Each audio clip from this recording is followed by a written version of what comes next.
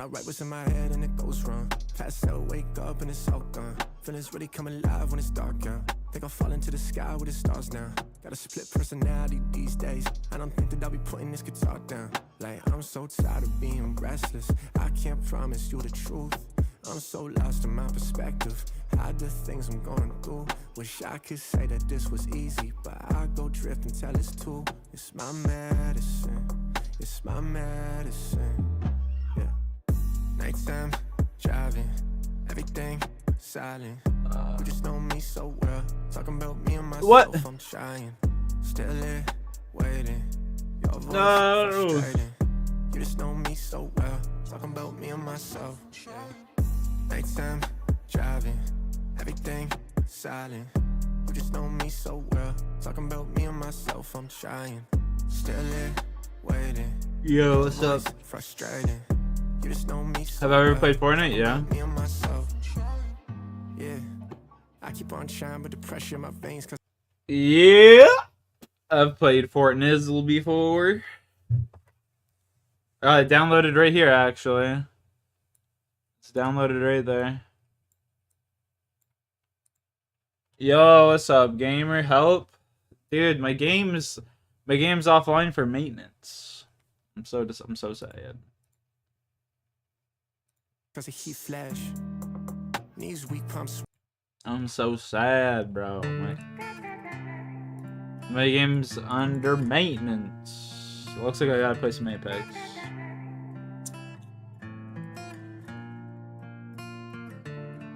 I don't really want to play Apex though. I might play some Baldur's Gate. I don't even know. Bro, my game's... Can't sleep, it's 5 a.m. It's 7:11 for me. MBC. BO2.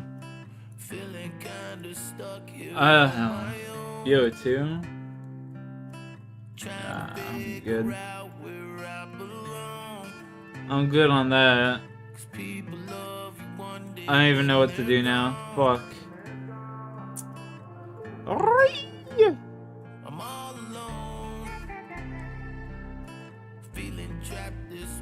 What am I gonna be streaming? I was gonna stream some RuneScape.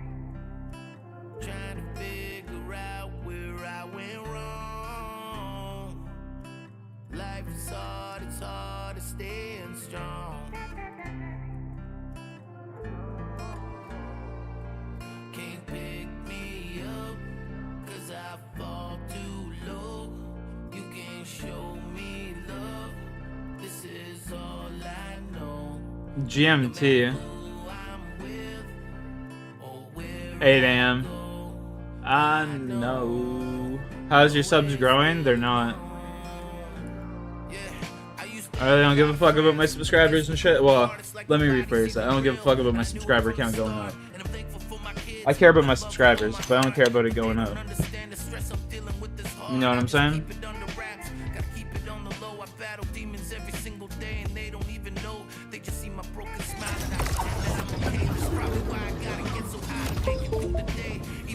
Yo, what's up, Patience? About to go to school? Rip.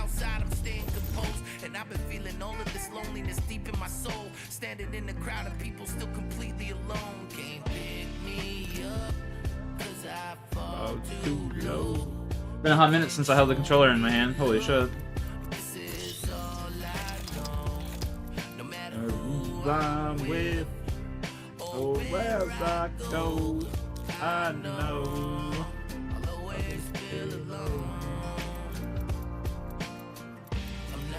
You not ready to go math? Rip.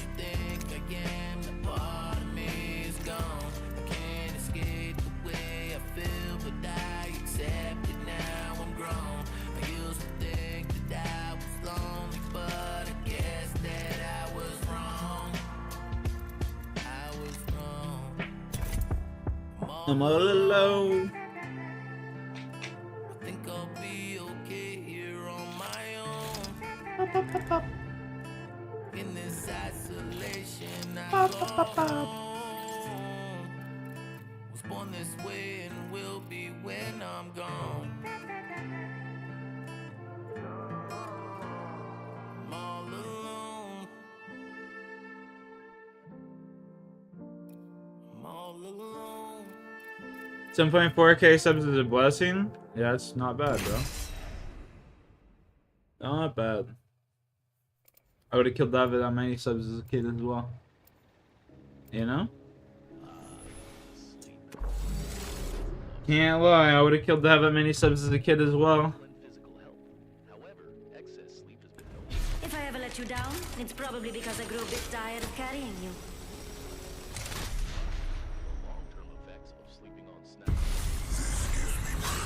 Wish you the best day, have a great stream. Appreciate you, brother. You started trouble.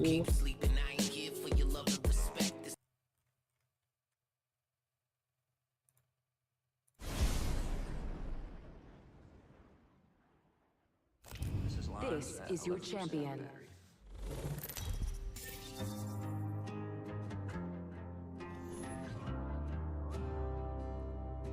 I was born into a home. Sorry, I This ain't too bad of a spot. And if we die, blame our mate over there. Let's show these fools why their parents never loved them.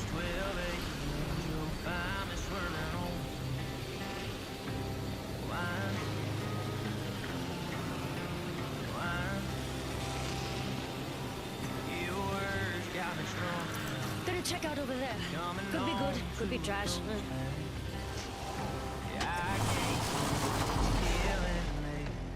Telling myself it ain't 'cause of these white lines.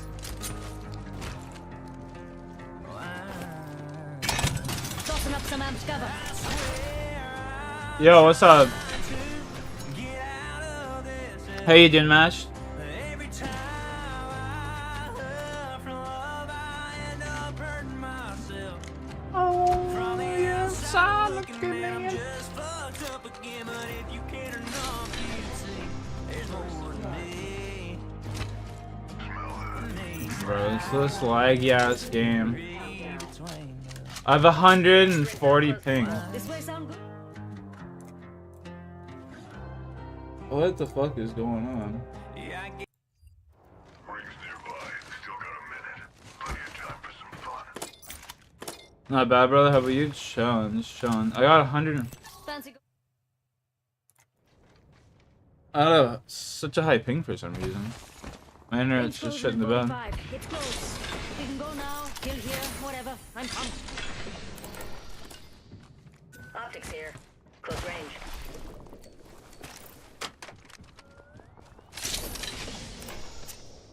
Seconds to get inside that ring.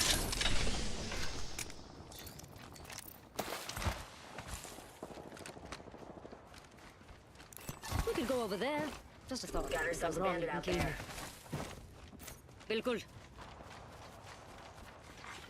New kill leader appointed. Ring closing in 10. It's close. Another dead bird. New kill leader. They can have it. My sights are set higher. Mates, that's one sad enemy over there. Attention. Kill leader has been eliminated. Closing. We're all outside the ring. Appointed. Can't kill if you're already dead. There's a new kill leader. That isn't me. Reloading.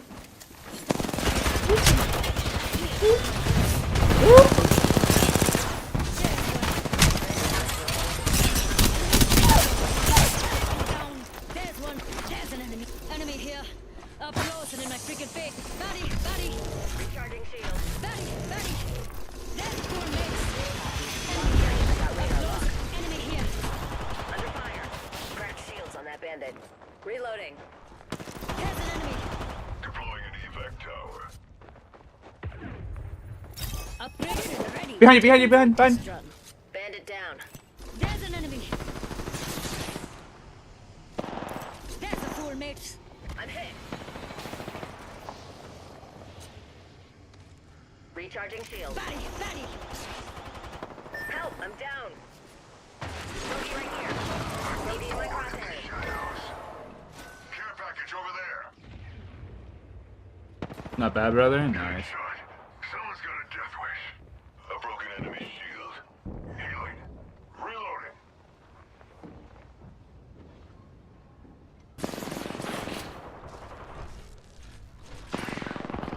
I cracked a skin suit shield. Reloading. Arcs are out. Recharging shields. a full mates. Yo, what's up, Kyle? Well, oh, it was fun.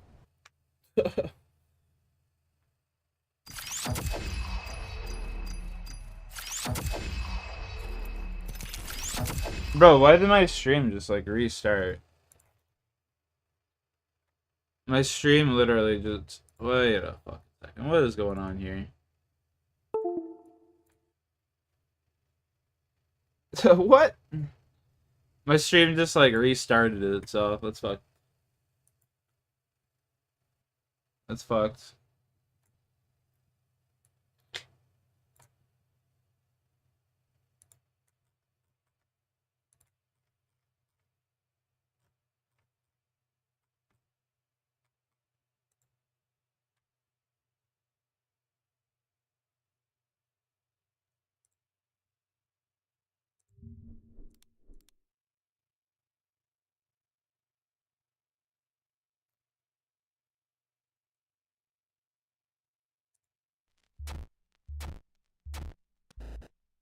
Alright guys, welcome back to the ALGS channel. Hope you guys are all doing well and having a great day so far. A lot, and I mean a lot, to dive into.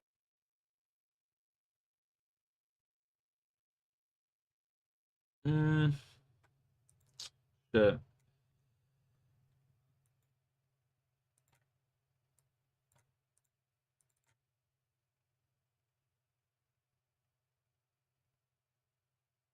Fuck, man. I don't want. I don't want to wait. God damn it.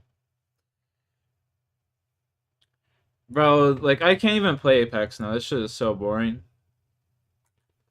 My Apex fucking... My Apex hypes died. I was so into it, and then, like, they had to go and get fucking the security breached. Sad, sad times.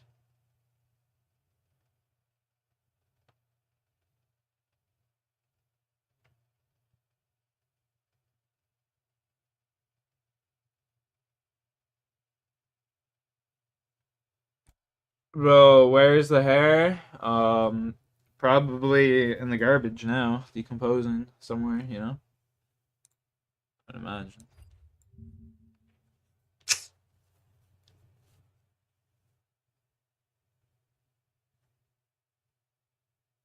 You know?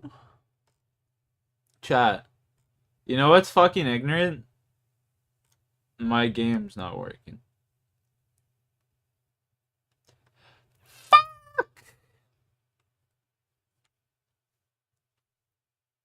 My game's getting updated, and like I don't really want to play any other game. Fuck, man. That's so ass.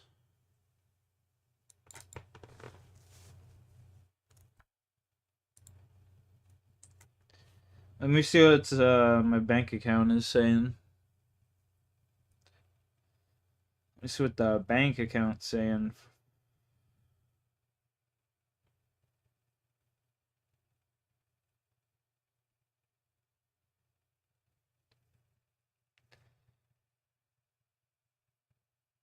$146.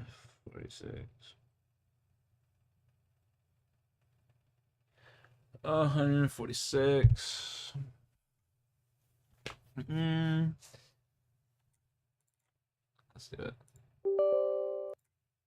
Fuck it. Actually, no, I can't. I can't do that. I lied. Damn. Fuck, man. I don't even know what to do now. Downloads 3 of 3 complete. Apex Legends.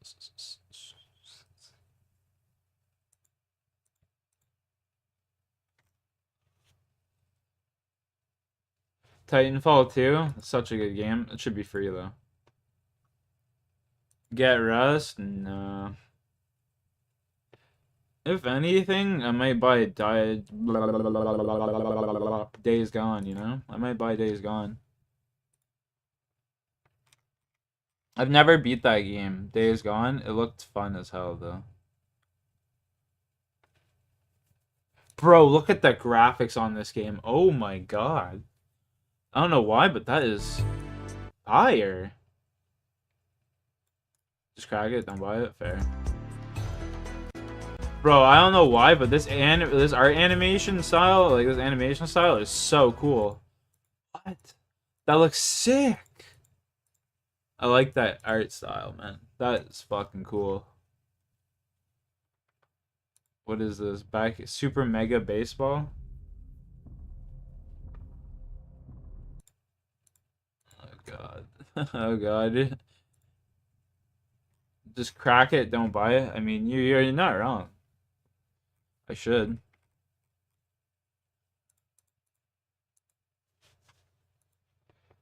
You ain't wrong, I should. I should also crack God of War.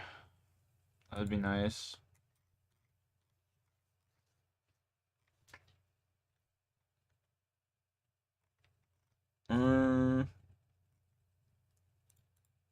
Top new releases. Excuse me. Free to play.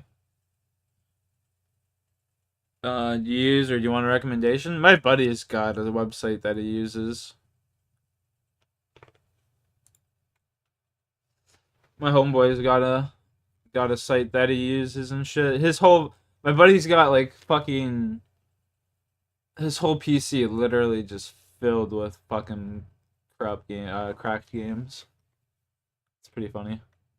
Like you look at his desktop and it's literally all just fucking games. Duty repacks. Duty repacks, eh? Fuck, man. I don't know. Why? Man, there's gotta be something that's like worthwhile on this shit, you know? Like Battlefield 1 $8, bro. That's like the biggest fucking ripoff. The Last of Us 2. I'm more so just interested in the games. Morky, what's up? I'm waiting for RuneScape to come to be able to be ran again. It's getting an update. Helldivers is literally $6 right now.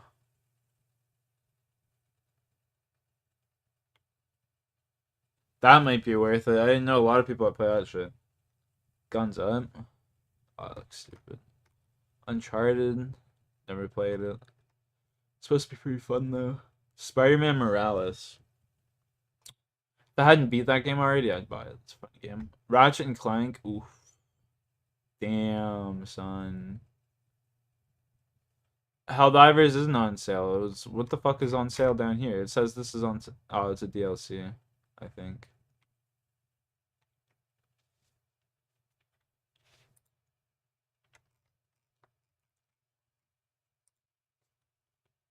Visit sales page.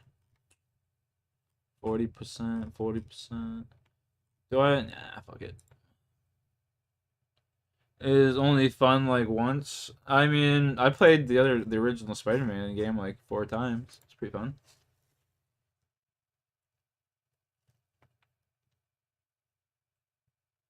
You know what I'm saying? I have fun playing it. For now, I'm gonna play some Lego Star Wars though. Fuck it. I'm gonna play some Lego Star Wars until I can actually, you know, play the game that I want.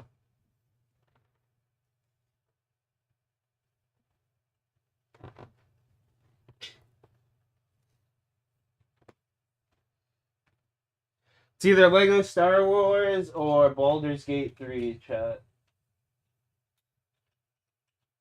I haven't played Baldur's Gate 3 in a hot minute. Don't Starve is a simple crafting and survival game. I'll definitely check it out. Just not right now, bro. I don't know. I don't really.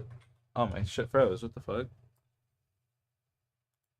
My game froze right there. That's wild.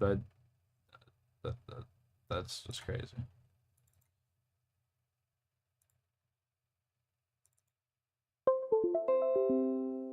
You'd be addicted to Battlefield 2? Battlefront? Battlefront 2 or Battlefield 2? You gotta differentiate. No, there's no Battlefield 2. Battlefront. Battlefront, yeah. Battlefront's fun. Do you know Big Shit Draco, do you know they just came out with Battlefront 1 and 2 remastered? Do you know about that? Both of them have amazing ones. They're games if you want to play single player part of it, but don't start. That's pretty cool, actually. It has online multiplayer as well, eh? I need someone to show me my place in all this. I love that PS2 game. Bro, I was thinking about buying it. But apparently the servers are super bad. So I'll wait for them to fix it up a bit. And like games like that, man. Games that are like remasters like that, they need to like make sure they're released properly. Because if they don't release properly, no one's gonna play them in like 6 months. You know what I mean?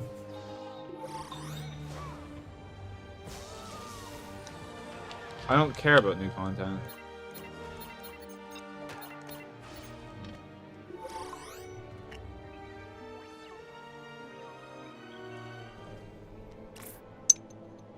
I love how this game's like $40 and they still make you pay for fucking skins. Okay, I've done The Force Awakens. I gotta do The Last Jedi. I'm gonna give you a whole mod page and a single player game kit, eh? Oh.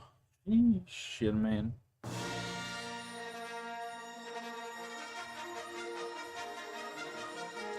You don't need to do that, brother. I'll just crack it. I'll just crack the game, you know?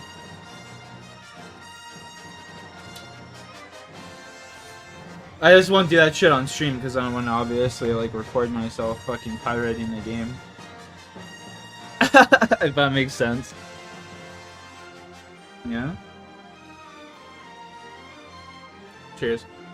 Chat, I was supposed to go to work today, but it is fucking gray outside and it is pissing out with rain.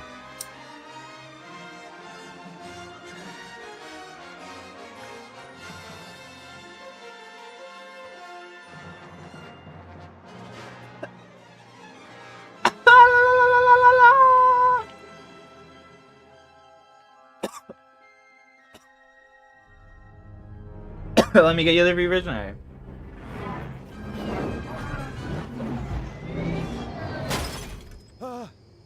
Fucking cup of coffee. Happy Beeps here, buddy. Come on. We pulled crazier stunts than this.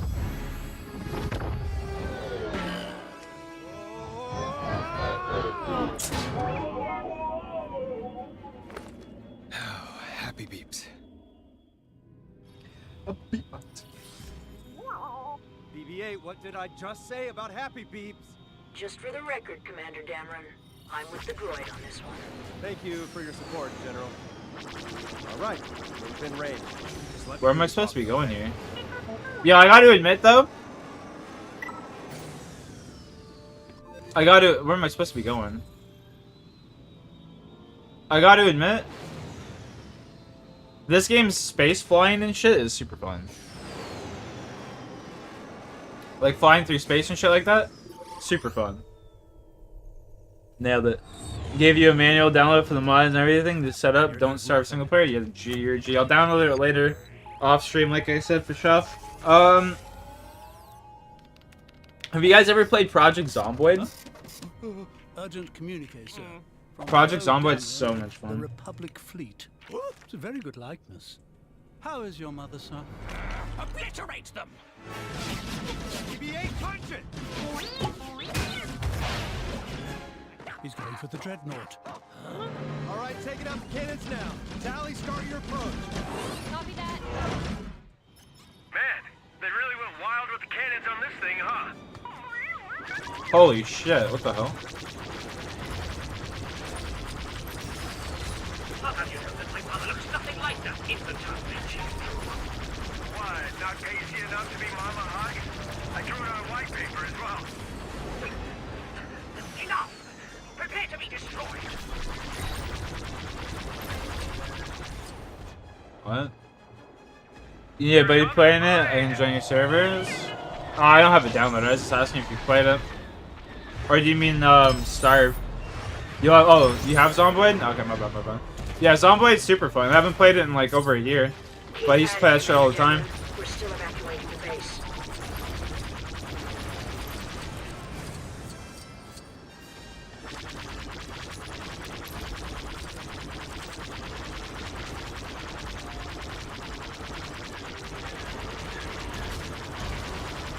What am I supposed to be shooting here exactly? Just blowing these things up, I'm assuming? Almost everyone's joined the fleet. We're just waiting on the last few ships. Keep going.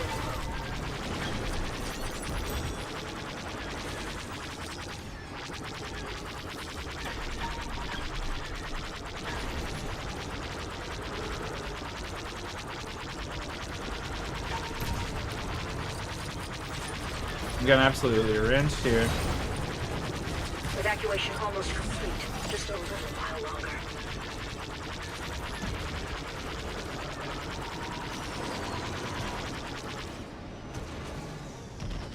It's permanently reloot your lost items. I mean, you can reloot your lost items as well. Maybe that was a mod. I don't know.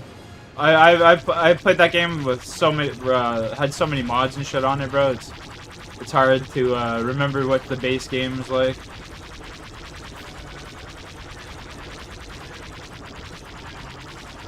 Bro, what am I supposed to be shooting here? I don't even know, like... Am I supposed to shoot these guys? Destroy the remaining... Yeah, okay.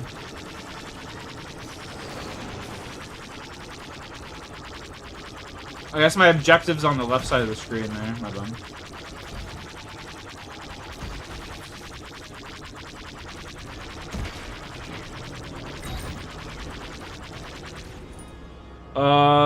It's pretty messed up. Sad? Yeah, it is pretty sad, eh? Now get your squad back here so we can get out of this place. No, General, we can do this. We have the chance to take out a dreadnought. Disengage now.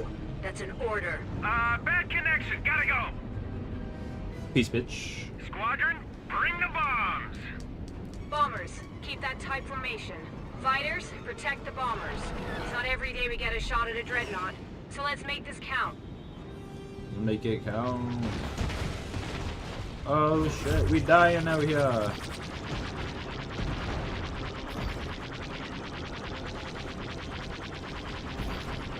This has to be...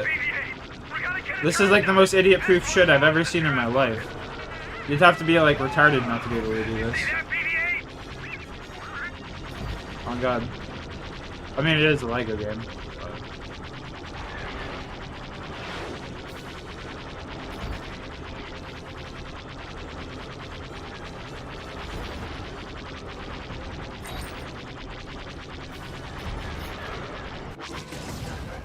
Mayday! The bombers! Abandon ship!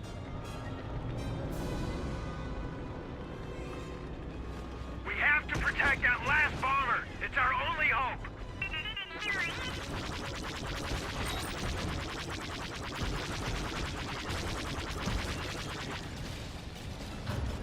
There we go, baby. They're targeting the fleet. We need to protect that last bomber. It's our only chance. Time is it? 20 more minutes roughly till Runescape's back up. Let's go. They just won't stop unless we close up their hangars. Hey, BB-8, you thinking what I'm thinking? Torpedo time. That's right.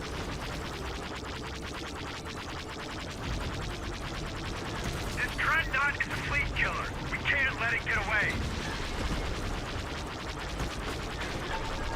Oh, bro, I'm fucked. Look how many there are.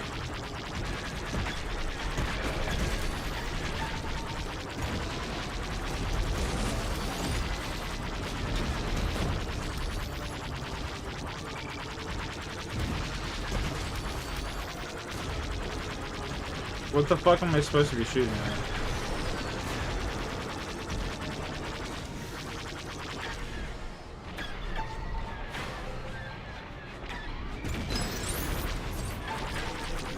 Okay. Oh, I'm getting rinsed.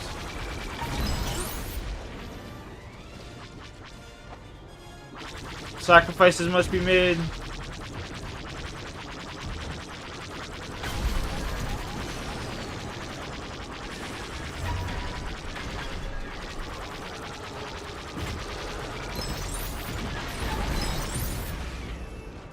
Paige, we're over the target. Why are your bay doors open?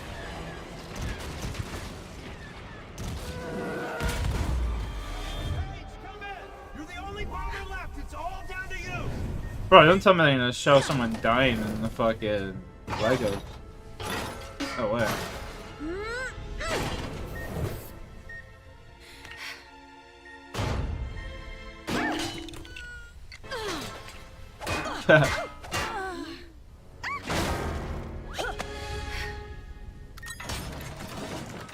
Bombs away! Direct hit. Dreadnought down.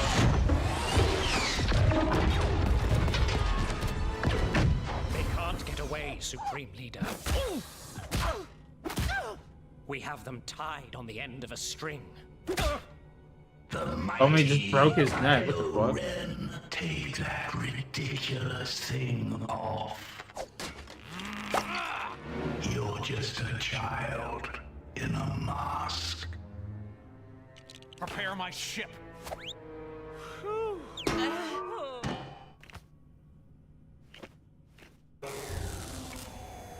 Well done, pal. Fin naked leaking bag? What?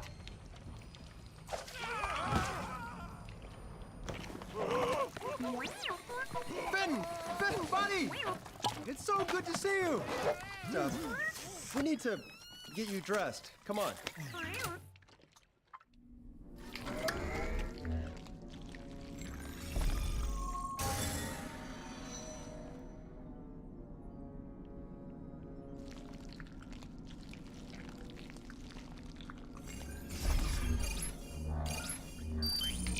We're great. One thing at a time, buddy. Let's get you dressed first.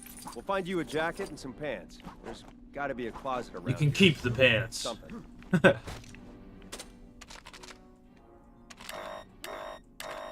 Oh, what?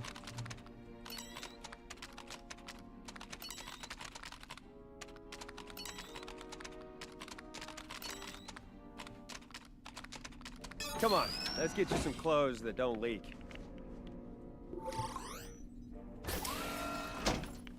What? There's nothing in here. Who took it all?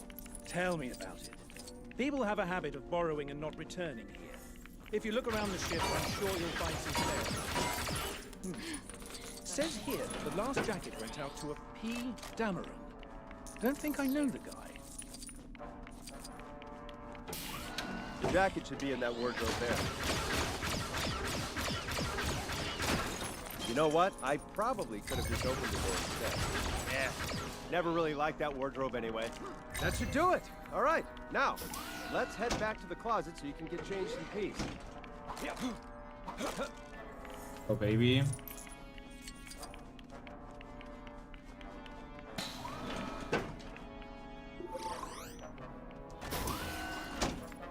Well, I'm dressed. So where now? All right. We've got to go back to the bridge for a debriefing. We'll get you all... What was the point of all that shit? The gameplay, baby. My god. That's Stellar gameplay. They've tracked us through light speed. That's impossible. Follow my lead. Huh?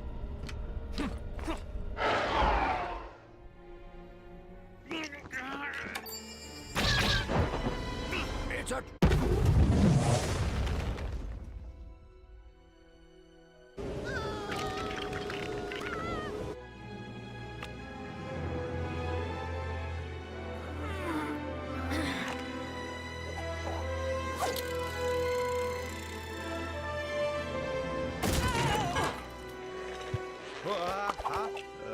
So, who's in charge? Next Bro, that in looked command disturbing as hell. is Vice Admiral Holder. The top of that man's little Lego head looked disturbing as fuck. Thank you, Commander. What's our plan? Stick to your post and follow my orders.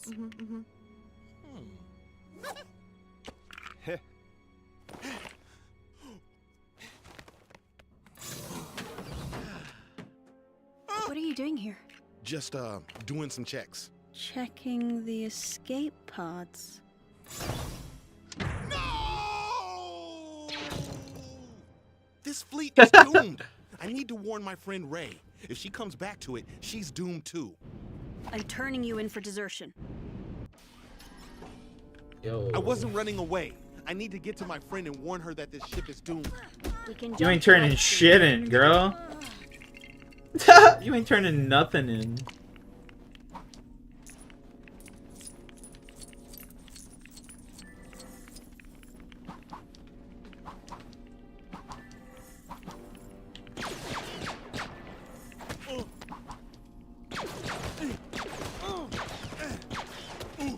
Why would a door be locked behind some target practice? It's the only way to ensure every. I think I already did the target practice, you know? The First Order's only tracking us from one destroyer. The lead one. So we blow that one up. I like where your head's at, but no. Sneak on board. Disable the tracker. Our fleet escapes before they realize. How do we sneak the two of you onto Snoke's destroyer? Find the Master Codebreaker. You will find him with a red plum bloom on his lapel. In the casino on Tokes. The fleet's only got 18 hours of fuel left. We gotta hurry. I'll be here to jump us to light speed. Canto Bite. On Cantonica. Great. Here You know we where that is? go. Yeah. Let's grab a pod from the hangar. You're not gonna zap me this time, right? I'm not ready to joke about that yet.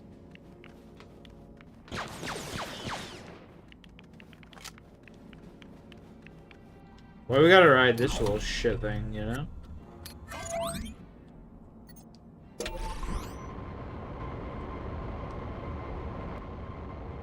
And how don't they get blown up by the fleet that's following them?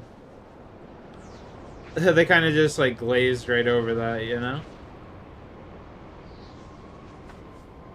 That's pretty. Oops, shit. I didn't mean to tab out. My bad.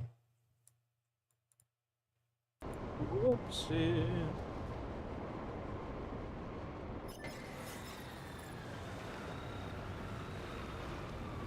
Yo, Zeno. Yo, Morky, my boy, Morky. Remember I was telling you about my buddy Zeno who does a bunch of coding and stuff like that? This is him. He is him. You sure we can park here? Don't get distracted. Remember, the Master Codebreaker will be wearing a red plum bloom. Sounds like the kind of guy who'd hang out in that fancy building up there.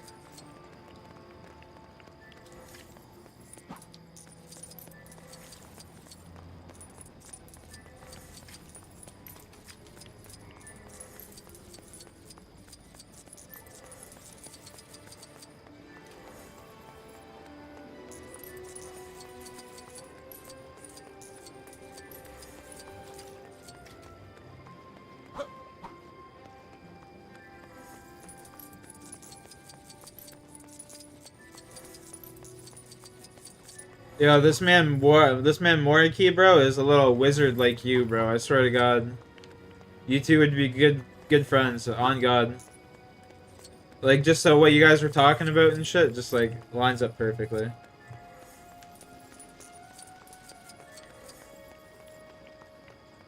Bro, I gotta admit, the music in this fucking game and like the sequel trilogy is still pretty fire. Star Wars, one thing they never get wrong is the music, man. I swear to God.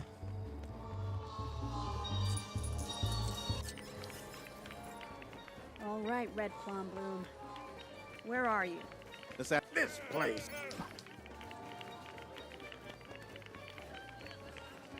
I don't even want.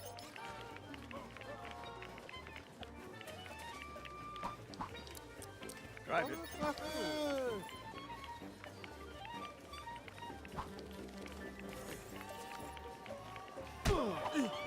You can't shoot the table?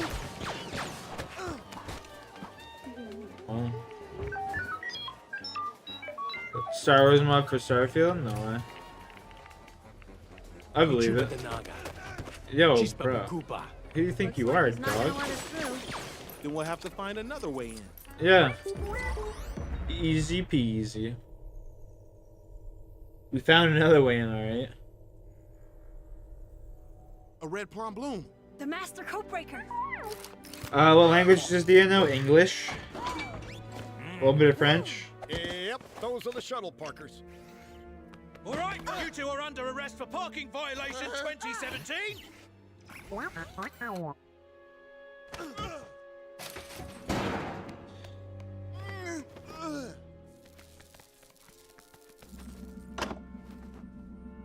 Without a codebreaker to sneak into Snoke's Star Destroyer, what do we do? I don't know. Unless you got a thief in your pocket. I can do it. What? Me and the First Order codage. Go way back.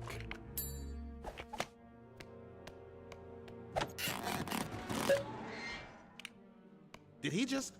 Yeah, I go blow my nose, man. I can't breathe. Jail asks you to keep riots to a bare minimum during your stay. Thank you. I need to blow my nose.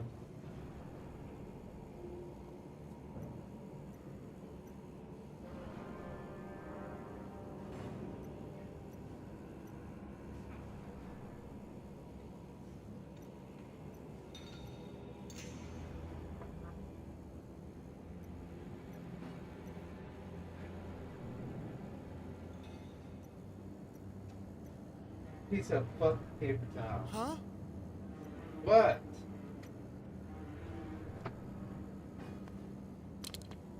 What? What?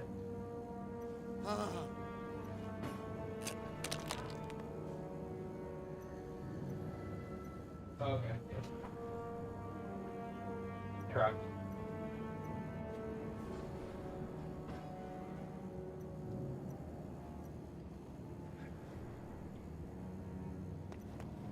There. If we can get that cover up, we can escape through the sewer. We don't have our grapples. We're gonna have to get them back from the guard rooms. I can breathe.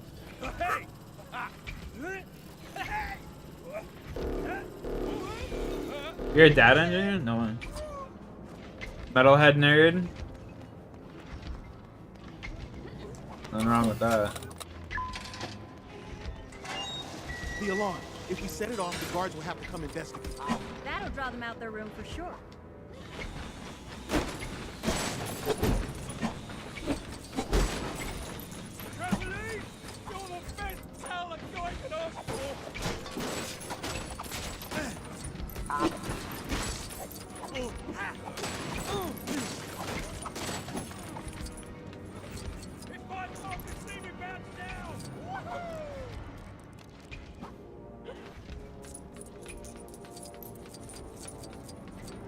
Finn, we should set off that alarm soon if we're gonna lure those guards out. You shut up, lady. I'm doing what I want to do.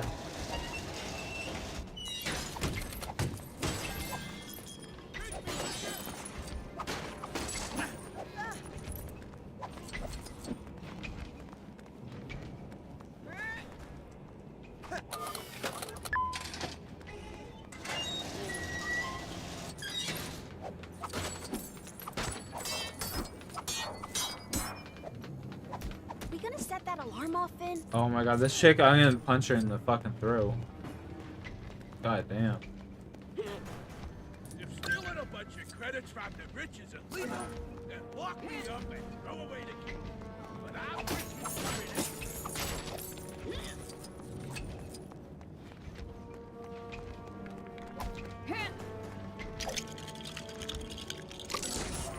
Something around here should be able to weigh the switch down. Any ideas? We set off the alarm. Yeah, you're fat ass lady. Those guards.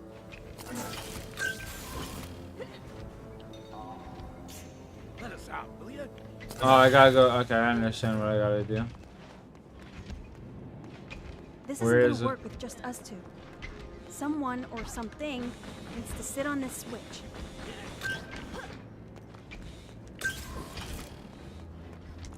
I'm a genius. Oh my god, I'm so smart. 500 IQ. This better be the biggest emergency this city's ever seen.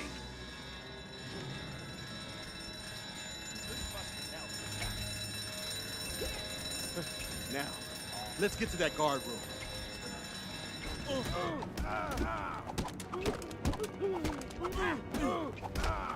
Even if they block, you just gotta spam punch and you'll just eventually kill them. Okay, it's in here somewhere. Are they maintenance guys? They're prisoners, you moose milker! Call for backup now! Great. Looks like our stuff is locked behind that force field. We just need to disable that power generator, right? Oh, I'm killing her.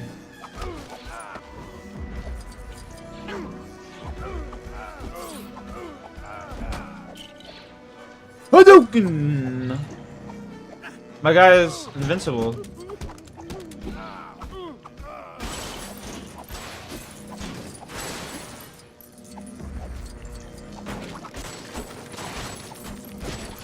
Not the hamburger.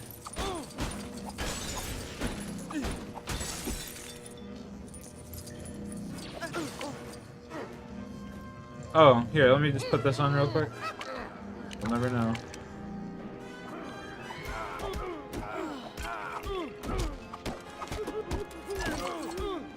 Thought I was playing like Batman Arkham for a second. I went to try and dodge by pressing B or circle. We could use them?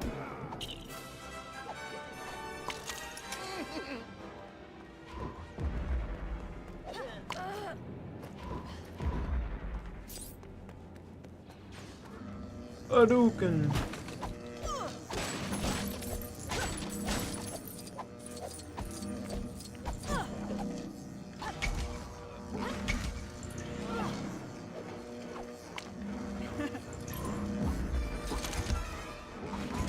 Oh, what?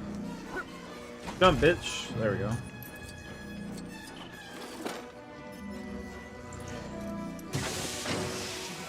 Destroy it? Whatever gets us our stuff back. Destroy it! Isilidor, destroy it! Oh.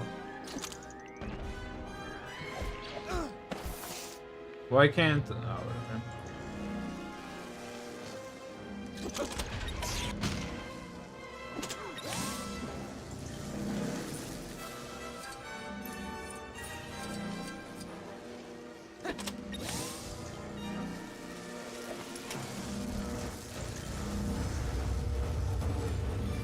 What am I trying to do here?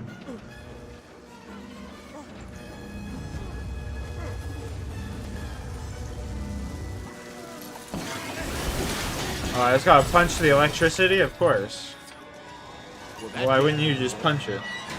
Worked a little too well. Look!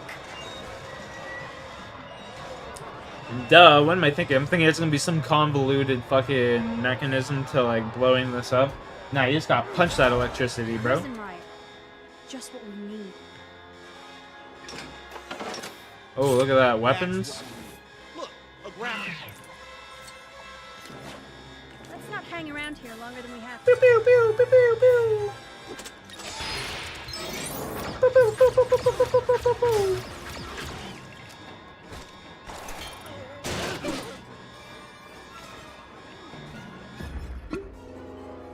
Those cops will be here any minute. What now? 3 times combo. Hey. Oh, it's because you guys got the emojis in a row. If you guys put a... There's emoji pyramid. If you guys get emojis in a row, it'll start counting up a combo. I forgot about that.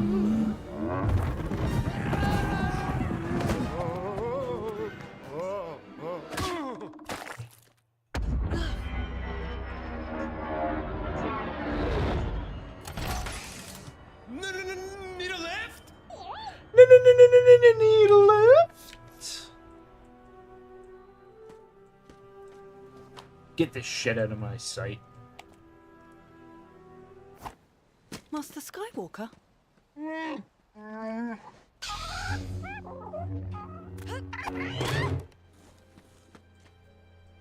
Streamlabs, come on.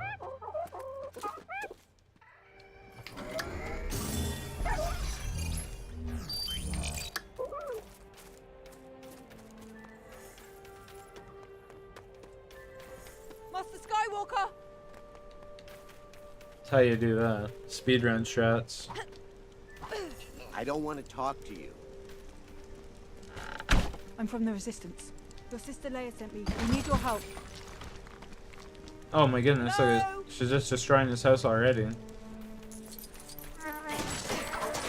I'm not taking No for fish an for you, answer. my guy. We'll have to find a way in there.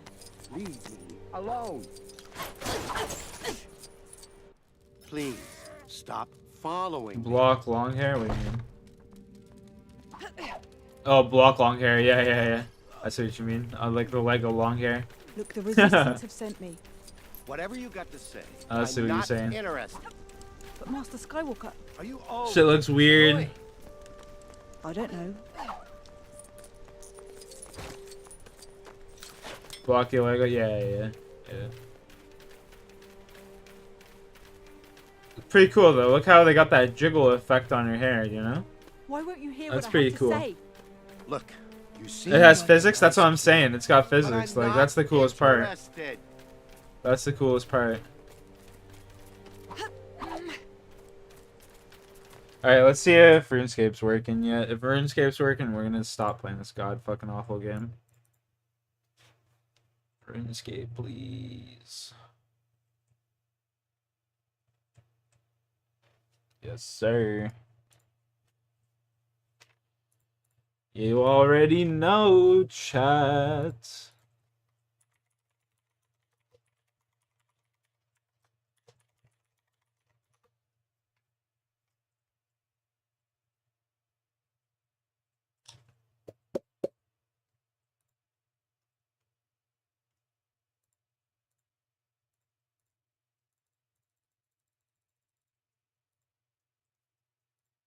Uh, 102.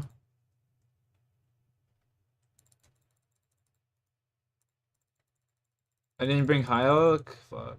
I was so tired last night, I don't even remember playing this shit, to be honest. Owen Brimstone key.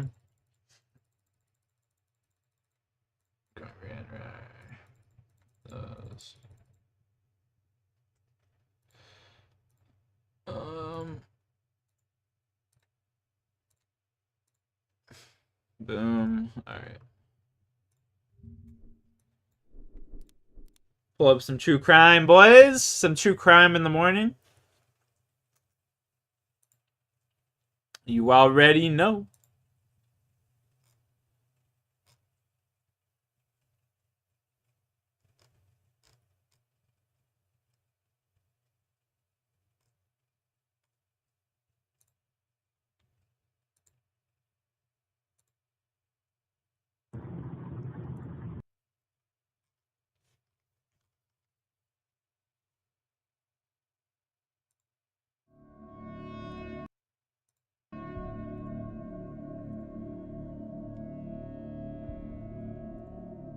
This is a demonstration of how beauty can be wasted by a girl with a fascination with innocence,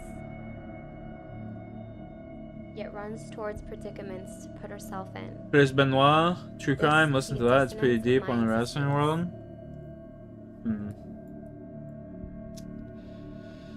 I mean, not right now. I'm Not an at the angel moment. full of purity. I am an angel yearning for maturity. Victim of your unreasonable.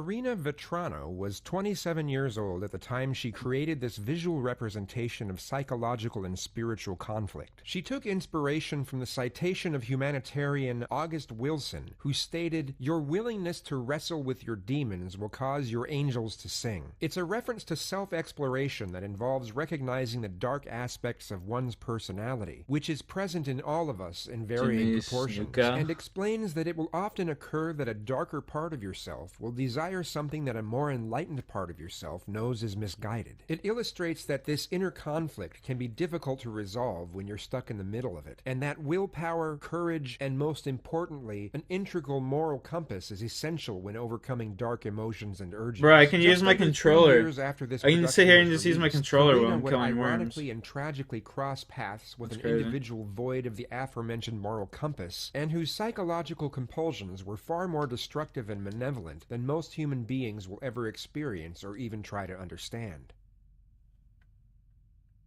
Karina Ann Vetrano was born on July 12, 1986 in New York City to kindergarten teacher Kathy Vetrano and now retired firefighter Philip Vetrano. She attended the Archbishop Malloy High School in Queens, where she was a straight-A student and attained an academic scholarship to the St. John's University, where she graduated with a master's degree in speech pathology. Throughout her 20s, Speech she worked pathology? with autistic Damn. children as a speech therapist in Manhattan. She wrote fictional screenplays and created music in her spare time, and was dedicated to healthy living and physical fitness. She traveled as often as she could, and described herself as a thrill-seeker and daydreamer. She was immensely popular and loved amongst her peers, and characterized as a gentle soul that would light up any room that she walked into. She was a beautiful young woman with a truly prosperous future in front of her.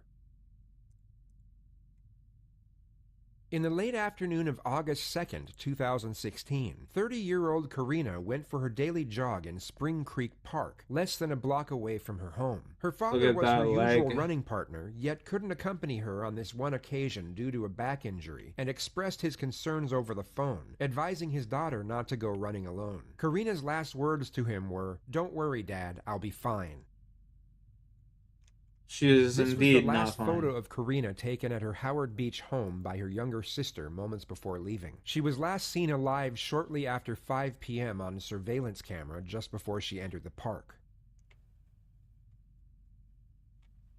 After 90 minutes had passed of what was supposed to be a 45-minute run, repeated calls from her father, mother, and 2 siblings went unanswered. At 6:45 p.m., Karina's father These notified motherfuckers act his quick, police bro. chief neighbor, who then advised the nearest detachment, being the NYPD 106th Precinct. Despite common assumption, there are no requirements to wait a specified amount of time before the police can launch a missing persons investigation, and Katrina's search party was initiated immediately. Yet routine procedure is to first inspect surveillance and initiate what's called route reconnaissance. This means that patrol vehicles will circumnavigate the last known location of the missing person. They will surveil the area and conduct random traffic stops, yet they will not divert from the roadway before the first 24 hours have passed. Due to limited resources, it's not until the 2nd or 3rd day where ground searches will be initiated and foot patrols will begin to search off-road areas and pathways. For this reason, Philip Vetrano took it upon himself to immediately go out in search for his daughter, and after 4 hours of frantically searching in and around Spring Creek Park, he finally found Karina's lifeless body lying face down about 15 feet off the trail. Her leg wear had been pulled down to her ankles, her entire body was covered in scratches and bruises, she had a fractured skull, broken front tooth, and severely swollen neck. An autopsy the next day confirmed that Karina had died from asphyxiation due to strangulation. Detectives said that it appeared Karina had been struck in the back of the head with a rock. Her hands were found clutching grass from when she was dragged off the trail, where she then appeared to put up a ferocious fight against her attacker, made evident by the extensive amounts of foreign DNA found under her fingernails, her forearms, her knuckles, and her teeth. The police asserted that although Karina was just 4'11" and weighed only 106 pounds, She's 4'11"? She looked like she was so tall.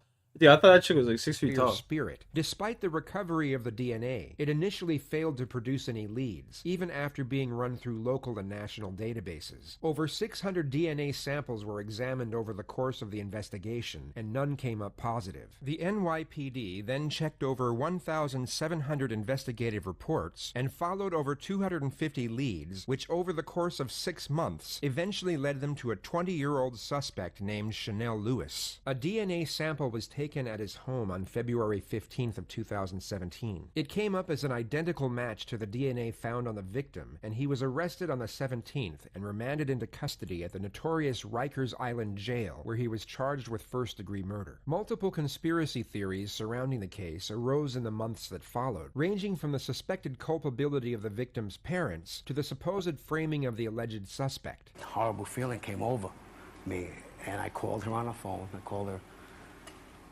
once, I called her twice, I called her 3 times. I just got up and got out of there. Many thought that it was curious how Karina's father was the one to find her body, while there is an entire police department searching out for her. Yet most were unaware that ground searches had yet to commence, and Philip Vetrano was familiar with their habitual jogging route, which he spent over 4 hours frantically roaming before finally finding his daughter. First responders testified that Philip was seen cradling her body when they arrived at the scene, and appeared to be convulsing. This could have been been due to shock, despair, or both. Further suspicions from the public arose from the Vetrano family's media appearances following the murder. Many stated that the parents, especially the mother, appeared to show a lack of true emotion. Despite frequent pleas to the public for help and a reward of almost I don't know. They seem $300,000, to... the case went cold. And I am right now a broken woman. But I will state this. I have 110% confidence that this person will be caught. There's no happiness. But I don't know. She does seem pretty void of emotion. To the New York City Police Department, who is the most fantastic police department in the entire world. They worked endlessly and tirelessly, and that was because of their passion combined with our passion for our daughter. We would stop at nothing to find the savage. Well, she's saying like an There were AI? multiple references to how she appeared to be You ain't somewhat wrong. I think detached it- or indifferent to the tragic events. I think she's just like And almost really looked as though traumatized. she was forcing her dejection at times. Yet it's important to note that when a family member loses a loved one, especially in such Yeah. horrific and unexpected circumstances, they I will think she's- commonly seek psychiatric. I think she's detached. Like, you ever hear of derealization? I think she's going through that right now. I think she doesn't even like really comprehend what's going on. That's why she's like in shock still. You know what I mean? Assistance and often be given a short-term prescription to cope with the mourning Text-to-speech. process. So, needless to say, to think of her last moments are indescribable. It's not a certainty, but it would be safe to assume that Kathy Vetrano was on some form of medication throughout this entire heartbreaking process. And now, look into my eyes, everybody, because I'm going to address Yeah, I was. Howard. Whoever you are, Yeah, she definitely fucking high as shit. Like, whether you're 1, whether you're 10, I'm going to just use singular. But yeah, I'm she high as going to- fuck. In case you don't already know, that now it's the whole entire world against you. The whole entire world knows what a pathetic, puny, weak piece of filth that you are. You can tell she started The laughing. whole world knows that. And soon, Yeah. I know, they're all gonna know your face as well. She's Soon you're gonna have a face she's really fucked up on to the meds. dickless You can just piece of you can garbage. tell.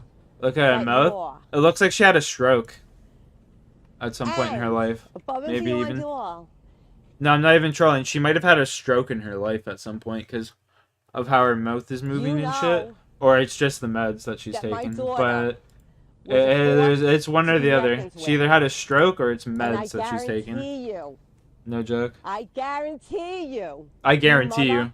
motherfucker, that you will be reckoning with The that the Asian force. guy? Not only for the rest of your pathetic life, but for the rest of eternity as you fucking burn in hell. Oh, he does. What the hell? I guarantee you that. He's the devil. My daughter was a big believer of karma. And as you could see, she's magical. The whole world knows she's magical. And I guarantee you, you will pay forever. The most speculated conspiracy theory was that of the suspect. Many assumed that due to his peculiar mannerisms and seemingly timid character, that he must have suffered from some type of neurological disorder, thus making him an easy target to frame. Yet he was Asian only devil. diagnosed with depression, dyslexia, and ADHD following the 5 psychiatric evaluations he underwent while incarcerated at Rikers Island. He was subjected to multiple interviews, yet only one was submitted by the prosecution in court, which took place on February 5th, 5th, 2017. He was transported to the 107th Police Precinct for this particular interrogation, which gives reason for his civilian attire. And he was also taking antidepressants and chlordiazepoxide at the time, which may explain his moderately nonchalant and forthright demeanor. Okay, we're present in the 107th Police Precinct. The date is Sunday, February 5th, 2017, and the time is about 10:33 a.m. My name is Peter McCormick. I'm an assistant Barely DA did in and anything. for the County of Queens. He fucking raped this Present chick. in the room with What do you me mean? at this time are Detective Barry Brown, ADA Michael Curtis, Video Technician Joseph Deal, and Chanel Lewis. Okay, Chanel, I'm about to be reading you your rights. After that, if you agree to speak with me, you may, if you wish, make a statement about and answer questions about an incident that occurred on August 2nd, 2016. Even though I've already spoken to someone else, you do not have to talk to us. I'm going to now read you your rights. All right, Chanel, why don't we start with, I think it was a Tuesday evening on August 2nd, 2016. Do you remember that date and that evening? Mm-hmm. All right. And where were you at that time? I was in Spring Creek, at the Gateway and Spring Creek Mall. Okay, by Gateway and Spring Creek Mall? Spring Creek Park. Park? Yeah. All right. Were you inside the park? Yeah, Okay. And was anyone with you, or were you by yourself? by myself. All right. About what time did you get to the park? About 5 o'clock. All right. And how did you enter the park? From what street? From, where, the Bell Parkway. From where the Bell Parkway entrance is to What the park? the All right. fuck? And what kind of park is this? What does it look like inside? Are the trees, grass, benches? What? More like large grass. High grass? Are there any trails in the park? Mm-hmm. Okay. And were you on a trail or you in the grass? On a trail. Okay. What kind of trail is it? Paved or dirt or what? It's kind of like dirt. Mm-hmm. Okay. About what time would you say you got to the park that night? That evening? About 5. Okay. What was the weather like? Was it rainy, cloudy, sunny? These are what is known as situational questions. They relate to the environment of a crime scene and are often asked in a calculated manner to place a suspect in a specific area at a specific time. Well, it looked like it rained like in the morning and then got sunny in the evening. Okay. Lewis's descriptive answers were accurate with relation to the area of the attack and the weather at the time it occurred, and a defense team will Keyword now park. have no argument that he was giving false What do you mean? testimony, as it's highly unlikely that he would have been able to accurately describe what the weather and scenery was like at the time of the incident if he wasn't truly in the area when it occurred. And while you were in the park, do you remember what you were wearing that day? It was a hoodie, a sweatpants, and a shoes. Okay. What color was the hoodie? Do you remember? Most likely brown. Mm-hmm. I don't know. Keyword park incident. Okay, I'm And the not shoes, were following. they shoes or sneakers? Sneakers. Okay. Do you remember what color they were? What kind? It's weird how you can explain it in Now, detail. while you were Well, I in the mean, he park, was there. Did something happen? So. Yes. What happened while you were in the park?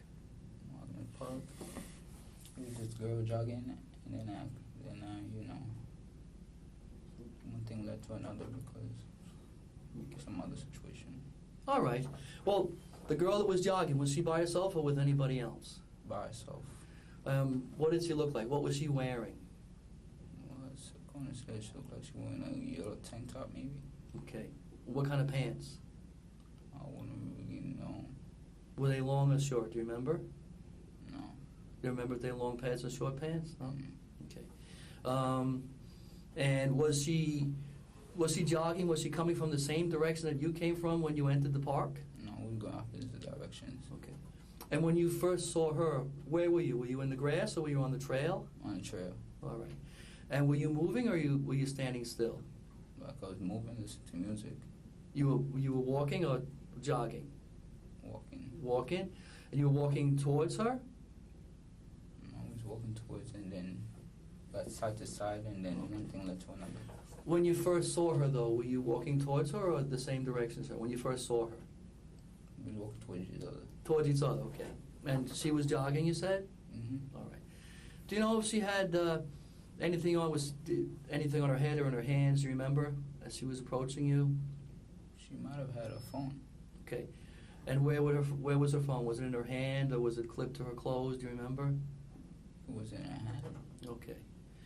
And you said as she got next to you, when she got next to you as she was running and you were walking, what happened then? And then, because of a past situation, I got angry and then started hitting her and stuff like that. Okay. Before you did, where did you hit her? Like in the face and like in the mouth. In the face and the mouth. Before you hit her, did you grab her or did you just hit her right away? Like kind of grabbed her first. Grabbed her? And like, how did you grab her? What part of her body did you grab? Like I started hitting her because of the incident that was going on earlier. Right, but did you grab her before you started hitting her, or was the first thing you did was to hit her? What was the first thing you did? I grabbed her. Okay. And how did you grab her? This fucking guy. Like this. Okay. With both hands? Mm-hmm. Okay. And what part of her body did you grab? Do you remember her shoulders, her waist, her neck? Do you remember? Probably like around here. Okay, around the shoulders. Mm-hmm. And when you grabbed her, what happened then? And then I started hitting her and stuff like that. All right. Now, did you hit her with both hands? Probably, yeah. All right. And what part of her body did you hit with your hands? I didn't hit any part of her body. Her face? Just the face. Just the face? All right. About how many times did you hit her in the face? Around 5. All right. Was she standing when you started to hit her, or was she on the ground? She was on the ground. Okay. So when did she fall to the ground? After you grabbed her? All right. Now, when she fell to the ground, was she lying in the path, or was she off the path? The pathway. When she fell to the ground, This kid's and you just. were hitting her, was I she feel as though this guy's like extremely low IQ. You know what I mean? on the pathway, or was she off the I pathway? feel as though this man is extremely low IQ. All right.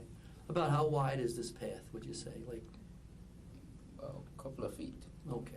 So it's not that wide. So many girls you get on set doing shit like And, this. Yeah, no doubt, bro. No doubt. When you were hitting her in the face, These people was don't she seem to face understand up or that. Face down. She was like face up. Face up. Did she These say people don't anything seem at to all? understand that shit though.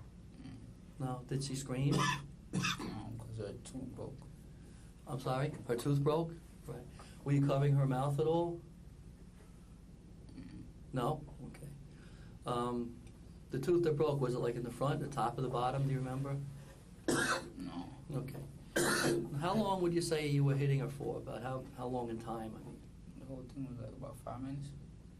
Damn, bro. all right. And did you do anything else to her besides hit her? Did you put her hands on any other part of her body? I mean, we're normal, bro. Around her neck or anything? Marky, we're just normal, I guess, you know. Yeah, there was kind of I'm sorry? Yeah. You put her hands on her neck, around her neck? Okay. Do you remember, was it one hand or both hands? Both. Both? All right. And how long did you have your hands around her neck? I don't know. Okay. Did you squeeze her neck when you had your hands around her neck? Yeah. Yeah? Okay. You don't remember for how long, though? Tell you, bro, if someone did something like this to my daughter, bro, I'd just You were be mad fucking about shooting them in the Okay, head. We're going to get to that. in a They wouldn't be little bit. going I to just wanna jail. find out what happened, all right? And was she still moving when you had your hands around her neck? Oh, yeah, and then she dropped into the water. Okay. Well, when you had your hands around the neck, was she on the ground or standing up? She's still on the ground. On the ground. Face up or face down? Face up. All right. And then how did her face go in the water? I was strangling with near the water, and then I put her face in the ground. Okay. You were So strangling she her, fell you in the said? water. And you put her... No, she fell in the water. Okay.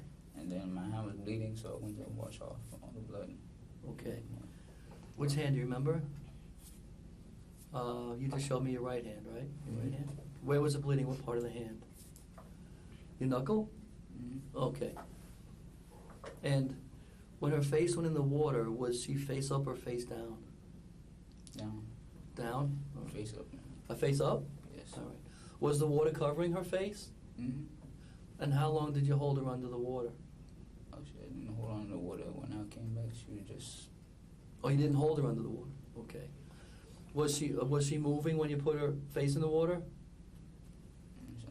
She was not moving. Okay. What do you remember? Was she still moving when you had your hands around her neck? At all? Mm-hmm. How was she moving? What was she doing? Like, she wasn't really moving that much. Okay. Did she try to hit you or touch your body all during this time? Okay. What did she do? Like, try to scratch me. Okay. And did she scratch you? Where did she scratch you? On my face. Okay. Would that be on the right side of your face? Probably one of these two, though. Okay. Did she leave a mark or a scratch on your face? Yes. Mm-hmm. All right.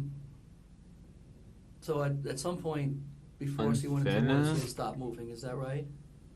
Mm? She stopped moving before her face went into the water. Correct. All right. Did I'm sorry. Kinda did. Kinda did. All right. What could you tell if she was breathing or not? What you said? Repeat the last question. Could you tell if she was breathing? No, the other one. Oh, before that? I said, Yeah. oh, at some point before she went into the water, she stopped moving, and you said kind of, right? This is like after the water.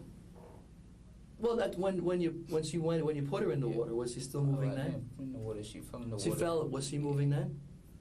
After that, she wasn't moving. Okay. Did she fall in the water when you first threw her to the ground, or when you're on the ground with her hitting her? Did she like kind of move towards the water? It was more like a strangulation, and then she rolled into the water. So it was after you had your hands on her neck that she went in the water. Mm-hmm. All right. And what did you do then? After that? After that, she was just lying there, and then I got her by her ankles, and then picked her up from her back and put her in the bushes. Okay. Can you just describe to me like how you moved her? What part of the body were you holding when you moved her? Like on the hands. And Okay. lifting up her back. Were your hands holding her arms, or were your hands under her arms, or like holding it? Your hands were holding one hand on each one of her hands? Like how you just somebody, yeah. You were dragging her by the hands or the arms, right? Yeah. And when you dragged her, was she facing down onto the ground or facing up to the sky? Up to the sky. Facing up, okay. And where did you drag her to? It was somewhere off the pathway. Off the pathway? Mm-hmm. What's on the side of the pathway? Bushes, trees, grass? Like some really rough kind of trees. I mean, some really rough, it's called weed and leaves. Weed and leaves, okay. About how high would you say it was? Was it high or? Like, about Not as high as me. 8 feet, something like that. Like higher than your head when you're standing? Yeah. How far off the path would you say you dragged her into the grass? Like how many feet about? Probably about 10. Okay. After you dragged her in the grass, did you go back onto the path? Mm-hmm. Okay. When you got back onto the path, could you see her from where you were, from the path? Mm-hmm. I think you said, Chanel, that she had a phone with her, right? Mm-hmm. Do you know what happened to her phone? She must have lost it doing all that.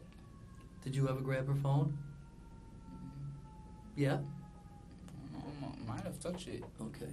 His DNA was discovered on Karina's phone that was found 20 feet away from her body. This was submitted in court to assert that he took it away from her and threw it away to prevent her from calling for help. It was also used to refute the arguments of neurosis and derangement due to the calculating and self-preserving nature of the action. If you touched it, do you know where? Did you put it somewhere or? No. No? Okay, do you remember when you touched it? No, I was doing a scuffle. Okay. All right. Did you touch anything else that she might have had with her? I wouldn't know.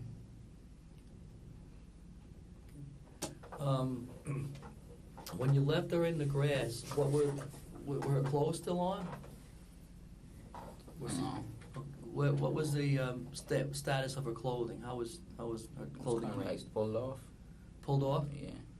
Okay, what was pulled off? Like her clothes. Her shirt, her pants? Her pants. What about her shirt? Sure, I think it was still intact. Still? Maybe. Okay. And when you say her pants were pulled off, were they totally off, or were they half on or half off? What were they? Look like kind of half off. Okay. Were they down or up? I mean, her pants. Kind of like down. Okay. What about her underwear? Maybe it was down too. Okay. Did you touch her in any way in her vagina or her anus at all? Mm-mm. Not at all? Mm-mm. Okay. Now, you said that you did this because you had some anger, is that right? Mm-hmm. All right. Can you tell me about that anger? Because, you know, I used to live in a different address than I currently live right now. Right. And then sometimes there's this man that comes around there. He play like loud music and carry a lot of friends around there. I didn't like it because I feel unsafe. Bro, he's dropping. And I like my place private and peaceful. What time was that he was playing the music and got you annoyed and got you angry? Pretty much all day. All right. Well, and what time, when did you leave your house to go to that park that day? The following set of questions are for the purpose of building an argument for premeditation. The suspect has already confessed to second-degree murder, yet the detectives will now subtly try to gain evidence that his actions were not as spontaneous or reactive as he has been trying to make out. The more supposed pretexts that they can garner from the suspect about the moments leading up to and during the attack, the higher the chances are of finding inconsistencies in his testimony, thus strengthening the argument that he may have been laying in wait rather than casually walking along the path as he claims. Probably left about 12 o'clock, 1 o'clock. In the afternoon, early afternoon? Yeah. And how far is your house to that? It's called Spring Creek Park, right? Is that what it's called? Yeah. How far is your house from that park? It's probably like a couple of blocks. All right. And how did you get to the park? Usually I just go to the industrial. Usually I just go to the Almighty! The mall and then go across the bridge. Okay. Did you walk? Did you ride a bike or? Walk. Okay. Was anybody with you? Did you tell anybody that you were going to the park before you went? Okay. And you entered the park through what entrance way did you get into the park? What street is that? Bell Parkway. By the Bell Parkway entrance? All right. And how far into the park did you walk how did you walk when you first saw the girl? I walked to one trail and then went to the next trail. Okay. So how far would you say in distance you had walked when you ran into her? What do you mean? Well, at some point while you were inside the park, you were listening to music, right? Mm-hmm. And were you listening to music through headphones or the radio? We're playing 8K, bro. I'm not ever gonna hit 8K subscribers, dog. Here, let me show you. I ain't never gonna hit 8K, dog.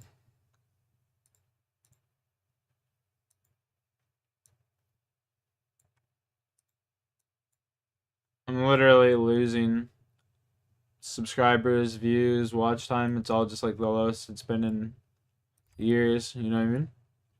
Your phone? I've literally lost 7 subscribers the past 28 days. Like, I'll probably never fucking hit. You see the girl jogging towards you, right? Hit 8K. So, how far had you walked, like from the point you entered until you saw her coming? Halfway through, more than halfway through, or? It's kind of like one trail and then you go to the next trail. Okay, so you took one trail to the next trail. All right. And from the time you first grabbed the girl until the time you dragged her into the grass and left her there, about how long you think that took? You know, when you punched her and strangled her, how long would you say it lasted? About 5 minutes. Okay. Now, had you ever gone to that park like before Oh this my date? God. Would you go there on occasion? Or?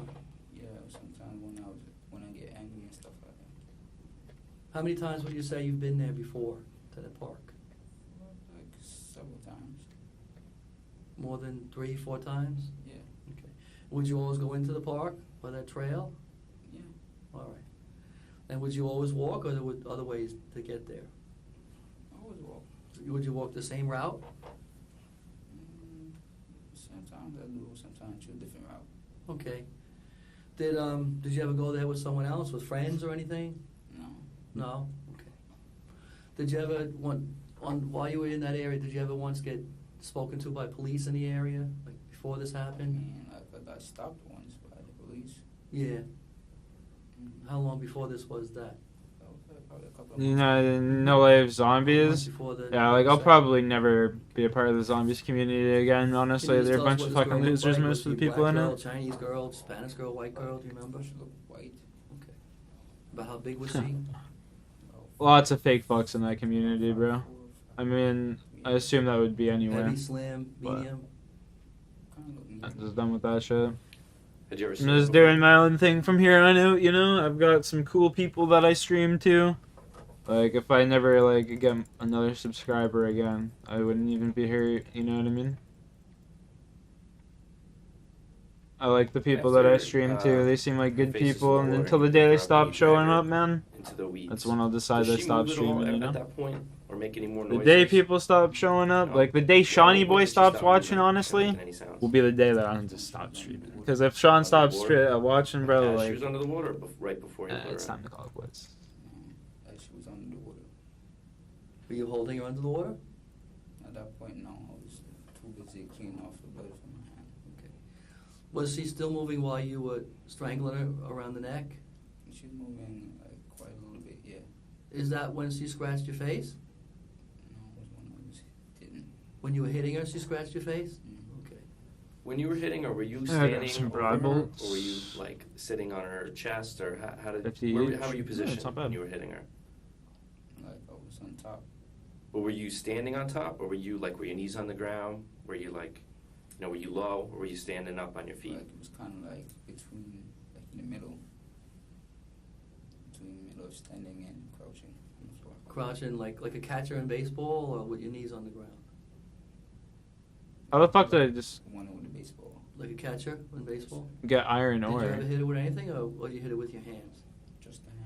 Yeah, I randomly just got an iron ore in And my all inventory. the punches were to her face, right? What the fuck?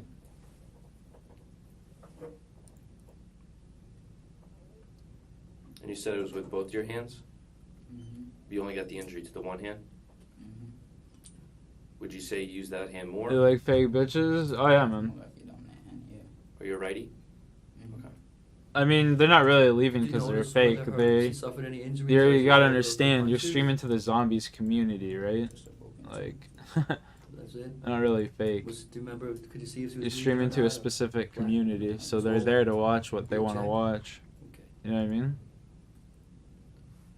Did she say anything to you? You have to be Was she able to transcend other that, than and not maybe very many stream, people was can she able transcend to it. communicate at For all? a while, Words before or my sentences? before my stream, before this account got hacked, Almighty, I could Did you say stream anything to her anything and while have it's 20 to 100 people watching me at any given time. And then once my shit got hacked, Despite I his did- detailed and gruesome could confession, stream. Chanel I was Lewis barely- I'd pleaded be lucky not to pull like guilty to 20 the murder people. and sexual assault of Karina Vetrano. You know what I He mean? stood trial in November of 2018 at the age of 22. Breaking news tonight, parents No way they stone-faced don't and sell in 50. shock. A Fuck mistrial in off. a murder case that captured the city's attention. The jury deadlocked on the man accused of beating, strangling, and killing a Queens jogger 2 years ago. Good evening. I'm Maurice Dubois. And I'm Christine Johnson. Jurors were unable to reach a verdict after 2 weeks of gruesome evidence and graphic testimony. They had heard from the victim's father, who relived the moment he found his daughter dead. CBS 2's Jessica Layton live now outside the courthouse in Kew Gardens, Queens tonight. Jessica. Maurice and Christine, this ruling just about an hour and a half ago seemed to catch everybody off guard. When the judge said the words hung jury and mistrial, the entire courtroom fell silent. Not only silent, but everybody just seemed to kind of freeze in place in disbelief. After the How? words Yeah. started to How's sink in after a this couple guy's of seconds, DNA is then found under came her nails? things like, Like, I can't believe this. Is what? he serious? Oh my gosh. But the jury only deliberated for a day and a half. The That's stunned crazy. parents of Karina Vetrano walked out of the courtroom, followed by relatives, some of them crying, after hearing the judge declare The a person, not the mistrial that content? was a Nah, hung that's not jury true in at a all, case that bro. made headlines across the country. That's not true at all, The bro. jury People deciding to subscribe face because they're jail seeing on the zombies. They're murder not charge subscribing for you. deliberated a day and a half Like, they're before subscribing for saying Call they of Duty were Zombies. hopelessly deadlocked. You The know? 22-year-old They're was not accused of subscribing because of you. strangling and It's beating like, the young woman yo, when she Almighty was at Viking, there's a full run near her statistic. home It's in like Howard there's Beach, 10% Queens, of in your August audience that will actually 2016. genuinely stay and watch for you. You know what I mean? That's 10% of your audience. So if you have 1,000 people in there, there might be like 10 to 100 people that actually enjoy the content that you're producing and not the actual content itself. You know what I mean? Prosecutors also presented a confession from the East New York man. Then, just after 9 o'clock tonight, the jury sent the judge a note saying it was unable to make progress and had exhausted all thoughts and opinions. His retrial began Especially on the Call of 18th Duty's of community, March, Call of Duty Zombies 2019, community. They're and just like a bunch of like lasted man just under 2 babies. weeks. You know what I mean? First, we have breaking news So, inside a courtroom yeah. in Queens. The jury working Same with late Apex. into Apex this community night is a bunch of fucking coming losers back too. with a verdict. Honestly. Cheers erupted from the family and friends of Karina Vetrano. That's why I don't take yourself to just zombies facts. The man on trial for murdering There you go, a young baby. jogger. The verdict's announced just about 90 minutes ago. Eyewitness News reporter Lucy Yang live at the courthouse with reaction from Vetrano's family. Lucy? Basically everything I've A made. night of high drama Dude, and why are there so many tensions people here now? released Holy shit. as those guilty verdicts came pouring in for What's the up, J-Ski? Vetrano family who waited 3 And they started playing tennis. Would you watch? No, that's exactly what I'm saying, Jay. That's exactly what I'm saying. They're subscribing for like. They're not subscribing for you. They're subscribing for fucking what you're playing. and sexually abused 30-year-old Karina Vetrano, whose only crime When you was don't play falling zombies, for you a don't job. grow. Her It's parents yeah. leaving court tonight feeling like their prayers have finally been answered. Don't get stuck in the trap, bro. Trust me, don't get stuck in the trap. Just because you're growing and shit. I mean, do what you enjoy. It's way more gratifying. Karina Vetrano went out for a run, but never came home. Instead of living to like try and impress other people and shit, you know what I mean? It took 3 years and 2 trials to reach this moment of justice. The first trial. I'd rather sit here and stream RuneScape to 5 people than go play Call of Duty Zombies to 500. Emotions as You know what I both mean? parents testified about having their beloved daughter returned to them in a casket. This is what she looked like. An hour before the defendant got his hands on her. And this is what she looked like after. It brought at least one juror to tears. 5 hours later, guilty on all counts. Now, going forward, sentencing is scheduled for April 17th. One juror to tears? Only Channel one? Lewis could face life in prison without parole. Judge. That man should Your definitely stay. That man should be getting executed. That was like. And myself the opportunity That was like wild. to speak in your house. First, I would like That was to like a speak to you brutal today rape. He beat her over the head with a from the heart fucking rock. of a father of 2 girls. What a piece of shit. To the heart of the father of 2 girls.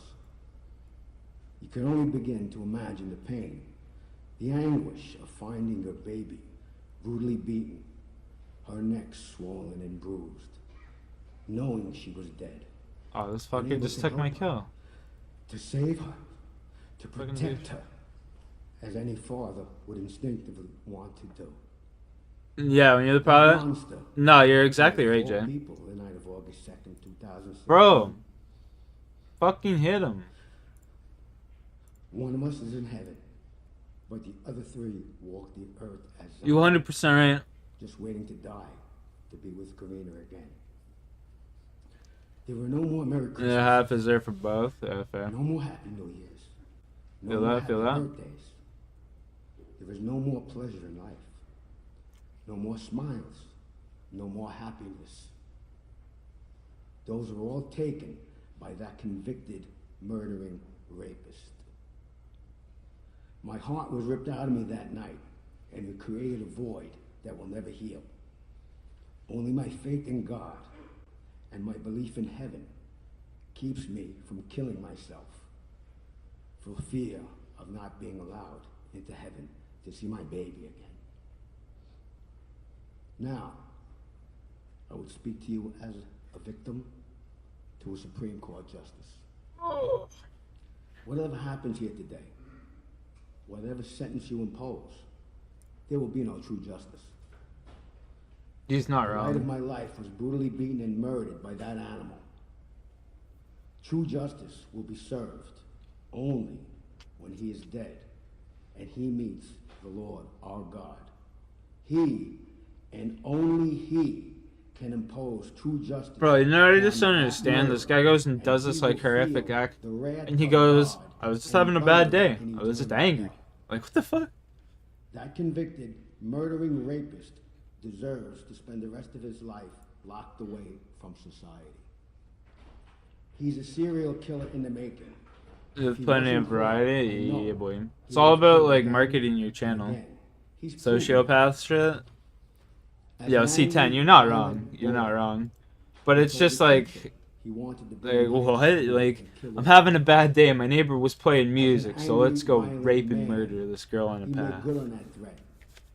Not only murder her, but beat her head viciously with a rock till it basically pops, and then strangle her to death while she's suffocating on her own blood and spit. Being murdered. Like, what the fuck? Yeah, my neighbor was playing music too loud, and I was just fucking mad, I man. did not know that those were the last Dumb moments bitch. of lightness and peace. Like- I would know. I did not know that all innocence would God'll be handle lost. his bitch ass for sure. Yo. God takes no prisoners, man. How the brutal murder On of God. my sister Karina has impacted my life is nearly impossible. I want to sound like a douchebag, but I want to listen to the victim's statements. Don't want to sound like an asshole, but I definitely just didn't really want to listen to this. On the night of January 8, 2015, John Johnchuk was being pursued at 100 miles per hour by a police officer. We watched that one last night. On the evening of December 10th, 2008, 13-year-old Alexandra Fergan Huey was Enjoy your day, family. Yeah, live life like it's your last. Live life like it's your last day. At his home with him was his 21 God is karma, homie. Jeremy saw your stream, was curious. Have a good day, bro. I'll drop a sub for you. Yo, much love, C10. God bless. She was asked to speak with Rafael in his bedroom about a private W, brother, you're a G. Two of them went upstairs. Michelle and Monica allegedly went outside for a cigarette. I don't believe in. Yeah, they're synonymous with one another. Sounded like a break-in. Monica ran upstairs and tried to gain access to her brother's God bless, bedroom. C10. God bless. As she What a called out G, man. and asked what was happening, What a he G. allegedly responded Stops in a by, calm manner for her to go comments, back downstairs subscribes, and asked where the dips. What a teenager was. fucking He G. asserted that she had already left. Monica then left and drove to the house of Teresa Lassie, What a G. her and Rafael's mother. She was informed of the suspicious occurrence that Monica had just witnessed and her concerns for the safety of the teenager. When Teresa called Rafael to question him about the matter, he reportedly broke down in tears and admitted that he, in his own words, had just killed a young girl. His mother immediately hung up and called 911. Police took just 11 minutes to reach Rafael's house, which they raided at gunpoint. Michelle was found in the bedroom and immediately placed under arrest. She told police that her fiancé had gone on the run, as he was nowhere to be found inside the premises or the surrounding area. Alexandra's body was found stuffed inside a garbage bag. That's a quality view. That's exactly what I was thinking, yeah. She had Facts. suffered 37 stab wounds and over 20 blunt force injuries. Bro, to stab someone 37 times, you just have to have so much fucking hate in your heart. Oh, you scared the shit out of me. I thought you were gone already. Holy fuck, Martha. You just gave me a heart attack. Yeah, you scared the shit out of me. I didn't even know you were still home. Love you. Have a good one. Holy fuck. Yo. Yeah, no shit. I seriously thought you went to work like fucking half an hour ago. Holy fuck. Talk about a jump scare, man. God damn. Yeah, seriously. Holy shit. This stupid idiot asked me to marry him. I think I'm pregnant. He's so fucking stupid. Jesus Christ, yeah. My sister legitimately scared the fuck out of me right there.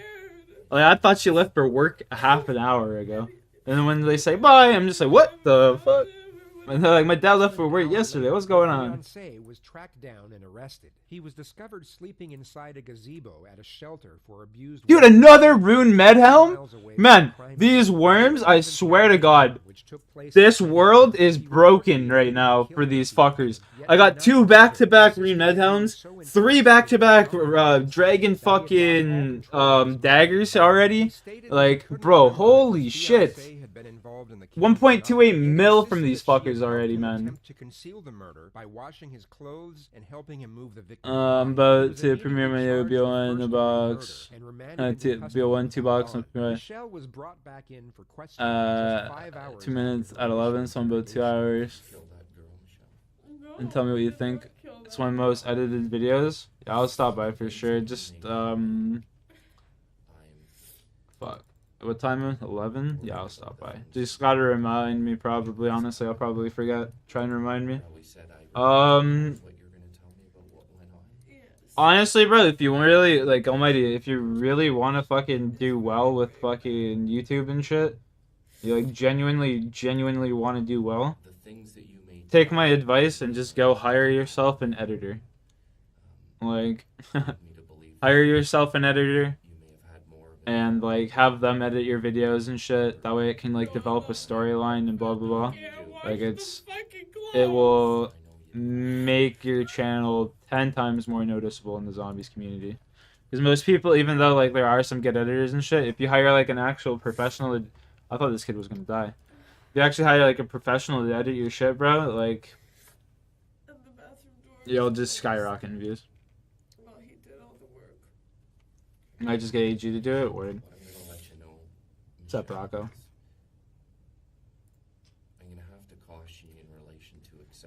My highest viewed video for zombies, I had someone go and edit for me. What being an accessory is, even though you're telling me that you haven't killed this young lady yourself. Got like fucking 12,000 views in like the first hour of uploading and just died. It means you kind of assisted after. Accessory after the fact? What does that mean? It means you assisted after the fact. Just pay him 100 a month. Yeah, there you go. I used to at one point I paid this man $500 just to sit in my stream. $500 for the month. He just sat in my stream and just clipped shit and would edit it for me. That way all I'd have to do is stream for 12 hours, end my stream, and I'd have like 30 shorts and like a full-length video. Boom. You know what I mean? It's done. And then I can just go to sleep and upload those. That's back when I actually like gave a fuck about YouTube though. You know what I mean? Raph put you in a terrible spot. He put you in a terrible spot.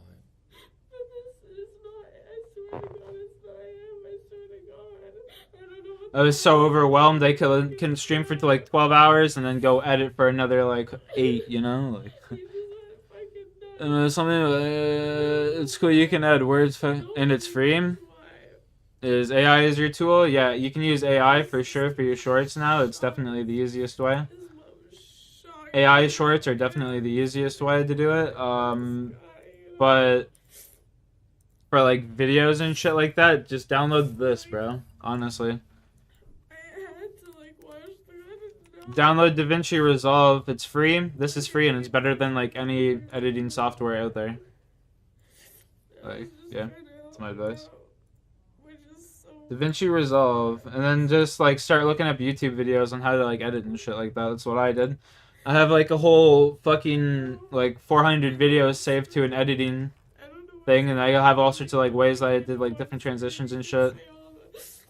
But eventually I just didn't have time for that, and I just hired someone to do it.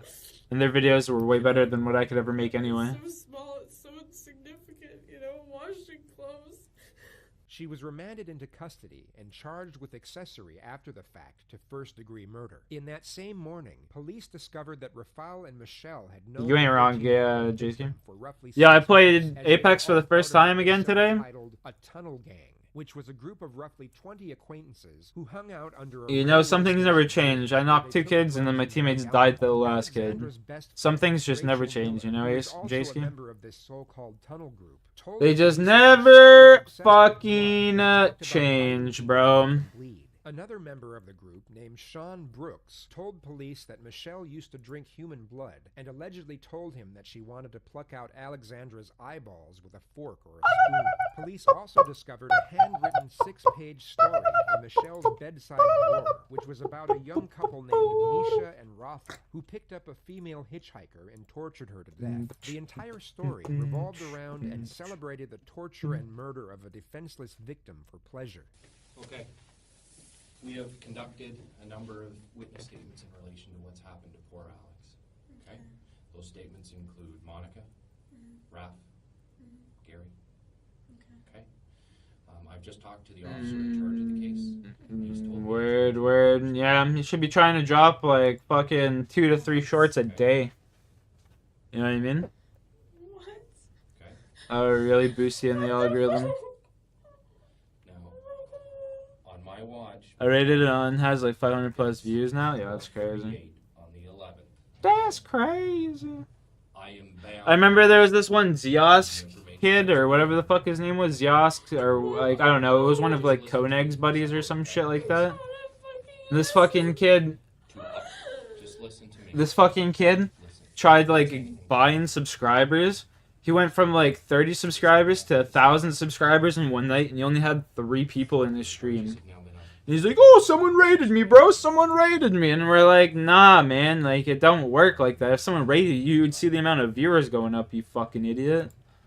You don't just get 1,000 subscribers out of nowhere." It was the funniest shit in the world. It was no, man, it was all legit growth. It was all legit growth. And then after that, no one, like, not only that, but after that, he had never had another person come into his stream other than his, like, really close friends. It was like, oh, yeah, super legit, Holmes. Super legit. That shit was super funny. Ziask or whatever the fuck his name was. I can't remember what it was. And he ended up changing his name. That shit was funny as fuck. Right to retain and instruct counsel without delay. These are the same rights under the Charters of Rights and Freedoms that I read to you a number of hours ago, in a totally different situation than we are right now. Do you understand that? Do you understand that you can speak to a lawyer right now without delay? Michelle?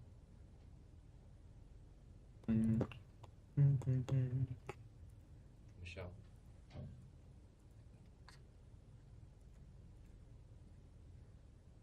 You need to answer the question for me, okay?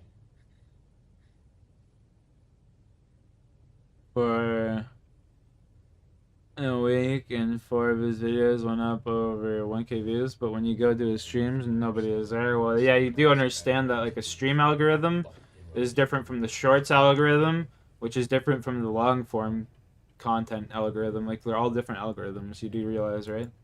Or are you just saying yes?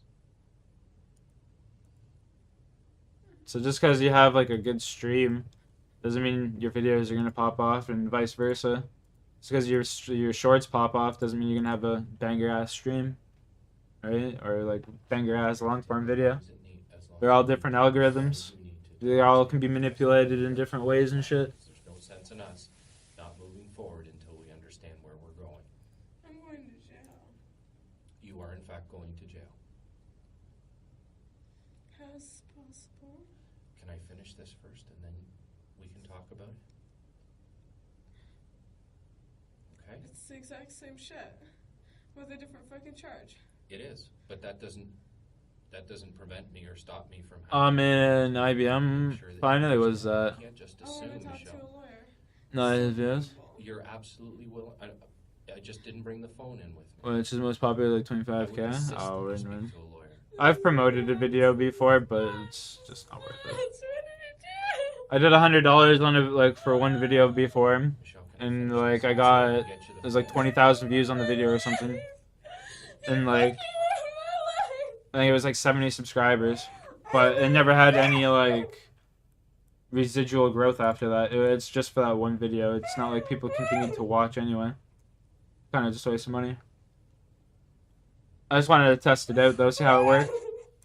I mean, it would be cool, like, you know, Charged with an offense. the what's it called? The Plan for assistance, which is it's a good way to get your like oh fuck, I didn't mean to pick that up. It does matter. It's a good way to like get your channel out there and shit. I mean, but I don't know. I wouldn't do it all the time. I would only do it for like really big videos or whatever. I think I just muted It this. should matter Oh, to never you. mind. Oh god. No, I think it's like 5 views every You don't need live. to remember this number. I'm going to dial it for you. 1-800-265-0455. And it's not natural It's a growth. toll-free number that will put you in contact with a legal aid duty counsel lawyer. Facts. Basically just Free paying for legal bots, I advice assume. right now. For Do bot you views. understand all of the points that I've just read to you? Yes. Are you 100% sure you understand them? Would you like me to repeat them for you? No. Michelle? I don't want to hear anything, okay? I fucking understand. I can't believe this. What did he do to my life? ask you, do you wish to call a lawyer now? Can I call one on your behalf, Michelle? Yeah, I need to do something. I'm gonna go crazy.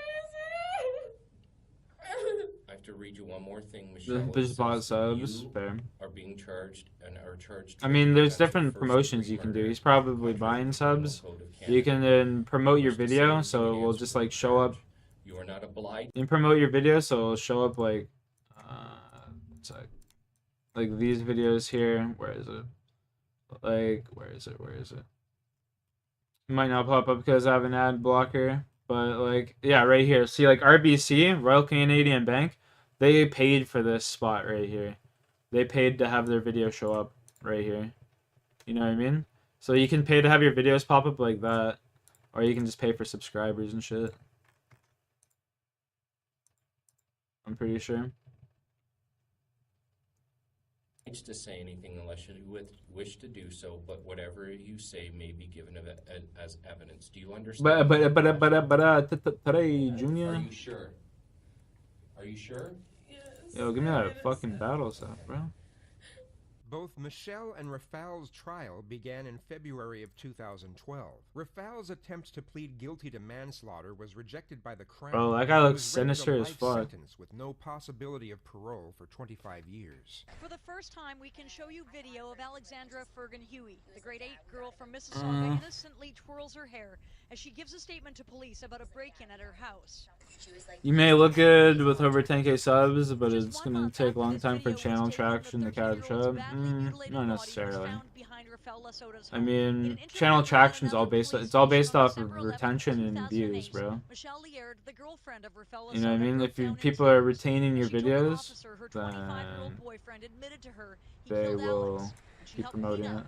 Out of love. The jury is now watching that interview. How the fuck am I getting iron ore? Michelle's What? trial took a lot longer, and the prosecution vigorously focused on the 6-page story written by the defendant, stating that it was proof of premeditation and full culpability in the victim's horrifying murder. Yet the jury didn't seem to acknowledge the argument, and Michelle Liard was found not guilty on the 2nd of April 2012 and immediately released from custody. The verdict came as a complete shock to most who were following the case, and the Attorney General's Not playing office appealed the anything acquittal, which was relevant, later like upheld by Ontario's highest court. I don't even know in what the December fuck of that is. 2014. Michelle's current situation and whereabouts are unknown. Yeah, that's another huge thing. If you like follow trends and shit on YouTube, you're guaranteed In to the early grow. morning hours of May You know what I mean? 9th, 2010, Dallas Like if I police really, received a really, call from really 33-year-old desperately, so Olivia badly Wood, wanted views and shit, I would have bought MW3 and I would have played MW3, and I guarantee you my channel would have fucking started blowing back up again. Because I was already kind of in the algorithm and shit for zombies, right? And once I bought the new popular game, it would have just popped off. But I'm not wasting my fucking money nor time playing that dog shit. The 911 call. He You know what I had mean? faint vital signs, but died shortly after reaching the emergency room at Parkland Memorial Hospital. Olivia was taken to the Dallas Police Department to be questioned as a witness, yet it becomes evidently clear that the interrogating officer had already decided in his mind that she was the one who had pulled the trigger. Take me through this evening. How the fuck did he just hit? Oh, he's got Miller. I forgot. I forgot. I was gonna say, yo, this game's bugging. Bro, it is pissing out right now outside. Like, it is fucking raining sideways, dude. Holy shit. It is gray. It's not even, like, sunny out. It's fucking gray outside, chat. Dishwasher and some of the other appliances. And they started Sunken land? I don't even know what the fuck that is, dude. Sounds like you're trying to speak, like, fucking Slovakian to me or something. I don't understand what you're saying down there, boy. They were talking about a birthday party. My birthday just passed in March, and I don't understand what you're saying, boy.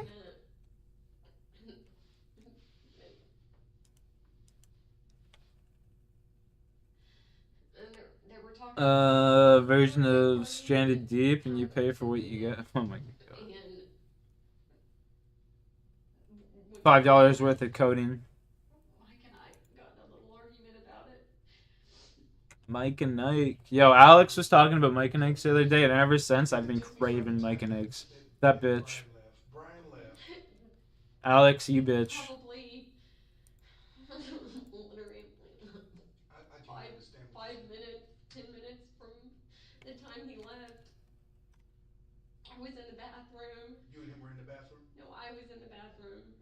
taking my makeup off and getting ready to go to bed, and he continued the argument. And Well, then explain the argument. I mean, what was he arguing about? I mean, what was he saying? that he didn't have money for my birthday and that he owed taxes and he was stressed out. So what's the argument there, lady? Like, your homeboy owed money, so you're mad that he's not gonna get you something for your birthday? Like, what? Dragon's Dogma 2, yeah, it's like the new game that came out or whatever. See, like a game like any new game like that, it's like the perfect opportunity to grow off of. You know what I mean? Really loud. And I had the water running, so it was kind of a faint.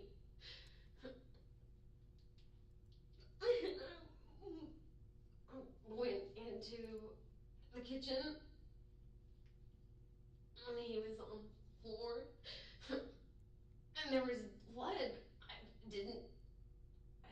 I didn't notice it was a lot of blood, and I saw glass on the floor, and so I went down next to him and I said, Yes, "Are you sir. okay? Yeah. Are you okay?" And then I saw a lot of blood. A lot of blood. Oh God, this is not happening. Sorry. It's okay. I'm sorry. He was shot at 12:31 a.m. Can we both agree on that? Probably. Yes, we can agree because You didn't call 911 until 12:38. Okay. 7 minutes later.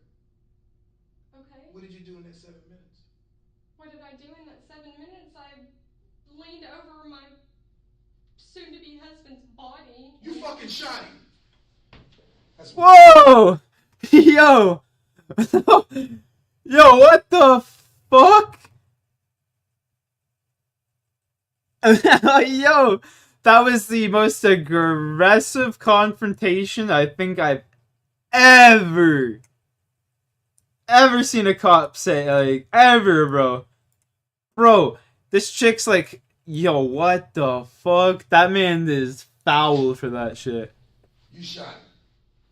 The sharp and sudden switch from information gathering to direct confrontation is a widely used and What you paid for it? Yeah. that has been seen many times on this channel. The familiar reaction from a guilty subject is to acknowledge and respond to the confrontation almost immediately and in a methodical manner. It will seem as though they were almost expecting the confrontation. An innocent subject will appear to be far more taken aback. They will most often appear to be extremely shocked or angered by the confrontation and need She's a clearly longer window innocent, of yeah. time to You can tell process she's the innocent the way she's describing the fucking crime scene. She's like disgusted by it.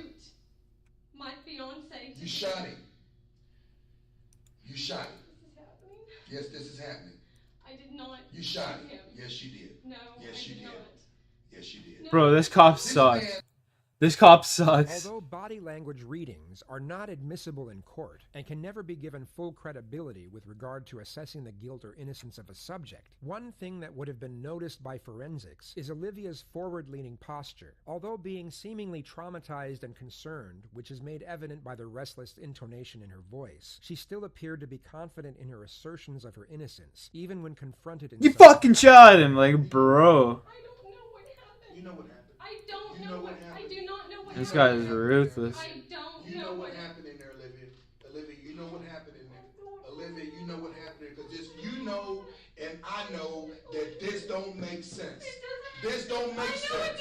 Then goddamn it, tell me the truth. You know. Yo, what the fuck? This guy is a terrible cop. I need for you to be truthful with me about what happened. I am being truthful. How do you go from having a bullshit argument to suicide? I don't know. Olivia, you should have a serious problem with that. I have a problem with it. You said you were down there doing this first aid morning shit. I didn't say I was doing. Bro, did you know there's a death barrier on the stairs on the... Yeah. There's lots of death barriers on Nuketown. Yes, he was still alive. So don't you think that was kind of fucked up for 7 minutes? I'm asking you. What I'm saying to you is it took you 7 minutes. It took you 7 minutes. I don't know. It took you 7 minutes, and you don't think that 7 minutes was critical?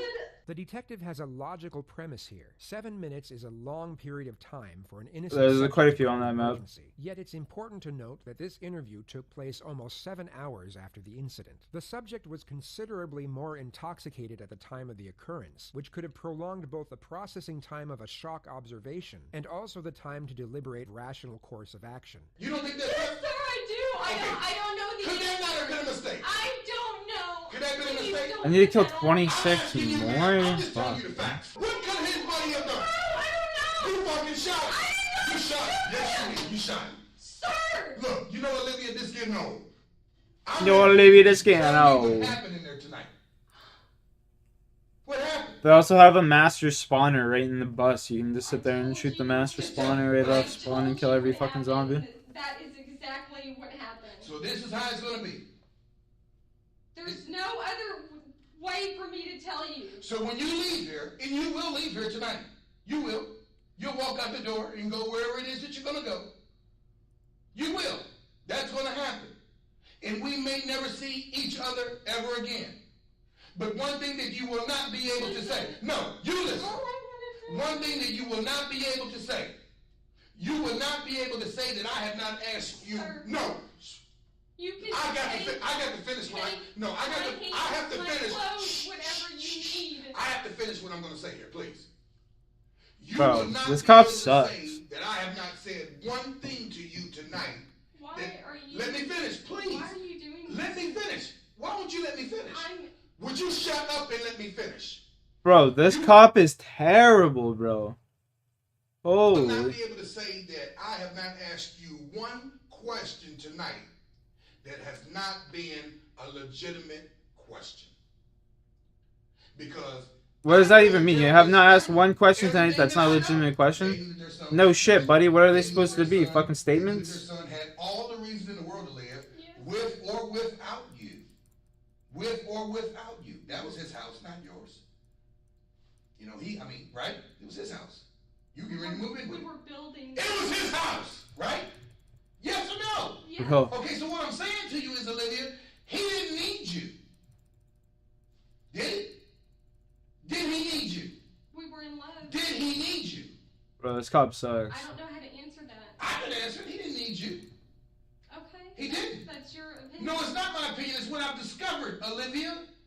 I talked to his best buddy who was his friend for 15 years. Okay, just because somebody makes a lot of money doesn't. That's mean not what they I'm saying to need you. What I'm saying to you is, you all were not a couple. Oh, dude! Oh!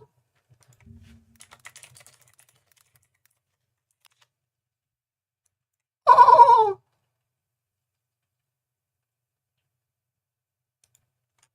Kids, bury me!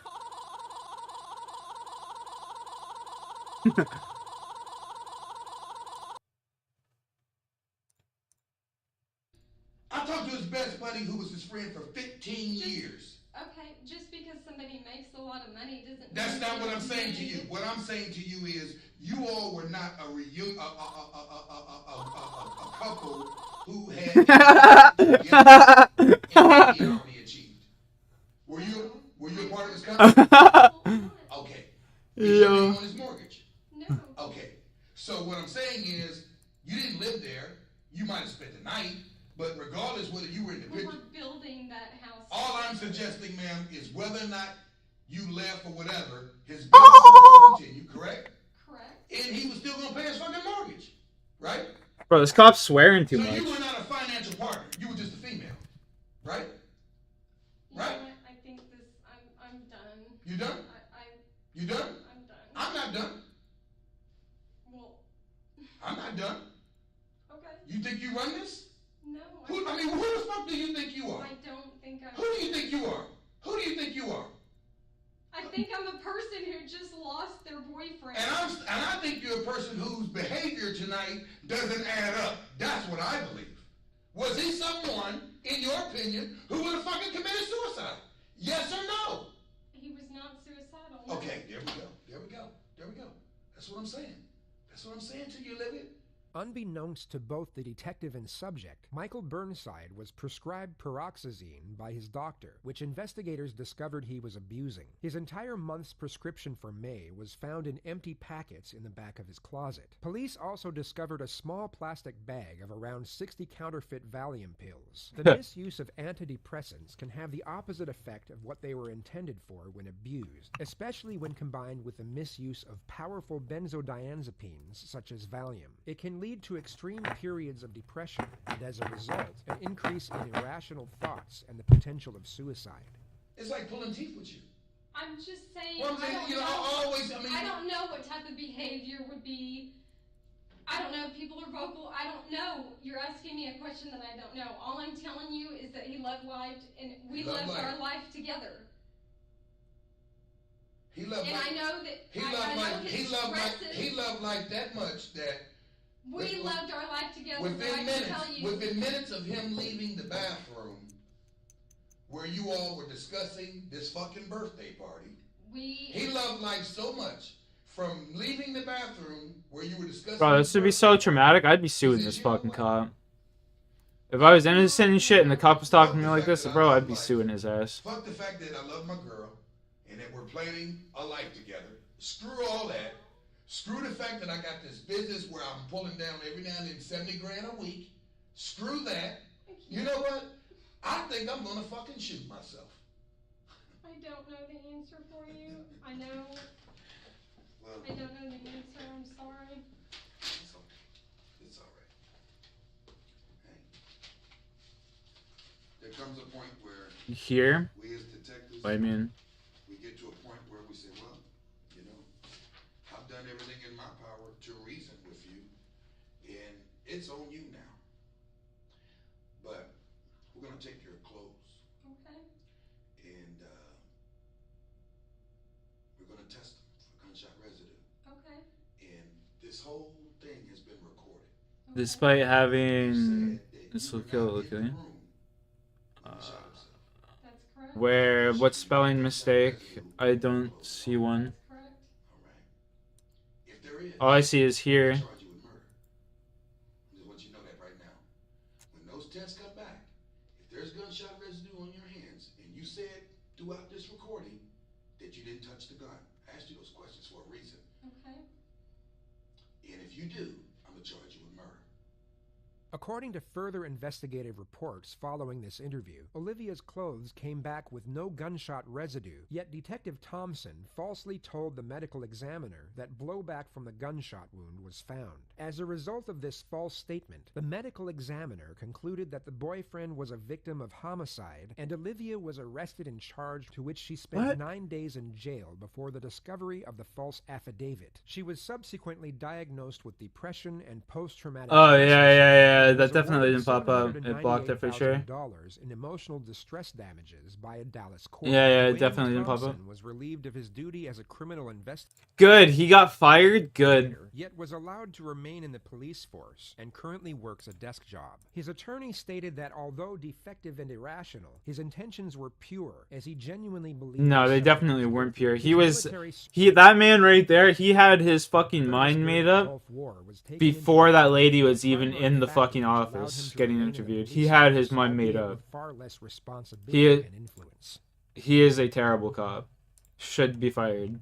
No job. September 2012, 28-year-old you're not supposed to say like rape and shit like that on YouTube. If you say rape like I just did, bro, YouTube like automatically censors your channel and shit. To discover the horrifying sight of their mother's body lying on a blood-soaked bedroom carpet. Police quickly zeroed in on Bolden's lover, 36-year-old Larry Dunn, who was a married man and reportedly having a 2-week-long affair with the victim at the time of her murder. He was contacted by police and agreed to visit the Dallas Police Department immediately to be questioned as a witness. Today, Larry, we got a call at her house, and she was found deceased in her apartment. Oh, he did it. He didn't even react. Right now, we don't know much about what's going on. That's wild. Other than she had a couple of boyfriends. She had a couple? What a fucking whore. She knew, trying to get information about what's going on. And I'm sorry to tell you this way, that's why I don't tell people over the phone about a death. You understand where I come from on that? Hold on. And I'm sitting in here. Oh my God. Oh, I'm sitting in here as what? You're sitting in here as nothing right now, other than somebody I wanted to talk man, to. Come on, man. You have to understand, Larry, that we talk to everybody who I've had 14 more? rooms full all night. We got to rule people out. Man, Racism, gay, retard, and a bunch of others. Man, so we can get on the right track of our investigation. Listen, man, I was fucking around. Bunch of other shit. That's the truth. You know, What do you call her? What name do you call her? I know her as Cecily or Candy. Okay. That's all I know. As Candy? Yo, if a girl's name is Candy, you know to stay away. Has it been a while? Has it been... Oh, man, it's a couple of weeks. Well, just tell me what happened today. That way... Man, I went over there and I fucked her. And what time was Man, I went over there and I fucked her. Early this morning. You hear this, man? You hear this, man? He's like, I went over there and I fucked her. I know I walked in my job. I fucked her silly. Got on the clock like 7:30. Walked in the office. When I left, she was still squirming. Legs just a twitching. You know, you've been on the phone too much. I fucked her. You know, that guy is so funny. I don't know why. I should just put a huge smile on my face. I fucked her. So I called her like, look, you know, I want to come through. I want some pussy. I want some pussy. Right. I want, you know, what's up? She's like, come on. I went over there. I fucked. And I got now, pussy. I went over there and I fucked. Is it a relationship or is it a... No, no, I'm married, dude. Well, I'm not talking about that. I'm married, dude. No. I want me some pussy. Like, you know, Wife ain't giving up. You better be hoe. A bag of weed or something. You know, we're cool. But it's not like a prostitution deal. No. And y'all never gotten into any kind of arguments or fights or... No, I mean, shit. Argument and fight for what? I mean, I'm not her dude. She ain't my How chick. did you get over to her house today? I drove. You drove your Ford? What was that? Focus? Focus, yeah. Was that blue or silver? Or what color was it? And you're pretty sure about the time that you were over there? Damn, yo. No cap chat. I see. I didn't message this chick back to see if she would message me. You can understand why we want to talk to you, right? I had messaged this chick back to want to see if she'd message me, and she messaged me 3 times already this morning. It's fucking wild, bro. Damn. I'm sitting in here talking to you about. She a little clingy. Well, I was playing COD Mobile last night, and some dude was coughing along up and came on mic and said, "My bad, bro. I'm toking on that za in my car at work. Locked it." Bro, that is funny as fuck. After y'all did that. Shit, I'll see you later. That's all there was to it? Peace. Yes. I'm gonna see you later, you know. And she recently told you about any health problems that she might have? Oh, no. So you have no idea about anything with her, or do y'all wear condoms when y'all have sex, or what do y'all do? No. I mean, No. Just straight up fucking. So she never told you that she had HIV or anything like that? You serious? Did y'all ever have that discussion? I wouldn't be asking if I'm not a joking type guy. Oh, man. Did she ever discuss that with you? The police quickly discovered that the victim was HIV positive, and this question is posed in a manner to insinuate this actuality, while not directly affirming it. The reason the suspect wasn't bluntly told of the victim's disease was for the purpose of gauging his response. If he Gotta was get my genuinely games in, unaware you that feel the me? victim was HIV positive, he That's would most hilarious. likely want immediate clarification as to why such a question was posed, and demand to know whether the victim was carrying the disease or not for his own instantaneous reassurance. That's fucking hilarious. Because I had been told that she had had a discussion with you about that. She kind of joked about it, and that was that. You know. What did she say? She said she had asked me a question one day. One of them days I'm, you know, on my job on the phone talking to her, and she was talking about she was watching CSI. some fucking Maury or, you know, one of them shows like that, and she was like, a girl told a guy on the show they've been together for so long and shit, you know, that she had HIV. And I thought that was so funny. I'm like, man, that's not funny. That ain't some shit, you know, that you fucking, that's not funny. Notice how after his initial expression of shock, he almost immediately returned to an impassive state, with no further inquiry whatsoever about the victim's HIV status. Just a conformed and composed response, which was an attempt to advocate a reason as to why the detective knew that he and the victim had a discussion about the disease. The actual reason the detective knew that such a conversation had taken place was I'll get my because the police gains had in, boy. uncovered the victim's phone records and discovered a conversation between her and Rocky, the you're suspect where crazy. she confessed to him about having the condition. He responded in a highly aggressive manner and firmly stated that he was going to kill both her and her children before hanging up. It's not enough evidence needed to close out a case, but it would have been far less damning for the suspect if he immediately disclosed that the phone conversation had taken place and admitted to the death threats that he made throughout. His lack of transparency would have been used to strengthen the argument that he was more than likely hiding something far more sinister. But this was a joking conversation you were kind of having with her? Yeah, I mean, Did you make a comment about what you'd do to somebody if they did that to you? No, I mean, she asked me and I told her I don't know. You know, it depends on where I'm at with them, you know, as far as, you know, fucking emotions or whatever. Right. So you had sex, you left. That's all there was to it. Damn right. And I had to get gone. You know, What time do you think you left? Follow him all the way up. Look. That's hilarious, bro. I don't think I played COD Mobile once, and it sucks so much fucking data out of my work phone that I just never played it again. I play RuneScape. I play this game when I'm at work. This is my my go-to when I'm at work. And is AFK in this game so easy? When you're just sitting in the truck waiting for concrete to show up or something. some hypothetical shit. Right. You know what I mean? Like, But I can understand where if that was the case, that somebody could get pretty upset with it. somebody probably would get mad. You know what I mean? But shit, I got Excuse me. shit to lose, man. You know what I mean? What do you have to lose? My wife and my family. You know. Well, I mean, you were jeopardizing that right off the. I was. But damn. But damn, boy. Could have a disease that's Damn, boy. So you got a lot to lose in that aspect. And if she told you this, and you know, you start thinking about your family, and you know, giving The your HIV. life, and you got 2 young kids. You I can caught see the you HIV. get mad. I can see it too. Shit.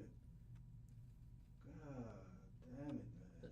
But Larry, if something happened when you were over there, I mean, you were at her house. She was found dead in her house. Fucking dead, dog. It puts you in a bad spot. It does. It sounds like it does, you know. But But you know, if anything happened, and you know, maybe you confronted her about what she told you, and she came at you, and you were there when something happened. Don't let me find out through other means, through physical evidence, through shit that we're gonna find in the house. I mean, if anything happened when you were there, it's better to get it out now and tell me what happened. Bro, it is fucking gray outside, man. This shit's like so like I love when it's raining and shit, but I hate when it's raining super hard and it's cold. I don't know. I love like in the middle of summer, it's raining, nice and steady out, kind of a little bit muggy, a little bit, not too muggy. Go for a nice little hike, bro. This fucking cold rain, that shit sucks. Seeps into your bones, makes you sick. we fucked. Ain't it? We fucked. So there's nothing gonna be found in that apartment that's gonna link you to her death. Nothing I can think of other than we fucked.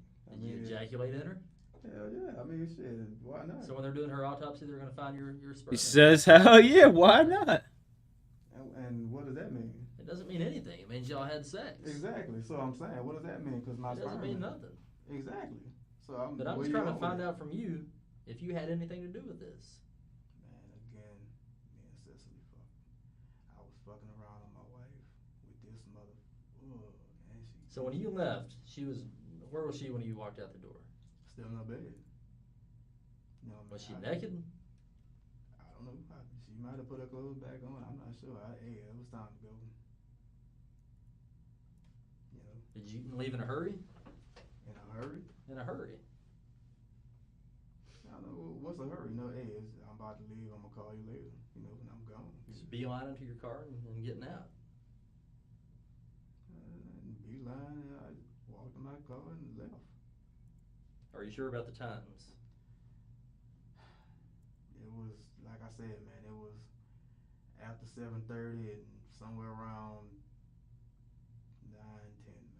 You mind showing me your hands? I know you do calluses on this shit. heavy work. Turn them over the other way. How about tattoos? How many tattoos you got? 1, 2, 3. You have any on the chest? Got one right there. So that's. Lift up your shirt for me. Is that the Thug? Yeah. Is that from way back when or what? Man, I was like 17 when I got that. Thug life. I don't think I can tell somebody. Man was a Pac fan. Now, how do you feel about this? You know, from what I'm talking to you about her health issue, what do you think about that? Are you concerned? I think that sucked. But are you concerned? Hell yeah. I think that truly sucks. Have you had an HIV test? The last time I had one, I was in the military. So it's been a while. Yeah, last time you had one, he was in the military. Oh god, that doesn't sound too good. It's being with her.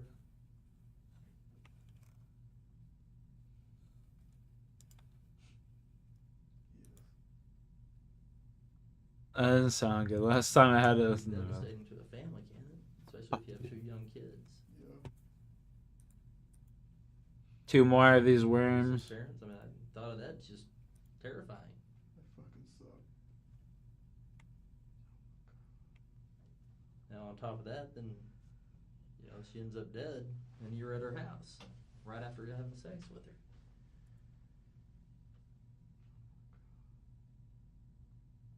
I'm telling you, Larry, right now, we're in the very beginning of this investigation. I understand. We took half that apartment to look for evidence, okay? I understand. What's going to happen when all this comes back? Is any of it going to point to you? The only thing that's gonna point to me is I fucked her. If that's gonna, you know, tie me to this or whatever. It doesn't look good. I'm not going to lie to you. I understand, but But, I mean, you're doing the right thing. You're coming in here and you're trying to get ahead of it. Right now, you don't have any issue of giving us a DNA sample? no. I mean, why not? I mean, again, like I said, man, I fucked Get your her. fingerprints? Well, I'm not going to take them, but you're willing to do all that. Hey, whatever. Anything to clear you, basically, you're willing to do. Pretty much, cause man, I didn't kill this girl, man. Do you have any idea who might have? I don't know who she fucked with like that. I don't ask questions, man, like that. Well, are you concerned she's fucking other guys, or do you not even care? He clearly didn't give a fuck. I don't even know. I mean, for all you know, she could have just got through having That's true. sex with a guy when you came over. That's fucking true. That's awful, man. I mean, the chick's name is Candy. That was one of her names. Clearly, she's a prostitute. Another guy came over after you. Not hoping nothing. Well, you're hoping you don't get tied up in this, right? I'm not hoping anything because I'm, you know, not tied up in nothing. Mary, I want to believe you, and I just want to be able to talk to you. And if we, in the end, this in Getting that prayer level up. Love to see it. Love to see it. I might just honestly spend like 40 mil on prayer. Possibly can, man. But we're gonna have to confirm, you know, where you were, just to make sure that you're not, you know, I just want to back up everything you're telling me. That way you don't get hemmed up in this, okay? And I'll do everything I can to rule you out if you have nothing to do with it, all right? So let's go ahead and get the fingerprints, get your DNA sample, and we can start there, one piece at a time. Sound good? Let's do it. All right, just hang tight for a minute. Larry's information was taken over the following 3 hours. DNA and fingerprint analysis takes roughly 3 days to verify, yet the detective came back into the room and asserted that the suspect's genetic ID was all over the crime scene as well as the victim, with the only other male DNA being that of the victim's son. This was a variant of the futility technique and seemed to be successfully utilized. You okay to talk to me? I know everything's jacked up. 135 jellies. I'm not happy with the entire situation going on. But, you know, this is your opportunity to tell me what happened and what went down inside. I know it's hard to talk about.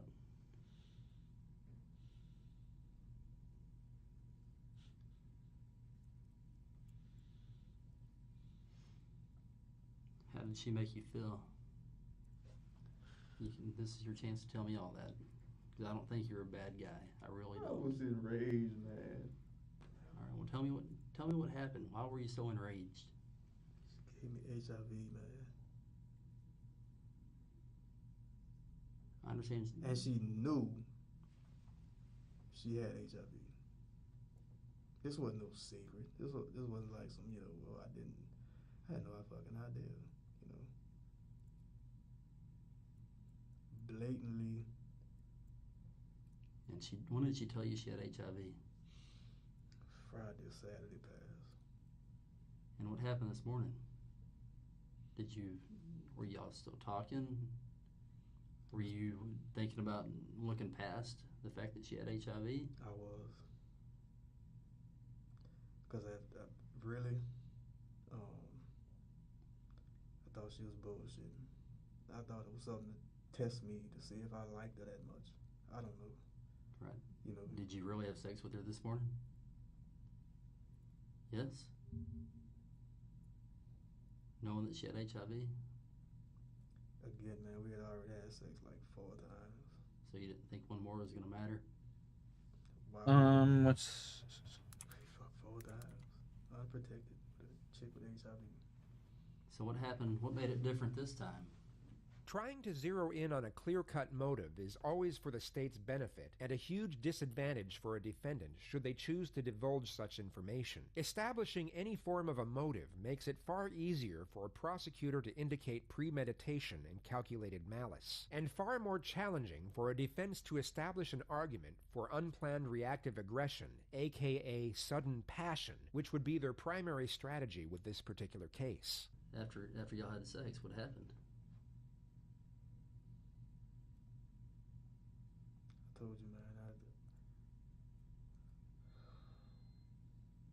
for the past week, I've been a dead man walking, and all I could think about was her. And why and how could she possibly do this to somebody?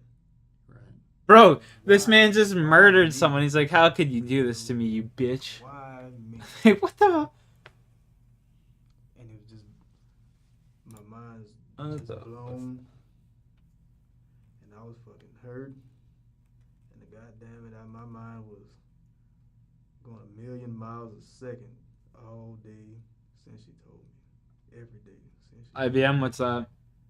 And I couldn't fucking believe it, and I didn't know what I wanted to do, or how I was gonna do it, or whatever, but I wanted to make her pay. Killing her wasn't on the menu, but that's just how it ended up. So what happened when you were over there after y'all had sex? She started talking about, okay. HIV, and that's pretty cool. And what did you do? I went in the kitchen and I got a steak knife. Oof. And I did her. Where was she when you went in there with the steak knife? Still on the bed. And I laid down next to her and did her. Did she see the knife in your hand? No, she didn't see it until it was in her throat. How many times did you stab her? Twice. And then what happened after that? I fucking freaked out. And I got the fuck out of there. Did you do anything before you left the house?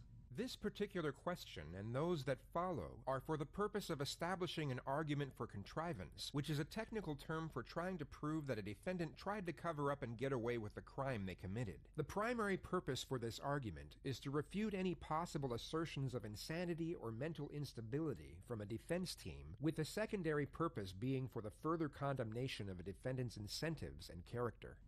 What you mean? I mean, after you stabbed her, I mean, did you just leave? I left. I just got the fuck out. Did you see anybody in the house when you left? No, nobody was there. What'd you do with the knife?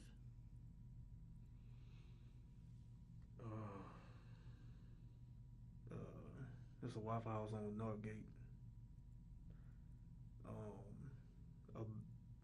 Right there off of 161 in Northgate. It's a Waffle House right there. I threw it in that dumpster. It's broken half, the handle. What about your clothing? What'd you have on? Shorts, shirt? Had on some shorts and a black shirt. Did you throw those away too, or are they at your house? Burned them. Where'd you burn them?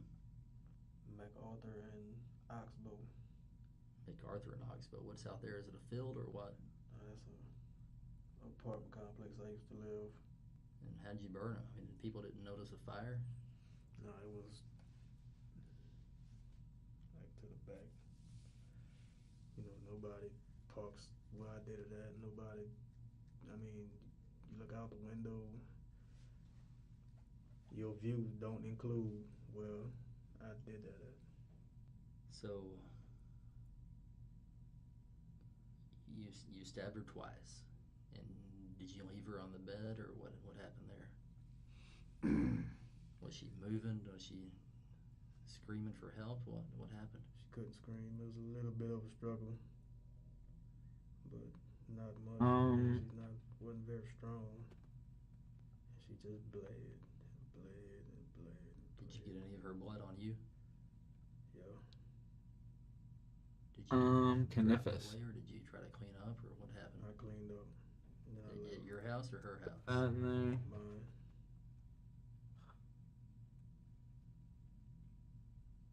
Did you try to clean up at her house at all? No. I didn't care. So when y'all were struggling, what happened? I mean, was she trying to stop you from doing that, or what was she doing? She was trying to stop me, but she couldn't. Tell me what you were feeling. I mean, all Feeling this hate. rage over her potentially giving you HIV. Yes. Period. And you haven't been tested. The thing that baffles me is homeboy went and fucked her again anyway. Maybe there's a possibility you didn't get HIV. That wasn't a consideration. Come on, man. Did you go over there to kill her?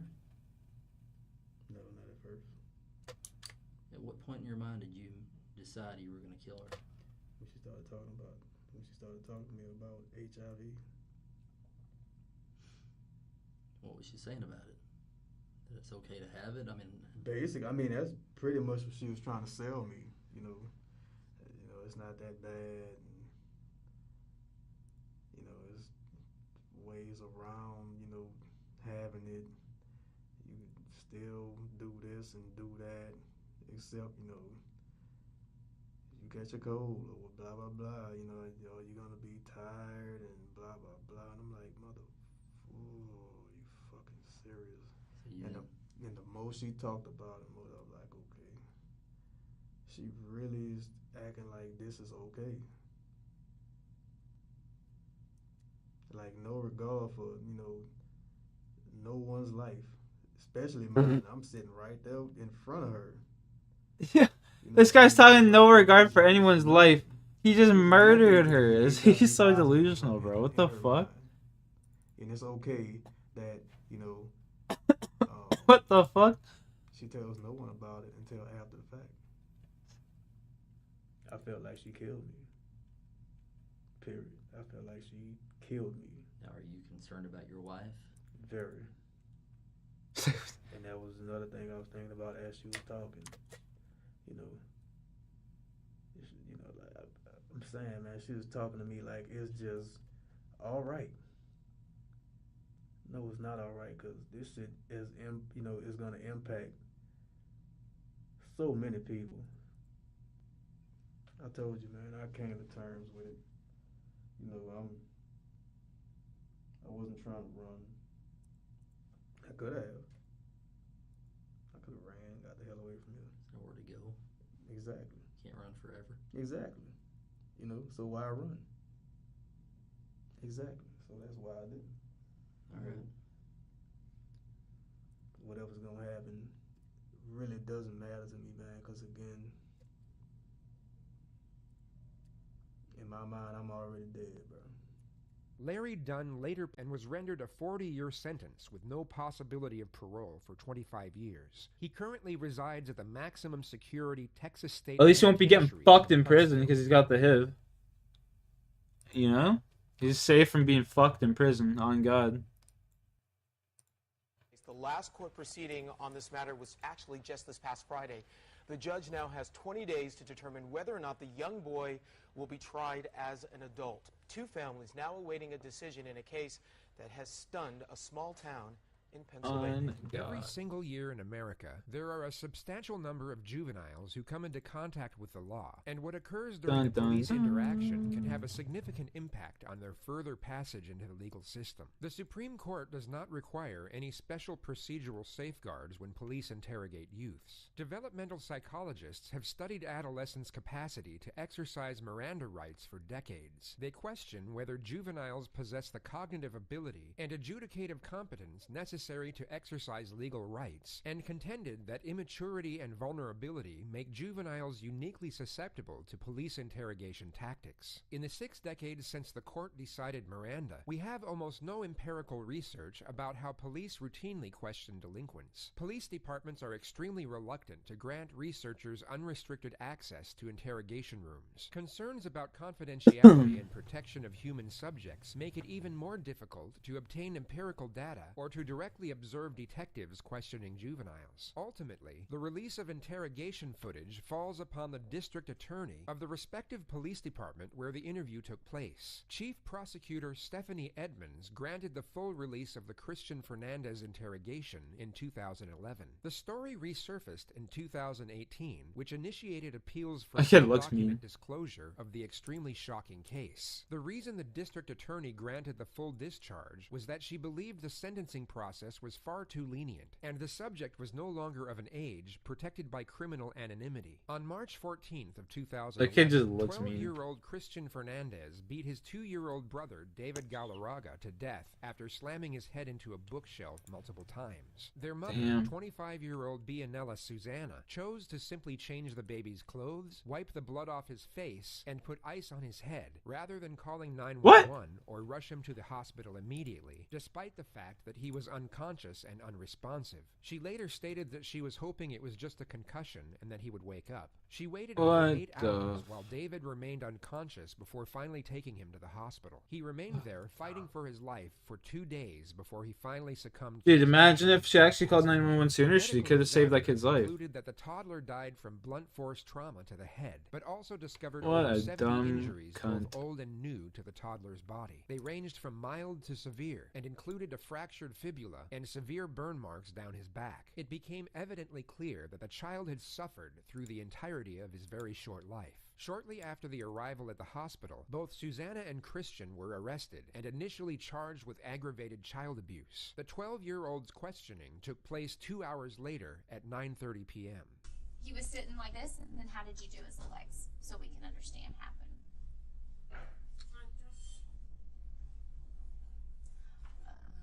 Did you hear Pop? Well, sort of. Yeah. And what happened then? He started crying, and then I stopped. And, so how long was it before your mom got home? Do you remember? A couple of minutes. How long did he cry for? A long time? Mm-hmm. I know, that probably hurt him really bad, huh?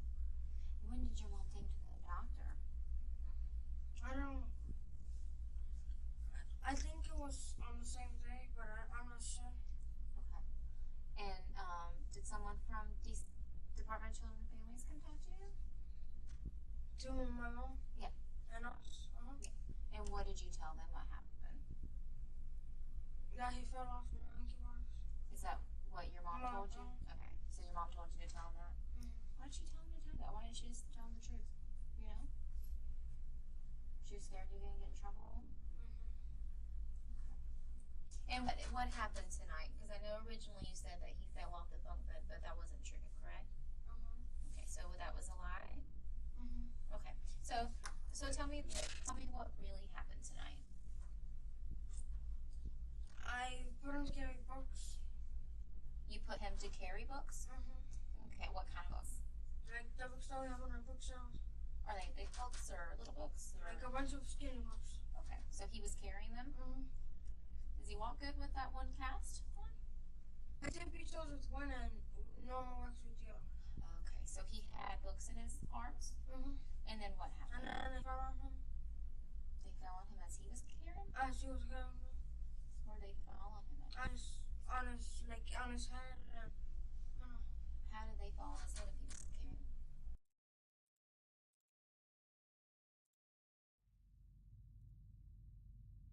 carrying them? First off, Detectives, state law.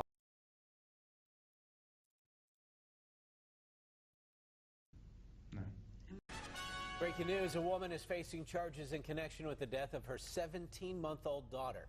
Jania Pratt was arrested tonight. Police say her daughter, Charlotte Napper Talley, died of a drug overdose at a house in the East Hills in April. Officers performed CPR, but the girl died at the hospital. Police say they found fentanyl in the baby's sippy cup, bed, and in her system. Also breaking this evening, a guilty verdict in the trial of a local mother accused of killing her 18-month-old daughter after she put fentanyl in the girl's sippy cup. What a fucking piece of shit. That came out in court today. Susan, after 2 days of deliberations, the jury found Jania Pratt guilty of involuntary manslaughter and endangering the welfare of children. A sentencing date is yet to be set, yet she is expected to spend a minimum of What a 15 piece of years shit. behind bars. I'm glad I didn't listen to that case. I hate cases with Criminal children, man. transmission That of shit just HIV breaks in my heart. America varies among Poor fuckers jurisdictions never stood a with state chance, man. laws criminalizing different behaviors and assigning different penalties, which depend greatly on each varying administration. A person diagnosed with HIV who engages in sexual intercourse without informing the other is in many jurisdictions committing a serious offense that carries a maximum term of a life sentence, even if the disease is not transmitted. While pinpointing who infected who is scientifically impossible, the main procedure in identifying a culprit from a victim Like is I the could have making just of instead initial of responses that one we to just watched, accusations or counter accusations, which most often take place inside a we police could have interrogation. literally In like I could have just 2008, like had her arrested. 33-year-old Nick Rhodes met 22-year-old Adam Plendle on a social networking site where they agreed to meet at the former's home in Cedar Falls, Iowa, and went on to have unprotected oral sex and protected anal sex. Ugh. Several days later, Nick told Adam over the phone that he was HIV positive, despite his online profile stating that he was HIV negative. Adam immediately went to the nearest hospital to get tested, and although the test came back negative, a nurse was required to notify police because of the alleged sex crime. He was interviewed at the hospital by detectives and gave them his phone so they were able to excavate his earlier That's wild. conversation with the suspect. Nick was called into the Cedar Falls Police Department that same day and immediately subjected to questioning. He reportedly asked, yet wasn't given a reason for why he was being called in, only told that he would be given said information upon arrival. You are not under arrest. I'm going to advise you of these rights, and then I'll be able to tell you what's going on. Okay. Do you have any idea why you're down here today? Actually, no. Okay. I have a case involving you and a Adam Plendle. Do you know who Mr. Plendle is? I know someone named Adam, I'm sure it's less. Okay. How do you know this Adam? Tell me how you know him. We hung out and drank one night and cleaned his house and just kind of hung out. Okay. How have you met him, I guess? We just met online, just a chat room. Okay. Is that the first time you had ever met Adam then, is on the online chat room? Mm-hmm. Okay. Gotta do some quests here, chat.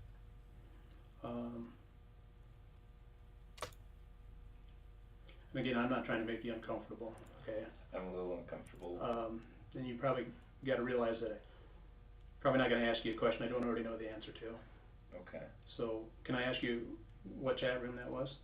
It was gay.com. Was your visit purely social? Anything that would happen during that visit that would, guess, not be considered sociable? Well, he was making advances towards me, and I kind of, I didn't really reciprocate at first, and we did kiss some, but for Man, it's like this certain guy. reasons, I was unable to take it to a further level. He wasn't really pleased about that. It got a little uncomfortable towards the end, I guess. But he seemed, he told me after the fact, and I'll be honest. I mean, I've been concerned about him. He did find out that I'm HIV positive, and he was very concerned about any interaction that he had with me. And I tried to assure him, that nothing, that happened between us was, anything at risk. And you said you're pretty open with it with your friends and stuff like that. That it's not really a secret. Right. I mean, you don't advertise it, but you Exactly. you tell your friends. Exactly. Yeah. I mean, it's too much to stress about. Obviously, I mean it's a bad thing, but the more open I am, I feel, the less anxious I feel, and the people around me that I'm close to, I think it helps our friendship to be honest. How come you didn't let Adam know? There was, again, it's a need to know basis, and there was no. But you guys had sex? No. You did not have sex? We did not have sex. Okay. So you're saying there was no oral or anal penetration? No. You look surprised. Which one of those surprised you? Well, they both surprised me. I mean, with my condition, I have to be pretty picky, I guess, about who I'm with and who I am with. I'm very honest with, and again, I have other friends, even friends that are just acquaintances, that I've been open with. So I mean, I'm not a person who. I mean, I'm honest about it, especially when it comes to a situation, that would lead, possibly to a sexual encounter. So I did listen to your phone conversation. Okay. And I truly believe that you guys did have sex. And I truly believe that you know that. Because I listened to you talk to him about it. Okay. I would like to hear. Did you record the conversation? Yes, it's submitted as evidence with this case.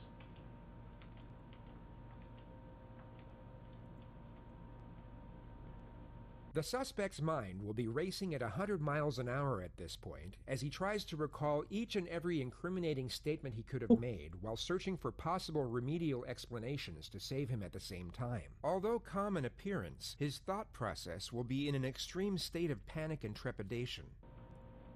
I know you're really uncomfortable now. That's not my intentions. You understand that? I understand. You're doing your job. This is what the spiny helm is for. Here's what we've got. Okay. I have a search warrant on me right now for two things. No, go, pass. I already know I'm going to find those two things. I'm going to explain to you what the warrant is. It's going to involve your cooperation. It's going to mean that the people that I'm with are going to go to your house. They're going to execute a warrant on your premises, for starters. I'm going to read you this warrant so you know what it involves. Look at this guy's face. Look at this guy's face. He looks so fucking mad, bro. He's like, what do you mean? By Judge Sager. Okay. That's what's going to take place. And what are they going to be looking for in my house specifically? Well, the fact that you're HIV positive is not a secret. You've already admitted that to me. You've been very open to me about that. The search warrant's going to call for records confirming that, which I'm confident we're going to find. Do you want to talk to me about the sex act? Do you want to tell me what really happened? I don't have anything about that. Are you still denying that that took place after giving you the information that I've given you? Fuck, man. Come on. Because I've got you on tape, talking to it. And, I mean, your lawyer will be able to listen to that. My lawyer will be able to listen to that. I have you on tape. You're telling me it didn't happen. Are you still sticking to that now? You know, this is getting kind of sticky. Unfortunately, it probably would be best if I did have representation. Okay. There's somewhat of a stigma around asking for a lawyer and how people think it makes an individual look guilty in the eyes of the law. This is far from the case if requested at the very start of an interrogation, yet when it's only called for at the start of a confrontational procedure, it will most certainly alert suspicion. Nick was remanded into custody and stood trial 6 months later for violating Iowa's criminal transmission of HIV statute. Although the victim didn't contract the disease Bro, right due from to the the use start, of a condom, facts. he was still found guilty and was sentenced to 25 years in prison. The harsh punishment produced 25 years? outcry. Bro, this man got 25 years? Yo, so instead of fucking that last guy that killed that chick because she had HIV and he slept with her, yo, this man could have literally just fucking sent that bitch to jail. And in all probability prevented the transmission of the disease. He could have just ended her life in a whole other sense of fashion. What an idiot. He didn't even have HIV too. That's the craziest fucking shit. Like, what an idiot, bro. Oh, God. He is still charged with a sex crime and will remain on the sex offenders registry for life. Damn, that's crazy.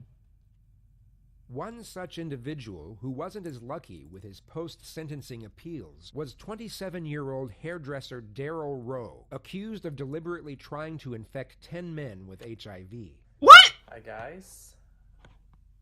This is my first attempt to making my YouTube video. I'm vegan. I'm very passionate about Oh, that explains it all. well. He's vegan. That explains it all. Makes sense. And there's many things that Makes I do fucking sense. that many people might think that, oh, that's weird, that's not right. Is a fetish with anything that's fair? Yeah, it's fair. I couldn't imagine it being a I fetish. remember saying to myself, how can I be so stupid thinking I had done something wrong with somebody? Had I hadn't protected sex with him, then Look, this I could motherfucker's say, smiling. shit, you made a mistake, and you get over that, right? But the fact that I didn't make that choice, and he ripped it Man, out that shit's crazy to me, bro. Like, that's fucking insane. They're like using it as a weapon. It's like a biochemical weapon they're using. overwhelming feeling ever in your life. You just feel like your It's life's starting to over. fucking like rain You know, and snow. That's how I felt. Oh, God. Shit, my life's over. When an individual is exposed to HIV, antiretroviral medicines can be administered, which prevents the person from becoming infected with the disease. However, this has to be done within 72 hours of exposure to be effective, and Daryl Rowe would callously wait until just after this time period to let his victims know that they had contracted the disease while taunting them in phone calls and text messages. His last victim alerted the police, and he was arrested on the 5th of February, 2016. What the fuck? No. Have you had a HIV test recently? Not What recently. the fuck?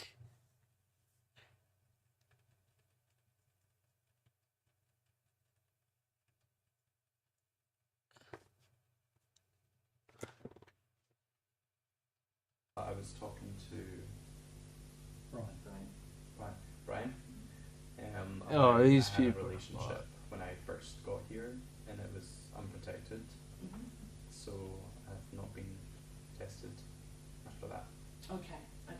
Is that something That's you're... for a couple of months. I'm a little bit worried about that, and hearing this is a bit, but Okay. So what you're saying is a couple of months ago you had a relationship, had unprotected sex. when I first got here, When you first got to I Sussex. was dating somebody pretty quickly, and it got quite intense. Okay.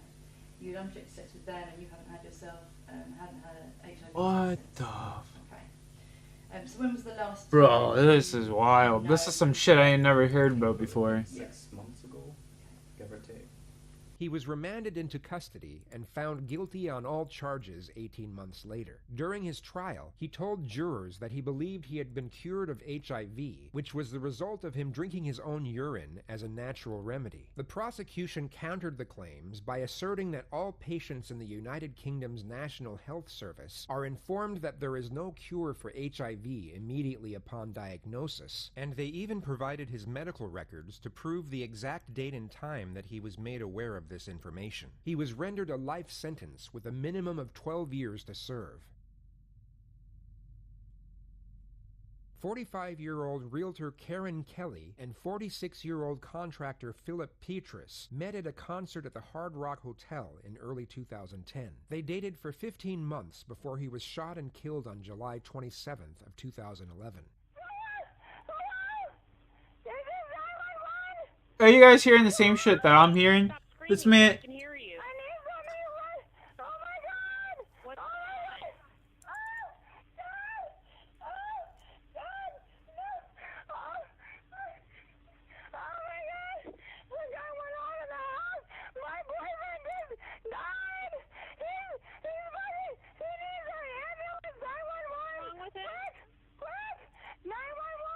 Ma'am, listen to me. I need you to calm down so I can understand what's going on. What's wrong with your boyfriend? What? What is wrong with your boyfriend? Stop screaming so I can understand you and send you help. What's going on? Calm down for me. Take a deep breath and calm down. What's going on? What? Okay, listen to me. Listen to me. I'm going to transfer the paramedics. They're going to give you CPR instructions, okay? Don't hang up. Listen to me. I'm going to transfer you. Don't hang up. Amy. Oh, my God. No. Oh, my baby. Orlando Fire Department. Okay, with the transfer. Respond. God. Amy, baby. Oh, my God. I don't know what to do. I don't know. Okay, exactly what happened. Hurry! Just get somebody here quick! He was shot in the head with a gun! Oh my God, help! Come quick! He was okay. Help! Oh, look!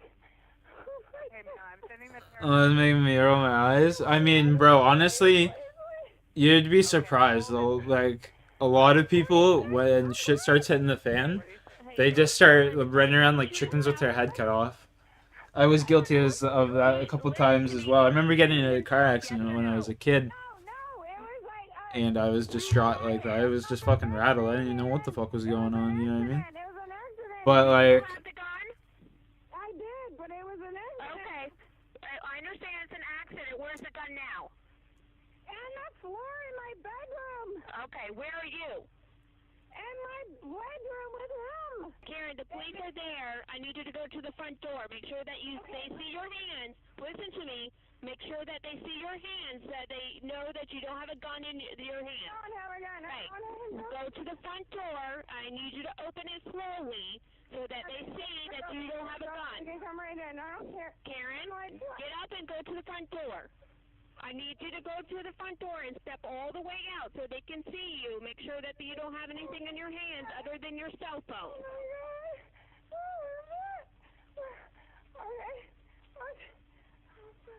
Okay, here they are. Okay. I cannot come there. He's about to die. Come here. Oh my God. Karen, go to them. Listen to their instructions. You need to go listen to them. No, listen. He's about to die right here. Go to the officer so they can help him. No. They're like saying, Philip, buddy, baby, he's bleeding in it. Oh my God, he's bleeding. Oh, come on. He put a gun to his head and he goes, just let me do it. He was joking, but boom, it went off. I go, hey, don't do that. That's stupid. And go. Hold on.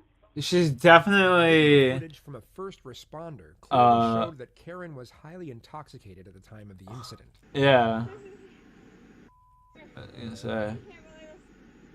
Are you okay here? Your arm, your left arm is bloody? I was gonna say, there's something weird about this. Like, she doesn't sound coherent.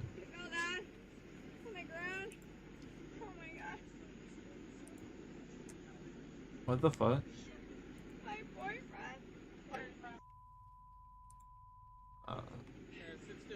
I'm such a free-to-play player. I forgot that you could climb through this hole right here. That's hilarious.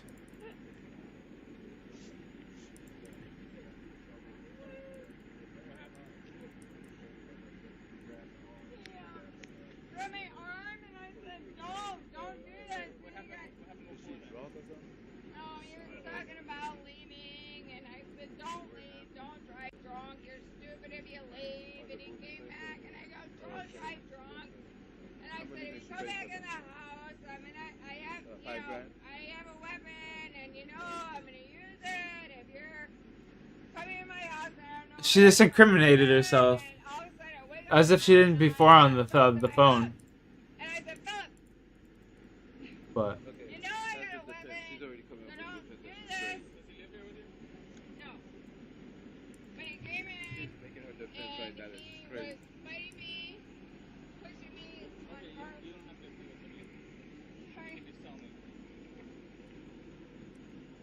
Tell me it's gonna be okay. What's your name? What is your name? Karen. I'm Karen.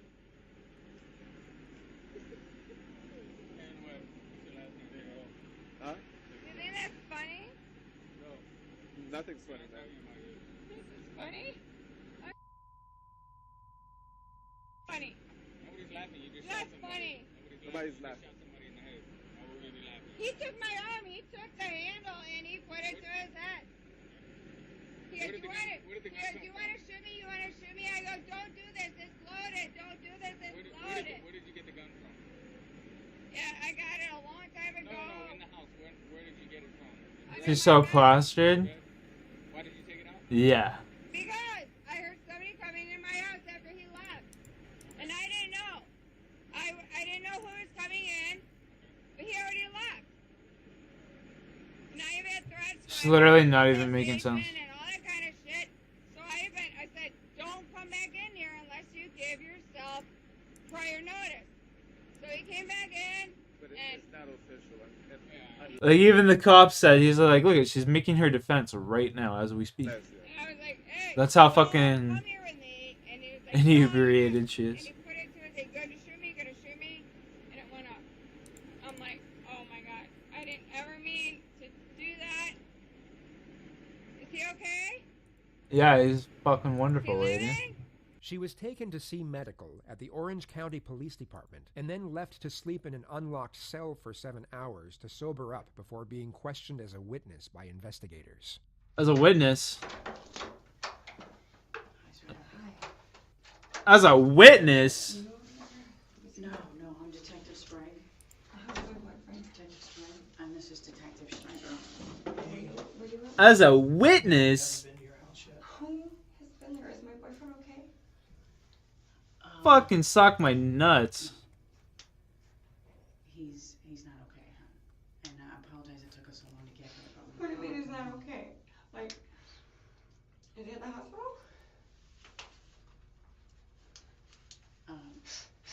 Your boyfriend has passed away.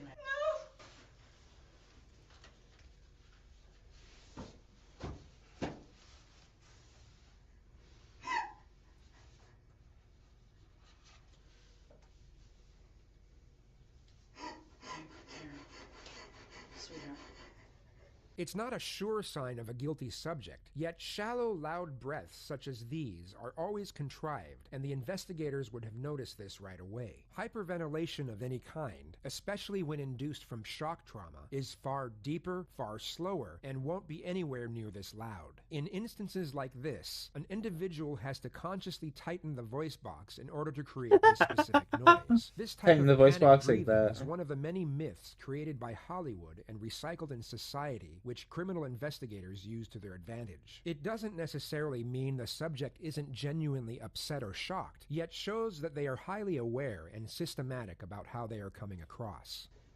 Take your time, honey.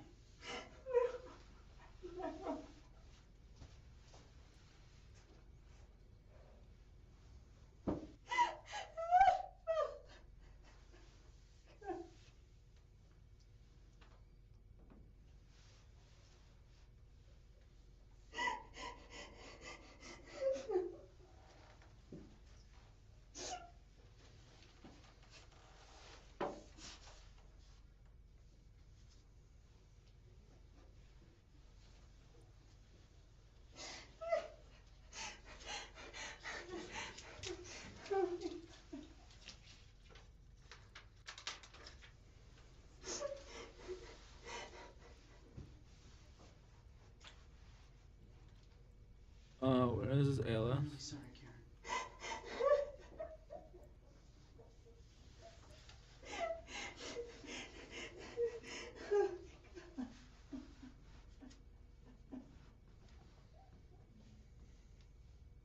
Can you tell me about him? Oh my God. That's the love of my life. Oh my God. What's his name, sweetheart?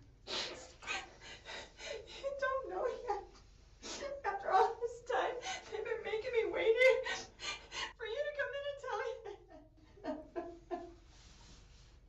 This is where intuition comes into play. They couldn't quite put their fingers on it, but both officers later testified that the way the subject was acting just seemed off. On paper, it would appear that she is acting accordingly, yet proximity gives officers a far more detailed evaluation, and they both stated that they could sense something disingenuous about her behavior.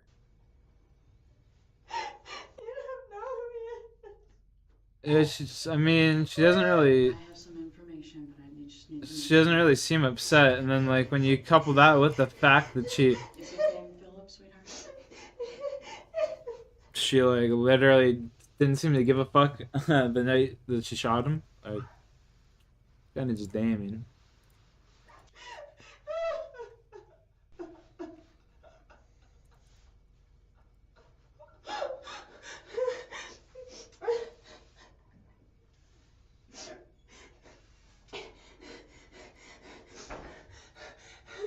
Take your time, sweetie. Does Philip have children, sweetie? Yeah. 4? Yes.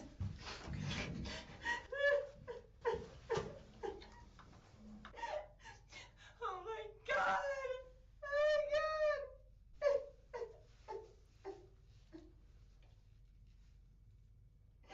He can't be gone.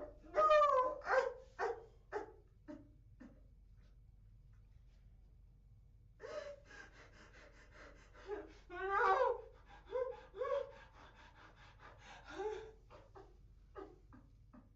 No.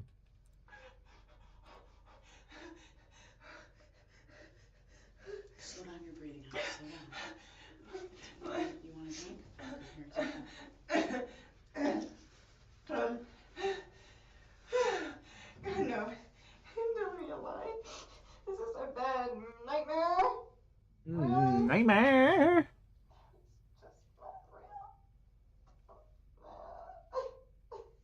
I'm not trying to scare you, okay? But there's certain things we need to ask you, okay? All right, I need you to understand that because we don't know what happened, we do need to read you your rights first, okay? Because we don't know what happened, okay? Are you arresting me? We don't know what happened. Yo. Yeah, you realize? Whoa, she just broke character so hard right there. She's like going from crying and all this shit straight to "You're arresting me." Like, yo, she is guilty as obviously she shot him. She was the only person in the house, and she admitted to. But like, she like clearly deliberately did it. Like, oh my god, that is fucking just crazy. Wait, you're arresting me? Like, she switched up so fast there, bro. Holy fuck. 40 minutes to the premiere? Alright, give me a sec.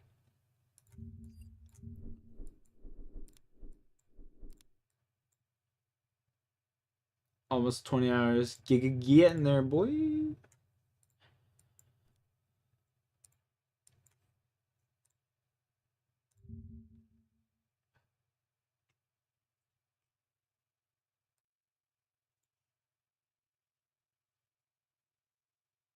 Some Slime Rancher.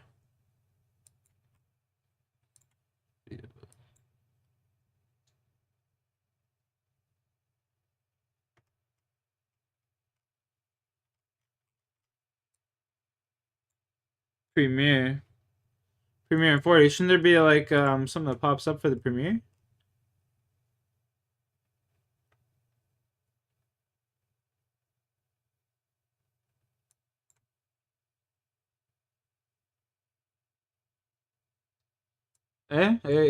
But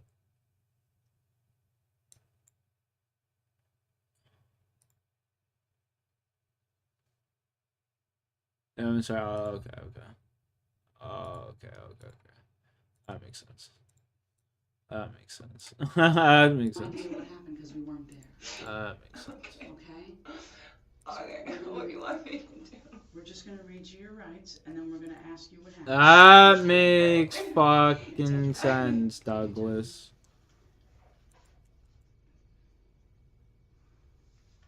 You had me confused for a second. I thought I was on the wrong channel for a second, Almighty. I was just like, there's no fucking way. It's like the same profile picture. Like, it's your channel, right? You had me baffled for a minute, bro. It's like, what? It was dark. Somebody came into my house. He had already left. I heard a beep beep. And I got in the gun and and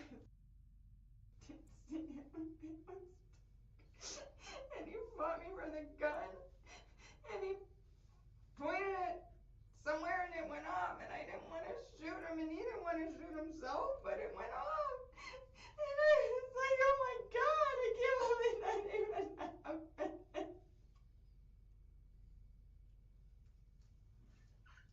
Yeah, that chick's definitely lying. That story doesn't even make sense. Karen.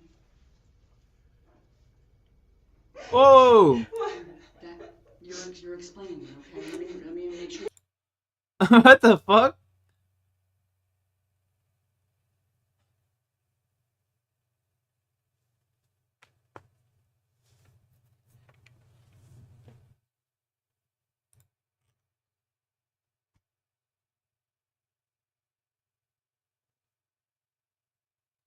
This might be our only chance, baby.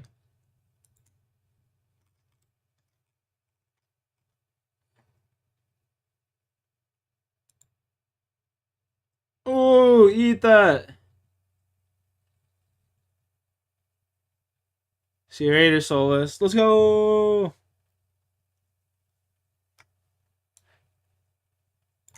I don't understand this before I ask any questions about that incident, okay? Look at me, sweetie. Okay? You have the right to remain silent. Do you understand that? I think I should do that. You're trying to make it look like I did something wrong and I did. I'm not trying to make it look like anything, sweetheart. It looks like I did something wrong, but I didn't, and he didn't. I gotta go do back to something town. wrong. It was an accident.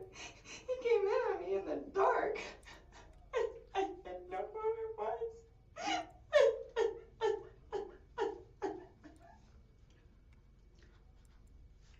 Listen to me. Can you look at me?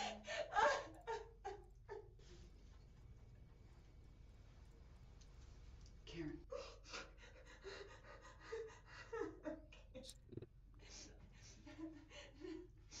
There's a man that I love more in the world, and he's gone. Yeah, he's gone because you killed him, you dumb twat. You bumba clut. He just appeared and I see crossbones on the ground. What can I say? He literally obliterated my entire army, though. Like, one fucking spell just killed them all. I'm gonna start over.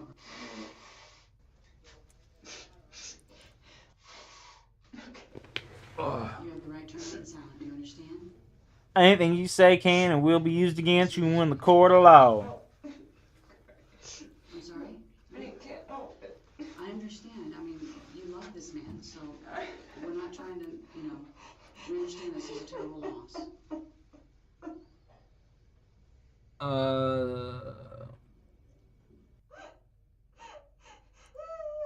just need to make sure that you understand what we're trying to talk to you about, okay? Because we weren't there. Slow down your breathing, sweetie.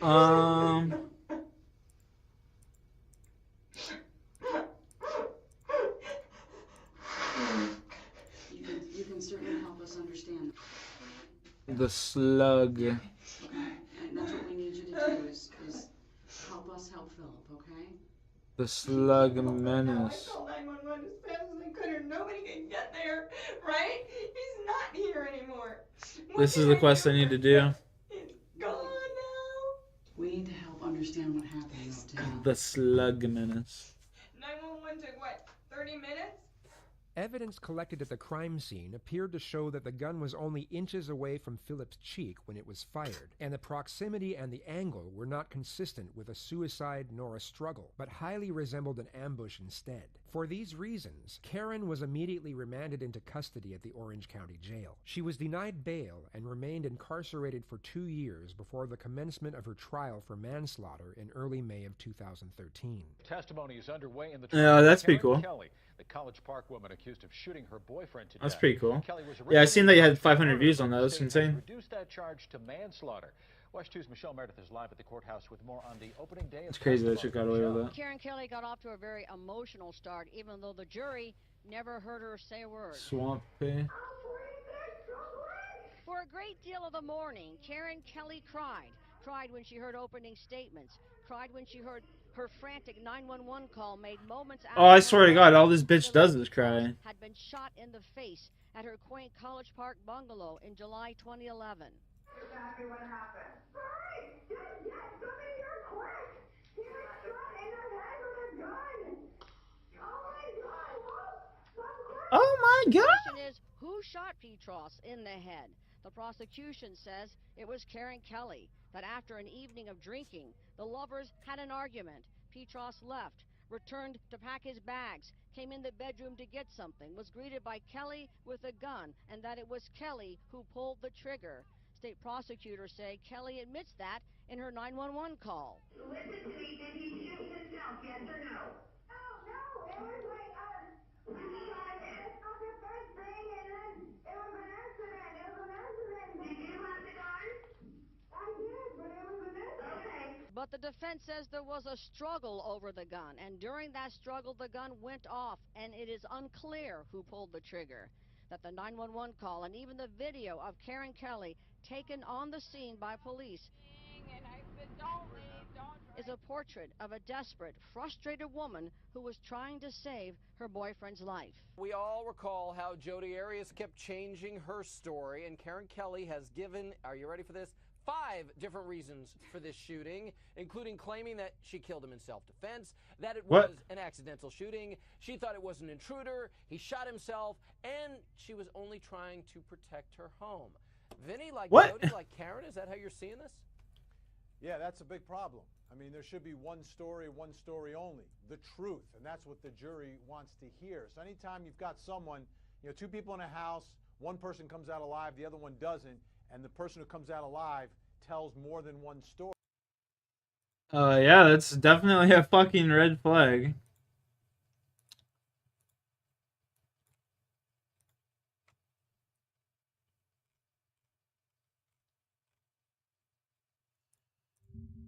Alright, so let's look.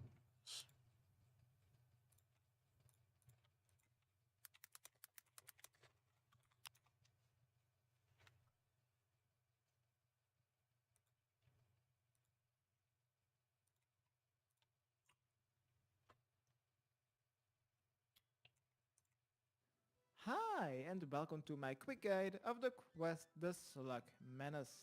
The quest requirements are Wanted and Sea Slug. The set requirements are 30 crafting, rune crafting, slayer, as well as thieving. For the items needed, a chisel, 1 swamp paste, the comorb. If you have that in your bank, 10 Orb.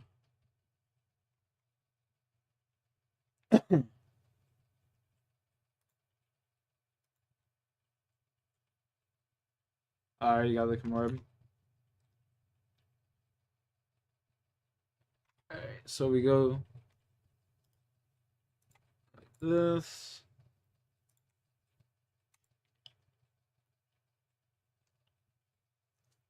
Go like this.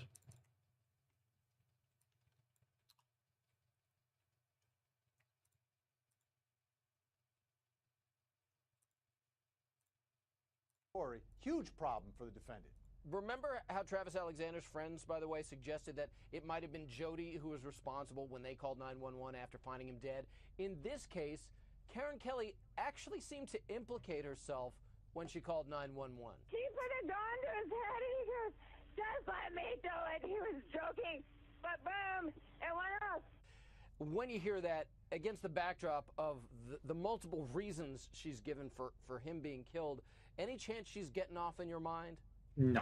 I see a big factor that was not a factor in the Jodi Arias case: alcohol. You can hardly understand what she's saying. The 911 call, because she sounds very, very drunk, and that's why somebody would change their story 3 times during one conversation, because she is quite possibly in a blackout. So that could be a factor in the deliberations. You know, after Casey Anthony, I'll never say there's no chance of somebody getting off. Yeah, seriously. He agrees with you immediately on that, but with what we know, Vinny, can you even imagine her getting off on this? It's difficult. It's really, really difficult when you have more than one story. You've got the 911 call, plus you've got the videotape, the cell phone tape on her front lawn as well. None of that paints a great picture for her, but ultimately, it's up to the men and women of the jury. Case number 2011 CF 10200, State of Florida versus Karen Kelly. Verdict: we, the jury, find the defendant not guilty. So say we all dated at Orlando, Orange County, Florida, on this 28th day of May, 2013, signed by the foreperson. Madam Clerk, will you please poll the jury? Juror number 1, is this your verdict? Yes. Juror number 2, is this your verdict? Yes. Juror number 3, is this your verdict? Good evening. I'm Wow. 10, 20, maybe even 30 rune or pure essence. Noted is okay.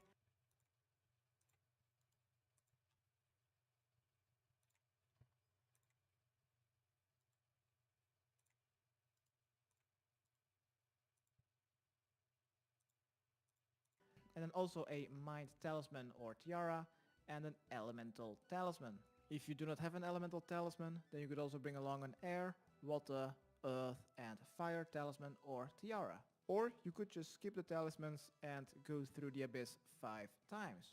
For the recommended items, about 2 standard potions and some weight reducing clothing, about 6 empty inventory slots, a weapon to kill the boss of combat 62, which is immune to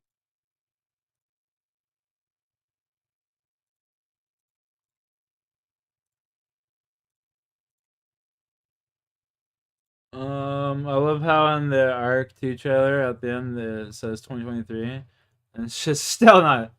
That's funny. to ranged, magic, poison, venom, and rings of recoil. And if you are going through the abyss, then a pickaxe, some food, and an abyssal bracelet might be helpful. For the teleports, 3 to Witch Haven, which is just east of Ardoin, 1 to the outpost located just south. Ardoin. Ardoin.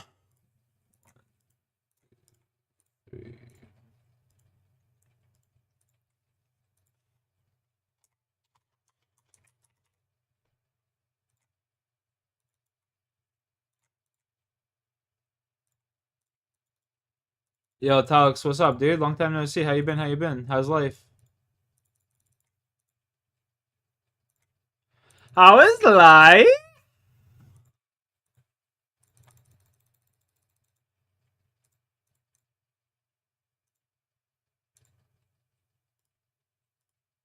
Das gut, eh?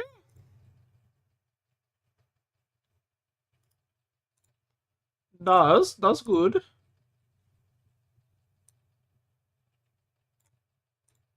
Oh no, I just fucked up. Hi. Magic, poison, venom, and rings of recoil. And if you are going through the abyss, then a pickaxe, some food, and an abyssal bracelet might be helpful.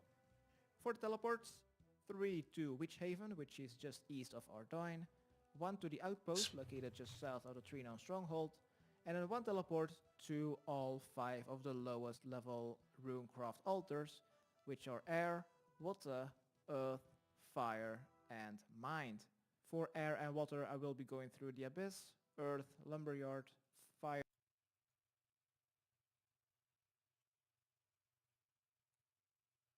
Lumberyard.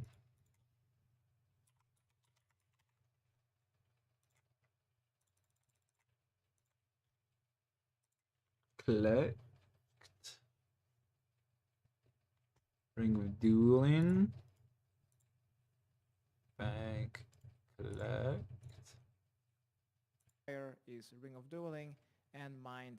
Mind Alter.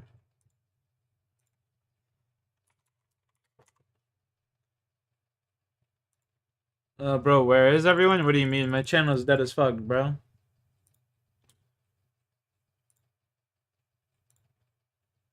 Is the Mind Alter teleport. And then finally, one teleportation method out of Falador after the quest is completed. So where to start this quest and where we also end the quest is here in Falador Park. Let's talk to certification and select option 1.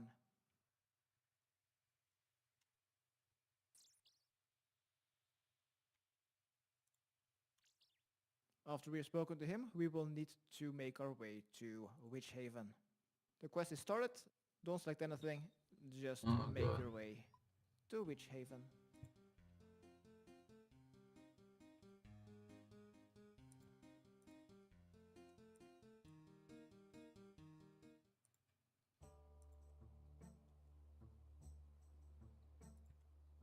Alright, here just east of the quest sign of Sisla Quest, go a bit northeast, east, and you'll find a dock. On it, they'll find Colonel O'Neill. Talk to him, and select option 1, 3, and then 4.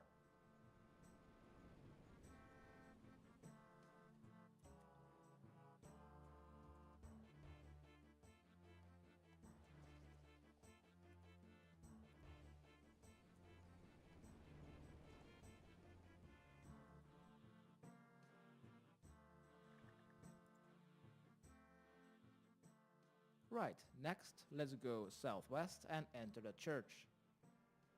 In the church or around the entrance we should find Brother Maledict. Talk to him and select option 4.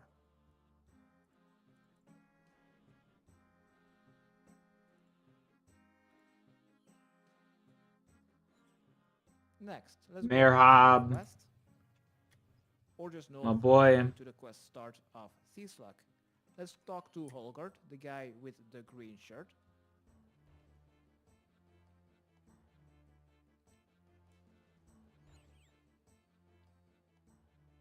Afterwards, go a bit southwest and enter the mayor's building, which is the most northwestern building of Witch Haven. Talk to Mayor Hobb and select any option, it doesn't really matter. And then select option 4.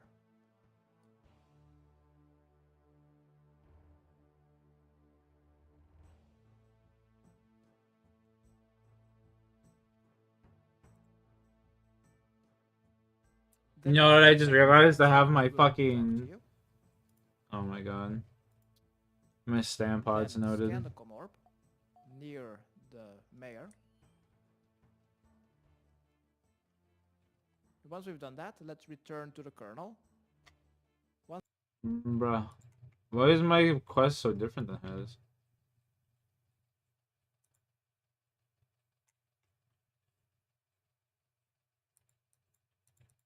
This is odd.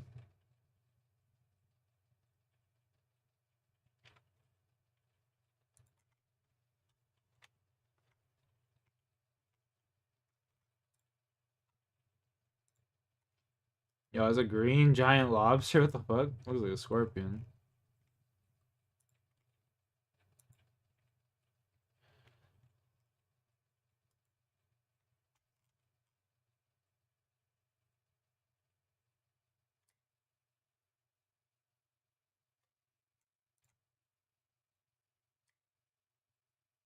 There we go.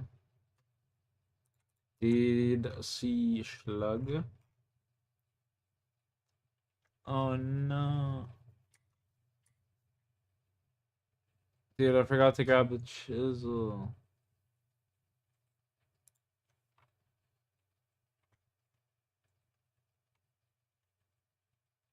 That's alright though.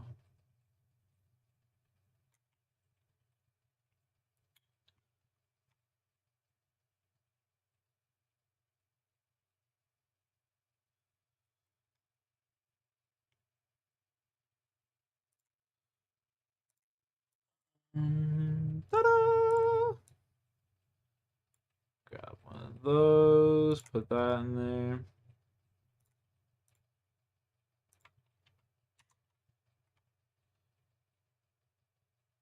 I need to grab chisel as well.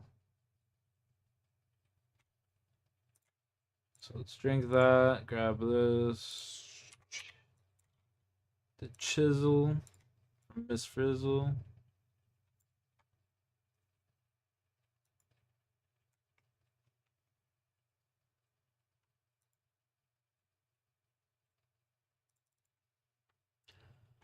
The chisel for Miss Frizzle. On roads.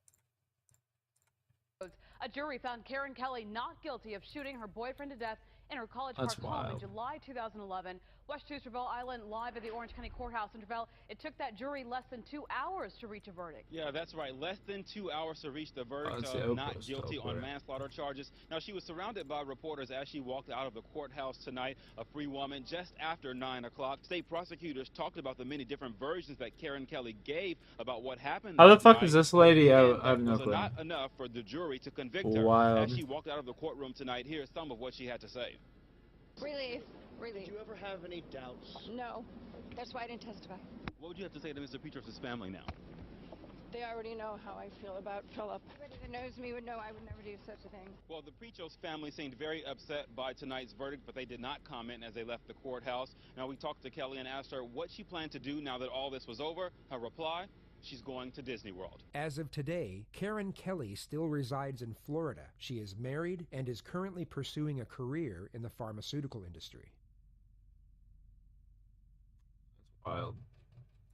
On December 15th of 2005, that is wild to me, man. Arkansas was stunned by the news that 19-year-old college student and aspiring beauty queen Nona Dirksmeyer had been found murdered inside her apartment. Her boyfriend Kevin Jones declared that after multiple missed calls, he went to check up on her and discovered her lifeless body lying in a blood-spattered living room. When police arrived at the scene, Kevin was covered in the victim's blood, which he asserted was due to the administering of CPR. A medical examiner concluded that Nona had died due to blunt force trauma to the head, and police discovered that the murder weapon was a heavy metal base of a floor lamp. There was no sign of sexual assault and no sign of a break-in. 6 days later, on the eve of Nona's funeral, Kevin was called back in for questioning. Would you be willing to take a polygraph so that we could get to the bottom of, you know, 100%. Basically get you off my radar. I'll do anything that you guys want me to do. Okay. I'll do a DNA. Anything. I'm gonna do it. Okay. Kevin, there's no doubt in my mind that you killed her. I don't know if you killed her because she was mad. No, that's or you was mad. Check everything. Please check everything. Kevin, there is no doubt in my mind. Kevin, you have to realize I've been doing this for over 20 years. I know you have. That's why I'm so scared. Please check everything. Check everybody that was with you. Kevin, I want you to tell me what happened. I will tell you exactly what happened. Tell me exactly what happened. I did not kill her. You checked everybody I was with. You have how? How can you be telling me that I did this when I have somebody I was with? You guys can check everybody I was with. You know where I was every single point of the day. There were people with me every single point of the day. He asserts that he has an alibi for the entire day of the homicide, yet these statements hold little to no substance, as the murder could have occurred during the time period when he alleged to be looking for the victim and where there were no external witnesses. They know I did not do this. I asked you point blank, did you touch the lamp? A bloody palm print was discovered by forensics on the murder weapon. The blood was of the victim, while the fingerprint was of the suspect. Point blank. I used those words. Did you touch the lamp? I said no. You said no. There's a bloody print on the bulb of the lamp, and it's yours. So if the bulb was connected to the lamp, there's a bloody print of the bulb connected to the lamp. Wait, what? That was laying on the ground. And it's mine? Without a doubt. That's impossible. Perhaps was the... Without a doubt. It is your print. The only way that print could have got there was in the process of the crime. This is far from the truth, and wouldn't be stated if an attorney had been present. If the subject was innocent, he would have contaminated the crime scene at the discovery of the victim's body, and could have easily touched the lamp long after the murder was committed. That is the only way. And it's yours. It's not a past print. It's not my print. It's not anybody else's print. I've had 2 fingerprint experts look at it. 2. Okay? 2. That's how sure I am. I can honestly tell you, I never remember touching that lamp. Do you know what it's like? Do you know what it's like to walk in and find the only girl you love dead on the floor? I know. No, I don't. You don't know? No, I don't. Do you know? No. Do you know what kind of shock hits somebody? Do you know? I told you the past 6 days have been a blur to me. I don't remember what day it is today. Your print got put there when she was hit with the lamp. No! Because I didn't do it! I didn't do it! I didn't do it! I didn't do it! I didn't do it! Some scumbag did this to my girlfriend, and I want to get put in jail for it, and I didn't do it. Did it ever this guy's acting is bad. That maybe he touched it and he didn't remember? Did that ever occur in your mind? Jeez. Did it occur in your mind? Maybe he touched the lamp and he didn't remember? Maybe when I swung the door open, I don't know. But people, every single person who was with me that day can tell you I was with them. And I want to know one thing. When, I know after the autopsy they can tell a time of death. I know that much. When do you think this occurred? Can you tell me a time?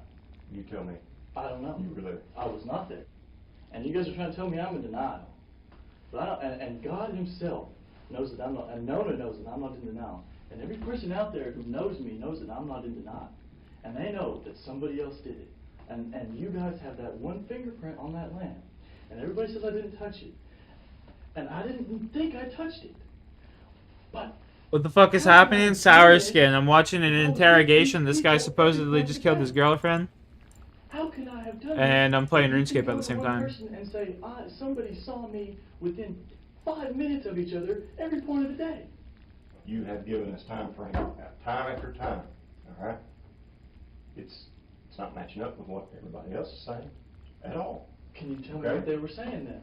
I'm just so curious because Here's the deal, Kevin, you know. You know.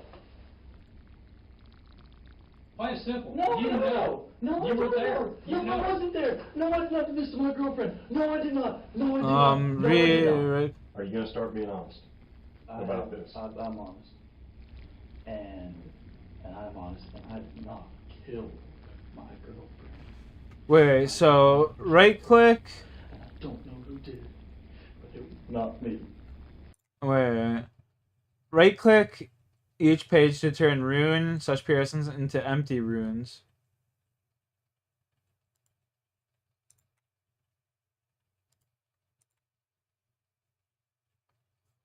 Water.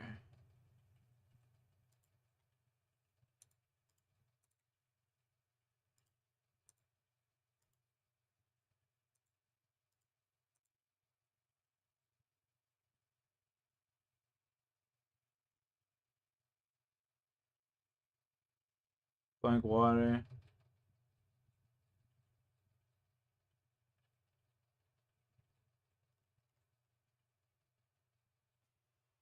Okay.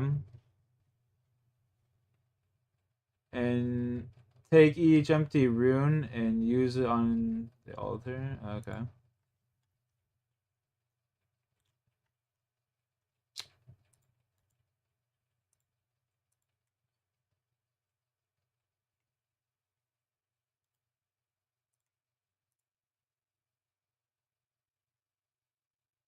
It was not me. I swear to God, it was not me. I swear to God, it was not me. What do you think God wants you to do? Let me ask you that. What do you think He wants you to do? God knows what happened. You're exactly right. God does know. And God knows that it wasn't me.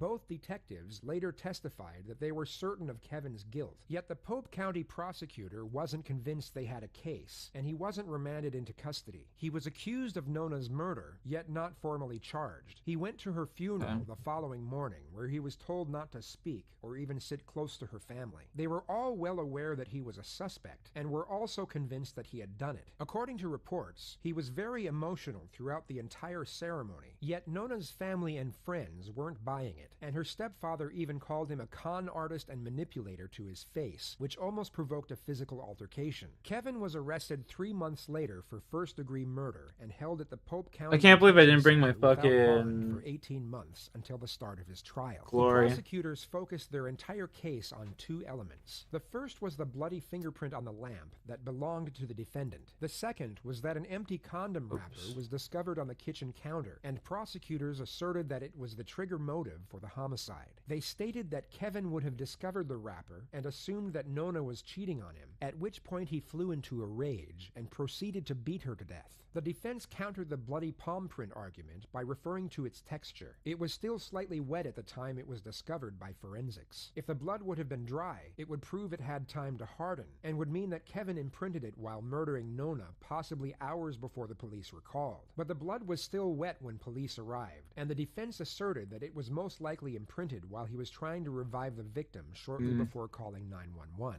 Their most significant counterclaim was related to the condom. No fingerprints were found, but there was some DNA left on the wrapper, and the defense team found it. The DNA was male, but not belonging to Kevin. Jurors were reportedly split down the middle and deliberated for 2 days before coming back with a verdict. Kevin Jones was found not guilty. It came as a shock to the majority of those who were following the case, and even made national headlines. 3 years later, the DNA on the condom was linked to a former neighbor of the victim, 25-year-old Gary Dunn. He was tried twice for her murder in 2010 and 2011, yet both trials ended in hung juries. The charges against him were dismissed, and prosecutors did not plan a third trial. In late 2018, he was arrested after an alleged kidnapping attempt of a young woman. After further investigation, detectives now believe he is responsible for the attempted kidnapping of 3 women that took place from 2016 to 2018. Jesus. He is currently being held at the Definitely Pope sounds like a Detention culprit. Center without bond and awaits trial. Prosecutors are seeking life imprisonment. To the present day, no one has been found responsible for the murder of Nona Dirksmeyer, and the case remains unsolved. Sounds like it was that guy, honestly. That's pretty wild.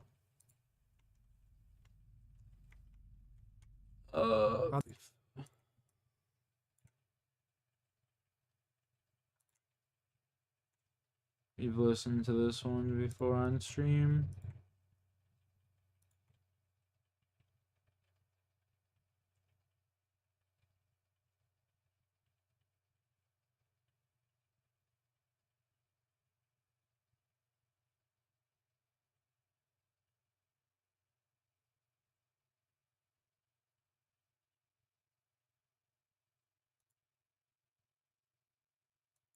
Babysitting 6-year-old Max Jury is a testament to their humanity, not your character. Brent Christensen is currently serving his sentence at the maximum security Statesville Correctional Center in Illinois. Despite the FBI recordings, he maintains his innocence to this day. The body of Yin Ying Zheng is yet to be recovered.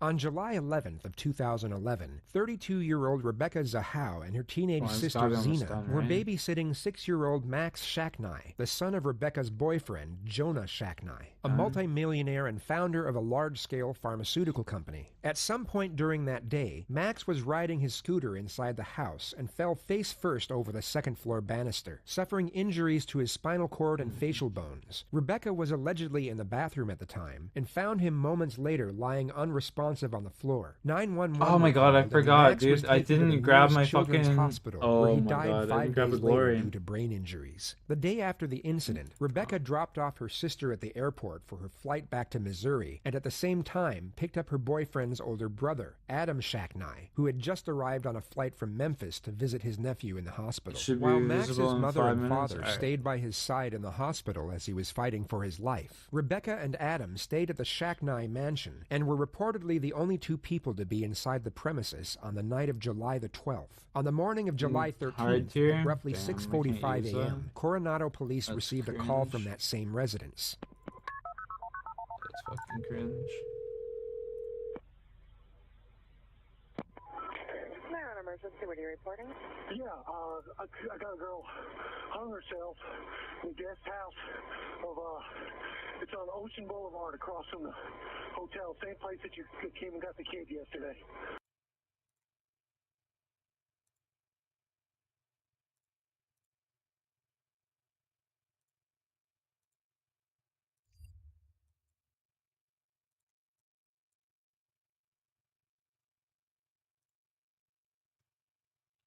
Yeah, you should make it so that people can see it when your video is going live.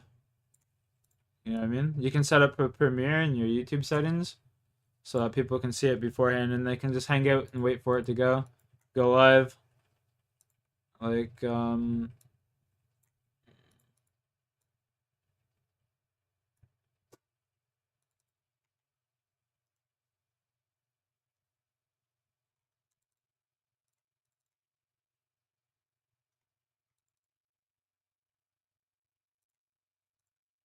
no, don't go.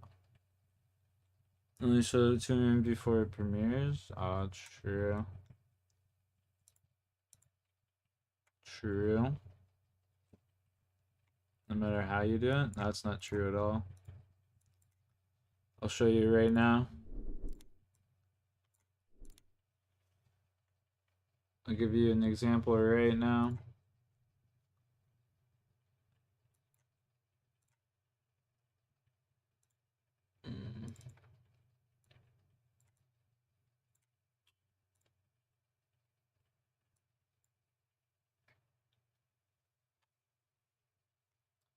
So say you do all of this bullshit, right? You're like, yeah, monetize, blah, blah, blah. Oh, none of the above, submit. You go all the way, yeah, next. You go over here, you would click schedule, you'd click set as premiere.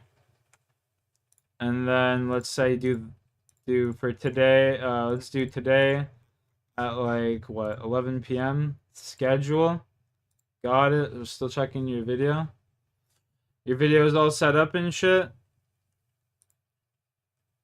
Now once that's uploaded,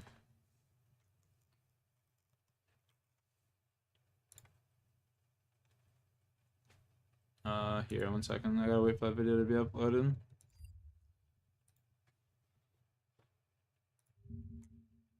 Once the video is uploaded, it will pop up like this, and it says premiere in 12 hours, and then you have a side chat, you can talk and stuff or whatever, right? You know what I mean? Mine premieres in 12 hours. You just gotta set up the time for it. So you can... no, he can't even see me. Rip. You can't even see what I was doing, can you?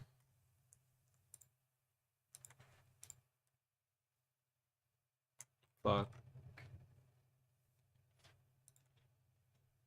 Yo, Almighty, can you even see what I did there?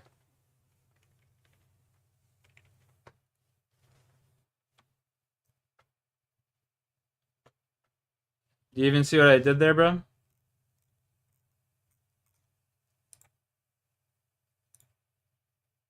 Fuck.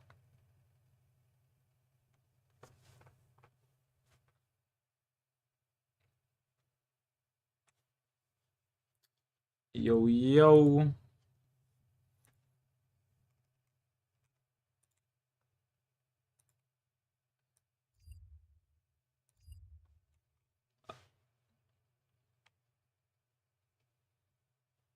Your dad's in the ER right now? Oh, that's not good, Kate. Why?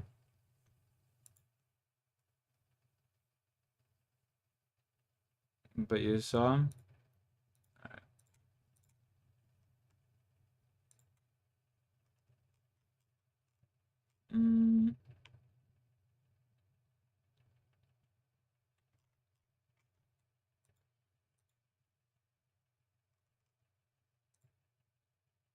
You sure you didn't have your video privated or something? Cause I don't see any. Because I do not see anything, young boy. I'll be on videos. I mean, I'll check here again.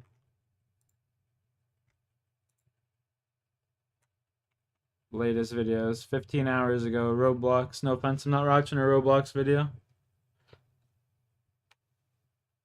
If that's the one you want me to watch.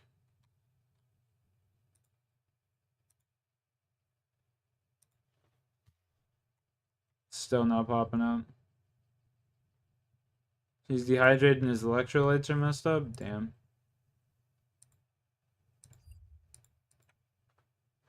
Am I even on the right channel? Mighty 7? Yeah. So, I don't know, man. That's pretty wild. I don't know why it's not popping up.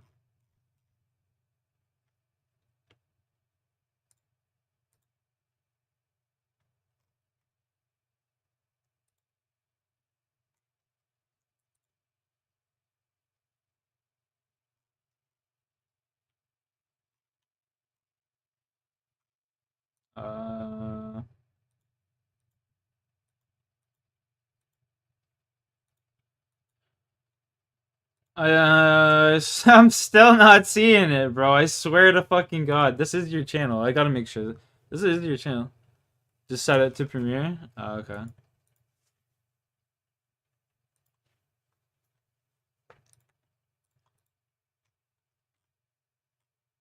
But you see how this is like set up right here? Like you can click on my easy 6KP. It's premiering like in 12 hours or whatever. I can still sit here and like sit in my like thing and like people can wait for the video to pop up. This is what you should be doing with your premieres. That's what you should be doing.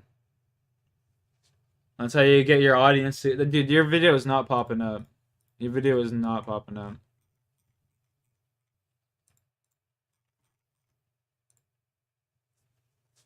Your video is not popping up. Unless it's a short? No, it's not short.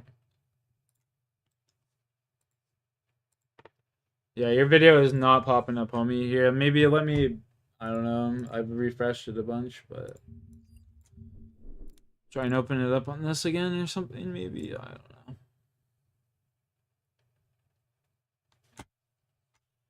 Oh, there we go.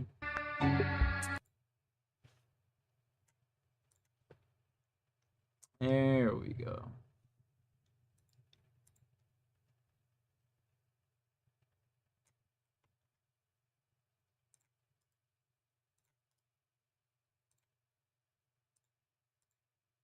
Bro, I swear to God, if it fucks me here... Oh, okay, I have two of them. Yeah.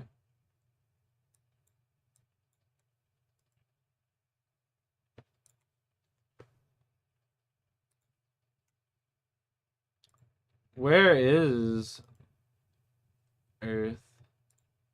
Earth rune. There we go.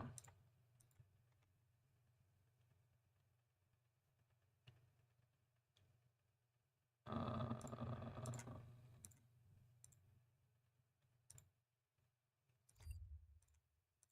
20 seconds.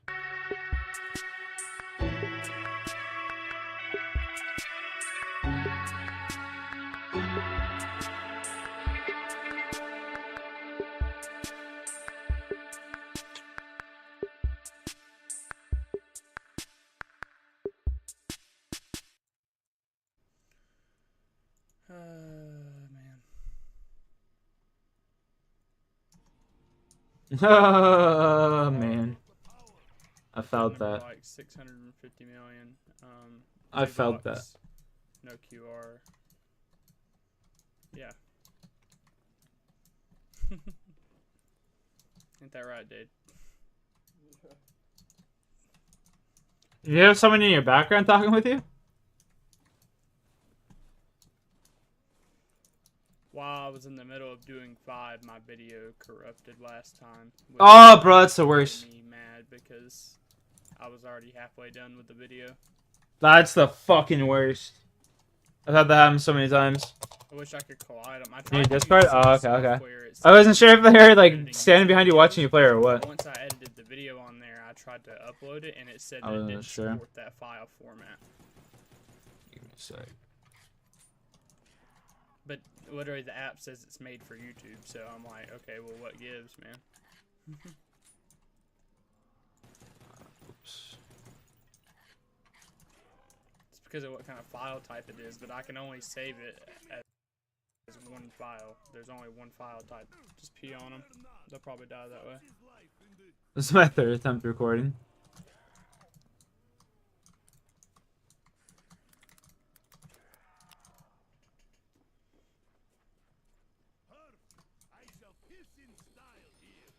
So what is this challenge again? This is $2, no QR.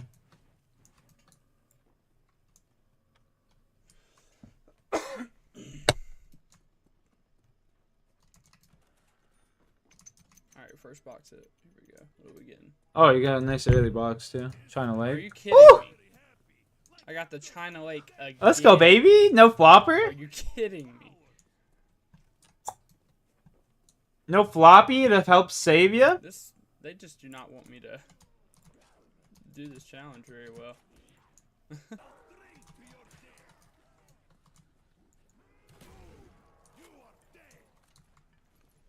Alright, we got Jug. Step 1 of this challenge is completed.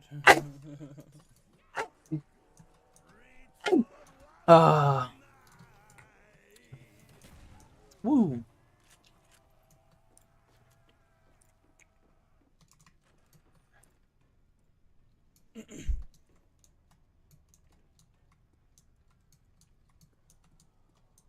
Get the Easter egg song going, oh boy.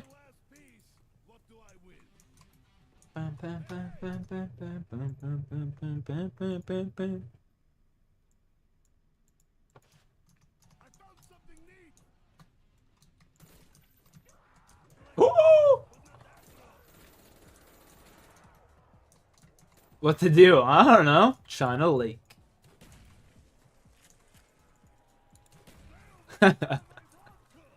At least you were smart, bro. You got double tap. Well, oh, no way. That's great. On to the next map, I guess. Jeez, dude, I was doing so good, too. I had 3 perks and everything. I shouldn't have pulled out that frickin' China Lake. Yeah, that China Lake, bro. That China Lake did you in. The only map I'm giving the exception of buying a wall gun, though. Call it the Dead, I'm not doing it. Because I don't need a wall gun on Call of the Dead. On this one, it's kind of impossible without one, though. Nah, it's pretty hard. You ain't wrong. You ain't wrong about that, dog.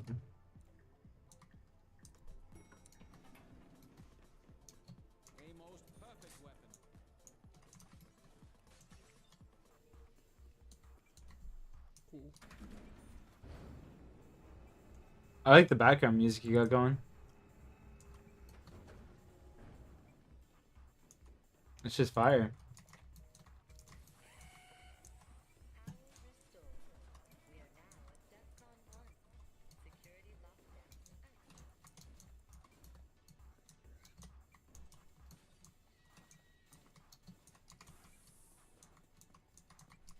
First box hit. Bro, are you kidding me? I got the China Lake again. Bro! What? What are the chances, eh? That's what I said, bro. That's what I said. Kind of Python bad. too? Python's not bad, though. The only thing is it runs out of ammo fast, but... That's so funny. That is fucking funny, bro.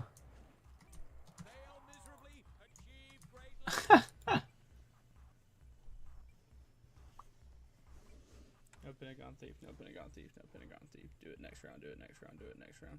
Yes. I don't even think the Pentagon Thief can come on round 6.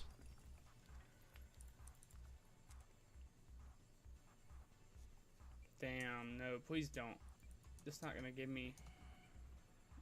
Alright, I'm gonna let the skill go away before I kill him, because I don't want it to not give me the bonfire, so... Nice. Smart plays. Smart man. Making me want to play 5. Honestly. I'm not even trolling. Making me want to play 5.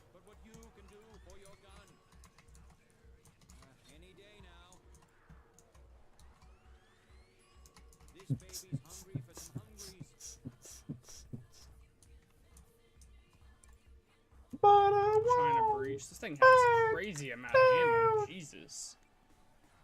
Bro, you know it's sad? You never got, you didn't get this gun on, like, a map with flopper. Jeez. I'm dead.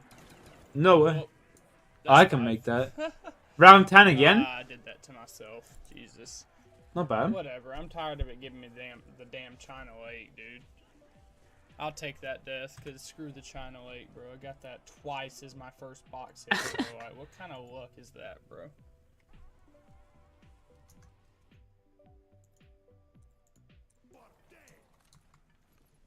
Alright, we got Jug.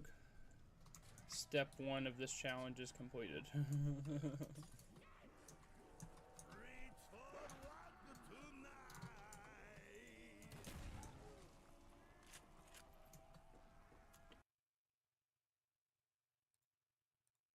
What?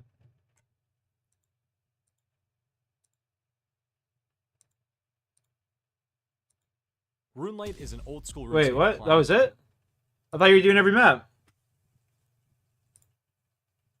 Hold up. I thought you were doing every map.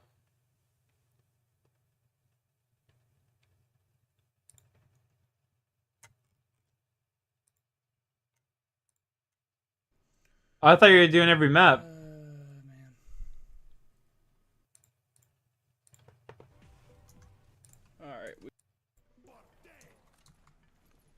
Alright, we got Jug. Step 1 of this challenge is completed.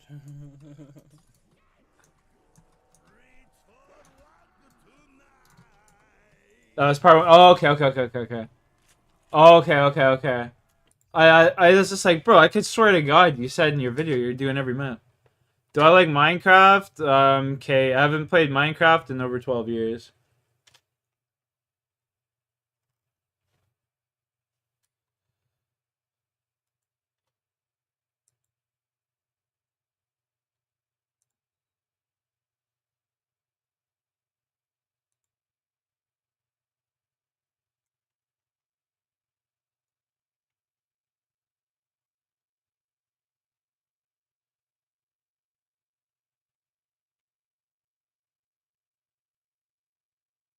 Twice being a dumb bitch, amen. That's the way the cookie crumbles. Ooh. Okay, sir, what is the address? That's the way the cookie crumbles, man. Excuse me. If I counted up all the times I died like a dumb bitch playing zombies, I'm not sure. this would be too long. Okay, sir, is she still alive? I don't know. Okay.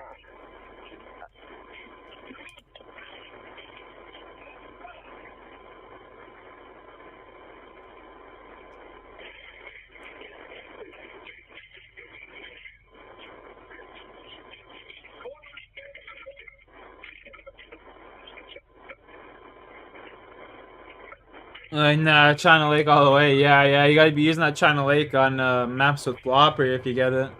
Like, that's a thing, right? If you don't got flopper, you're kind of just fucked.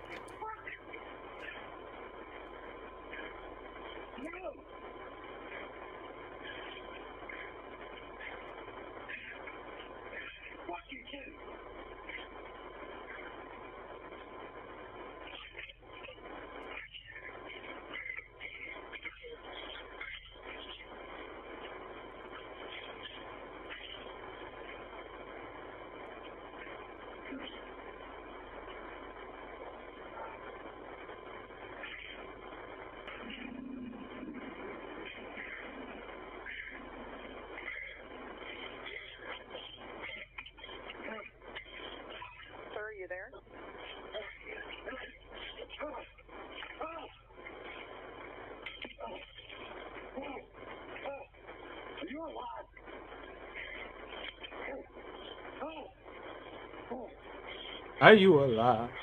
Hello?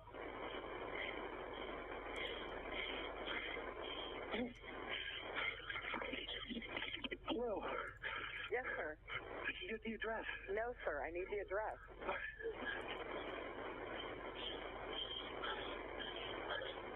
It is CPO, right? You came here yesterday to pick up a little boy. Okay, sir. I wasn't working yesterday. I don't know what you're talking Check about. your records. Sir, I checked all of the records yesterday. I can't find anything on Ocean Boulevard. Can you tell me what the address is? I'm looking. Just start sending them toward the hotel. Okay, I understand that. I just need the exact address. I can't help you until I have the address. Dude, this guy's crazy. He's fucking not coming to check the address.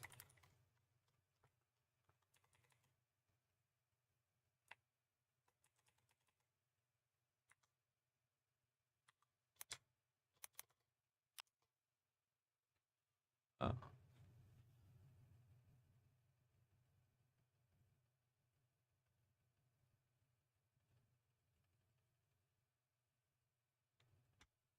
Yes.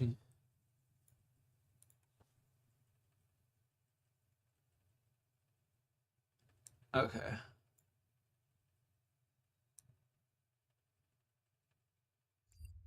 Alright, sick. I got the...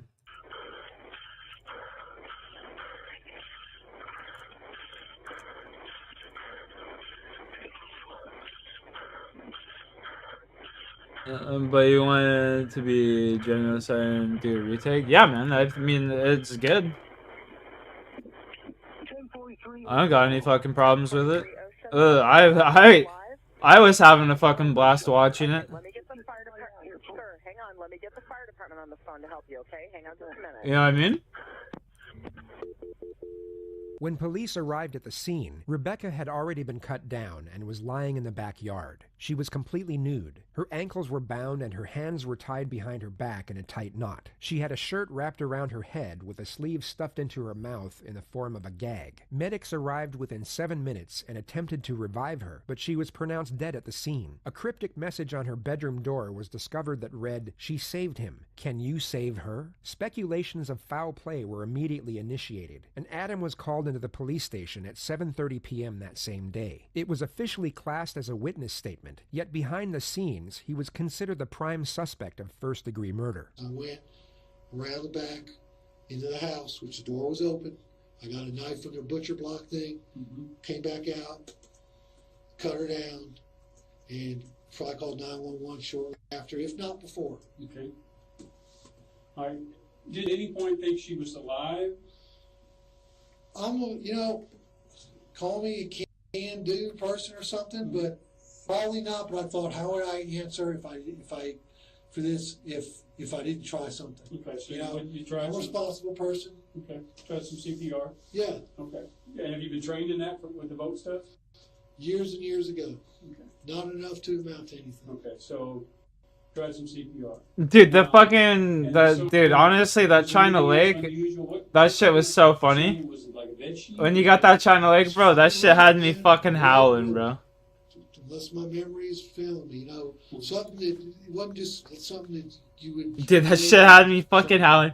And then like the next, bro, tell me, tell me, was that the exact next game? Like no cuts, you just went and played the next game, and literally you just got the fucking China Lake, just boom like that.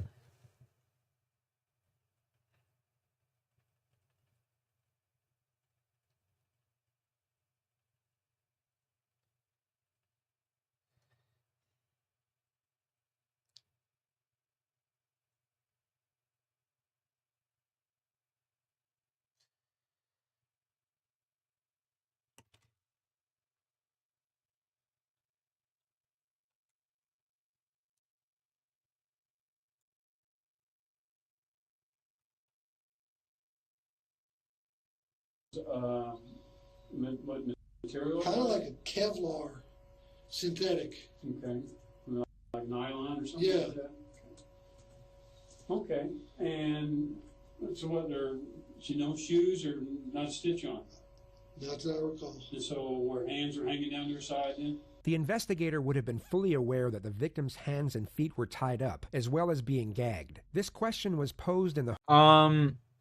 Yeah, that was the exact next match. No fucking sense. 5 matches in a row! Bro, that's fucking rough, man. That is rough. Dude, that is rough.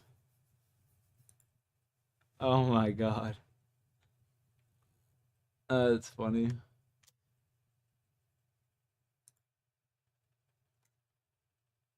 Bishop for Sarah.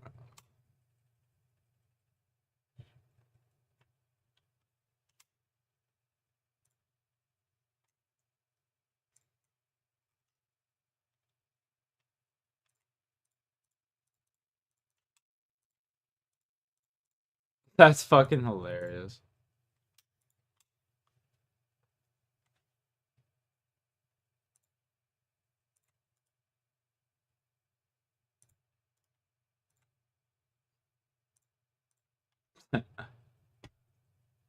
Can't make that shit up, that the subject would agree to the rhetorical question for the purpose of immediate cross-examination. The victim's hands being tied would have been impossible to forget, and if the subject would have agreed that they weren't, it would have been for the naive purpose of trying to avoid talking about the suspicious nature of that element, which he would have most likely been immediately challenged with. The technique doesn't entirely work on this occasion, but it does make the subject visibly uncomfortable and evokes a suspicious response. I don't know, because here's the thing I don't remember about her hands. Because after I cut her down, when I went to take her pulse, you know, at some point, which I didn't even do that first, I remember having to get something out of her hands. And that's why I've been asking these detectives and stuff if she was tied up or what. I mean, I'm kind of all in a blur. When the element of her hands is brought up, he claims to have a blurred memory, yet just a short moment beforehand, when he was asked about the rope, he remembered all the details vividly. You know, but I remember having to move something, trying to get her pulse out of the way. Hold on. I hope to God. Oh, marriage ring's right there, thank God. But, and again, I asked the detective that, you know, and I don't recall. And then, so now, as far as the CPR, you did the chest compressions, and then did you blow in her mouth and nose? I got the... Once I got 911 on the line, I went ahead and blew in her mouth. Okay. And her mouth was open and clear and everything? I didn't even do all that. I should have. I didn't. Okay. I didn't do that. I think they said tilt the head back. I didn't do any of that stuff. Okay. I just put my mouth over hers. I said, fuck it. It's my brother's girlfriend. I'll do it. I did it. All right. And no tape across her mouth or anything like this? No. It appeared as though the subject was purposefully avoiding the element of the gag, but then quickly safeguarded himself with the correct response. There was a gag in her mouth, though. A gag in her mouth? Yeah. What was that? Something, I had to pull something out of her mouth. Okay. It was like a blue scarf. I mean, does it seem to you like it's a suicide then at that point? Yes, absolutely. Okay.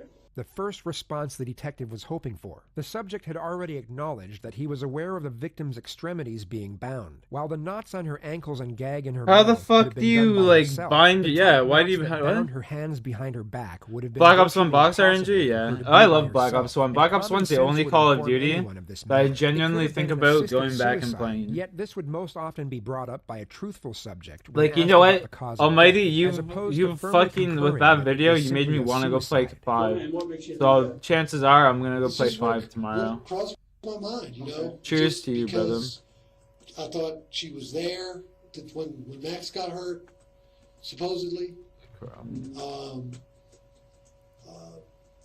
Cheers maybe she to just you, can't live brother. with it. You know, I've never been in that situation.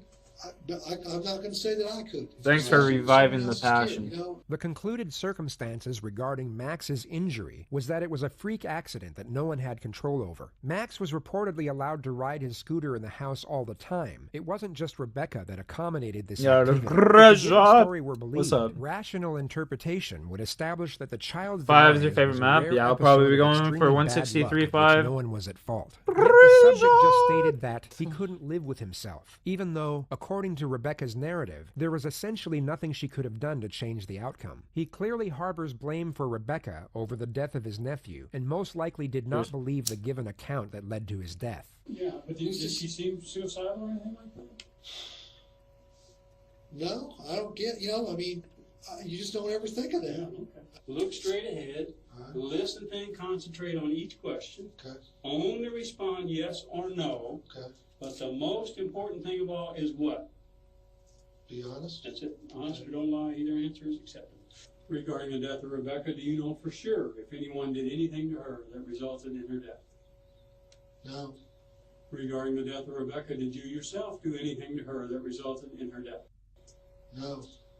Regarding the death of Rebecca, were you in that guest room that she was found hanging from at any time during the night? No. These are hard tests to do when you're this close to what's going on here, like you said.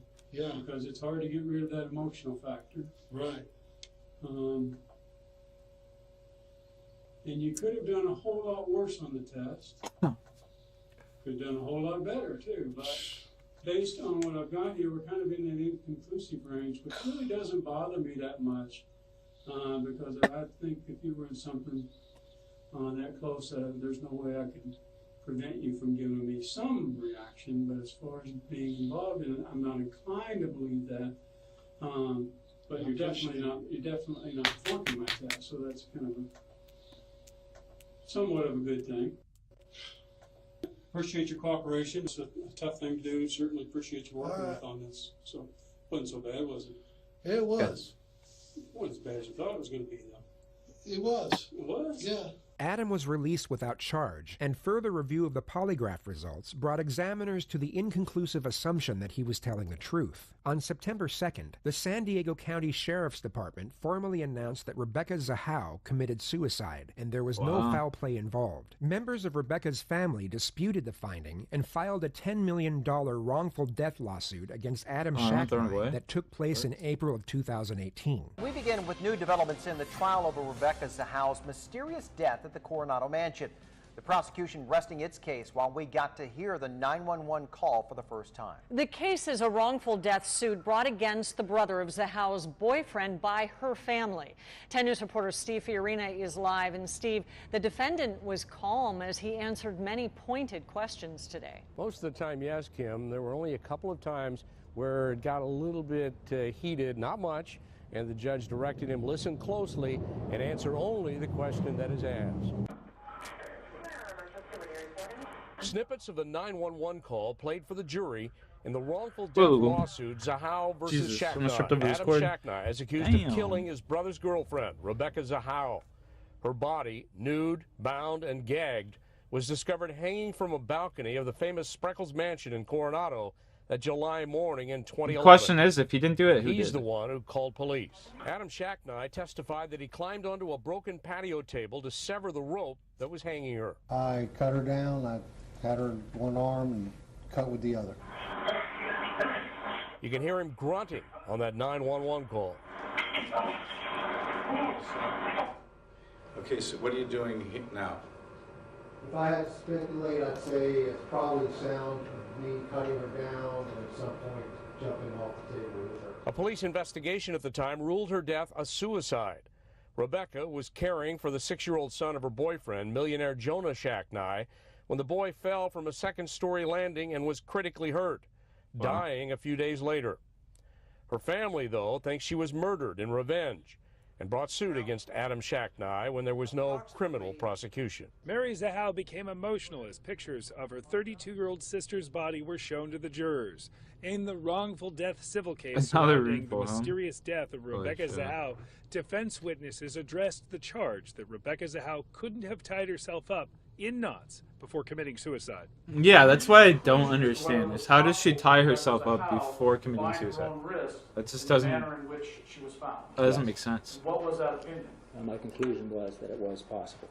Under cross-examination, plaintiff's attorneys asked the expert witness to demonstrate how Zahau tied herself up. 2 Z passages right here like this, comes on, and goes like that. After he finished the knot, the plaintiff's attorney asked the expert witness to tie the knot again, but this time behind his back, the way Rebecca Zahau's hands were tied. Plaintiff's clearly trying to demonstrate how difficult this process could be. The expert, with considerable effort, then slipped one wrist free and then slipped his hands back into the knot, this time behind his back. Plaintiff's attorneys have argued that Rebecca Zahau was killed by her boyfriend's brother, who was a tugboat captain and who was also familiar with knot tying. Anything that Adam's ever done in his life Damn. that would cause you to believe that he ever would have done the acts that he's accused of in this case? Never anything. It's inconceivable. Jonah Shacknai defending his brother Adam, who's accused of killing Jonah's girlfriend, Rebecca Zahau, at his Coronado mansion in July of 2011. Shacknai described a message he later left Zahau, updating his son's condition. I told her in the message exactly what Dr. Peterson said, which was that if Max survived, that the best case scenario was probably that he would never walk or talk again. Zahau was found naked, bound, gagged, and hanging from the mansion's second-story balcony. Shacknai said he was at his son's bedside when he got a call from his brother, who was staying in the guest house. He asked me if I was sitting down, and I went to sit down, and he told me that Rebecca had taken her life. Shacknai's attorneys claim Zahau killed herself after realizing her boyfriend's son wasn't going to survive. Zahau family attorneys say she was not suicidal. They believe That's crazy. I don't know what to believe on this one. Assaulted and murdered her. I couldn't believe it. My son was fighting for his life. I don't know what to believe on this one. Like, there's no way she could tie up her hands like that. Was now gone. You know what I mean? Like, definitely murdered. It was unfathomable. New developments after nearly 6 weeks. The jury has officially been dismissed now in the Rebecca Zahau wrongful death civil suit. Yesterday, after less than a day of deliberations, a jury found Adam Shacknai responsible for Zahau's death. And the really? Zahau Damn. waiving additional punitive damages in the case. 10 News reporter Mimi Alcala joins us from the downtown courthouse. I wonder if he really did it. Adam Shacknai had a lot to say about the verdict. That's one of those cases you just never know. Absolutely mortified after hearing that verdict yesterday, but says he's still the same person he was in 2011 when the tragedy first happened, as well as 2013 when the lawsuit was filed. The jurors refused to speak to the media this morning, but Shacknai did right on these courthouse steps. Let me just say this about, I've been living with, horrible false accusations, and yeah, they bother me, but I'll say this, the people I come in contact with, be it friends, co-workers, acquaintances, strangers. It's very gratifying to know that I've never come across one who thought for a second that I had anything to do with it. And yeah, it bothers me, but it doesn't bother anybody else because they know me and they see me for what I am. Adam Shacknai came into the courtroom dressed casually and then spoke confidently outside just one day after jurors found him responsible for the death of Rebecca Zahau. His lawyers say it came as a shock, but this isn't over. They'll be pursuing a very aggressive appeal to prove Shacknai's innocence. He was ordered to pay $5 million to the Zahau family after yesterday's verdict. $5 million? Zahau's family lawyer says he's going to petition the sheriff's department to reopen a criminal case. The sheriff's department sticks by its suicide ruling, but says it's open to meeting with Zahau's family and looking at the new evidence that may have been presented during the civil suit. There's got to be more to this case. They got to have more evidence or something. Sheriff Gore, it's not new evidence. It's the But it is almost right impossible for her to tie her hands up behind her back. Shacknai's lawyers say they will file and that appeal herself. as soon as they can. Zahau's family lawyer says he was expecting it and he's ready for it. Reporting downtown, Mimi Alcala, 10 News. By February of 2019, the entire case was dismissed after the family of the deceased woman reached a settlement with Shacknai's insurance company. The Zahau family lawyer declined to say how much money was involved in the settlement, yet a source later discovered that it was just $600,000. What? What? This man's... Oh my god, that's insane, bro. In the early morning hours of July 25th, 2015, in the city of Niagara, southern Ontario, the regional police received a call from 40-year-old Brian Matthews stating that his 13-month-old grandson, who he was babysitting for 2 days, had just been knocked to the ground by his dog and was now unresponsive. The toddler was rushed to the hospital, but was pronounced dead on arrival. An autopsy report concluded that he had been subjected to severe acceleration and deceleration motion, which is... I don't want to watch this.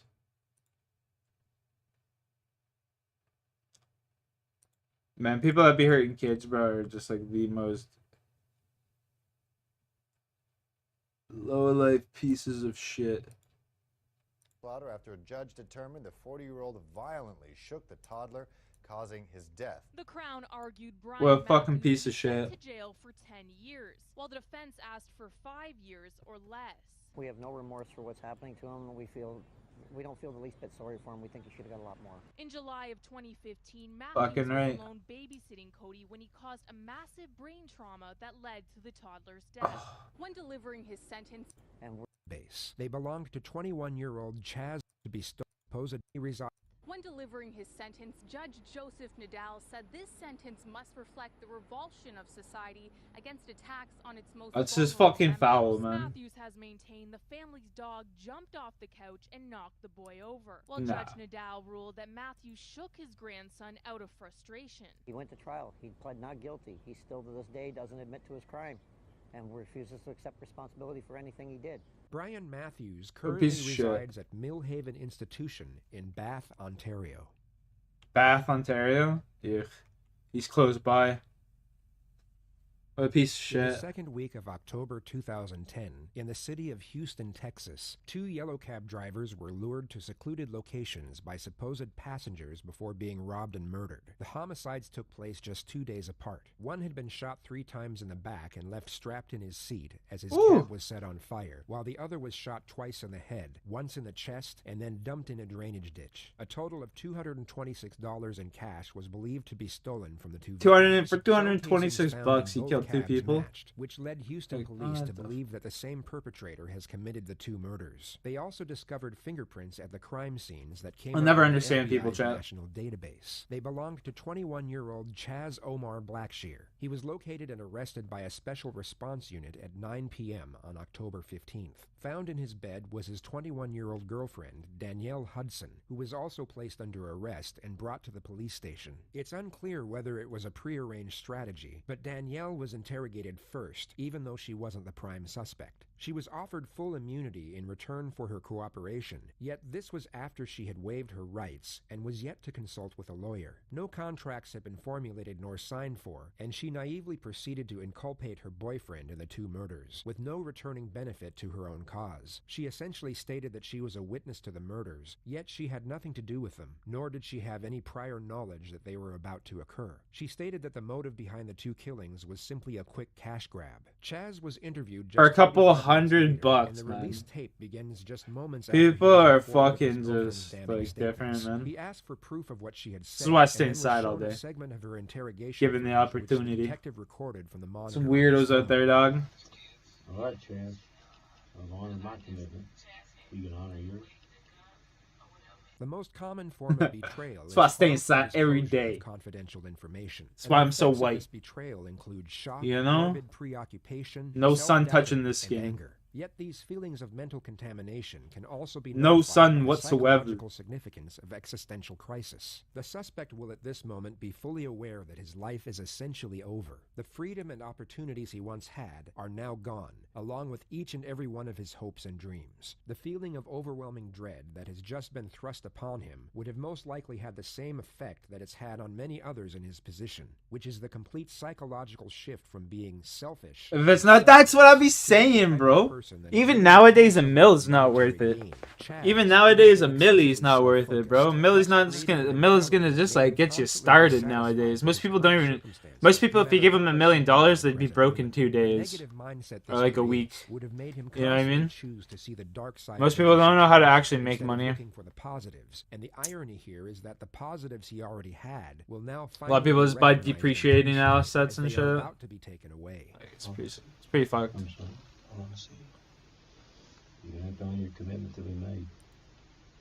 I have done what I said I would do. We shook I hands. generate money. You'll see her once I've got the truth.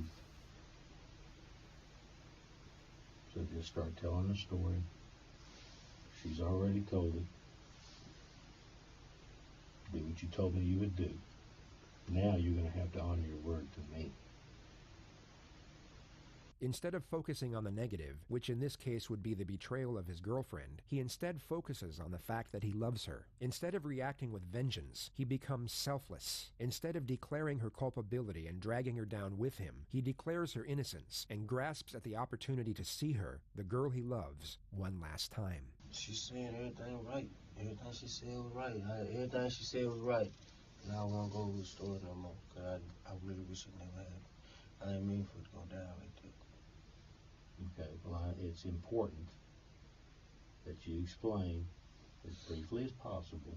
I don't want to see it. I told you I didn't. Can I see it, please? Genuinely, shit, don't be counting hours sometimes, I swear. Money printing go burr. Money printing go burr. Pulled the gun out, cocked it, told him to get to the back seat, told her to hop in the front seat. Before she got in the car, I said, turn her head toward the window and don't look at him. Or only look at him, don't look at the camera up there. Then I pulled the gun out, cocked it. And I told him to put the car in park, told him to get to the back. I said, where the money at? And he said it's in the visor. He said it's in the visor. So I said, okay. So I told her to drive to the north side. Then what did you do? I didn't know what to do. I was shot. So then I told her to just pull over, because I ain't mean for that to happen. And then I thought he was breathing, because I thought I heard him breathing, and I was like, man, I can't go to jail off an accident. We gotta kill him. I gotta kill him. You can't go over to jail over some accident. Best kill that motherfucker. Make it legit. Then I shot him again. How many times did you shoot him? Twice. All right, and then what did you do? We dropped him off. Okay. Tell me about the second one. The second one, the only reason I shot him because he was finna pull out a gun, or it looked like he was finna pull out a gun. I wasn't meaning to shoot him. I just wanted to I was just trying to get the money. But as soon as I cocked it, he went to reach for it, or whatever it was, and I shot. I didn't mean for it to happen like that at all. Why you light his car on fire, though? Yeah, well, I want to tell you something, Chaz. Look at me. And this may sound a little odd, all right? Look at me. I'm proud of you.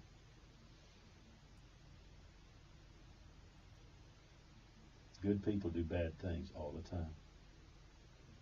It takes a real man to stand up and take responsibility for what he did. All right? Now I'm going to stick true to my word, and I'm going to let you see her, all right?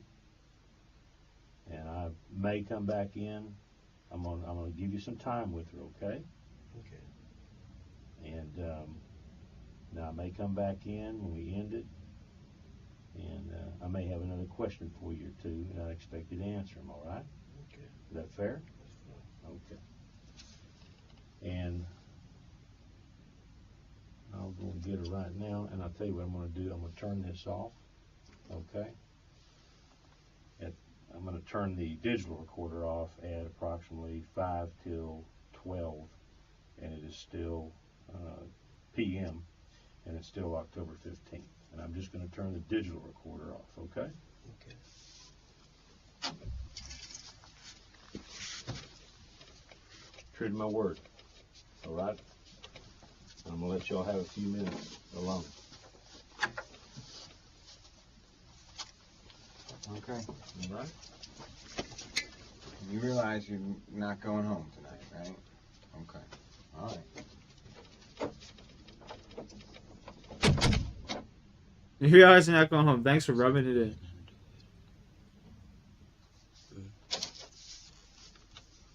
That's what I had in my pocket. Take it.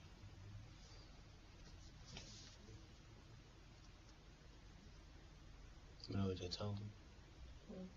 Told me they gonna either give me the death penalty or life.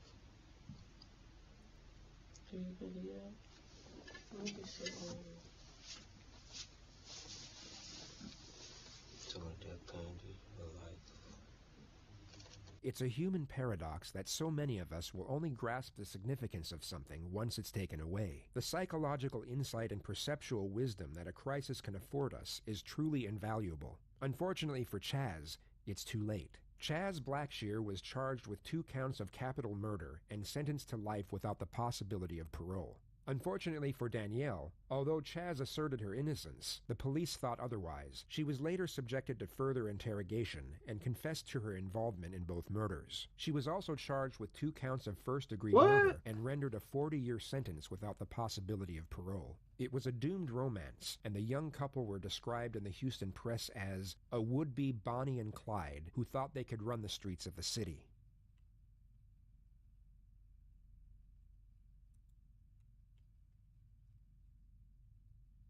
On December 23rd of 2006, damn, homie really tried to take the 54-year-old rap Larry for her. Carver drove him and his son, 23-year-old Richie Carver, to a house in Desert Hills, Arizona. Their intentions were to kill. The house was rented by the target, 18-year-old student Ryan Waller, who was living at the residence with his new girlfriend, 21-year-old student Heather Kwan. The father and son were seeking revenge against Ryan over an altercation that occurred a month prior, when Ryan and Richie were roommates. A fight ensued between the two after Richie supposedly tried to make a move on Ryan's girlfriend. Heather then informed Ryan, after which the altercation ensued. After the fight, Richie was kicked out of the house, which is when he started plotting his revenge. The father and son forced their way through the back door of the residence and found both Ryan and Heather in the living room. Richie shot Ryan twice in the face before walking over to Heather, who was shot point blank in the side of the head. The 2 assailants then fled the scene, presuming the 2 victims were dead. Ryan's father called the police to make a welfare check on the young couple when they failed to show up for Christmas dinner. And while Heather had long been deceased, Ryan was miraculously found still alive.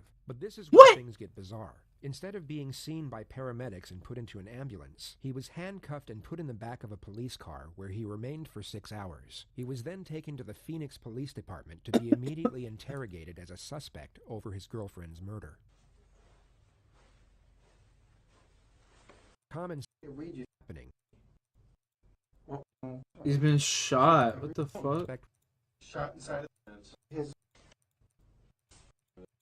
for Christmas dinner. So he called the police department to do a welfare check here at his home. Well, once they arrived on scene, they found a very bloody situation. They found a 21-year-old I need to know how this ends. I don't even care about the interrogation. His 18-year-old son, Ryan, I don't even give a fuck about the interrogation. I need to know how this one but ends. according to the public information officer with the Phoenix PD, they say they didn't know the young man had been shot and thought he had only been badly beaten.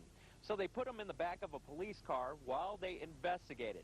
Now, fire dispatch records indicate a fire unit was sent, but only to determine the female victim was deceased. Mr. Waller says his son sat in the back of a police car with a hole in his face for up to 6 hours. That's crazy. Ryan Waller, who remains in critical condition in That's crazy, bro. You imagine how many cops that didn't lose their job over this shit, though?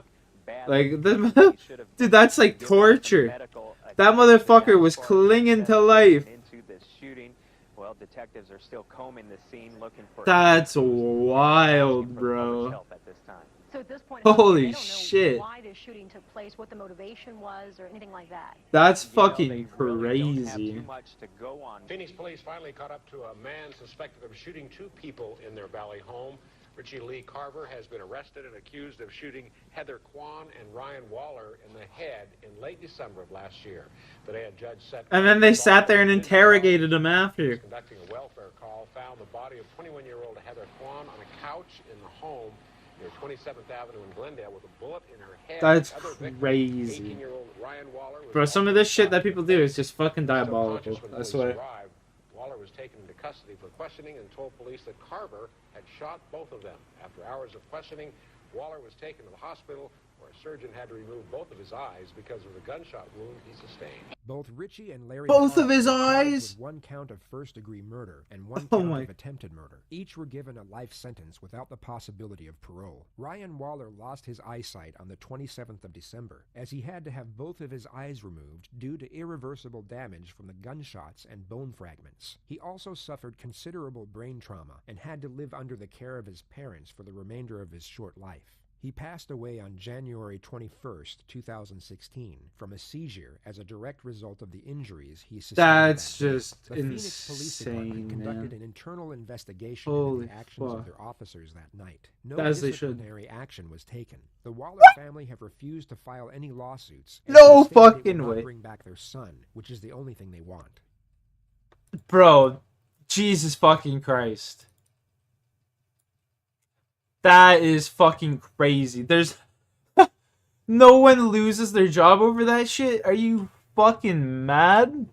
They literally the cops did more damage essentially than the fucking guy that shot him. They could have saved his goddamn life. It's fucked. Like when I was on the ground, I was saying, go quickly to the terminal. I have like 6 or so guys around me, you know, like. That's Talk crazy. to the bus driver, you know, like I can't comment on things that haven't I seen, know, unfortunately. But now I'm left hanging, right? Now I'm looking at this. I mean, this is basically on the evidence I've got. This is the only course of events that can take place right now. Michael Dixon, wrongfully accused of attempted robbery. The problem of wrongful conviction has become an accepted reality in most common law jurisdictions, and points to how the criminal justice process can fail on any given occasion. Research has now demonstrated that a number of factors contribute to wrongful imprisonment. The main two being erroneous eyewitness identification and prosecutorial misconduct by the police. In this particular case, eyewitness identification and testimony was accurate, but the inadequacy of the police was so severe that the story gained national attention and reappeared in the Canadian news for 9 years. I remember this. On August 15th, 2003, in Ontario, Canada, the Hamilton Police Service were called. Yo, I remember this. Holy shit. To report a man breaking into a jewelry store. Dude, this happened literally in my town. I remember this shit.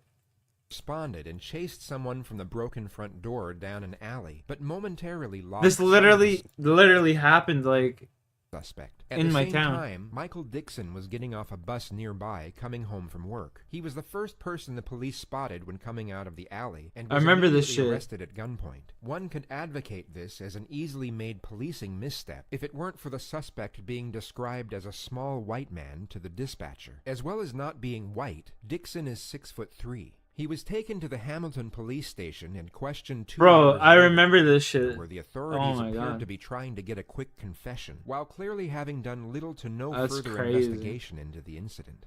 Sorry to keep you waiting, Michael. It's okay. Why we're here is because earlier tonight you were arrested for breaking into a jewelry store on John Street South. Now, your innocence and guilt in this, quite frankly, isn't an issue. The evidence I have is, frankly, conclusive and overwhelming. Can this be classified as a game? Bro, old school RuneScape has been around since like before, like 1997, bro. This game's as old as time. Well, not old school RuneScape, but RuneScape's been around since like 1997. His statement before This is a computer game, homie. What do you mean? This is an MMO. So I'm not even going to ask you. You got your skill is here. I'm leveling up my defense right now. I have to ascertain here is what kind of guy you are. He maintains a forward. Pull up a picture of David Goggins. Yeah, he does look like David Goggins. Well, just for you, Savage. Just from a boo, bro.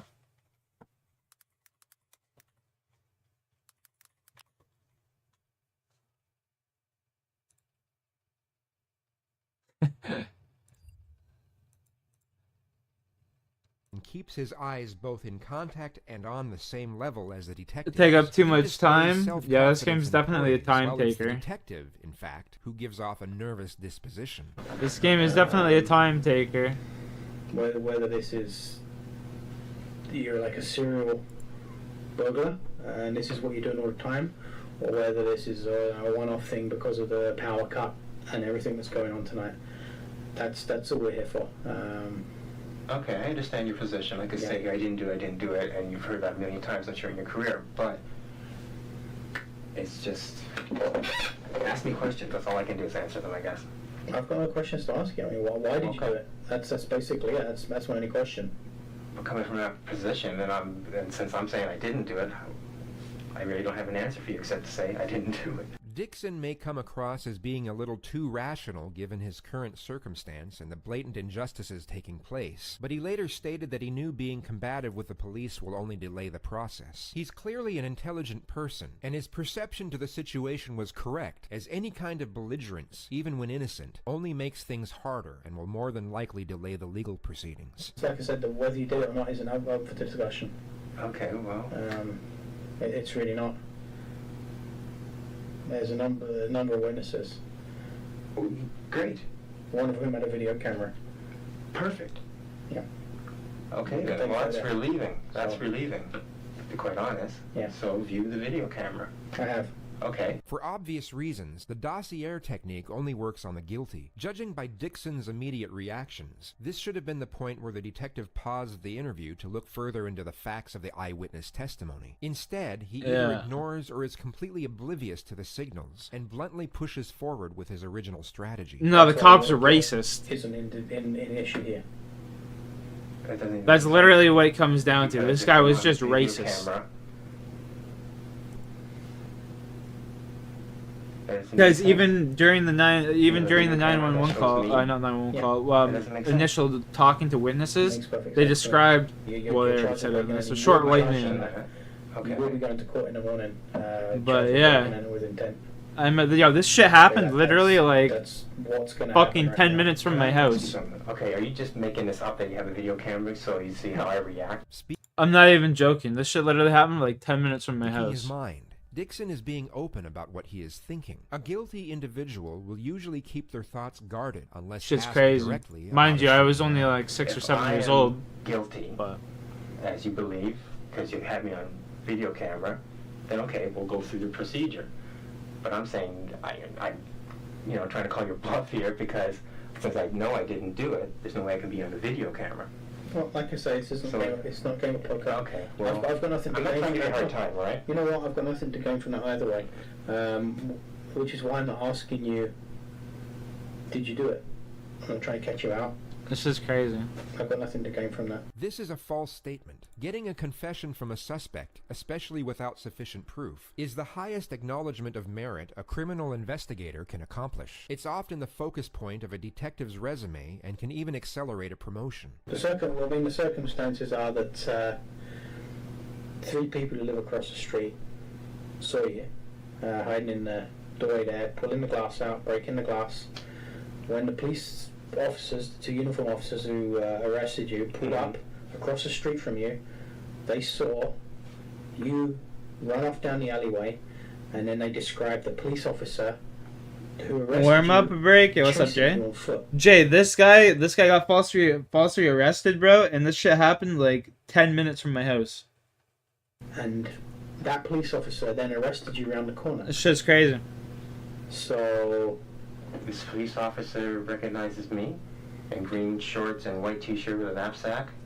the witness, all of the witnesses, saw you running from the store. That close? Yeah, yeah. Being chased by the police officer who I remember this arrested should be you. in the news. Well, no. When did this take place? Like, how long before I was arrested? Like, He ran immediately before. Seconds. well, this isn't me. That's what I'm telling you. The detective uses the pause technique here, which is a passive yet excellent tool for eliciting more information. After a suspect answers a question or responds to an accusation, the detective will remain silent but maintain eye contact while giving off the subtle cue with his physical demeanor that he expects more information to be divulged. A guilty person will most often be the first to either break eye contact Like a or week break ago? the Yo, silence. that's fucking crazy, bro. What the Okay. hell? That's fine. Like I said, on the That's information wild, you're man. going to be charged. Times are changing, bro. However, I do have a duty to make sure that the truth is the truth. Basically, the truth is paramount, and the true version of events is paramount. And I have a duty to investigate all of this, and I will investigate. I assure you, I'll investigate this story thoroughly, and hopefully, I'll be able to find something here, which will either prove or disprove what we've discussed tonight. The detective stated he would look into the case thoroughly. That is and was his duty, that the truth is paramount. However, it seemed to take them an unusual amount of time to realize the facts of the allegations, as Dixon was imprisoned for 4 days in a holding cell following this interview. They conducted a grossly negligent investigation that included turning a blind Jesus eye to Christ, alibi that's fucking witnesses wild. who could have easily exonerated him. That's In the Canadian insane. justice system, a holding jail is where the accused go directly from their arrest and questioning questioning until their first court appearance. Due to the quick turnaround, there are no tiers in a holding prison, meaning that individuals facing minimal charges and those facing life sentences are housed together and are often sleeping next to one another. The number of assault and It's true, yo. It's true. It's fucking crazy. If you get arrested where I'm from, bro, you're getting put in there with like straight fucking lifers, bro. And they don't fucking play around. cases in a It's holding jail are considerably fucked. higher than in any other type of prison housing system. While It's all fucked. prisoners must learn to cope with the pains of imprisonment, the impact this has on the wrongly convicted appears to be further exacerbated. Not even the wrongly by convicted. unjust Imagine you're nature just of in the there for like fucking, you know, stealing some shit, and then you're just getting fucking put in there, and buddy's just a multi-murderer and shit. Like, it's crazy. The stories my buddies have told me, man, being in fucking jail. Being in the hostile environment of a prison can have a severely detrimental effect on their mental health. This was the focus point of Dixon's attorney throughout the Crazy. civil trial that followed, and went unquestioned by the judge, who awarded Dixon $46,000 in punitive damages. 4 law enforcement personnel, including one of the arresting officers and 3 criminal investigators, were all demoted Yeah. and suspended without pay. They all pleaded guilty to misconduct for failing to properly investigate the case under the Police Services Act of 2006.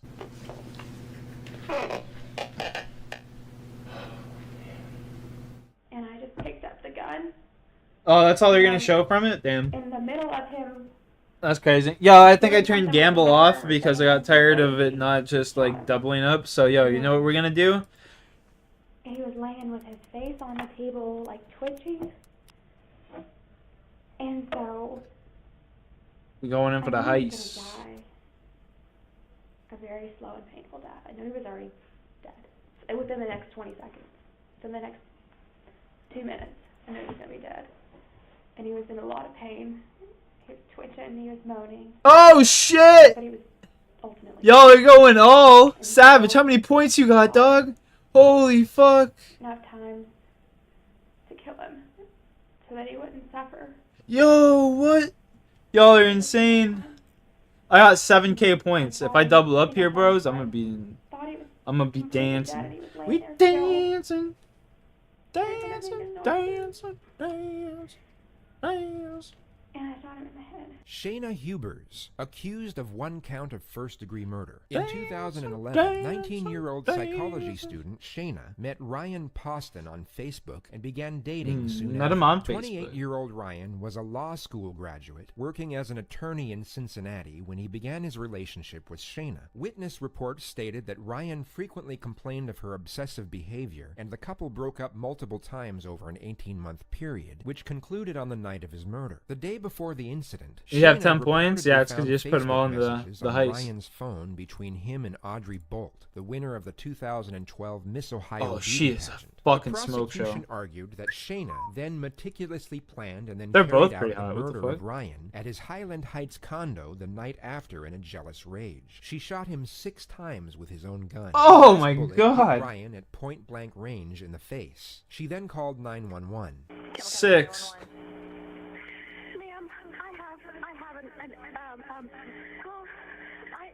I killed my boyfriend in self-defense.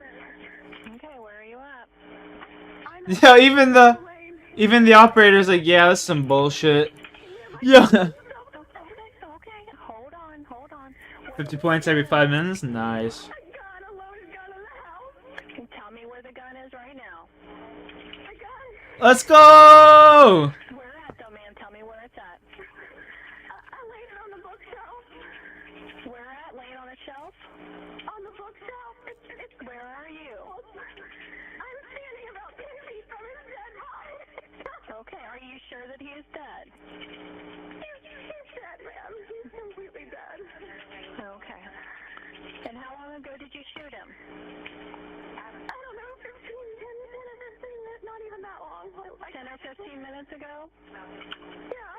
You're going to stay on the line with me, okay? Because this is what we're going to do. The officers are going to want to stay on the line with you, so when they get there, they're going to want to know where that gun is, and we want you to get out safely, too. Oh, let's go. 1916, 18. Let's go. We're fucking this guy right now.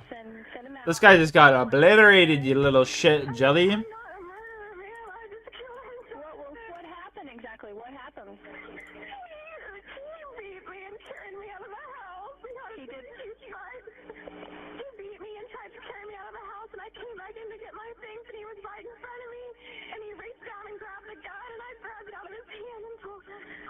Yo. Pause.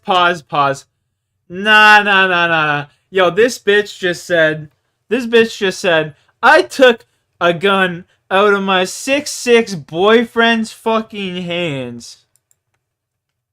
Get the fuck out of here. Who do you think you... What? Get the fuck out of here, bro. I ain't even taking the gun out of the 6'6" boyfriend's hands, for fuck's sakes. You know what I'm saying? Get the fuck out of here. That chick is crazy, bro. Get the fuck out of here. She took it out of his hands. Yeah, okay. Bruh. Nice fucking talking to you.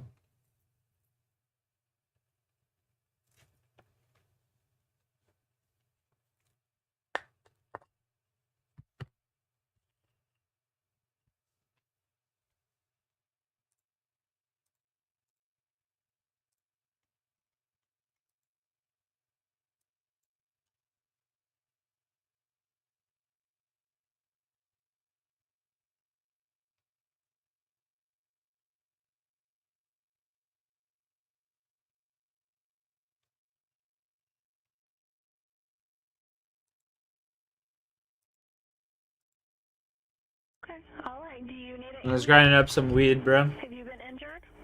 Belly full of rum. Swap that with a C. Squirt Savage. He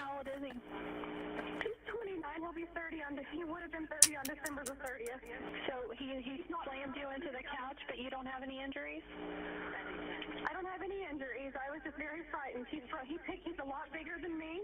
Never. 100 pounds. I'm 5'8", 120. You know you want to, boo boo. And was carrying me out of the house. And I said, let me get my things at least if we're going to break up. And he wouldn't. Listen to this chick on the phone. Jesse doesn't believe this chick at all. I can hear myself echoing in the background, ma'am. It's just this phone system. This phone system has got a delay. Shayna was arrested and brought in for questioning 2 hours. Because we're after recording the you. She contested that a violent struggle ensued between her and Ryan leading up to the shooting. She stated She's that he perfectly threw her fine, across though. the room and grabbed her hair, leaving her afraid he might break her neck. She ended up sitting on the floor near the kitchen table and was stunned by what happened next as Ryan grabbed his gun, pointed it at her, and said, I could just kill you right now and get away with it. Nobody would even know. She then asserted that instead of shooting her, he set the gun back on the table and continued to yell her. That's not what she... Yo. Ryan sat down. That's not what she said in the thing, though.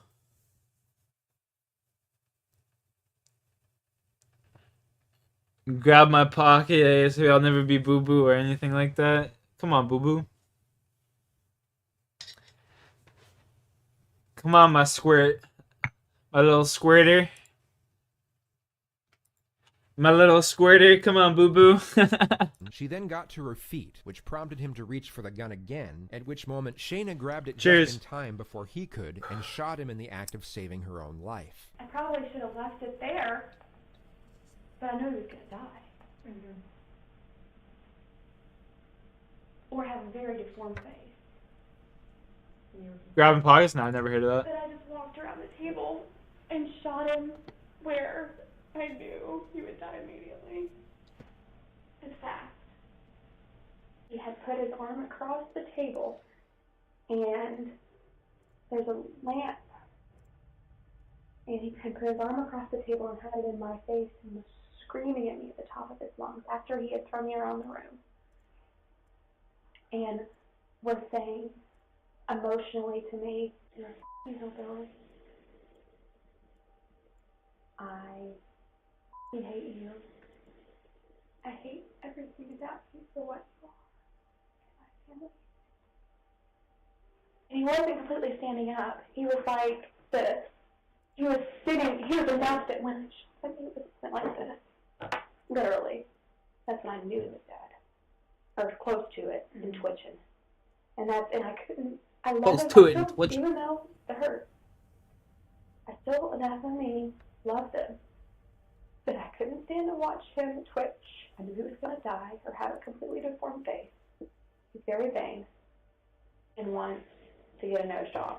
Just that kind of person. And I What do you him think she's here. thinking? I gave him his nose job. He wanted. She's thinking about the story that she made up before she went to this place.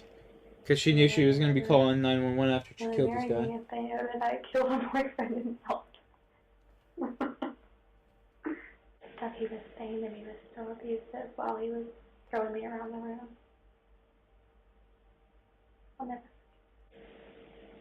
The fight or flight makes it so that you're less likely to My remember love turned to hate, and I remember screaming. exact words Reaching said. up to grab the shirt.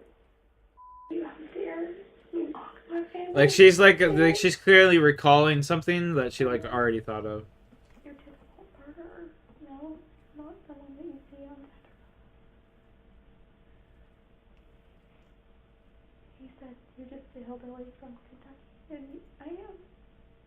I guess the hillbilly came out of me. If I don't get any serious consequences, then I could really be A little happy delayed in their timing, having yeah. a career and maybe not even ever getting. Plus, on the original phone call, she was like contradicting herself. So it's kind of like You hit me. You threw me. You just don't she had no injuries whatsoever. That's another telltale sign of her not being abused. She has literally no fucking injuries. Like, she said that she Buddy punched her, or slapped her in the face or something, and if he did, it would have like left like a huge mark on her face. Like Buddy's 6'6", like he's a big man, you know what I mean? It's like a Sheena then guy hums that's 6'6" and hitting you, like you're gonna embraced feel that herself for shit. 15 minutes. She cooked 100%. Plus, she shot him 6 fucking times, or some shit like that. How sweet the sound that sings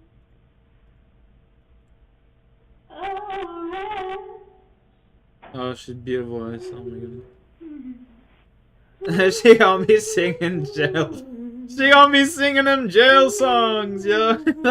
That's fucking Singing and hilarious. humming is a bizarre yet common occurrence during police interrogations, especially when the suspect is facing serious charges. Many behavioral science experts contend that this is what is known as somatization, a subconscious defense mechanism where psychological stress is channeled outward through physical symptoms. Others argue that these are simply the symptoms of a nervous breakdown or possibly the start of a psychological decay that leads to insanity. I did. Yeah, I did. I can't believe it. The story gained national attention, and Shayna even accepted to do an interview with WCPO in March 2018, before the start of her trial. She displayed very unusual body language and gave off an immediately distressing aura that came across as both apprehensive and resentful at the same time. All right. And it's difficult for others to understand. I mean, do you have confirmation they received your request? Who he identifies as, but kind of explain to me, partners, you know, you have a quote being recorded that we're going to ask. You don't have any concerns of any other, but I'm also, you can get cut away. Okay. More mature. Sure. Throughout the bulk of the interview, So she professes her love for her new fiancé, 41-year-old transgender inmate Unique Taylor, previously known as Richard McB, who is being held at the same jail on robbery charges. Bro, don't ever show me that fucking picture again. Oh my god. That's gonna give me fucking nightmares, bro. Holy It fuck. appears that you're falling in love. Oh. Yes. Who Unique Taylor is to me today Holy is a fuck, wonderfully dude. That shit was sensitive, like fucking Ozzy Osbourne charismatic, and Michael Jackson had a brilliant, baby. amazing. Marilyn Manson. That's who I was thinking of. highly Marilyn naturally Manson. intelligent Marilyn Manson and To me, it's not about fucking gender. To me, it's about Marilyn soul that I Manson and love. fucking who did I And say? it's about- He identifies No, as a Ozzy Osbourne, the transgender other one. woman who's Ozzy Osbourne and I no, love Marilyn Manson and Michael Jackson had a Richie, baby. Unique. That would be that guy. It's nothing but Holy real. It's fuck. nothing but Oh, it's genuine love creepy that we as feel for fuck. one another. She continuously reaffirms to the exultant relationship between them, but her That was words do fucking not weird, harmonize man. with her vocal tone nor her visual gestures. Her real intention seems to be trying to vilify and tarnish the name of her victim, while using her curious new relationship as a more subtle and indirect approach to do it. I know he would never hurt me. Yeah. I know he would never Oh, hurt this is crazy. anyone that I love. Would you ever hurt him? No. Is that because even he would never hot? hurt I me mean, first. each to their He would own, never but hurt me like that first. shit, I would never. that He shit would scared never the hurt me fuck out of first, me, bro. It's and like I a would jump never hurt scare. him. You remember the maze Because we game? don't hurt each other. When That's not you were what a we kid do. and you have that little fucking Our grump pop relationship's up not at about you? hurting each other. Shows like the maze game right Many there. notable witnesses took the stand during the trial, including Shayna's mother, who firmly stood by her daughter and testified in her defense. She was sick. She was in pain. There was fear in her voice. She was hysterical, terrified, in shock. What were your words to Shayna? Shayna, call 911 and tell them where you are and exactly what happened. Audrey Bolt also took the stand at the request of the prosecution. I asked for some help on a review of some movies that were going on at the time, and he had replied to one of them and left a funny, interesting comment. How did he strike you? Funny and smart. Yeah. The victims.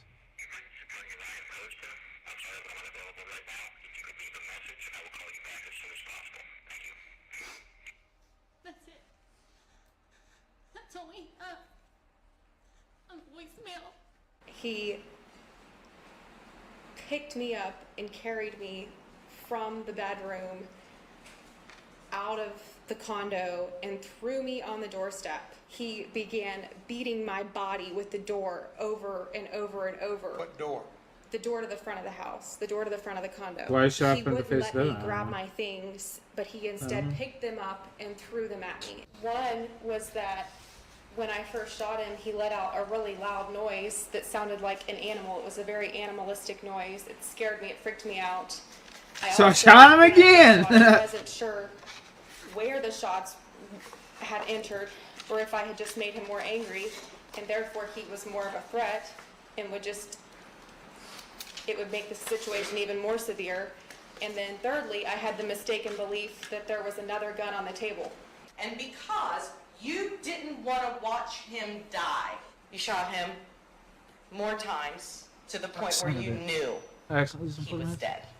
I said those things. Shayna's attorney argued self-defense and painted a picture of abuse by Ryan, telling jurors that he both emotionally and physically abused her over the course of the relationship and wouldn't allow her to leave. Text messages from Shayna to friends showed otherwise, and so did forensic evidence. There was no evidence of a struggle on the night of the murder, and forensics indicated that Ryan was on the ground when hit with 5 of the 6 bullets. Shayna Hubers was convicted of first-degree murder and rendered a life sentence without the possibility of parole. Sick. I can't think about it. I wish I could. Thanks. I wish my dad was still alive.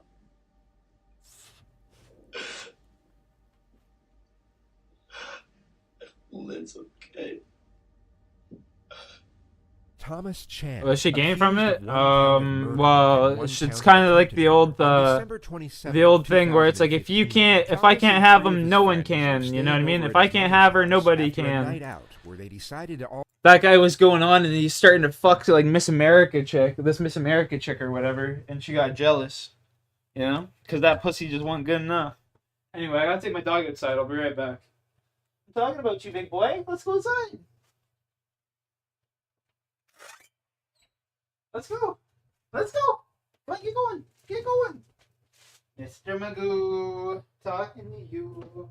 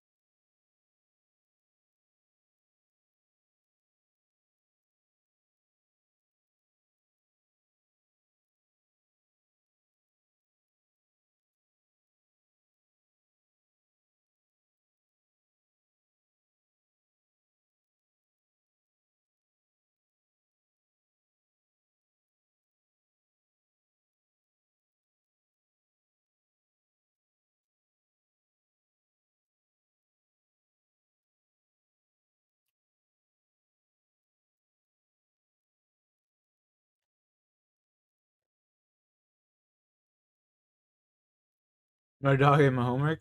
All take psilocybin mushrooms, commonly known by its street name, magic mushroom.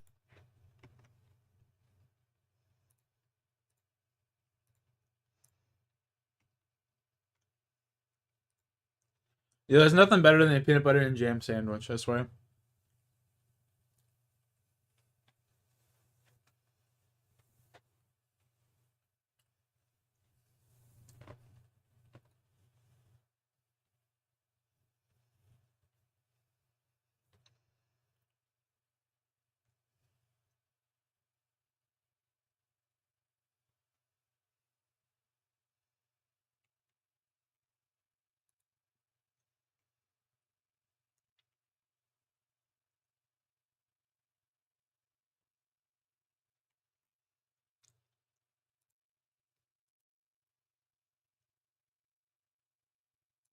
A potent hallucinogenic fungi that causes both sensory and emotional distortions, leading to a psychedelic experience known as a trip. An individual's current state of mind normally sets the stage for how the trip will culminate, whether it be a pleasant experience, aka a good trip, or an unpleasant experience, aka a bad trip. A good trip can make a person feel relaxed and in good spirits. You can experience mild to intense euphoria as the shifts in your sensory perceptions take effect. Some users even report feeling enlightened or having a life-changing experience while under the influence. A bad trip, on the other hand, can be an extremely frightening experience. They vary a great deal from upsetting thoughts to overwhelming. Bro, imagine tripping, you see hands coming out the walls and shit. Lead to terrifying calamities. People often claim to be unsure if they had a good or a bad trip after taking the drug. If you're unsure, then you most certainly did not have a bad trip. On this particular occasion, for whatever reason, Thomas Chan unfortunately had a bad trip. As Thomas's friends were making their beds up in the basement, one of them testified that he knew something wasn't right when he saw Thomas standing in the doorway at the top of the stairs, looking down at them with his head tilted at an angle. As Thomas slowly came down the stairs, he began waving his hands in front of their faces, using religious terms and speaking in gibberish. For a moment, Thomas seemed to come to his senses. The witness said there was what seemed to be a 5-second moment when Thomas seemed to be sober, suddenly telling the group, "I'm scared." He then ran up the stairs and out of the house. The court heard that Thomas ran to his father's house less than a mile away and gained access by throwing himself through the living room window. In the moments that followed, he stabbed both his father Andrew and his partner Lynn multiple times with a kitchen knife. Police showed up shortly after and arrested Thomas. Thomas suffered multiple concussions when he was in his teens playing rugby. Witnesses testified that it sent Thomas into a downward spiral, and he suffered. Good evening. We welcome in viewers from across our province tonight. After 2 days of holding out hope for Haley, we have the worst possible outcome. Given the overwhelming evidence in this case, the videotaped confessions, I kept wondering, why would he possibly plead not guilty to these 3 murders? And after sitting in that courtroom for so long, you have a theory on that. By any standards of human disclosure, a criminal confession can never truly be called voluntary. With rare exception, a confession is compelled, provoked, and manipulated from a suspect by an individual who has been trained in a genuinely deceitful art. That is the essence of interrogation. And those who believe that a straightforward... Bro, watching this shit makes me want to become an interrogator. Criminal, honestly. Devoid of any treachery, can solve a crime are somewhere beyond naive. If the interrogation process is from a moral standpoint contemptible, it is nonetheless essential. Deprived of the ability to question and confront suspects and witnesses, a detective is left with just the physical evidence, and in many cases, precious little of that. Without a chance for a detective to manipulate a suspect's mind, a lot of dangerous people would simply go free. A perfect example is the interrogation of Derek Soretsky, a 24-year-old Alberta native who is suspected of 1 count of murder and 1 count of first-degree kidnapping at the time of his interrogation. On the morning of September 14th, 2015, the Royal Canadian Mounted Police received a call from Bill Blanchett reporting the death of his 20-year-old son, Terry, and the disappearance of his 2-year-old granddaughter, Haley. Terry had suffered over 30 blunt force injuries, had his throat slit, and had been stabbed over a I don't remember this. This happened in Canada. Police canvassed the entire neighborhood in search of the missing toddler and gathered intel from the neighbors that suggested the incident took place at around 3:30 a.m. Surveillance footage footage was checked and revealed only a handful of vehicles were in the area during that time period, one of which being the van belonging to the dry cleaning service owned by Larry Soretsky. The police arrived at the business's residence and found nothing. They then searched the small apartment attached to the side of the establishment where the owner's son, Derek Soretsky, lived. A single piece of physical evidence was discovered, giving authorities probable cause for arrest. They found a notepad in his bedside drawer with the names Shy Terry and The Hideous Baby crossed out. Forensics were unable to uncover any further clues linking him to the two victims. The only DNA found at the residence was of the suspect. From initial observation, the note would appear as exceedingly damning evidence when submitted in a court of law. Yet this type of averment would be easily invalidated by a defense team. The fact that the note was discovered nearly 24 hours after the crime was reported on the local news would give a defense advocate the grounds to argue that the suspect was simply transmitting what he saw on the TV into printed composition. This could have been done for a multitude of purposes, including reminding himself to keep a lookout for the missing child, or attending the funeral of the murder victim. Implausible, but not impossible. The police would have been fully aware that they needed a full confession to avoid the indignation of future plea deals, or the very real possibility of the suspect. Look at that gangster, you got fucking $400 bucks. The investigation team will make every effort to gain as much information as possible on the suspect in the short window they have between their initial detainment and their interrogation. This will include cursory interviews with friends, family, and acquaintances, as well as social media activity and previous convictions. Derek had no criminal record and almost no social media presence, yet through his father and co-workers' testimony, the police quickly discovered that the suspect was a highly reclusive individual with very few friends and suffered from bipolar type 2 disorder. Suspects with depressive disorders are more susceptible than the average person to the amiable disposition a detective will often put forward during a questioning procedure. The reasoning behind this concept is that the less endearment and affection an individual is customary to in their everyday life, the more reactive they will be to those same sentiments inside an interrogation room. The heightened anxiety levels during a confrontational procedure can also influence their impressionability, making them predisposed to giving an investigator the information they want. The Crownist Pass Police Department only released part of the interrogation tape into the public domain at the request of multiple media outlets. The footage that was broadcast begins at the final stages of the interrogation, where the detective appears to have laid out most of the groundwork in terms of building rapport and interconnection with the suspect. This is made evident by the breach of personal space, the soft-spoken tone of the officer, and the continuous reassurance given to the suspect with both verbal and non-verbal communication. Don't let her be alone. Be a hero for her. Be a hero, buddy. Let this community know that you're a hero, not a monster. Is she alive, Derek, or is she dead? Look at me. Is she alive? She's not alive. Okay. That's okay. That's okay. Where is she, buddy? Where is she? The devil made me turn her to ashes. Okay. That's okay. That's okay. The devil! That's okay. It's okay. That's okay. Was it in the bush where you burnt her? Is that where she died? Yeah, it was in the bush. How did you kill her? I choked her. I wonder if people actually believe the bullshit that they say, you know what I mean? Like, oh, the devil. Like, I know there are some crazy motherfuckers out there that do have psychosis and stuff, but like... The suspect described how the devil would choke him in his sleep every morning before he woke up. This is most likely what he is referring to. Did she suffer? A little bit. A little bit? He told me to save myself on my own. He said I had to do some soul searching.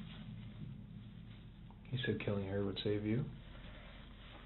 How'd that turn out for you, you fucking moron? Derek continuously makes references to the messages he supposedly My guy. received from the devil in a cryptic manner. The detective acknowledges the statements, yet doesn't inquire further as to not alter the verbal path of his current admittance. If he ceases his ongoing avowal and goes off on a separate tangent, it may be hard to bring him back to his confessive dialogue. How did you choke her? With the shoelace and a string. Where'd you get the shoelace? I don't know where I got it from. I just had it in one of the bags. Did you cut her before you choked her to death, or did you cut her after? I choked her first. So she was dead when you cut her? Yeah. Okay. I feel terrible. I understand, but you're doing a great job, so you should start to feel better. This should be healing for you. Did you... Should be. Probably won't be. No, it will Still be. won't get me to where I want to be. It's a start, buddy. It's the first day of the rest of your life. First day of the rest of your life. Ain't that the fucking truth? What was that? What did I cut her with? What did you cut of hers? Like what part of her did you cut? It's just to understand. It's not First day of the rest of your life. Tell me about it. Waist. You cut them off? I ate a little bit of her heart. You ate What the fuck? To try to strengthen mine. And how did that make you I feel? drank a bit of her blood to try to strengthen me. And how did that That's make you feel? foul. A little bit stronger. Yeah. Or maybe it gave you the strength to tell the truth today. It did make me strong. It did? That is foul, bro. Bit. Ah. That's gross. What did the devil say when... Why did the devil tell you to kill Terry? The terrible father. So what did you use to kill Terry? Use a knife. A knife? Yeah. What kind of knife? Can you describe it, please?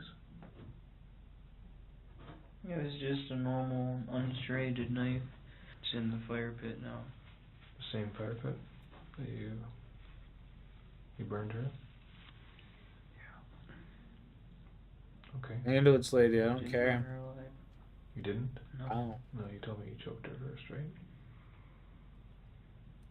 Yeah, I choked Wow. her first. Went to his side door. I heard a train go past. So I figured that was a good time to check out the house. I had a flashlight on, my mask on. Looked at Terry in the face. Skeletal Waverings. Let's go. And I grabbed him with some rope. Choked him and then cut his throat. Excuse me. Derek confessed to the double homicide of the father and daughter. He then led officers to a campsite in Blairmore, where he burned the toddler's body in a fire pit. Yeah, it's... Okay, so we'll get out, talk about it. I'll get your door and stuff. Here. Okay. So where did you take Haley? Over here. Whereabouts? You just show me, just take me right there. This was moved. This was moved? This was something else. Where it was. You don't need to move it, but... It's right here. So you had Haley right here? Yeah. Okay, so what did you do? There, yeah. What did you do first? I started stocking the fire pile with books. A bunch of books till I got the fire decently going, and then put some wood on it. Then I choked her over there. Where? You want to take Over me? there, about. You just take me to the spot? He was charged with 2 counts of first-degree murder and 1 count of indignity to a human body in relation to Haley's death. He made his first court appearance 7 days later, where 2 consecutive psychiatric assessments were ordered to see if he was mentally suitable to undergo further legal proceedings. On November the 26th of 2015, he was deemed fit to stand trial. Several months later, while Derek was awaiting his next court date, DNA analysis linked him to the body of 69-year-old Hannah Mekatek, who was found in her mobile home in Alta, bludgeoned and stabbed to death just 5 days prior to the killings of Terry and Haley. He immediately confessed to her murder, according to reports, and told the police that it was a spur-of-the-moment thing, and he chose her because he didn't think anyone would miss her. He remained in a high-security What a piece of shit. Of the Lethbridge Correctional Center What a until piece the of start shit. his trial on June 7th, 2017. Why would he possibly plead not guilty to these 3 murders? And after sitting in that courtroom for so long, you have a theory on that. Yeah, I do, and I do. So have he to doesn't get a reiterate death that It penalty. is my personal theory, but it's my perception that he wanted these details aired, and that is why he pleaded not guilty. Because if he had pleaded guilty, none of these details would have come out. So what the jury heard was that in his apartment they found a book called The Serial Book of Serial Killers, and in his backpack they found pages torn from that book. Upon further investigation on my own part, I realized that the story detailed on those pages torn out was the story of Edward Gain, who was a murderer in the earlier 1900s, and what he did has inspired horror movies such as Psycho and Silence of the Lambs. So as far as I can tell from what I've seen and heard throughout this trial, imitation was really his motive for all of this, and notoriety was his goal in pleading not guilty. The Crown submitted that all the talk of the devil and God making him commit the crimes was Derek consciously setting the groundwork for a potential insanity defense, and that the murders of Terry and Haley were meticulously planned, right down to the location of where he destroyed the child's body. They also argued that the killing of Hannah Mekatek was a practice run for the double homicide that followed, and that all 3 of the victims were mere pawns in the defendant's thrill-killing venture once they became known to him through his father's dry cleaning business. The prosecutor also stated that a sexual motive behind the child's murder was a very likely possibility, yet couldn't be proven by a medical examiner due to the amount of damage done to her body. A jury found him guilty on all charges after 21 days and rendered him a life sentence without the possibility of parole. Fuck man, I for wish I had the death 75 penalty in years. Canada. He currently resides at the maximum security Edmonton Institution in southern Alberta. He has yet to receive a single visit from a friend or family member.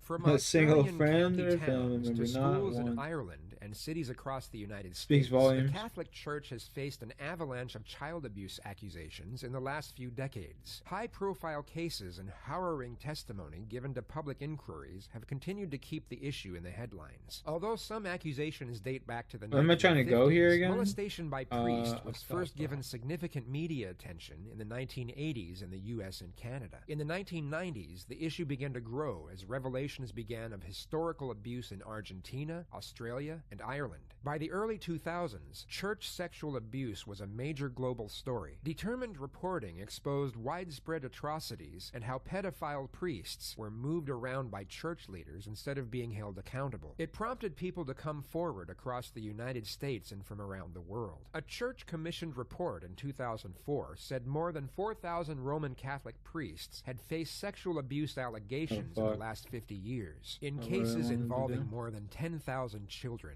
Few topics elicit more emotion and anger from society than the sexual crimes committed by members of the church. Although many blame the abuse scandals on homosexuality among the clergy, same-sex attraction does not make priests more likely to sexually abuse children, according to psychological studies. Most of the clerical abuse perpetrators are what's known as situational generalists. This is a term used to describe an individual who turns to children as a sexual substitute due to their psychological and emotional difficulties in bonding with peers. They do not have a specific sexual preference for youth, but can't develop negotiated and intimate relationships with adults. Therefore, they seek readily available victims. Young boys have historically, though by no means exclusively, been a target for many clerical abusers. Priests, for the most part, have had access to boys much more so than girls, and this proximity has led to the erroneous correlation between homosexuality and clerical abuse. In the most recent of these cases, let's not take it out Cardinal of George Pell was convicted of abusing two 13-year-old choir boys in 1996. He was Australia's highest-ranking Catholic and was previously the Vatican I'm gonna get the treasurer, fuck meaning outta he was here. widely seen as the church's third most powerful official. A 9-minute segment of his interrogation was released by the West Melbourne Police Department and is now likely to be used in many forensic psychology classes due to the plethora of deceitful kinesics displayed by the suspect during the questioning procedure. The released footage begins at the moment the investigator is clarifying the events leading up to the first alleged assault on the two boys, which took place in his cathedral's living quarters. It's important to note that the Cardinal was only notified that he was being called in for questioning regarding a prior incident that happened after a Sunday Mass, and had no further information on what he was about to be confronted with, nor if he was being accused of anything serious. The lack of transparency is a calculated measure from police in order to stop a suspect from formulating a cover story beforehand.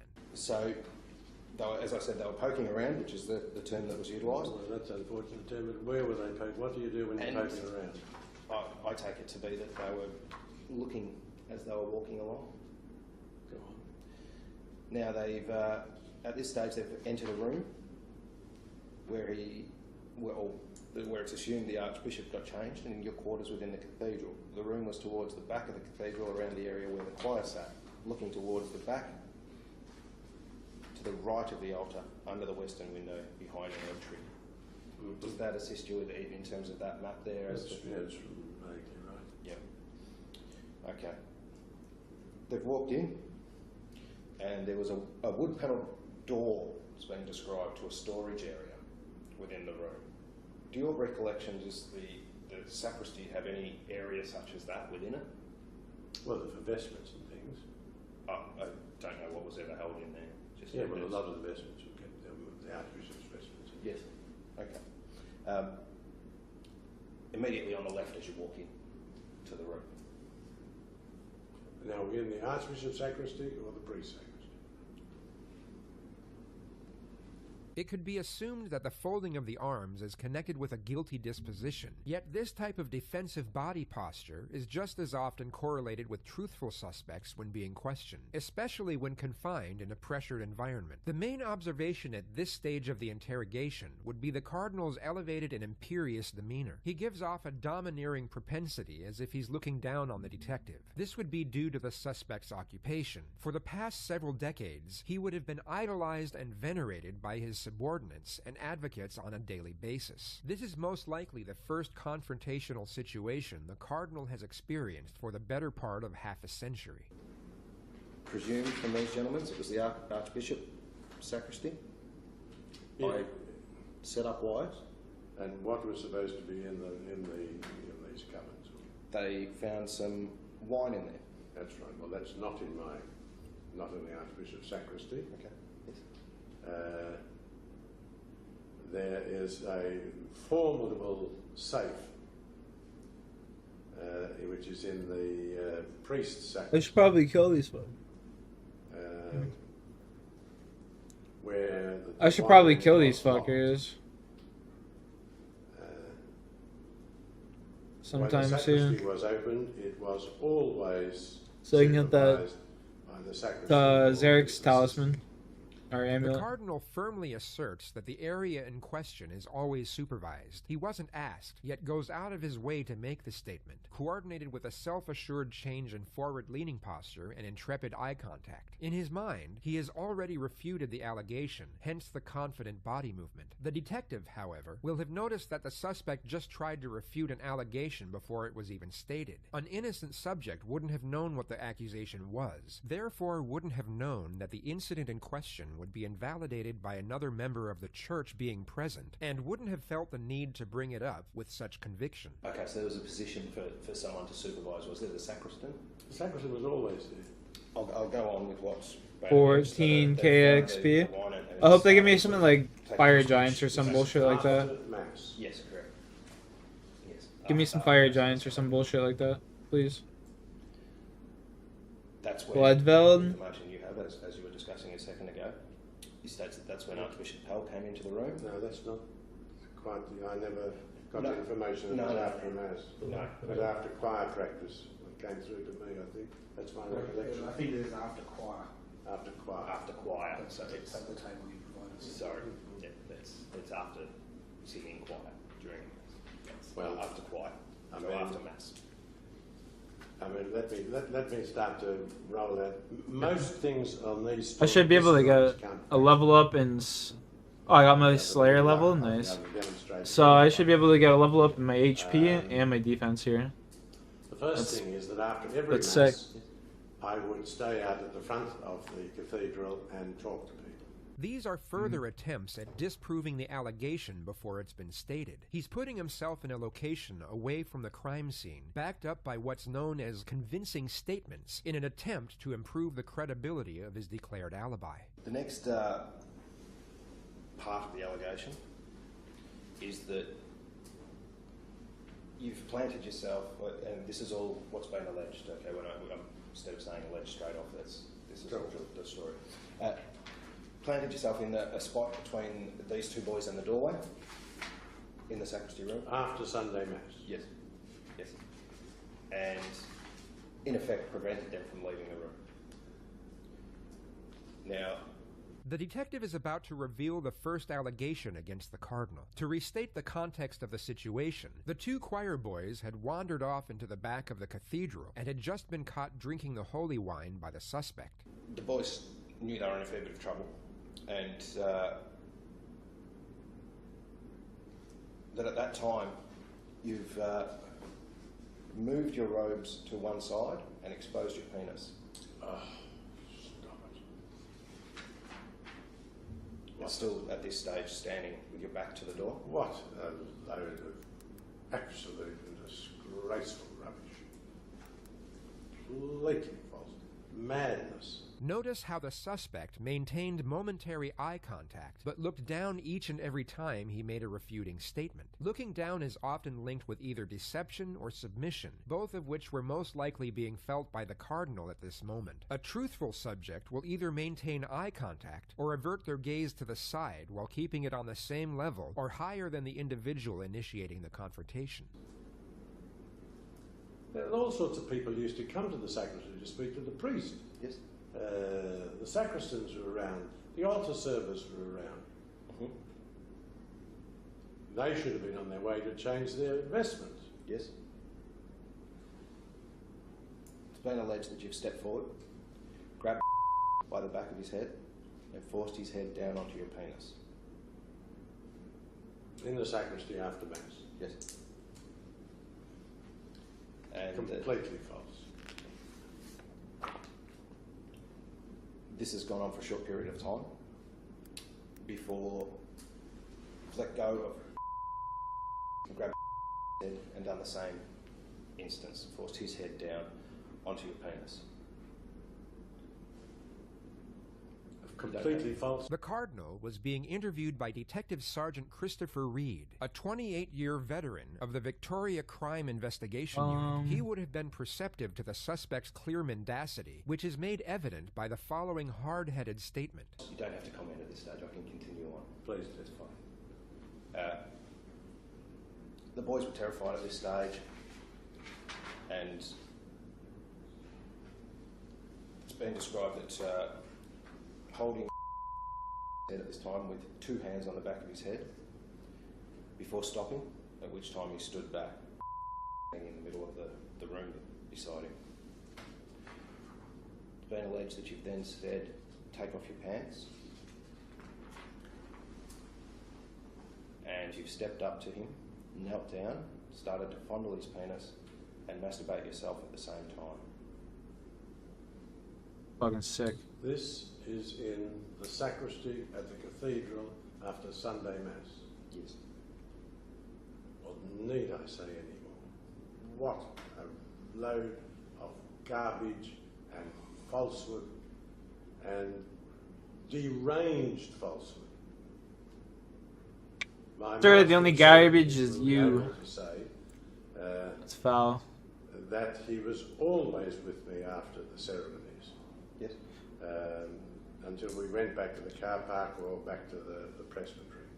The sacristan was around. The altar servers were around. People were coming and oh going. My God. They couldn't have dallied too long in the sacristy because everybody, the choir master would have been keen to get away, to get them dressed and get away. Okay. There is a further instance that's been alleged, and this is only on behalf of... Mm-hmm. It's sometime after this, at least a month later, and again after church. Now, you've got after choir.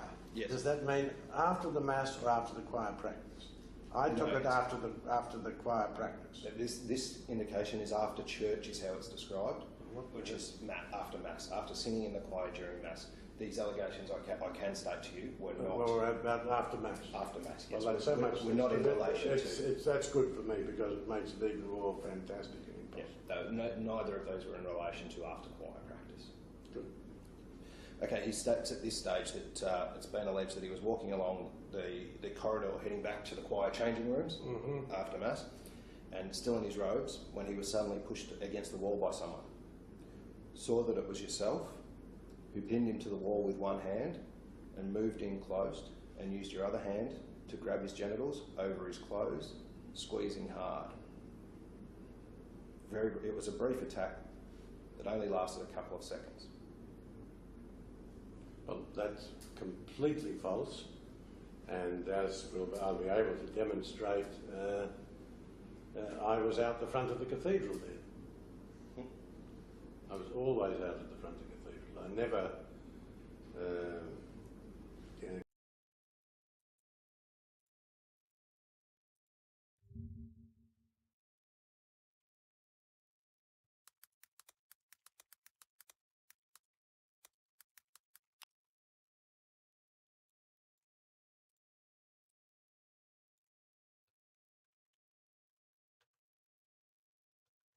Oh, we need to do the hard diaries? Oh my god.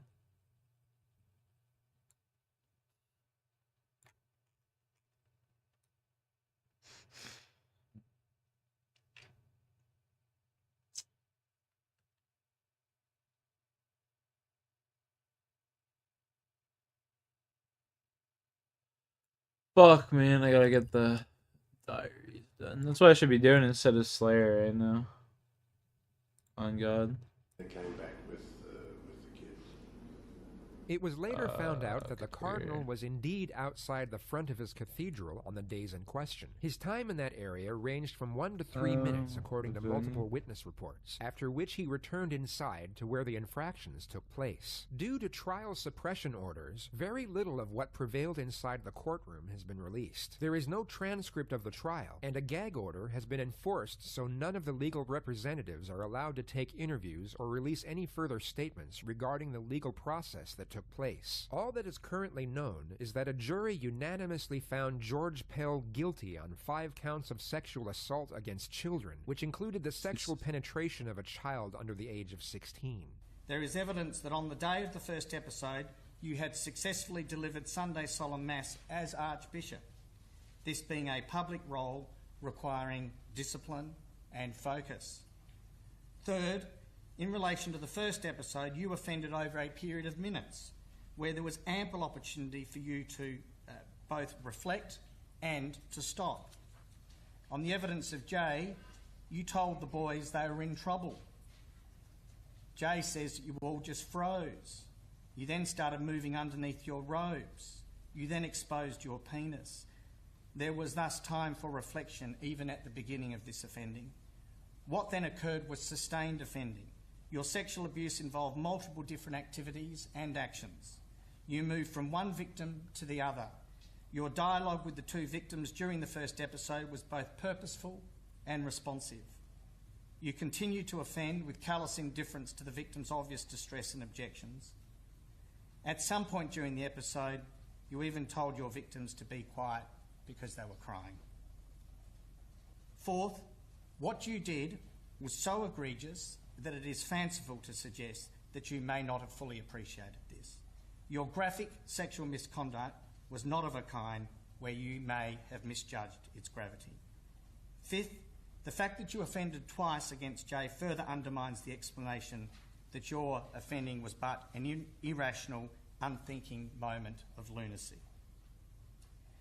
As to what drove you to offend in such a risky and brazen manner, I infer that for whatever reason, you were in fact prepared to take on such risks.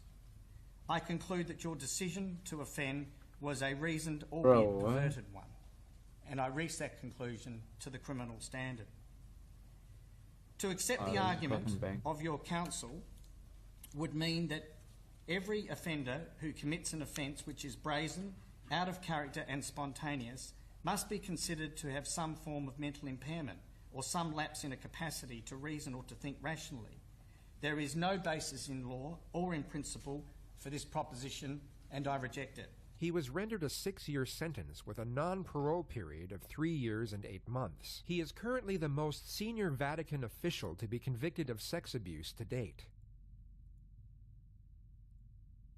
24-year-old William Sanderson's future was looking very bright. He was a highly respected track and field star who was honored as an all-Canadian scholar in high school for his well-rounded accomplishments. He secured a full scholarship to the prestigious Dalhousie University, where he went on to attain a biology degree with highest honors. Oh my god, I have 1 HP. His family were proud, and his new relationship with his fellow sports scholar girlfriend was blossoming tremendously. Then, on the night of August 15th, 2015, just 1 week away from starting his first year of med school, his ostensibly prosperous path in life took a sharp and very sudden turn. On the afternoon of August 16th, Halifax Regional Police received a call from Linda Boutelier, who reported her 22-year-old son Taylor missing after he failed to show up for dinner the previous night, and ongoing efforts to contact him were unsuccessful. The police opened a missing persons investigation and used cell phone records to establish Taylor's last known location. They uncovered his latest phone signal came from his student accommodation in Dalhousie University, and also established that his last known digital correspondence was with fellow graduate William Sanderson. The two had been negotiating a drug deal in the days leading up to Taylor's disappearance. William had agreed to purchase 20 pounds of marijuana from Taylor for the price of $40,000. He was called into the police headquarters in Halifax the following day as a witness. The police were unaware at the time of the drug deal pre-arrangement, as it was always discussed in person. So just to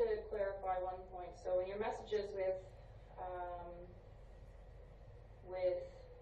Taylor, and he said basically he's out back, and you say you're on your way, just go over that clearly what happened at that point. I walked out and he wasn't there.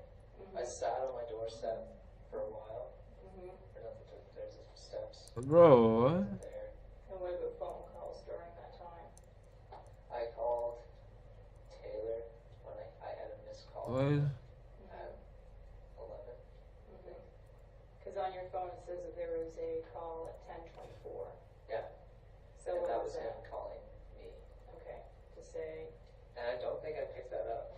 Okay. Had he ever been to your place before? No.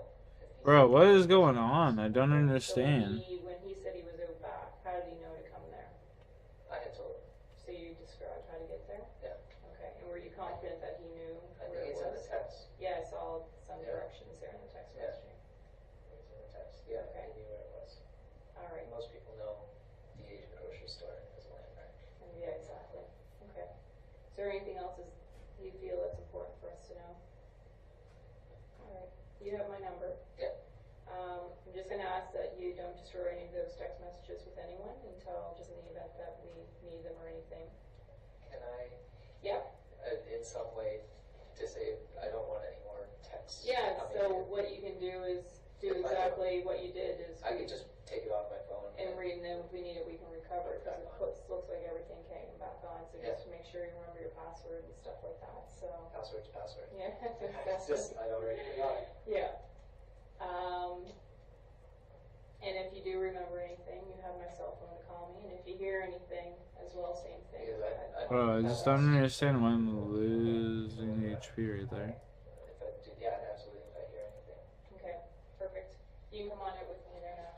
So, just to clarify, William declared that Taylor never showed up to his apartment where they arranged to meet via text message. He stated that he called and texted him multiple times around 10:30 p.m. and received no response, all of which correlated with Taylor's phone records that the police had uncovered. Investigators later testified that the following interaction between William and the detective prompted them to become suspicious due to his sudden change in demeanor once the interview was concluded. They stated that he appeared to be anxious to leave the room, and that the skittish backstep he takes was a sign of apprehension and uncertainty. Yeah, sorry.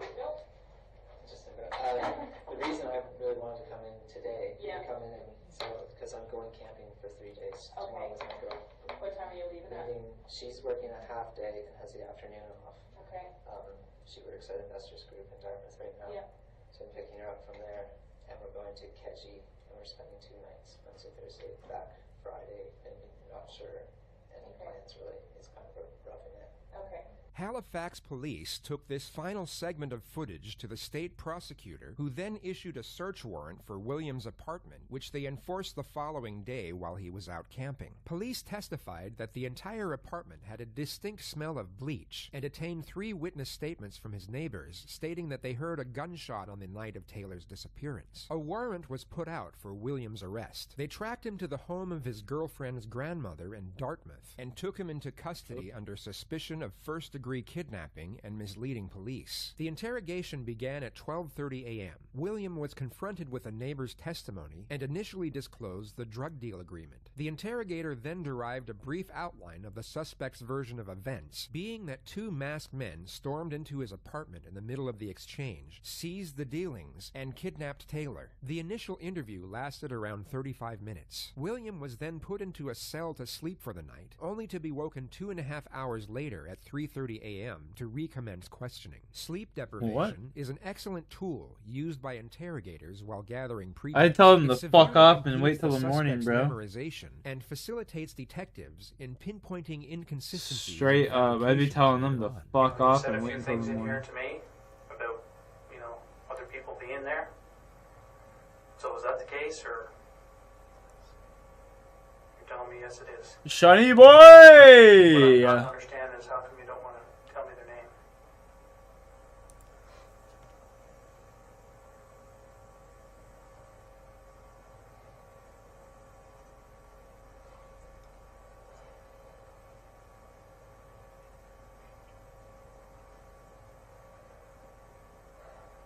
Shawnee.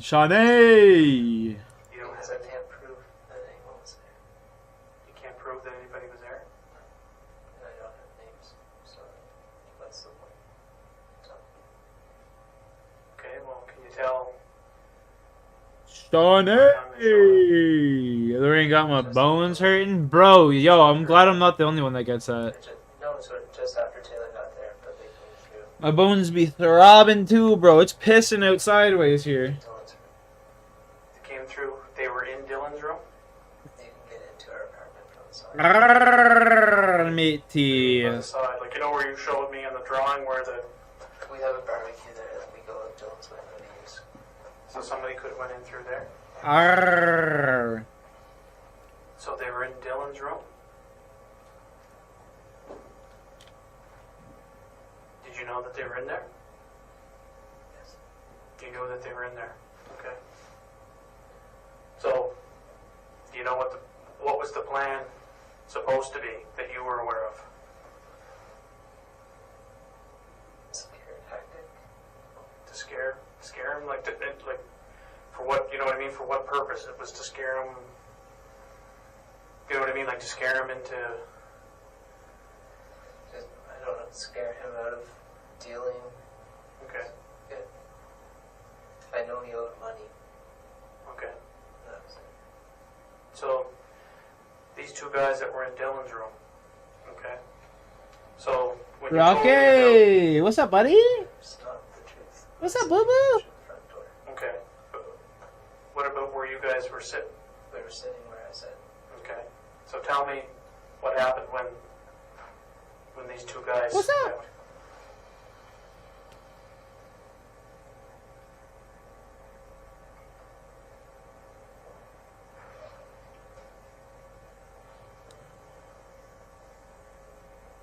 Was it the same as what you told me before?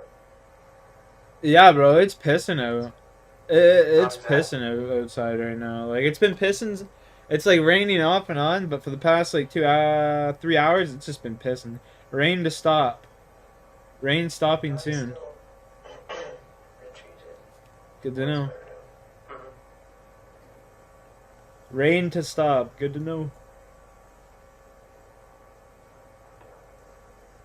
And then what happened?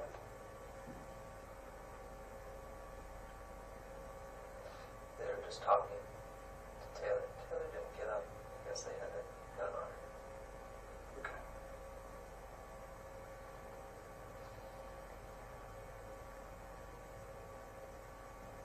Now, when you say that they had a gun on them, what do you mean by that? Like, did they? Pointed that he knew was pointed at him. Okay. Then what happened?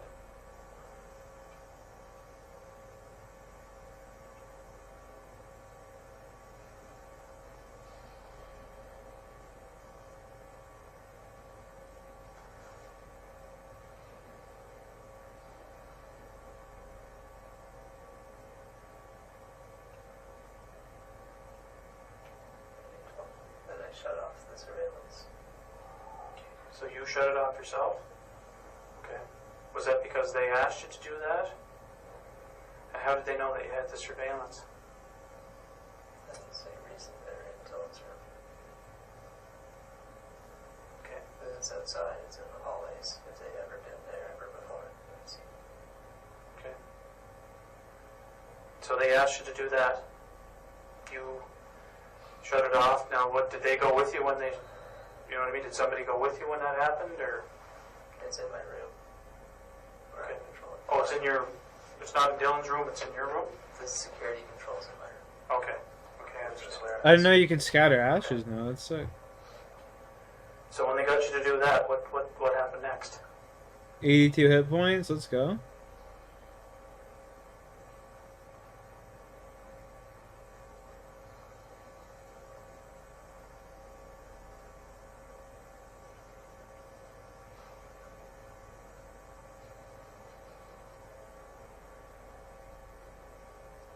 Put Taylor in the bag with the weed. They put him in the bag with the weed? You mean like they physically put him in there? Okay, what was going on with him when they put him in there? Like, was he? Do you see what I'm saying? Was he dead or alive or? Because a minute ago they were talking to him, right? So what?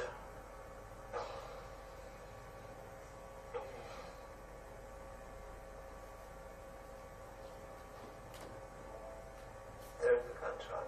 I didn't see what happened. Then there was a lot of blood. They put him in the bag. They went in. I'm almost level 100. Gunshot? There's a gunshot. Okay. You didn't see what? And they put him in the bag. So how do you know that they put him in the bag? They left the bag and he wasn't there. Okay. How many gunshots did you hear? One. Just one? Now, this bag, as I remember you saying, Was the biggest bag I've ever seen. okay. And could you tell, like, did it have wheels on it? You know, or did it, you know what I mean? Because there's different types of bags, right? There's ones that you can wheel around, like a suitcase bag. There's one on each end. There's one on each end? One guy. Okay. Okay, so you heard the gunshot. Now, could you tell, you heard the gunshot, and where were you when you heard that? In my room. Because I left them in the kitchen. Because you left them in the kitchen? Okay. So what kind of things are they saying to you when this is going on? Like what They weren't talking to me. This fucking blood belt's getting what are they saying rinsed, to you? man. My god. He was done.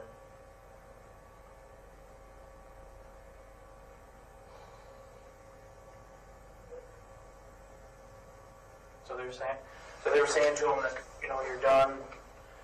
And what was he saying back to them? What was he? That he had money coming. Like this was supposed to be a deal for both of us. Okay. He was supposed to make money off of it, but they were taking So they were going to take the money that you were going to give them, or for the weed. What happened to the weed that was in that bag? Was for the top 2,000? Damn, bro. Yo, he's still top fucking top 4,000 out of everybody in the world. Sean's pretty insane. In that bloody bag. Okay. Okay, so then they go, and you say there's two of them, one on each end of the bag. And what did they do then? They walked in. They like went out through the regular door, down the stairs, and you know? I didn't follow. Didn't follow That's them? very clean. Okay.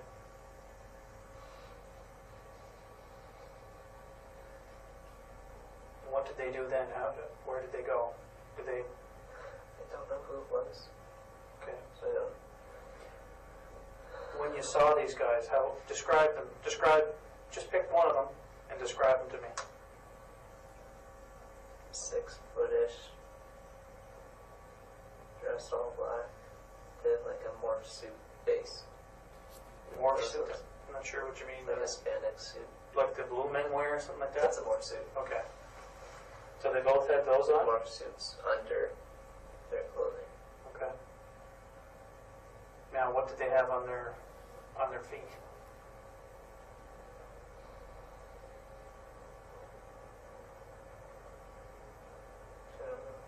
Okay. What about, did you see anything in their hands or on their hands? They only had one gun between the two. Okay. Now, people say gun. Can you describe it to me? Because I know you're familiar with guns, right? How would you describe it? Describe the gun to me. It looked like mine, except all black. Okay. Whatever, the slide on mine's silver. Okay. So, your gun is a Smith & Wesson? Yeah. So,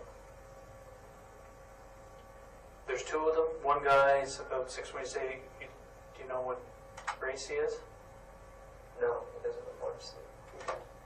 Now, what's the other person? Describe the other person to me. He's bigger. Like 6'3" or 4. Okay. Which one of the two had the firearm? The shorter one. The shorter guy did? Okay. And how long did this, like after Taylor got there, how long after did this happen? They were talking until they told me to shut off the video, and then basically they left it after that. Okay. And they had roughed him up a bit before. Okay. He was sitting in the chair. So which chair was he sitting in when The middle. The middle one that you told me about? Okay. They were on each side. They were on either side of him? Okay. William maintains his alibi, and the interview is wrapped up. Police come to the conclusion that he is more than likely telling a series of lies and charge him with first-degree murder. He is then deemed a flight risk by the district judge and denied bail. He is booked into the Central Nova Scotia Correctional Facility, where he remains for almost 2 years until the commencement of his trial in April 2017. The court heard that Sanderson was in a significant amount of debt at the time of the incident, owing about $70,000 on a $200,000 line of credit. Police also noted that only $7,000 in cash of the $40,000 drug deal was recovered. The most damning piece of evidence was from 44 minute droplets of blood found on the defendant's 9mm handgun. The blood was proven to be of the victim, and the pattern of the blood spatter suggested that the weapon was fired at close range, most likely 2 to 3 feet away from its intended target. The handgun was recovered from a safe in Williams' bedroom. A specialist cracked the code after the defendant claimed he couldn't remember the combination. The prosecution argued that it was always Williams' intention to murder Taylor and sell the drugs for 100% profit. On the 18th of June, a jury found him guilty of first-degree murder and rendered him a life sentence with a minimum term of 23 years. He currently resides at the Millhaven Maximum Security Institution in Bath, Ontario. He still maintains his innocence to this day, and the victim's remains are yet to be recovered.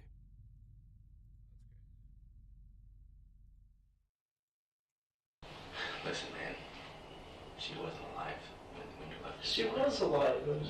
She was laying right beside me. Listen to me. we can go back and forth with this all day long, but the physical evidence doesn't lie, man. She was not alive when you left this morning. The children weren't alive when you left this morning. Yes, they were. No, come on, Chris. They We gotta get over this. Chris Coleman, accused of 3 counts of first-degree murder. The 32-year-old former U.S. Marine Chrissy. was the son of a well-renowned Illinois pastor and held in high regard in his local community. From the outside, his life appeared to be one of prosperity and happiness. He had a beautiful wife, Sherry, who he met 10 years prior when she was also serving in the military as an Air Force MP. It appeared to be love at first sight, as they got married and had their first son, Garrett, the same year. Their Sherry second and child, Gary Gavin, was born 14 months after. Coleman was piling up military certifications and honors in the Marines, which eventually landed him at the lucrative post as security chief for the Joyce Meyer Ministries. He was essentially the personal bodyguard of Joyce Meyer, a highly successful televangelist and author. He bought a house in a tucked-away neighborhood in the small city of Columbia, where they were loved by their neighbors and known for their support to the local community. He also started his own security surveillance company called Executive Innovations. Coleman appeared to have it all. Some would say he was living the American dream, but The American dream, baby. That's what I'm talking about. when both Coleman and Joyce Meyer received an email which read, "Tell Joyce to stop preaching the bullshit or Chris's family will die." The email came from an account named destroychris@gmail.com. The police were informed, and patrols around the family home commenced along with heightened surveillance across the entire neighborhood. It was a concern but not a priority for the police, as the Colemans would have seemed like a hard family to hurt, considering Chris was an ex-Marine and Sherry was a one-time Air Force military policewoman. In the early morning hours of May the 5th, 2009, Detective Sergeant Justin Barlow... Do they run that event again, Sean? Do you know? Like, are they going to be playing that event again? Coleman his number after the threats started happening, as he lived just across the street and could help in the case of an emergency. Coleman told the detective that his wife was not answering the phone and urgently needed him to check on his family. Bro, look at that guy's He claimed head. to have been on his Nice. way back from the gym and would get there as soon as he could. Barlow grabbed his weapon in cuffs, then radioed in to the nearest officer, Jason Donjan, who met him on the Coleman's front porch within 2 minutes. They quickly identified a sign of breaking and entering as a basement window was open with a screen kicked in. They immediately went through, one after another, with their guns drawn and began to clear the house from the basement up. As they reached the ground floor, they discovered the entire house covered in blood-red spray paint written in dark and obscure messages saying, "Punished. I am always watching. You have paid." Sherry Coleman and her 2 sons were found strangled to death in their bedrooms. What? Officers tried to resuscitate them, and paramedics were called in, but all 3 of the victims were declared dead on arrival. Coleman showed up to the house after backup arrived and was unknowingly being treated as a suspect immediately. He was ushered into the back of an ambulance by the police chaplain, where he was told of his family's passing. Reports say that he cried out but never asked how his wife and children were killed. He was brought into the Columbia Police Department for questioning that same morning. Here's another water if you need it. Okay. I'll tell you what, from the beginning, let's just start off from when you got up this morning until the time you pull up at the house. Just kind of walk me through that first, and then we'll go through and kind of explain, talk about some different things as far as the emails you've been getting, okay? Well, I set my alarm clock for 5:30, and I used my phone for my alarm clock. Hey, mate, to you. 5:30, went in the bathroom, put these clothes here I got on, and went to the bathroom, basically got in the truck and left.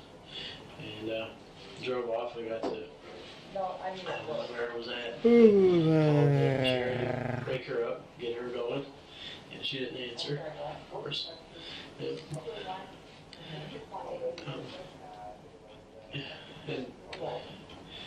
so I went on to the gym, to Gold's gym, started working out. I text her at some point. I might even have called her again, I don't remember. She didn't respond. That's not like her, because the kids should have been up and stuff, or getting up and going by then, I believe. And so I called her again. On the way back, or when I was getting ready to leave, and she didn't respond again, and I started getting a little concerned, because it's not like her not to answer the phone. Sometimes she won't answer. She's in the shower, but she always calls me back right away. And so she didn't do that at all. And so that's when I called you. That sticks out in your mind from this morning. I mean, when you left, did you notice anything? In moments of severe hysteria and grief at the very start of the mourning process, an individual's emotional turbulence makes it very difficult to convey thought into actual dialogue, and the simple wording of a sentence becomes very challenging. Coleman buries his face in his hands as though his mind is preoccupied with despair, but then executes a perfectly worded response that flows naturally as if it were a normal conversation. The only thing I can remember is having to slow down for a car backing out of the driveway. That's it. Do you notice anything about the car? It was just a darker color. The only thing I'm sorry, I should have been more observant.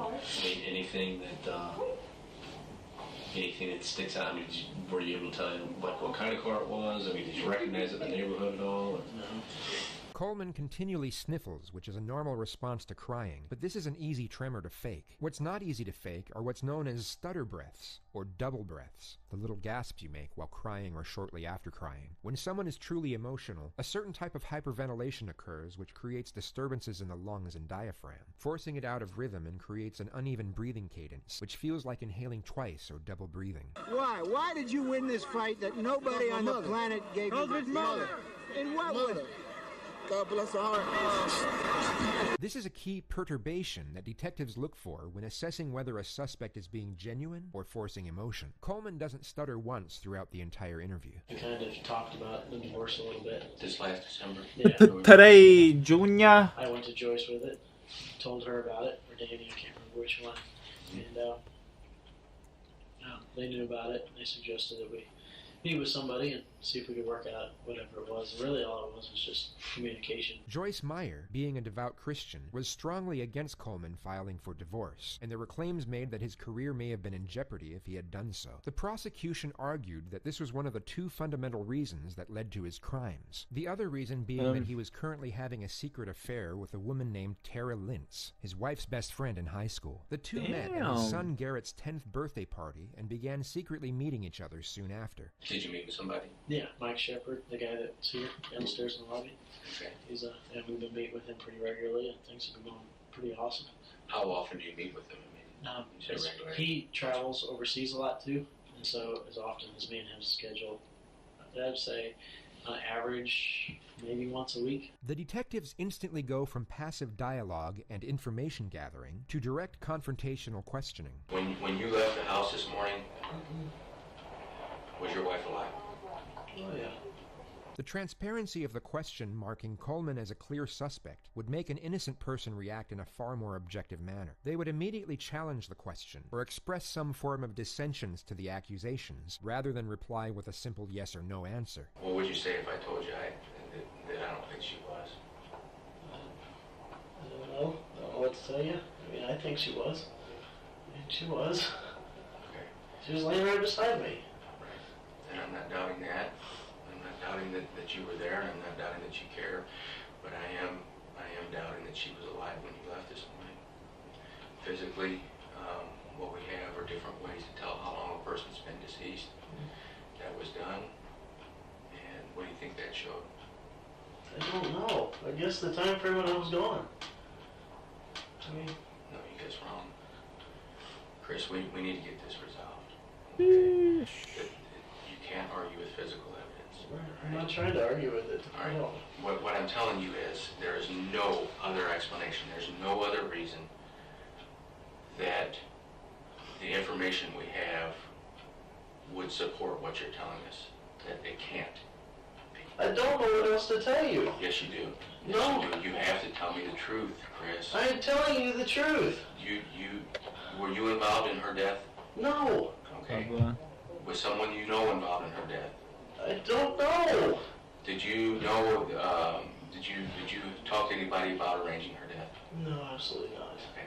Coleman maintained his innocence, but was immediately charged with murder and taken into custody. In the following weeks, further investigation showed that the threats emailed to both Coleman and Joyce came from Coleman's laptop. DNA under Sherry's fingernails taken at the crime scene were from Coleman and no other individual. It was also found out that he had canceled a family trip to Disneyland the following month and booked a cruise to the Virgin Islands for him and his mistress instead. Both Joyce Meyer and Tara Lintz testified in court against him, where he was found guilty of 3 counts of first-degree murder. Yo, is Jot chilling, bro? What you saying?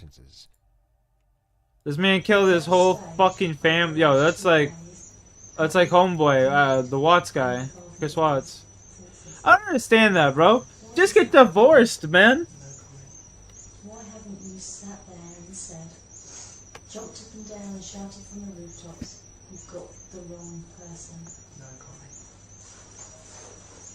Just get fucking divorced. So what? You're gonna pay fucking child support. 3 counts of first-degree It'd be like murder, 3 that. counts of sexual assault, and 1 count of attempted murder. Responding with no comment is IPL? commonplace in What's police that? interrogations. Always lawyer up and never talk to the police are prevalent terms when the justice system is in deliberation. They've become somewhat of a cliche, and for good reason, as the discernment of a suspect can be manipulated into thinking that answering questions without counsel is in their best interest, which is often at times very misguided and deceptive. There are exceptions, however, when an individual's outcome could have been far more favorable without the presence or the advice of an attorney, as is the case with Levi Belfield. He was one of 14 suspects linked to a string of attacks around the London area, specifically targeting young blonde women. He was called in for questioning on 2 occasions regarding the attacks. The first interrogation was not released, but what is known is that he showed up with his attorney, who clearly advised him to say no comment to each and every question. It's infinitely encouraged by attorneys, as it extricates I agree. the suspect I wouldn't from fucking being kill liable my to false statements, ex-girlfriend and over it, affords them a though. wide platform with their defense during a trial. However, it's typically only given when a suspect becomes the focus point of an investigation. Belfield was one of many suspects and was only being asked baseline questions during the first interview, such as his date of birth and where he worked, all to which he replied,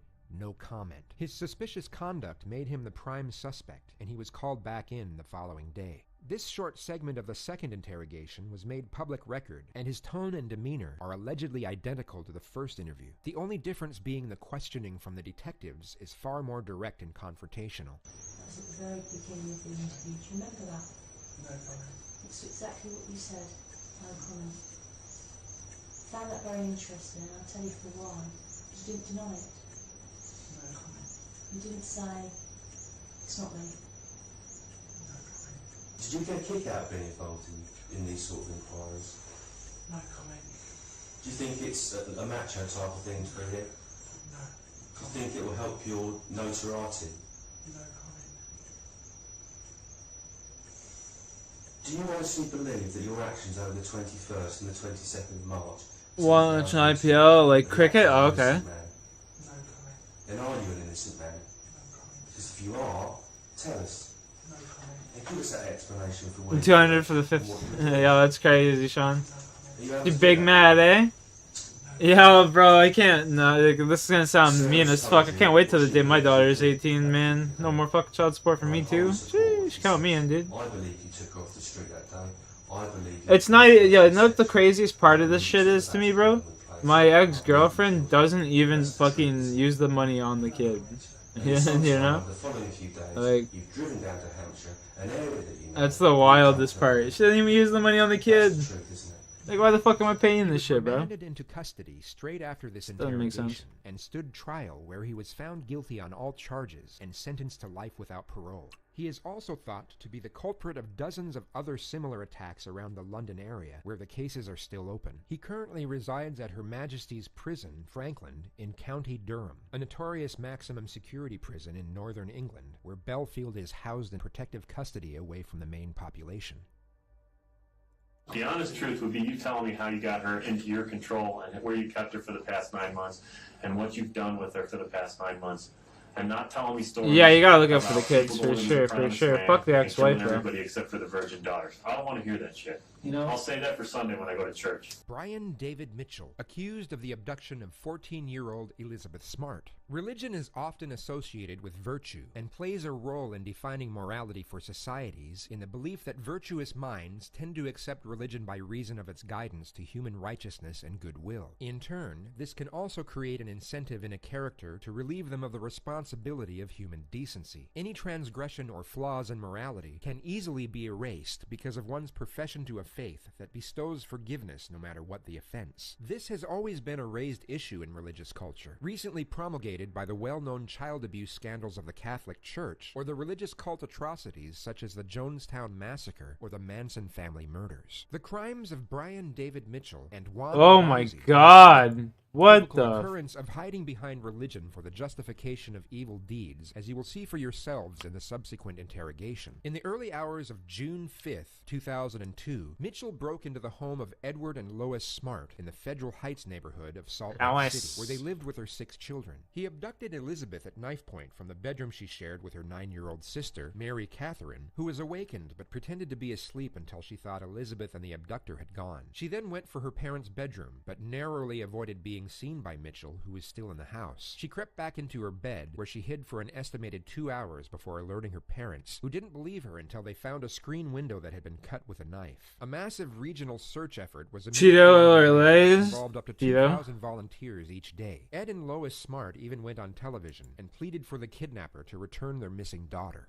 Elizabeth, if you're out there, we're doing everything we possibly can to help you. We love you. We want you to come home safely to us. Mitchell took his abductee into the woods to an encampment outside Salt Lake City, where she was met by Wanda Barzee, who performed a bizarre ritual by washing the teenager's feet multiple times and recited passages from the Old Testament. Over the following 9 months, Elizabeth was repeatedly sexually assaulted by Mitchell, who shackled her to a tree with a metal cable at night to prevent her from escaping. She was forced to drink alcohol and take drugs, and both starved and force-fed garbage. Her abuse was facilitated with the assistance of Barzee, who Elizabeth would later refer to as the most evil woman she had ever met. The sexual abuse seemed to be connected to Mitchell's belief in his own spiritual exceptionality. Mitchell insisted that Elizabeth was the first of many virgin brides he planned to kidnap, each of whom would accompany him as he battled the Antichrist. In October of 2002, Elizabeth's sister, Mary Catherine, suddenly realized that the abductor's voice was that of a homeless man the family knew as Emmanuel, whom they hired for a day to work on their roof and rake leaves. A sketch artist drew the man's face from their descriptions, and the drawing was released to the media and shown on Larry King Live and America's Most Wanted. It was recognized by the family of Mitchell, who gave police contemporary photographs of him. The following year, on March the 12th, a couple in Sandy, Utah, recognized Mitchell from his photos in the news. He was out gathering supplies with both Elizabeth and Barzee when the police recalled and immediately came and arrested the 2 abductors. Mitchell gave up without resistance, and Elizabeth was rescued. She was reunited with her parents 30 minutes later. That's Hours wild. after his interrogation, They kept her alive that whole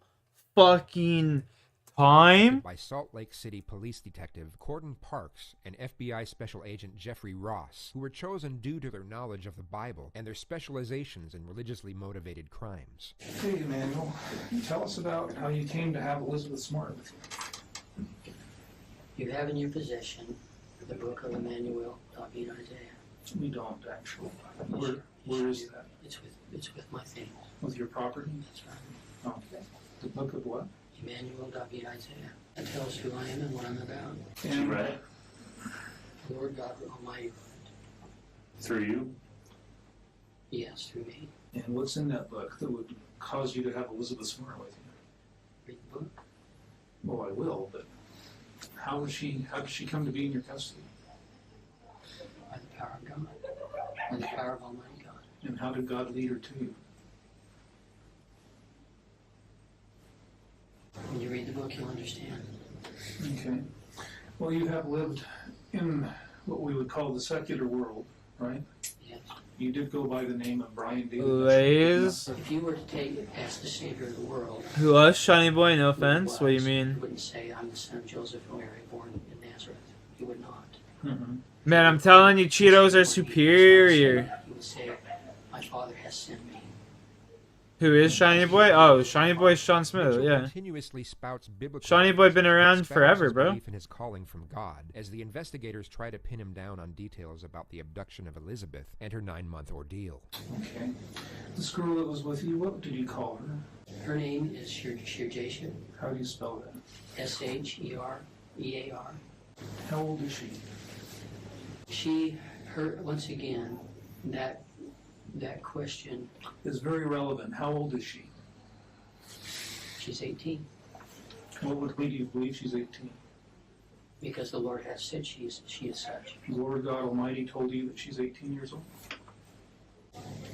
That's a yes or no question. Yes. Yes. Okay. Did you marry her?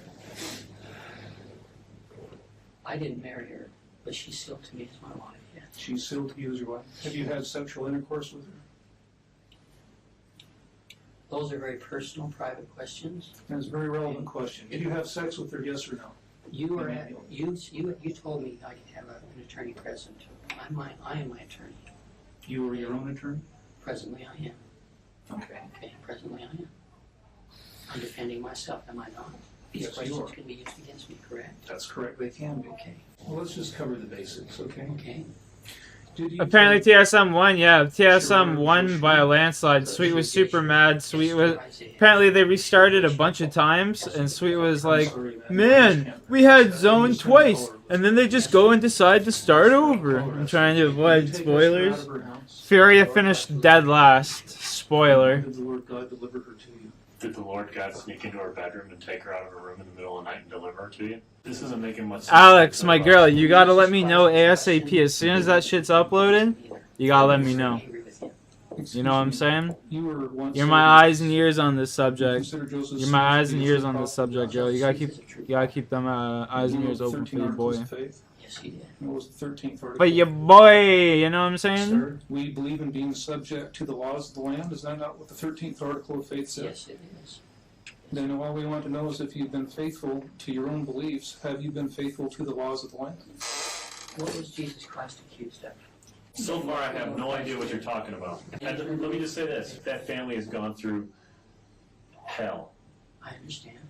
You do understand I that? understand that very much. I mean, their whole family has been torn apart. I mean, they wake up during the middle of the night and their kid is gone, and they have no idea where she went. They think she's dead. We expected to find a corpse. I can't believe it. And so Laughed my ass your off, but I ended up finding out because as Jahag far joined the as Discord call we were in. That's wild. God delivering her to you makes no sense to me because it doesn't match up with the facts. If she That's hilarious. How was when the children of Israel were led into the promised land? Let's keep it out of the Bible. Let's keep it to the present time. There's no other way I can explain it. I played Apex this morning, Alex. First gunfight. Knock a Loba, knock a Caustic, get killed by the third. Teammates come in, both of them immediately died to the last kid. And I'm just like, you guys fucking suck. Shut that shit off right away, hopped on this game. I'm not going to answer that question. And why not? You've been arrested for DUI and for some substance abuse way back in the 70s. You were arrested for burglary in San Diego last month and you gave a bad name. You were stopped by the Sandy police this afternoon and you and Wanda and Elizabeth all gave bad names, obviously in an attempt to evade the police. Literally just knocked with two kids and my teammates just running and fucking die right away. I'm just like, yeah, I'm not letting on to anything else but what I am. I think what you're doing here is you're thinking that you're going to lay some kind of insanity defense. I'm not, absolutely not. Absolutely not. So you are saying? I'm saying to you that I am who I say I am. Emmanuel David Isaiah, the servant of the Lord. Brian David Mitchell. I am the servant of the Lord, and my name is Emmanuel David Isaiah. Well, guess what? We're servants of the Lord too, only in a different track. You are very likely to spend the rest of your life in prison. Now, that might not be important to you as a servant of the Lord, and you may think it's nothing, but let me tell you, you will never see Wanda again. You will never see Elizabeth again. You will never get out of prison. Do you understand that you don't have an insanity defense because you've obviously lied to conceal your identity from the police? It mattereth not what you're saying and how good you think this case is against me. It mattereth not. God hath power to deliver me out of the hands of all of my enemies. I've read the Bible. Right. I've studied the Bible. Mm-hmm. I'm familiar with prophets of God. What's up, Eric? How you doing? That took a girl out of her own house at knife point and forced her to marry him. And then had sex with her. Was Joshua a prophet? Yes, he was. Okay, then why did the children of Israel in the command of God go into the promised land and destroy many cities, and in some cases take the daughters? If I recall my Old Testament, the Lord actually commanded them to destroy everybody. There were leave only the livestock. Is that not true? No. In some instances, the daughters were preserved, those who were virgins. In what cities? I'm unaware of that. The Lord commanded them to go into Canaan and wipe everybody out. Yes, but there were instances where they took the daughters and sometimes the animals. And I'm asking what instance? You know what? You say you know your Old Testament. You say you know your Old Testament, so where is it? It's in there. You find it. Favorite type of beef shank? The marinated ones. So maybe you haven't studied the Bible as much as you said you have, eh?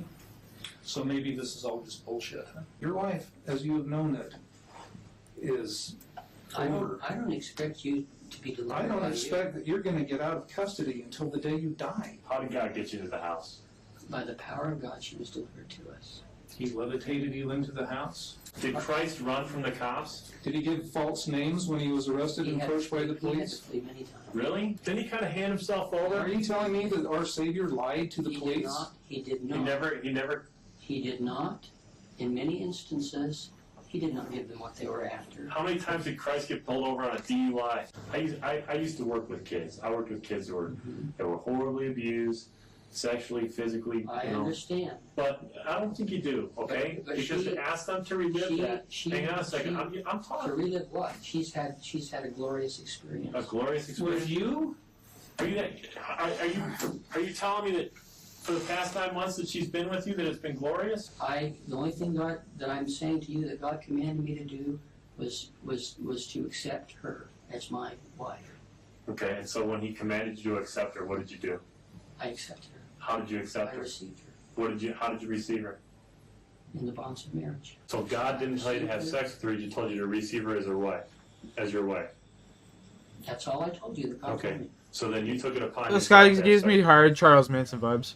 Your accusations are false. I'm asking. Your accusations. Okay. So you've never had sex with her? Your accusations are false. Your story's bullshit. You took that 15-year-old girl out of her room at knife point, hiked her into a canyon, you raped her, you kept her tied up at the campsite, you traveled around the country with her for 9 months, telling her that her name was some bullshit shear job Esther Isaiah crap, saying that she was your wife, sealed unto God, and then when you get caught for it, oh my God, then all of a sudden she's been delivered to you by Christ. Job had his best friends come to him to convince him that he had sinned. Now, when you do that, you see, you're assaulting me.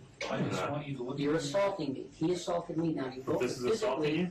Yes. There's no intent. There's just intent to get you to look in my eyes. No, both of those were assaults. Is this anything worse though than what you did to Elizabeth? What are you? I'm asking you a question. All I'm saying is I did. And you did what? You almost did.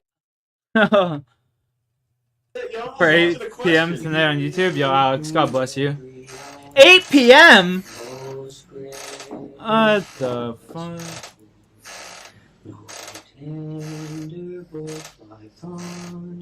I need thee, oh, I need thee. I know the song too. Did you sing this to Elizabeth? No, we sing it in church.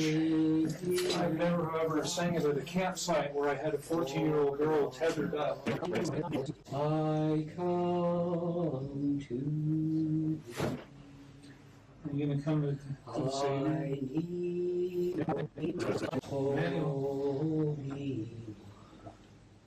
Manuel. Make me thine indeed. How many more verses is it to this song? I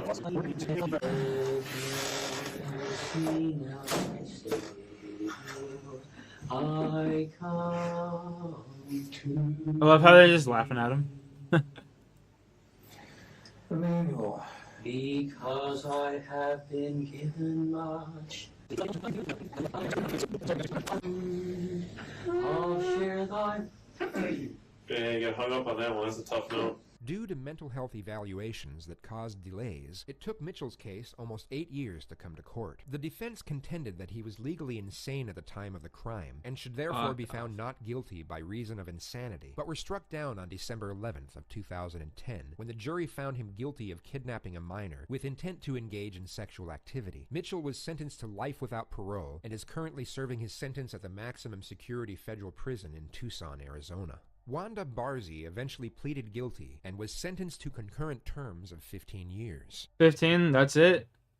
Bro, like, how do the women... Go forward proclaiming, repent for the king! Okay, chill, buddy. How the fuck do the women always get away with this shit? With, like, scot-free 15 years, dog? You're not sure anything about food? I want some, like... lime rice with like some chicken tasala chicken. Oh my god, I'm retarded. not guilty Chicken tasala over top of it. I can't speak, bro. I can't to speak. these 3 murders, and after sitting in that Can't courtroom speak, I for can't so speak. long, you have a theory on that. By Chicken any standards of tasala. human disclosure, a criminal confession can never truly be called voluntary. With rare exception, a confession murder committed theory. Most of the clerical abuse perpetrators are what's known as situ and allegation issue guideline.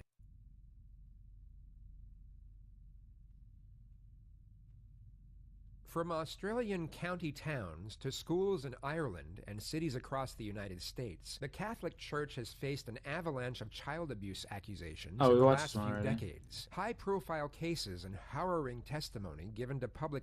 Mr. M.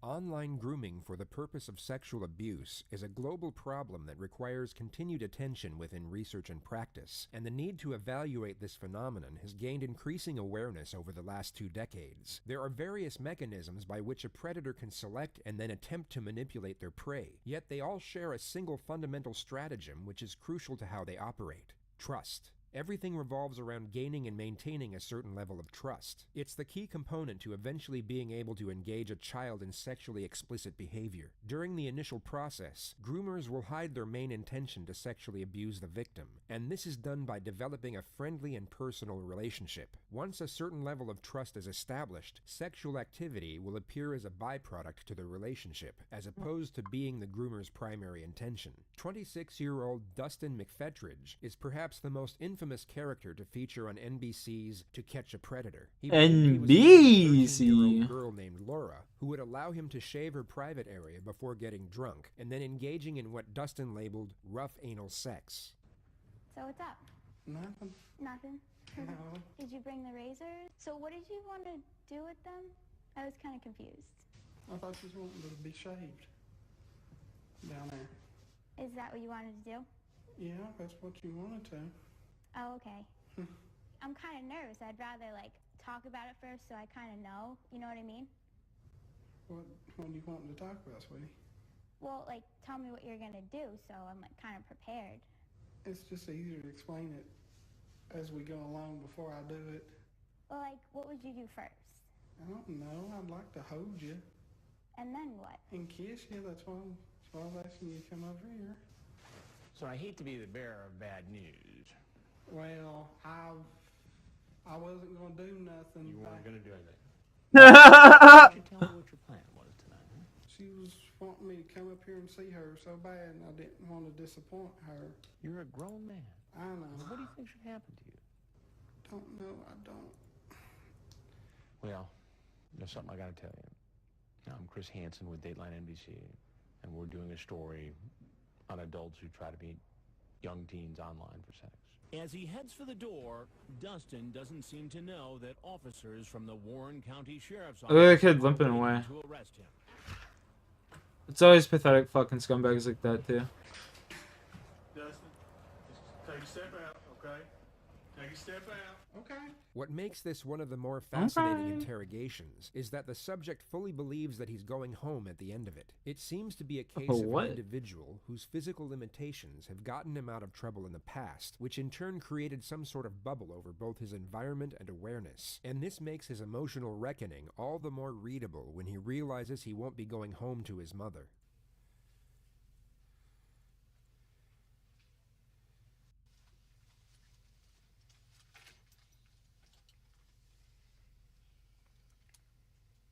He's just getting recorded right there.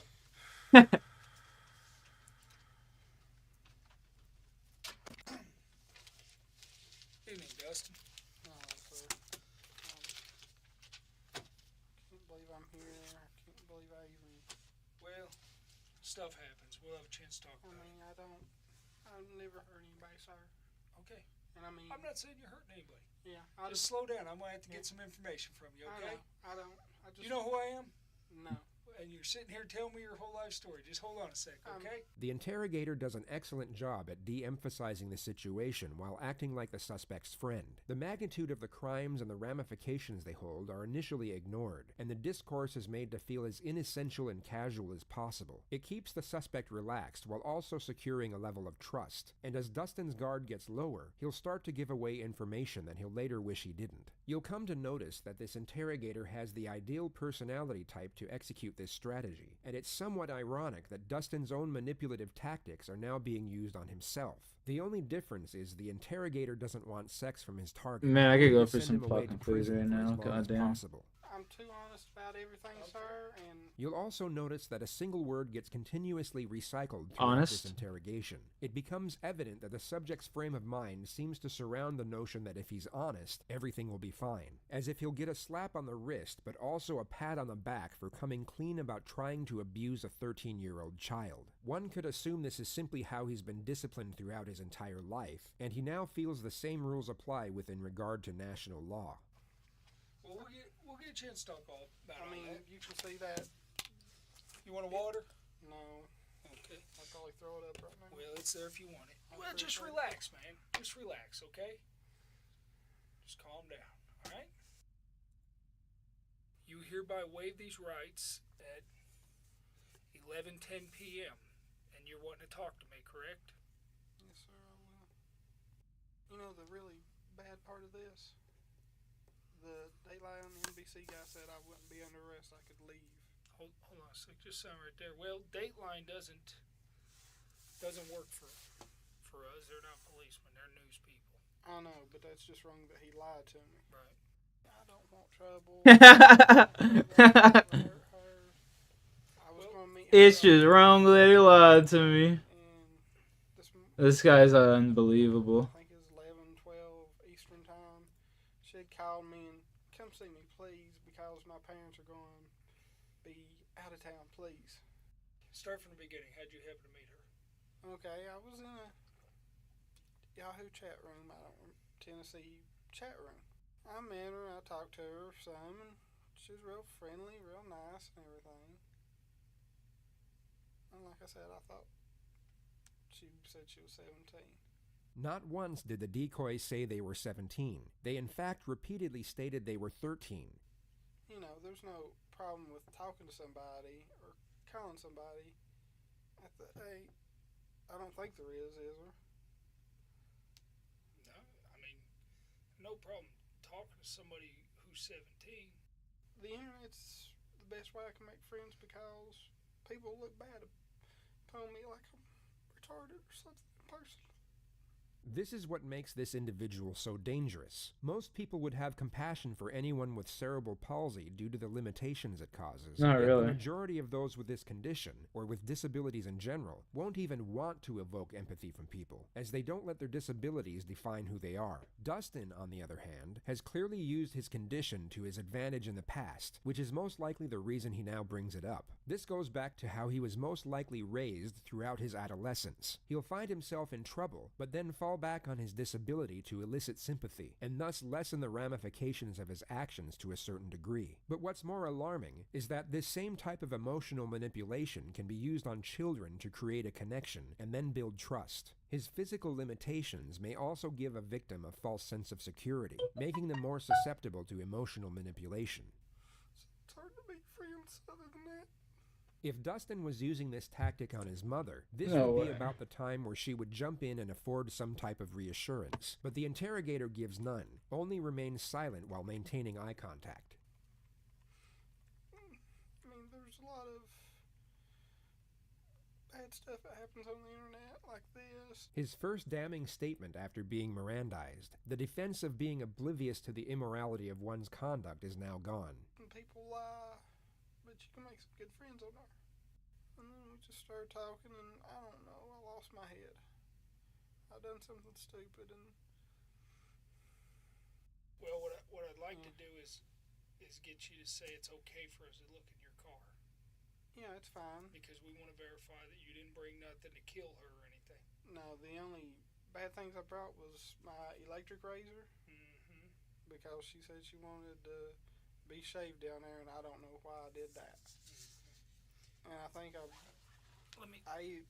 can't remember. I thought I brought some hand moisturizer or KY jelly. I don't know which it is.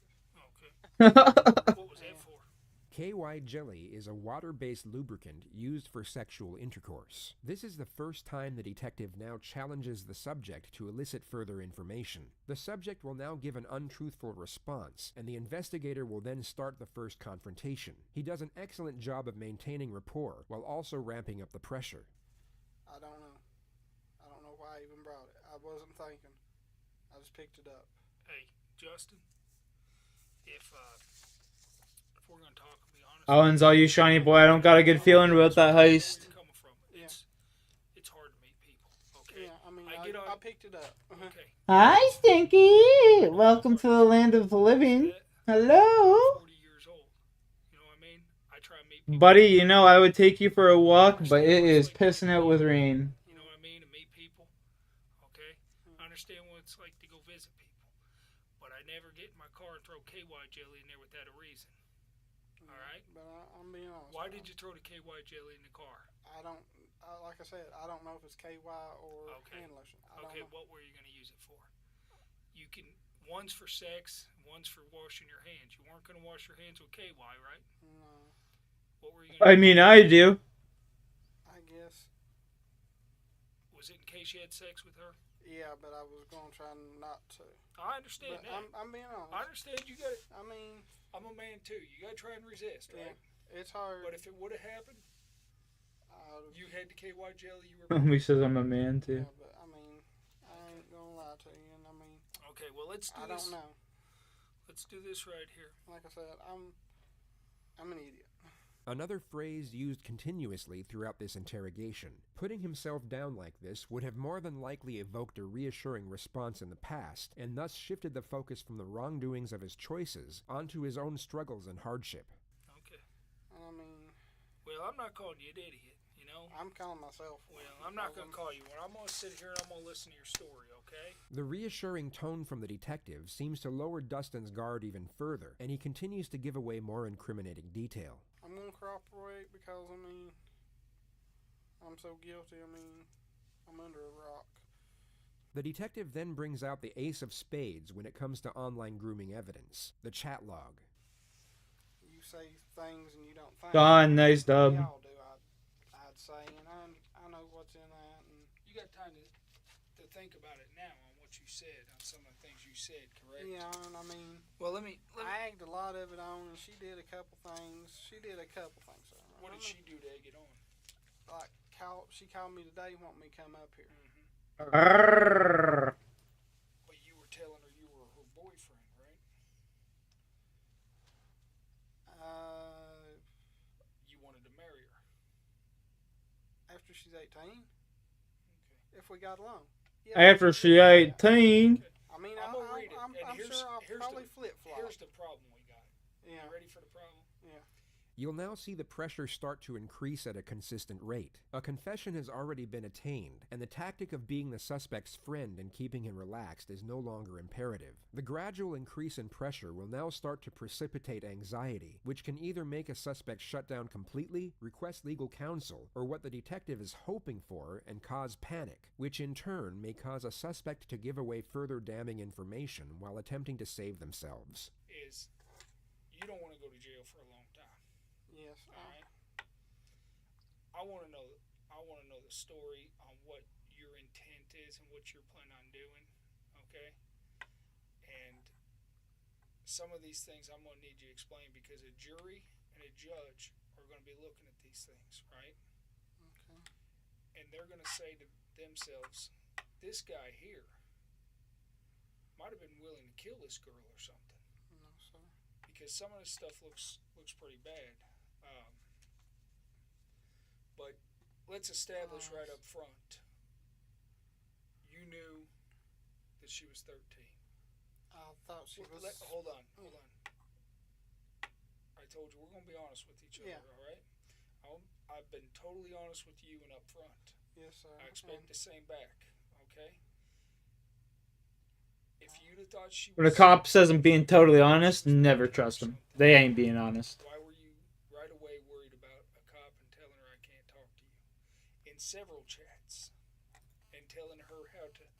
I mean, Did I can read this chat right here, and it talks about her being 13 later on, and that is 13 days ago. And you're telling her how to get rid of stuff on the computer so nobody knows what you're talking about. I didn't want her to get in trouble, so we couldn't even speak. Okay. And I don't Did you not want her to get in trouble, or were you worried about you getting in trouble, or both? I was worried about her getting in trouble. I didn't want her to get in trouble like that, and I mean, if I get in trouble, I mean, I have to deal with the consequences. I'm dealing with them now, and I hate them. And what? I made some stupid choices, and I don't want to. I wish I could take it back, and I don't want to hurt nobody. When you tell her to, you want to hide the stuff that's on there, and how to archive stuff. You know, a lot of this leads up to you wanting to protect yourself more than worrying about her. Am I pretty accurate on that? Yeah, I was thinking more of her, but yeah, it was for me too. And like I said, I don't want trouble. I mean, I don't want nobody to get in trouble. I'm not blaming you, but what I got to get to the bottom of here. I know. Okay. I'm being honest with you, sir. I've got to get to the bottom of what's going on, and when you tell me half the truth first, and then the other half of the truth later on, and I got to ask 10 more questions, all you're doing is make it hard on me. And like I told you, judge and jury's going to hear this. You're saying I can't wait to get your cherry. Yeah. Which, correct me if I'm wrong, because I'm an old man. I might have been out of the system for a while, but that means that you're going to take her virginity. You're going to take her virginity. But now, hold on a second. This is fucking foul. I didn't have 11 o'clock at night to meet because I couldn't get here any faster. Okay. I'd have been here during the day. You'd been here during the day. And I'm being honest. You've sent her pornography over the internet. Is that one correct? photo. And what's that a photo of? Because she said she'd never seen a penis before. Mm-hmm. And why did you send it to her? I don't know. I don't know. Because she said she never seen one. Okay. And I mean, if somebody asks me a question out of curiosity or how do I do something, I'm stupid enough to tell. You know, I try to help people. I share knowledge. Yeah, definitely trying to help her. Yeah. Remember, we're being honest with each other. I know. Okay? I'm being honest with you. Let's be honest, okay? If somebody asks you how to build a birdhouse, you might send them a diagram, okay? Yeah, but that's a girl that age asks you or says she never seen a penis, and I don't recall her asking you. I've read the entire string of chat, and she never asked you to send her what a picture of penis would look like, right? I asked her if she wanted to see it, and she said yeah. Hold on. But she's asking you or telling you she's not seen a penis or nothing, right? Correct. Ruby Amulet. Are you trying to get her excited about sex? No. No, sir. How many of these chats do I have to read out loud for you to say the truth of what you were doing? You're asking her to touch herself. You're asking her if you show up, will she? I can't listen to this shit no more. Safeguarded in the past. I want to listen to that. I mean, all of these people that you say you don't know, through scientific evidence, are all pointing the finger at Lonnie David Franklin Jr. Sit there and look at their faces, all staring at you, pointing that finger at you. Lonnie Franklin, a.k.a. the Grim Sleeper, accused of 10 counts of murder and 1 count of attempted murder. His crimes took place over a 22-year period from 1985 to 2007. He was able to fly under the radar since his first murder, but was arrested in 2010 after a new DNA analysis linked him to 11 victims. Bro, the DNA fucking shit they got nowadays is insane. Like, if you commit Do you have You any commit idea murder, why bro, you're you're about as It's a fucked common as it trait of a gets. guilty individual to claim that they have no idea what's going on. The innocent will usually admit they know the topic of discussion or reveal some knowledge of the current circumstances. You about as Okay, we're fucked working on the as it investigation, gets, homeboy. and, there's a warrant for your arrest, charging a count of murder. Count of murder. Yes, sir. So, you want to sit here and talk about the warrant? Yes. And what the charges are against Yes. you? Okay, great. The detective goes straight into the questioning phase of the interview without building rapport or asking baseline questions. It involves a young lady. And I'm going to ask you, show you a photograph of this young lady and see if you recognize her.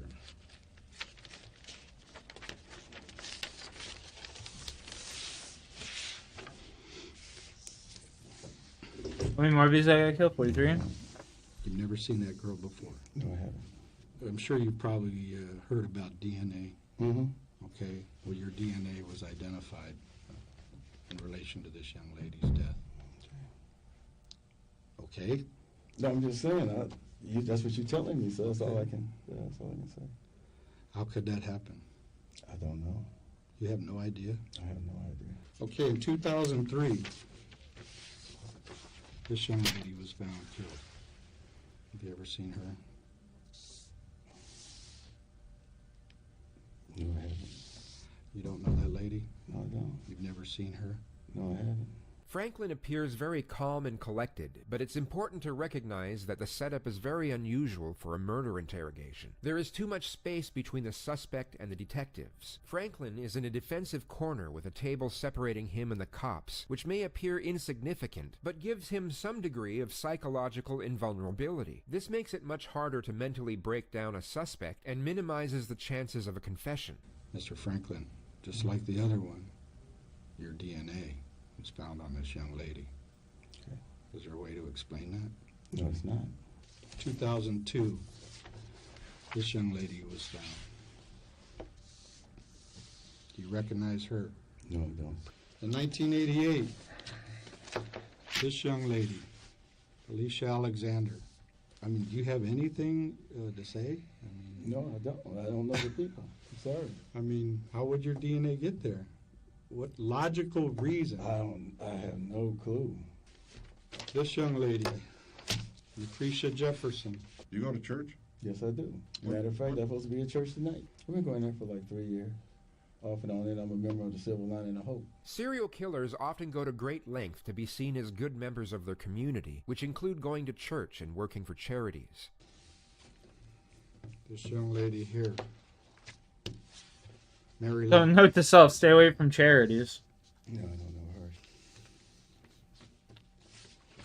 This young lady here, her name was Bernita Sparks. Bro, how many fucking pictures are they putting up? Wow, she look heavy set. Why?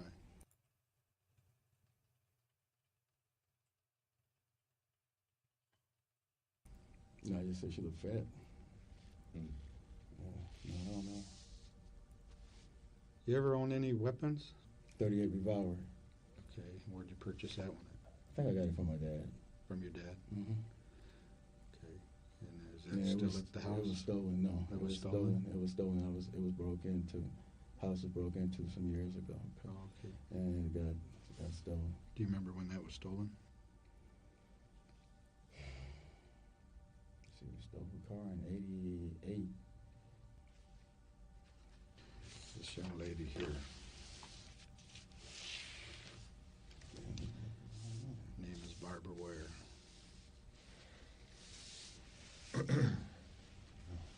Never saw her before. No, nothing about her. Nothing about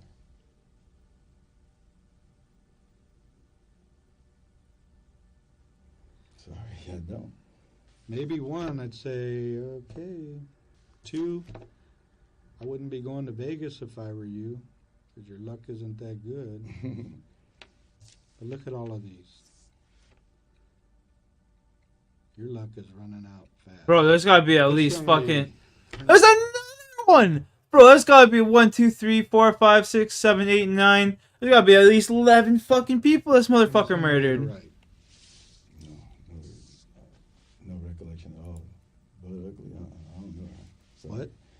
But ugly, I don't know her. But ugly. This young lady, Deborah Jackson. Another one! Bro, what the fuck? How have I never heard about this motherfucker? What's this guy's name? Convinced that you did this to these young ladies. Give me an explanation. I have no explanation to give you for something I didn't do. So you're just saying you just got a run of bad luck? No, I'm not saying I had a run of bad nothing. I don't know these people. There's my cards. There's my deck right there. I think my hand's a lot better than yours right now. Your bluff ain't cutting it. Mr. Franklin, you have a major problem today. You've had this problem for, at least that we're aware of, for 25 years. You creep out, you pick up these young ladies that are out working Western or Figaro or whatever in the middle of the night. You have sex with them, you kill them, and then you dump their bodies in alleys throughout the city of Los Angeles. Most of them near, not too far from your house. You see the number of faces here. That's how many families are affected by this.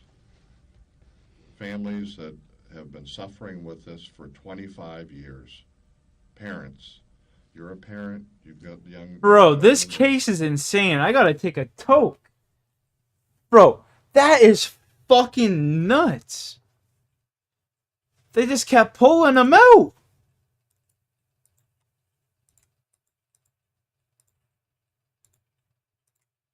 Like, holy fuck.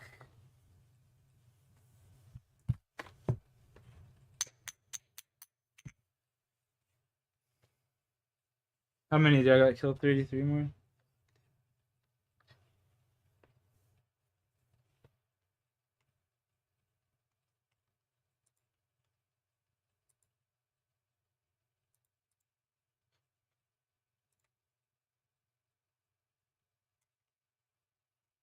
Dude, I've never heard of this fucking guy before.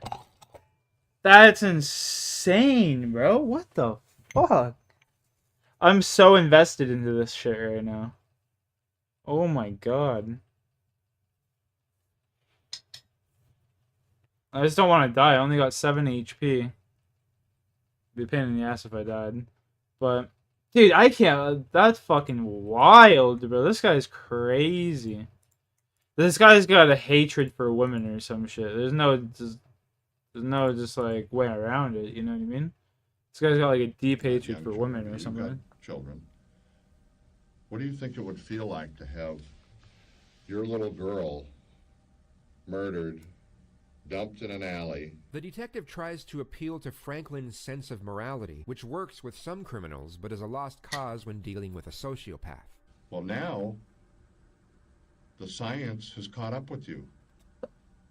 Mr. Franklin, your signature is on every one of these young ladies. There's no denying that.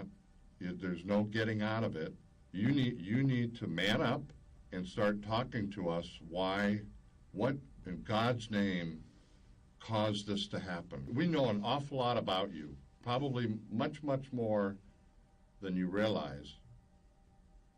How are you going to explain away your one and only on Earth DNA attached to all these young ladies over a 25-year period?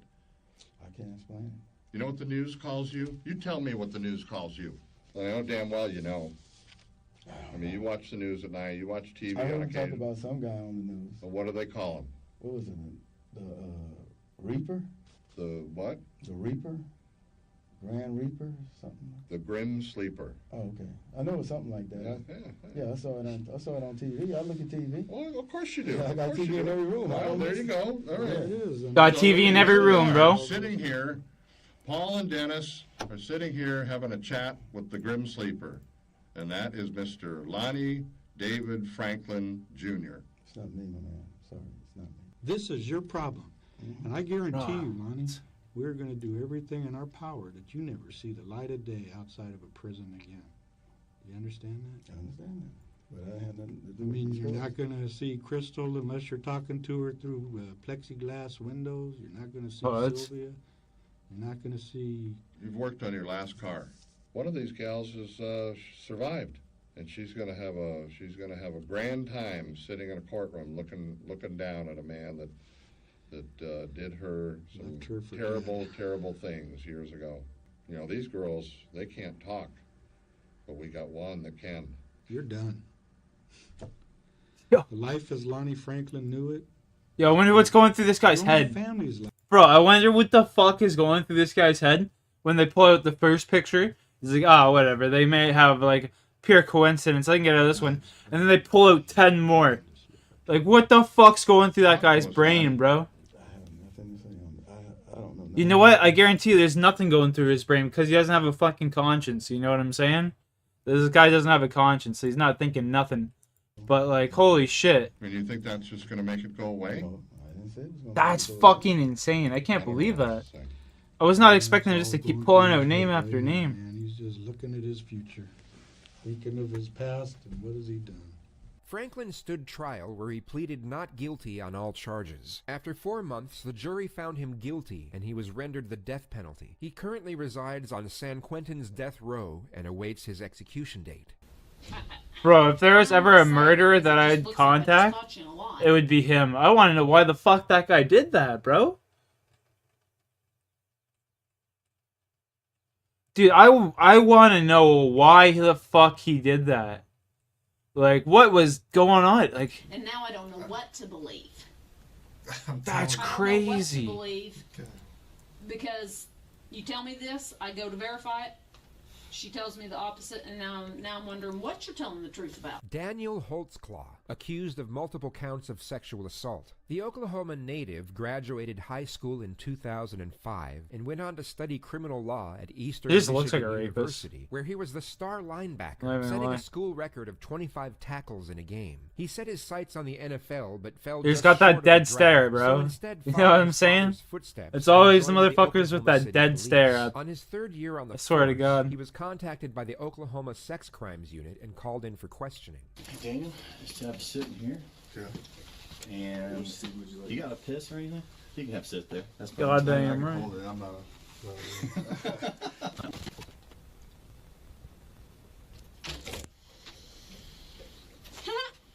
No chair for me. Let me bring a chair. I love how they're always so friendly beforehand, and then they just get right down the tap. No, that I had back surgery a year ago. Rocky's coming. They didn't hear yet. She had back surgery because her husband was just not having It's it. about the only chair I can sit in. Had a bad day at work. I can't sit in one of those. It'll kill me. Now, I know you're an officer, and I know you've seen these 1,000 times and you've read them yourself. Right. You still ask me any questions if you have one. Right. Okay. Don't be embarrassed of that. Right. Okay. They know each other. That's the messed up part. I know. You shoot right-handed, but you're right-left-handed. Wait, this case is pretty wild. I shoot right-handed, and right-lefted. You've seen this one, damn? I Having had these no. rights in mind, do you wish to talk No to me idea. and us at this time without an attorney? Yes. Okay. Right. Yes. Right there. Yeah. This guy's a cop, and he talked to him without an attorney. What a fucking moron. You haven't heard any rumors? I haven't heard any rumors. You had said, and we told you that there was a traffic stop. Right. That somebody made some allegations against an officer. Right. They don't know the officer's name. None of that. But, and you said that you made a traffic stop after work. Yeah. But you didn't call it in. I didn't call it. Where was that? It was about Northeast 50th and Lincoln, just to the west. Okay. Tell me about that stop. I was going westbound on Northeast 50th. The car swerves, and so at the time I'm thinking, okay, it's probably a drunk person, or maybe he got excited because they saw a cop. Made contact. It was a black female. Asked for license insurance. Stated that she didn't have insurance. Gave me an ID. At the time I'm like, do you have a valid insurance or a valid license? She said no. I told her I just got off work. I mean, what's the deal? You know, why are you swerving? And she says, I'm just trying to go home to Ann Arbor-ish on the northwest side to see her daughter or something like that. I'm like, okay, I'm just off work. I'm tired. Get your license taken care of. Just mine. So she didn't have a driver's license? She didn't have a driver's license, and I was just like, go to DPS, Department of Public Safety on King, get that taken care of, and they cut her loose after that. And they cut her loose after work? I don't, but in that case, I saw her swerve and whatnot, so I mean, me, I don't. Felt. I felt like I needed to make that traffic stop. Okay. How was she? Was she respectful? Was she? She felt like she was nervous and whatnot, and I'm She like, felt why you like she was nervous? And she was even crying. I'm like, why are you crying? Why are you nervous? Whatnot? And she's just like, I don't know. I'm just nervous because you're a cop and I got pulled over. I'm like, nothing you had to be nervous about. And I told her, I'm like, I don't really want to take you to jail for no SDL or anything. I just got off work. I'm tired. I'm not going to sit here and go, why didn't you take her to jail? I could care less. No, I don't care. Was she drunk? Did you think she was drunk? I think she was. She drank, but I don't think she, with my experience, I don't think she was past the legal limit. So you got her out of the car? Yes. Okay. And put her in the back of your car? Yes. Okay. Any problems there? No, she was cooperative. Didn't give me any problems or whatnot. When you put her in your car, did you pat search her? When I came around, I was like, lift up your shirt. Is there anything on you? Anything as far as... Lift up your shirt? Yeah, she said no. And then I put her in the vehicle and went from there. Asked her everything. Did your hands go on her at all? I backhanded her on as far as the side. Where on her body? Tell me. You backhanded? Her waist, and the back portion. I didn't touch her butt or anything, but the back portion of the waist. And then she lifted it up like right here, and there's nothing. Did she lift it up like this? No. Okay. So she never, like, went, ooh, nothing, No. exposed her breasts or anything like that? She asked me if I was like, no, it's okay. She asked you? If you want to search me, I'm like, no, it's okay. So she never, like, put her hands on the car and you... No. Well, it sounds like this is the lady, I mean, this is the deal where she's the complaining party. Okay. Okay. And she's making some sexual allegations, obviously, because sex crimes is working it. Right. What did she say? Well, was there anything, an accidental touch, anything? If she thought it, when I passed searched her, but it was nothing as far as I felt like I would do anything as far as sexual or anything like that. For my safety, I just checked to see if the weapons or anything.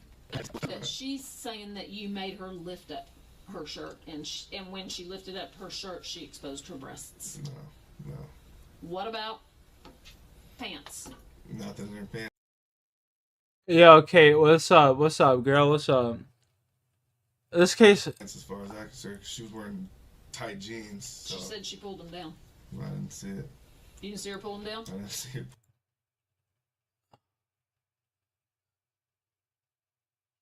Pulling down pants.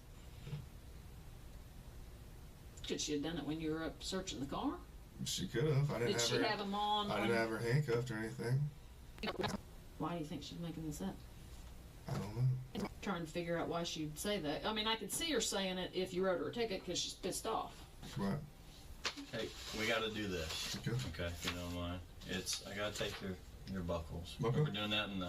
That's fine. The second detective alleged they had to do a swab test. However, they did not have the legal requisite to do so, and Holtzclaw could have refused. He is currently reading and signing the waiver that affords them the right to take his DNA. Well, Daniel, this is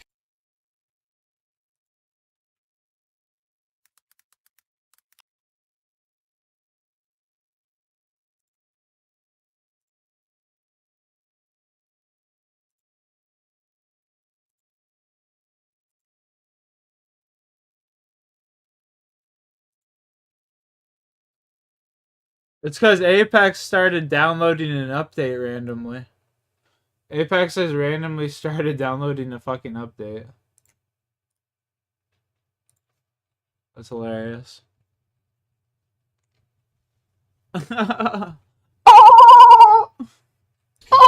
things that we kind of bring it in here to see how truthful you are. Right.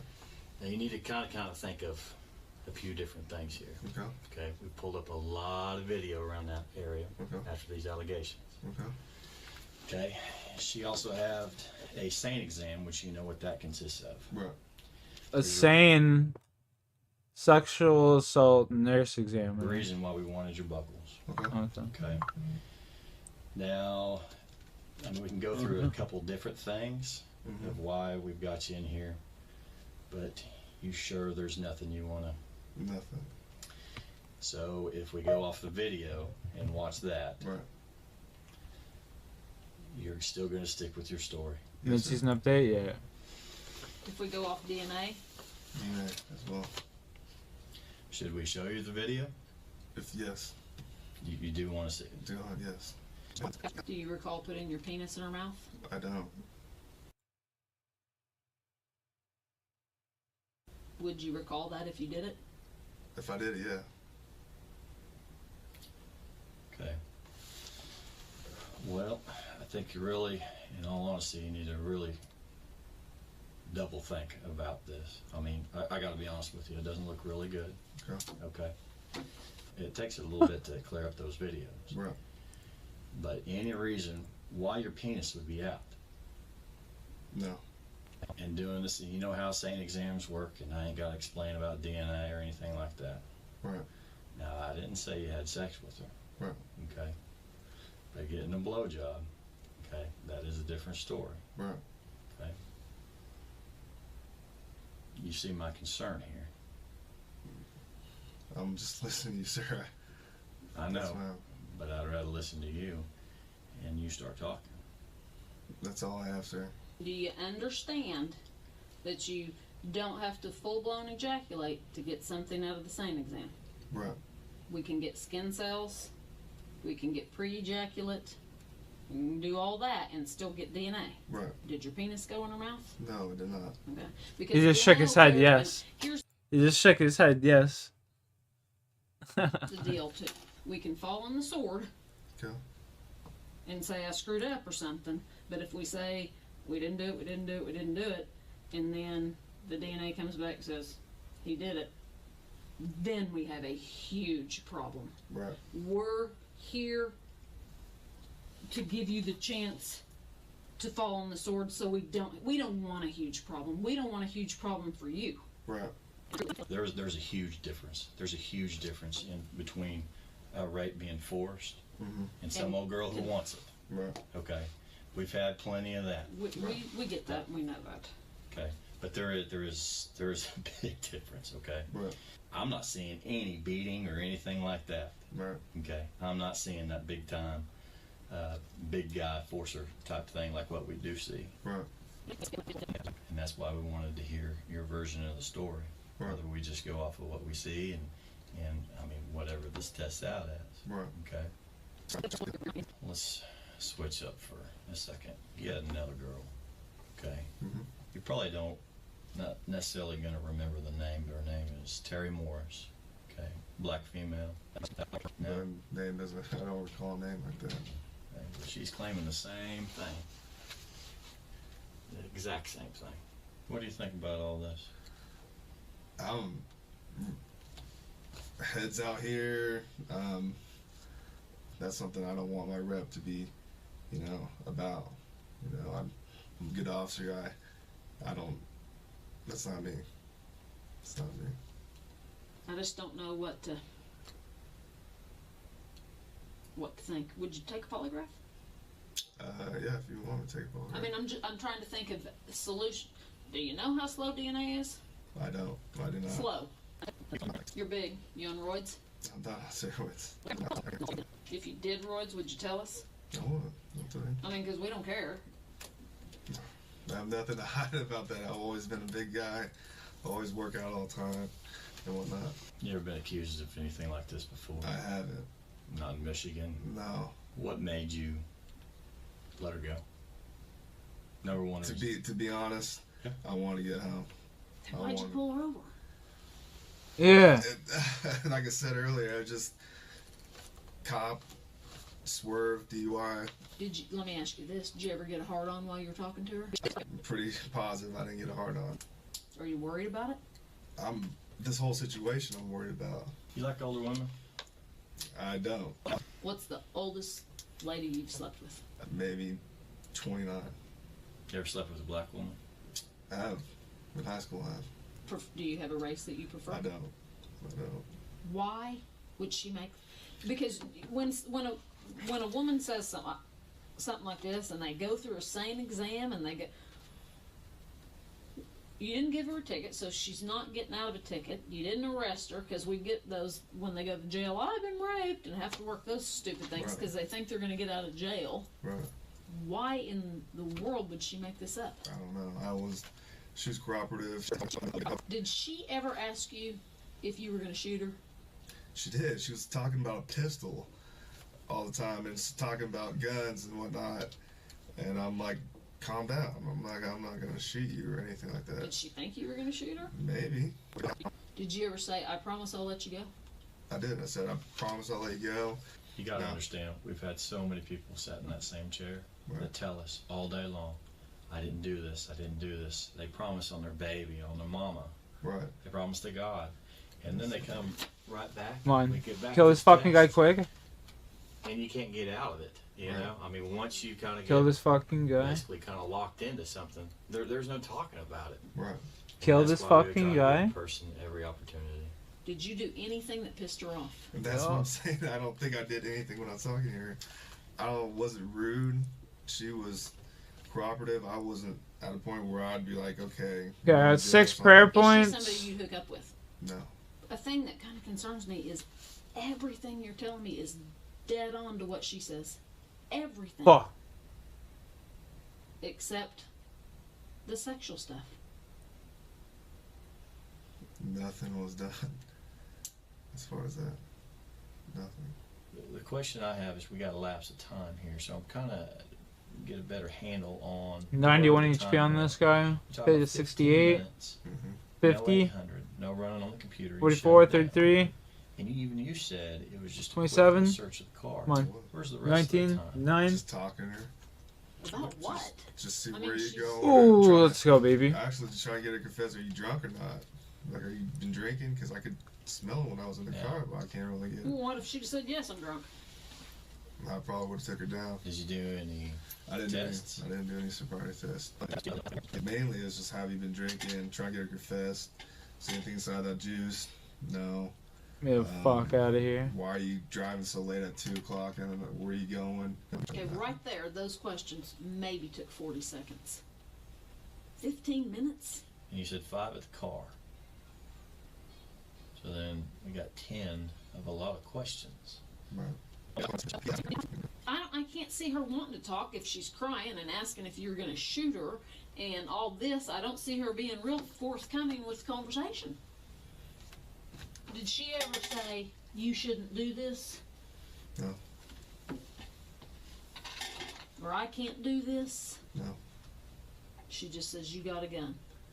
You got a gun. Holtzclaw was removed of his No, uniform and but, placed on administrative leave pending a searching full for investigation this. of the allegations. Jesus. The same detectives were also able to find That's multiple wild. additional victims who had also come in contact with Holtzclaw and claimed similar misconduct. In August of 2014, he was arrested and formally charged with 36 counts of sexual assault, including indecent exposure and stalking. The case went to trial where Holtzclaw pleaded not guilty, but in December 2015, the jury convicted him on 18 of the 36 charges. He was sentenced to 263 years in prison. This triggered a huge conspiracy theory, with sources claiming that Holtzclaw was framed by the Oklahoma City police because of a corruption scandal that he refused to be a part of. His attorneys have filed an appeal, and to this day, Holtzclaw has maintained his innocence and denies every allegation made against him. But I gotta believe this has been bugging you for your What the fuck? entire life since it happened. That's wild. That one runs deep. Then you're a cold-blooded killer, Tony. Is that what you're telling me? That shit runs deep. Anthony Palma, accused of the murder of 8-year-old Kristen Hatfield, who went missing in 1997, 17 years prior to this interrogation. Much like the case of the Grim Sleeper, a new system of DNA testing was able that to one link ran Palma to a blood deep. sample What the found in the child's bedroom on the morning of her disappearance. Over 17 years, I know in my life, I've changed a lot.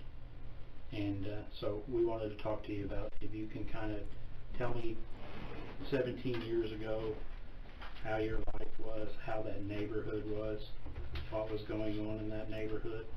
I know I've read... I kind of want to go get 99 fire making.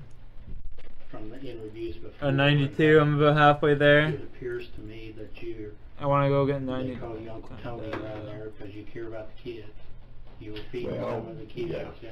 Basically, when I lived there, there was a bunch of older people. That was like not no retirement place, but most of the people in that area were old retirees. Yeah. And you know, I like doing stuff all the time. You know, I was always outside, and if somebody's working on their vehicle, got to go be busybody, hey, you know, and help them, or somebody's washing machine was broke down. And older people, you know, they can't. Older people, you know, can't do stuff, and I've always been mechanically inclined, you know, where I could figure stuff out, you know, or help them move this, or, you know, just, I've always been, I don't know about friendly, but 108 for the nature runes, bro. That's insane. I remember when they were like over 256 a pop. Well, when the pizza. Yeah,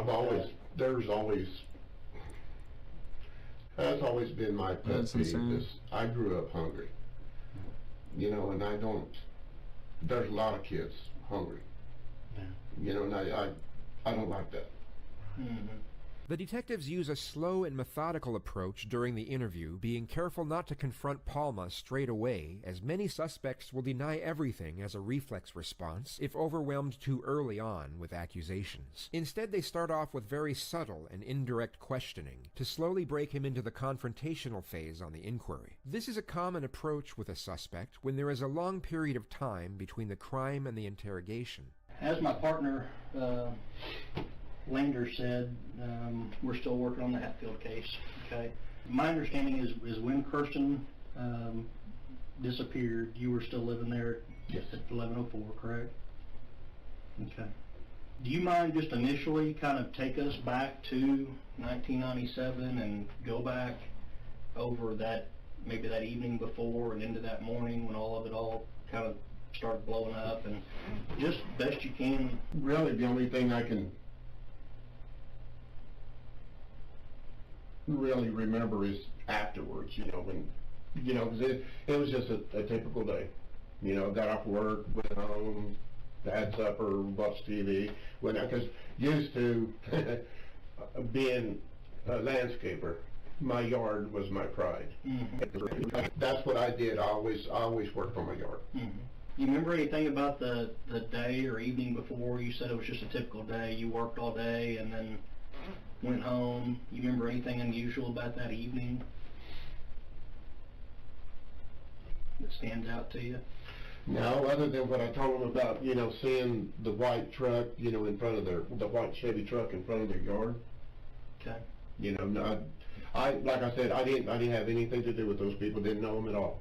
You know, it's not like I went, hey, yeah, you got live girls. No, it wasn't nothing like that. Okay. I was outside working on my yard. 47 mil essentially. Talk to the neighbors, or kid would come by, Tony, can you fix my bike? You know, stuff like that. You know, it wasn't like I'd tell them to come over or anything. I wouldn't go to other people's houses unless, you know, I was needed or something like that. But everybody just got, oh, Tony will fix your bike and blah blah blah. You know. And I tried to make it feel like, you know, that was kind of a safe place, you know, for, you know. You said you didn't know them. I'm assuming you're meaning Shannon and Kirsten? Yeah. And I couldn't even tell you how long they'd lived there. Okay. I was going to actually ask you that. I'm assuming you probably saw Shannon and Kirsten running around the neighborhood and so forth. To tell you the truth, until that happened, I think I seen the kid one time. She was playing with Crystal that lived up the street, but I don't remember if it was in that time frame or what. I really don't, because like I said, I didn't pay no attention. Okay. Do you remember ever like giving food to Kirsten or talking to Kirsten? No. Was she ever at your house? No. Anything like that? Okay. No. And do you remember? I'm actually a leery guy until, you know, people start coming around. You know, I'm just oh yeah, I will be your friend. You know, no, not like that. Yeah. But I didn't know. I didn't have. I wonder if I can fletch. Didn't pay attention to, you know, who all was there or who they were. You know, things like that in my world just fall in place. You know, we accidentally. Magic? Ooh, I can actually fletch. No, interesting. Never.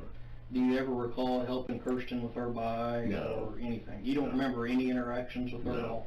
No, I know there wasn't any interactions, 'cause I didn't know them at all. While they lived there, do you remember ever being in the yard, the front or backyard for any reason? Okay, how about in the house? Nope. I didn't even recognize her when y'all showed me the pictures of her.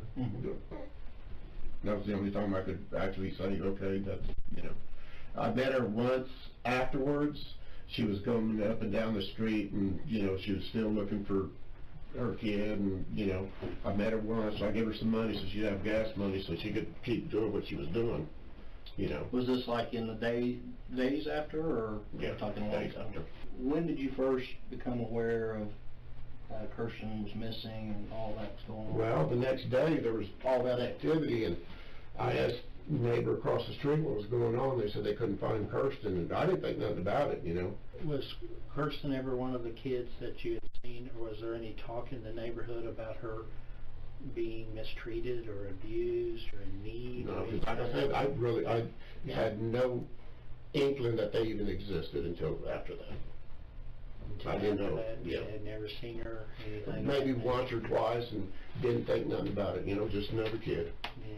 Okay. In the last 17 years, Tony, have you changed much? Is this how you were 17 years ago? Just a hard-working man? Yeah, that's basically it. Yes. Okay. And I'm not the same person I was 17 years ago. Life changes people, you know. As you get older, you start recognizing things that you could handle differently than what you.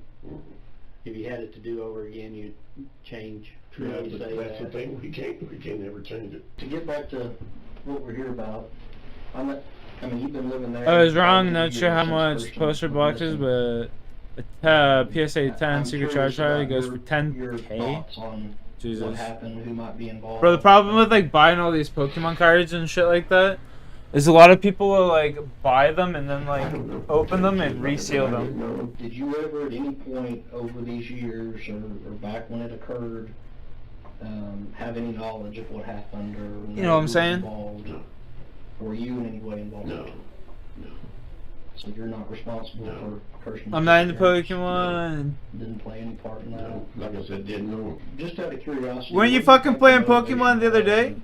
Whoever did this, I mean, why would this have happened? Well, then I could have told you, but... Weren't you playing Pokemon something shit the other day? Liar. This and that and the other. Liar. Always brought down to drugs. You know, I heard that she was on meth and cocaine, and, you know, if somebody did come in, I mean, wouldn't you have heard it? But I know Does that some mean people... that she left Kirsten home alone, you think? Or I don't know, but I'm sure she did. It's like online PvP battle? I don't know. If I had the information, yeah, I'd give it to you. Because that'd be the same thing if something were to happen to my daughter. My God. I don't know how she does it. I mean, if she's innocent, God bless her soul. I don't know how she does it, because I just thinking about it. What would I do if my daughter come up missing? Oh, yeah. And she's my world. That's all I've got. We've talked a lot about kind of the background. I want to kind of talk to you about some new information developed in this case, okay? We talked about, had you ever been in the backyard? Had you ever been in the house? All those things. And you said you hadn't. Not while they were there, no. Okay. Well, I don't believe you. You never knew I played that shit? My buddy... I think you're telling me. Yo, listen to this shit. This kid that lived down the street from us, his name's Boyce. He fucking... We grew up and he, like, got really good at Pokemon and shit. He ended up going to Japan. And he won this, like, tournament out in Japan and shit like that. And everyone... He came back to school and he thought he was, like, the coolest kid at school. Everyone at school started making fun of me. You're a fucking loser. You went to fucking Japan to play Pokemon? Like, you're fucking... What a loser. And then... So, like, that happens. Grow up a few years later, we're in, like, grade 6. We're in, like, grade 6, right?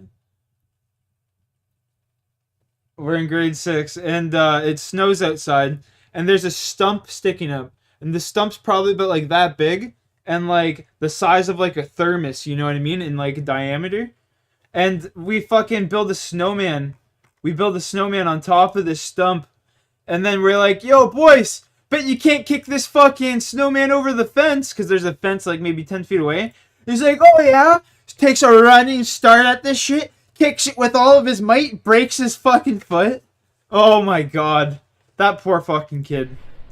Your DNA is in the backyard.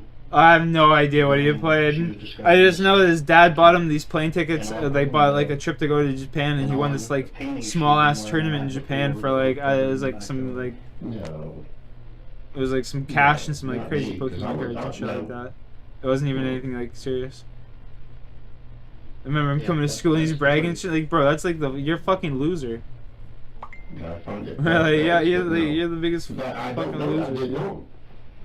And maybe you didn't know him, Tony, but and I didn't have no business over there at all. That may be also. What we need to talk about is what you were doing in that backyard that night and what happened. We need to get to the truth of I what have happened. no idea what you're talking about. Well, here's our problem with that is how did your DNA get there then? Don't know. Is this one of those things from 17 years ago that a split-second decision has haunted you for 17 years? I don't know what y'all are talking about. Were you there to help her? No. Like I said, I had nothing to do with them people. Nothing. I didn't know them at all. Okay, so how did your DNA I get have on no that? idea. Tony, your blood is on her window. Your blood is on Kirsten's panties. I don't see how that could happen. Well, it happens when you're injured in some way and your blood gets transferred. Charlie Browned him? Oh, yeah. I know what you're Tony, saying. over there, this I know what you're is saying fine now. evidence. It's not I know debate. exactly what you It's not mean. anything Yeah, to be yeah. argued. I really feel Yeah. I mean, I got you. I pick up what you're putting down. You came up rough like I did. You came up poor. Yeah, but that's beside the point. I had nothing to do with any of this. But here's the thing. I don't think that was your intention. You're going to have to explain this. I If don't you were know there, how I do it. If you were there because you heard her yelling for help from your backyard, and you go over there to see because you knew that her mother was a meth head and that she was probably home alone, and you went over there to help. No. Tony, the worst thing you can do for yourself right now in this position is lie and not be truthful. I'm being truthful, dude. No. I don't know how, I can't explain why y'all are finding this. Well, your blood is in that backyard the morning that she's discovered missing, okay? This is your chance, Tony. I understand that, to but explain what happened. That Maybe was you didn't shitty there, mean bro. No. for whatever happened to happen. There. Do you So for not that, believe me when I tell you that we have your DNA? No, I don't. Chat, you know what, bro? I gotta be honest with you guys. Why the fuck? I just gotta be dead honest. Like, why the fuck do people want to, like, hang out and shit? Like, I feel as though, like, hanging out and shit like that, like, I do that shit in high school, you know what I mean? I don't fucking hang out with people now I'm older and shit. I just want to be by myself. What's up with, like, people wanting to hang out and shit? Maybe I'm just, like, antisocial. But, like, fuck. That shit's annoying to me. You know what I'm saying? Like, it's just like, god damn. Like, if I want to go out, I want to go do shit on my own terms, you know what I mean? I'd be down to chill for a bit, I guess.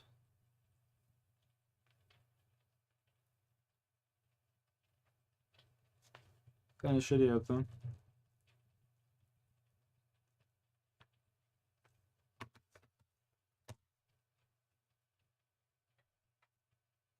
Yeah, I just, like, fuck, man. My friends are always like, yo, let's go do this. Like, I'm not in fucking high school anymore, man. I don't want to fucking waste my time, like, going on a hike with, like, a bunch of my friends. I'd rather go on a hike on my own terms, you know what I mean? I don't know, it sounds bad, like I say, it was a waste of time. I don't want to waste my time going on a hike.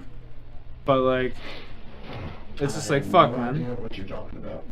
I don't, like, want to be going, like, my friends are, like, fucking acting like they're in high school. Like, yo, let's go down to Toronto. What do you want to do in Toronto? I don't know, walk around. Like, bro, I fucking did that shit in high school. You know what I mean? My friends will hit me up. Yo, you want to go for a drive? Where do you want to go for a drive? Well, I don't know. Do you want to go for a drive? Like, no, I don't want to fucking go for a fucking drive. Like, what the fuck are you talking about? With fucking drive around aimlessly. Yeah, that sounds tons of fun. As well as on her windowsill. I can't explain it. So you're telling me what happened that Sounds like tons of fun. Hadn't been bothering you all these years. That's not me. You can sit here and say that same crap over and over. Fuck out of here with that That's shit. not the truth. You're the only person that can bring Kirsten back and let her family have a proper burial for her.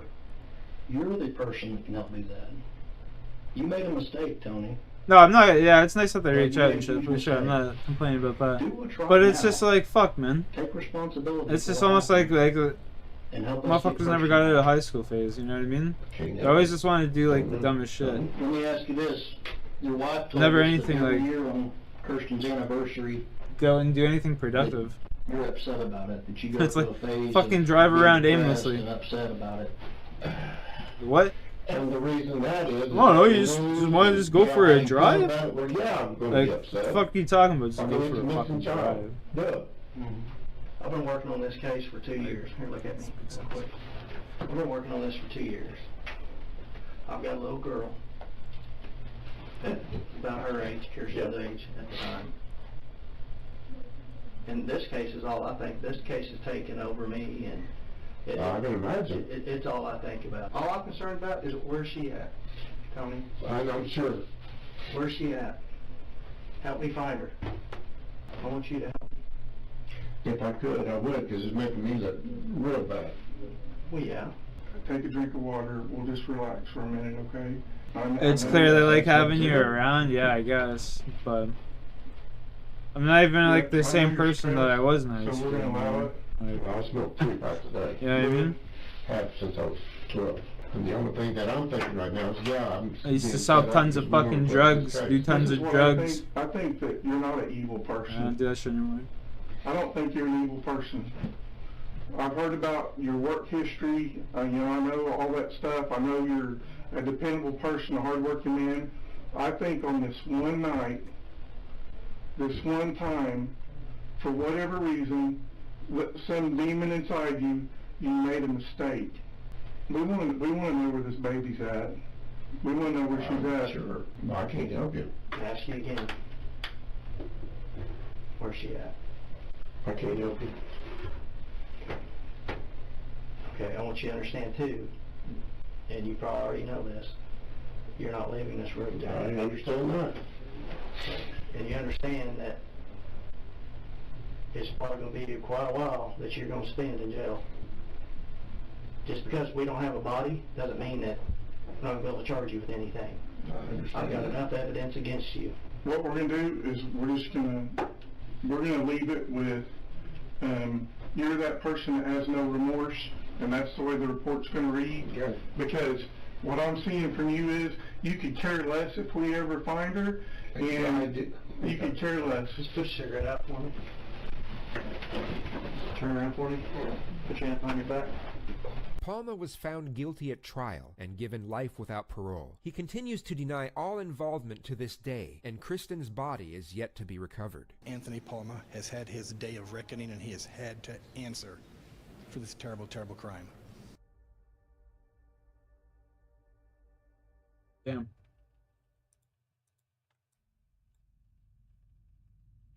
Of all the great dualities of human experience, good and evil have been the most instrumental in shaping the laws, rituals, and beliefs of mankind. The concept is more theological than psychological, and its polarization has been the influence for the many narratives found in constructed systems of designated behaviors and practices with relation to transcendentality, Yeah, hella also nervous? known as Rim. religion. Yeah, And I don't really whereas get all nervous. religions It's just associate like- and advocate for good to the present day, the darker shadow I don't of know. human nature has become I'm not a definitively fucking more social person, secularized over I time. guess. Given That's the significant progress in clinical neuroscience Really over the just past chill several by decades, myself. many believe it is now possible to explain and illustrate the concept of evil through the scope of psychobiological theorem. Until recent times, specialists in the how field does of your, behavioral neuroscience have avoided how using does your left empirical leg methods to taste, deal buddy? with the subject. In the professional discourse, evil Are has you been on? consistently viewed as an Your elusive left leg topic taste at good? best, and as a dangerous topic at worst that should not be, nor need be, turned into a scientifically researched field of inquiry. No more than a century ago, the notion of evil epitomized only two meanings. The first understanding of the concept was obviously linked to religion.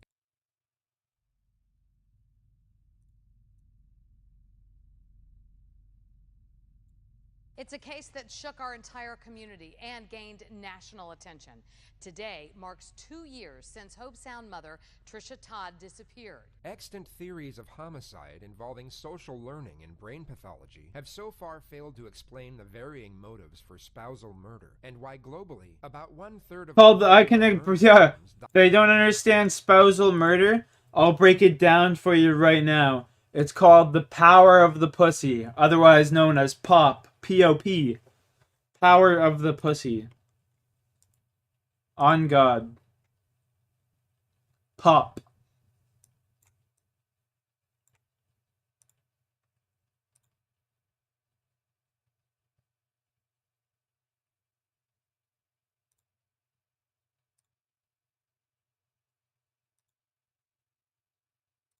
Otherwise known as POP. At the hands of a former or present intimate partner. The dialogue surrounding couples in which a homicide takes place often focuses on a history of domestic violence within the relationship, yet there are numerous examples of homicide where there is no evidence of previous abuse, nor any warning signs in the perpetuator's past behavior. Psychological studies have expounded the three main incentives of suicide. The least common being hello. You gotta go Psycho P. These types of murder would be classified as altruistic homicide.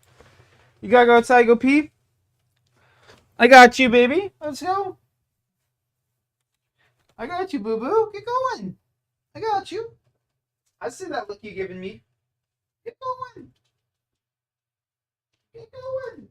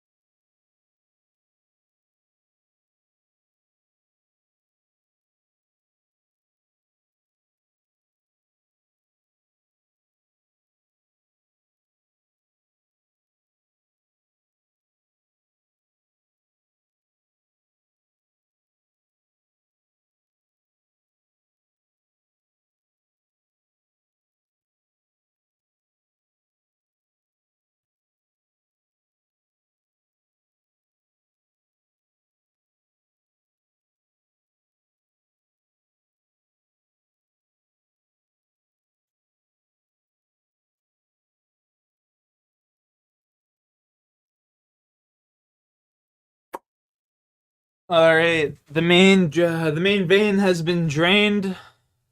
Rocky has been drained. So the offender can remove a person they love from a situation they believe to be worse than death. They involve an offender perceiving the situation to be so bad that they would rather see the victim die than be alive to experience it. The victims in these homicides are usually very sick. The offenders would often be mentally ill, and the most common cause of death is poisoning. The most common of the three categories is jealousy. These homicides involve an offender thinking they are at risk of losing their partner to someone else, and both the offender's lover or their rival may become the target. In court documents for these cases, jealous rage or morbid jealousy were often blamed for spurring the murders. While there is prior abuse in some cases, not all were characterized by domestic violence. In some occurrences, the perpetrator lashed out with lethal force despite being previously nonviolent. These types of attacks speak to the frenzied and emotional nature of jealousy motives. Blunt force trauma is the most common cause of death, with strangulation at a close second. The second most common motive for spousal homicides is gain.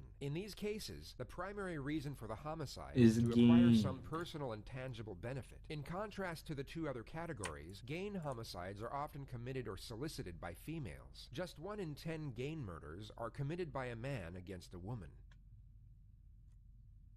High school sweethearts Trisha Todd and Stephen Williams followed each other into the United States Air Force after graduation. They were known to have a turbulent yet passionate relationship and very much in love with each other. They tied the knot in 2005 and had one daughter together, but after 11 years of marriage, they finally decided to go their separate ways and got divorced very amicably. According to testimony, they maintained a cordial relationship and kept close ties with each other following the separation. Trisha left the Air Force and moved with her daughter to South Florida to be close to her family and become a registered nurse. Then, less than 3 months after her marriage ended, Trisha suddenly disappeared. She failed to show up to the hospital where she worked, and her family notified the local sheriff's department that she was missing soon after. Her car was still at the house, with her purse in the back seat. There was no activity on her bank accounts nor her credit cards. The police soon discovered a security video showing Trisha shopping at a local grocery store on the night of her disappearance. The items she bought were at the house, the lights were still on, and one witness stated that they saw her leaving the residence in her car that same evening. Detectives learned through Trisha's cell phone records that she had gone to see her ex, Stephen, who was staying in a rental home nearby. He had traveled to Florida to spend a week with their 2-year-old daughter, Faith. He told police that Trisha was supposed to have picked up Faith the next morning, but never did, so he left her with a babysitter and returned to his base in North Carolina. Stephen was interviewed multiple times in regard to Trisha's disappearance, and even passed a polygraph test. Authorities stated that they had no reason to suspect Stephen had anything to do with Trisha's whereabouts. A month passed, and the investigation became motionless. Lead detective Mike Doherty even testified that he was adamant the case would never be solved. But exactly 7 weeks after Trisha's disappearance,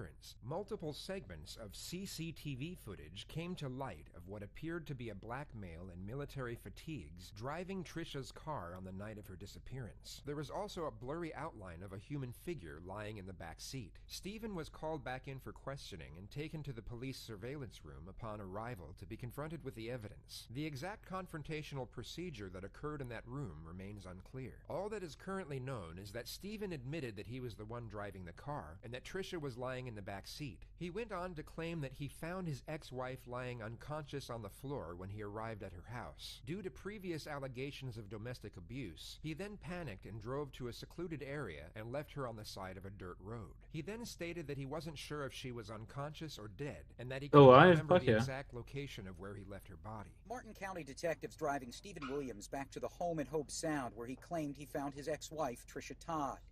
Where was she? She was in here and she was laying this way. Finding Todd's body, Williams said he was confused about what was happening. You had mentioned she had a cut or something on her? She had a small mark on her head. Towards the top up here. What do you think that was from? Rocky, chill, man. Williams Stop looking at everything. Hey! Detectives try to find out where he then took Todd's body. Show us where you went with her. Show your daughter right that you took us to her mother. You need to show her right. She's going to grow up saying, my dad did something to my mom. He was placed in handcuffs, told he was under arrest for suspicion of first-degree murder, and taken to the interrogation room for further questioning, which commenced 55 minutes later. I've been involved with this case from the beginning. okay? And I've seen everything that we have. I've seen all the interviews. And at this point, I know we come in and we talk to you over and over and over again. We've talked to you in Raleigh, we've talked to you here, and we've always talked about the past. What happened that night, what happened that night, what happened that night. What I want to do is I want to kind of talk to you about the future, where we're going from here. Okay. At this moment in time, what Stephen had confessed to would only be categorized as second-degree kidnapping, which is a B-class felony and averages a 2-year prison sentence in the state of Florida. His version of events were extremely far-fetched, and the police would have been certain of further culpability. Yet the CCTV footage was the only evidence they had and needed further admittance from the suspect. His current alibi, implausible as it may have been, still coordinated with the evidence, and if he maintained this stance, he would have most likely served less than a year in prison following this question. 14 views in only 3 hours is pretty good. I mean, the more consistent you upload a video, if you uploaded a zombies video every day, the more it's going to put you in the algorithm, the more of a chance you have of getting your video seen, right? So, with her death. We know that. Okay? So the question is not what happened or anything like that. What we need to understand is going forward, okay? What do I need? There's going to be a trial. The detective approaches the interrogation in an unconventional manner. Within the first few minutes, he implements 6 techniques multiple times each before allowing Stephen to say a single word in response. The usual approach is to apply one technique at a time, see how the suspect responds or reacts, and then use that reciprocation as a guide for which technique to use next and what direction to take the questioning. Okay? There's going to be press. No! It's huge. The media gets involved, and everybody's going to have an opinion about what happened. And everybody's going to have an opinion about you and your relationship and what kind of person you are. The fear-up technique is one of the more coercive textbook procedures. From a psychological standpoint, fear can be an effective motivator, but to use it in interrogation, the detective must... It is 7 hours into the stream? Fuck yeah. We don't fuck around. Yeah, we've been doing like 12-hour streams almost every day. And an inability to For the past like 5 days. I've not been working a bit. Broached by the detective is society's judgment Oh, for the suspect's damn. wrongdoings, Stop and the offered them. countermeasure is for him to admit his crimes, thus lightening the detraction and defamation of his character. Okay? And the thing that... Nice, Viking, nice. That's what's up, bro. That's what's up. I like you. I mean, I think we could be friends, you know, in different circumstances. The ego-up technique is a rapport-building approach and can sometimes have a more effective influence after a coercive scare tactic such as the fear-up technique is put into effect. That's what's up. Because the human psyche is more susceptible to the amiability of others once impaired by the despondency of fear and anxiety. But here's the thing. You know, there's going to be 2 narratives going forward, okay? And what I want to do is try to give you the opportunity to kind of tell me more about what narrative actually happened. Okay? Phrases such as, "we're giving you an opportunity," that's or crazy, "giving bro. you a Keep up the good chance," work. is calculated dialogue to further enhance the perceived positions of power and vulnerability from the detective. As they say, it's exponential, It's a subtle bro. yet highly manipulative innuendo designed to convince the suspect that cooperation is their only option due to the inferiority of their current position. So what we're looking at is, you know, there's the one option, okay? And that's the option that you were kind of getting earlier when Tom was in here, which is, you know, you planned this? You came down here with the intent purpose to hurt Trisha? That you planned to ditch her car here in some calculated way, and you planned to go put her in a certain place that nobody could find her and all that? Isn't he a Book of Tomb now? And that sounds Book of Tomb? pretty bad, right? I mean, you wouldn't agree with that, okay? Now, the other alternative is that, and like I said, we know what happened. We know that, you know, that something beyond what you were telling us happened in the house. There are many varieties of the alternative question, yet the general routine is the same. The suspect will be given 2 recourses to choose from, with one being more self-preserving than the other. During the Chris Watts interrogation, the detectives used this technique to present the suspect with alternative alibis. Chris, did Shanann do something to them? No, I don't know. I'm serious. I have no clue. No, you would have known, because they didn't leave the house. Did Shanann do something to them, and then did you feel like you had to do something to Shanann? In this instance, the officer is presenting Stephen with alternative public perceptions of his morality, which is skillfully timed just after the fear-up technique and just before the dossier technique. A vague stratagem intended to convince a prisoner that resistance is useless due to the overwhelming evidence against them, which is most often fabricated. But I think the more likely story is trust me, I've been here, you haven't seen me before involved in this. But So I think I do this. Okay, I've done a lot of research in your background, and I know what it was like with Trisha. I know what kind of stuff you went through. I know she had a wild streak when she was. So it's basically half the video. Good shit, bro. Keep it up. She came after you, in that domestic thing that happened before. The detective just alluded to a domestic violence allegation made by Trisha against Stephen in 2014 that was proven to be false and later redacted. Trisha received a warning but no further penalty for the fabricated claim. I know how that started, okay? We've seen the reports, we know how it all happened, we know she went back and said, no, the whole thing was made up because she started. Keep it up. What I think is to me, having known you, having known the background of everything between you and her, everybody's going to have their own opinion. No, you're good, bro. But I can see that. I think I'm just fucking lost in thought about something completely different, to be honest with you.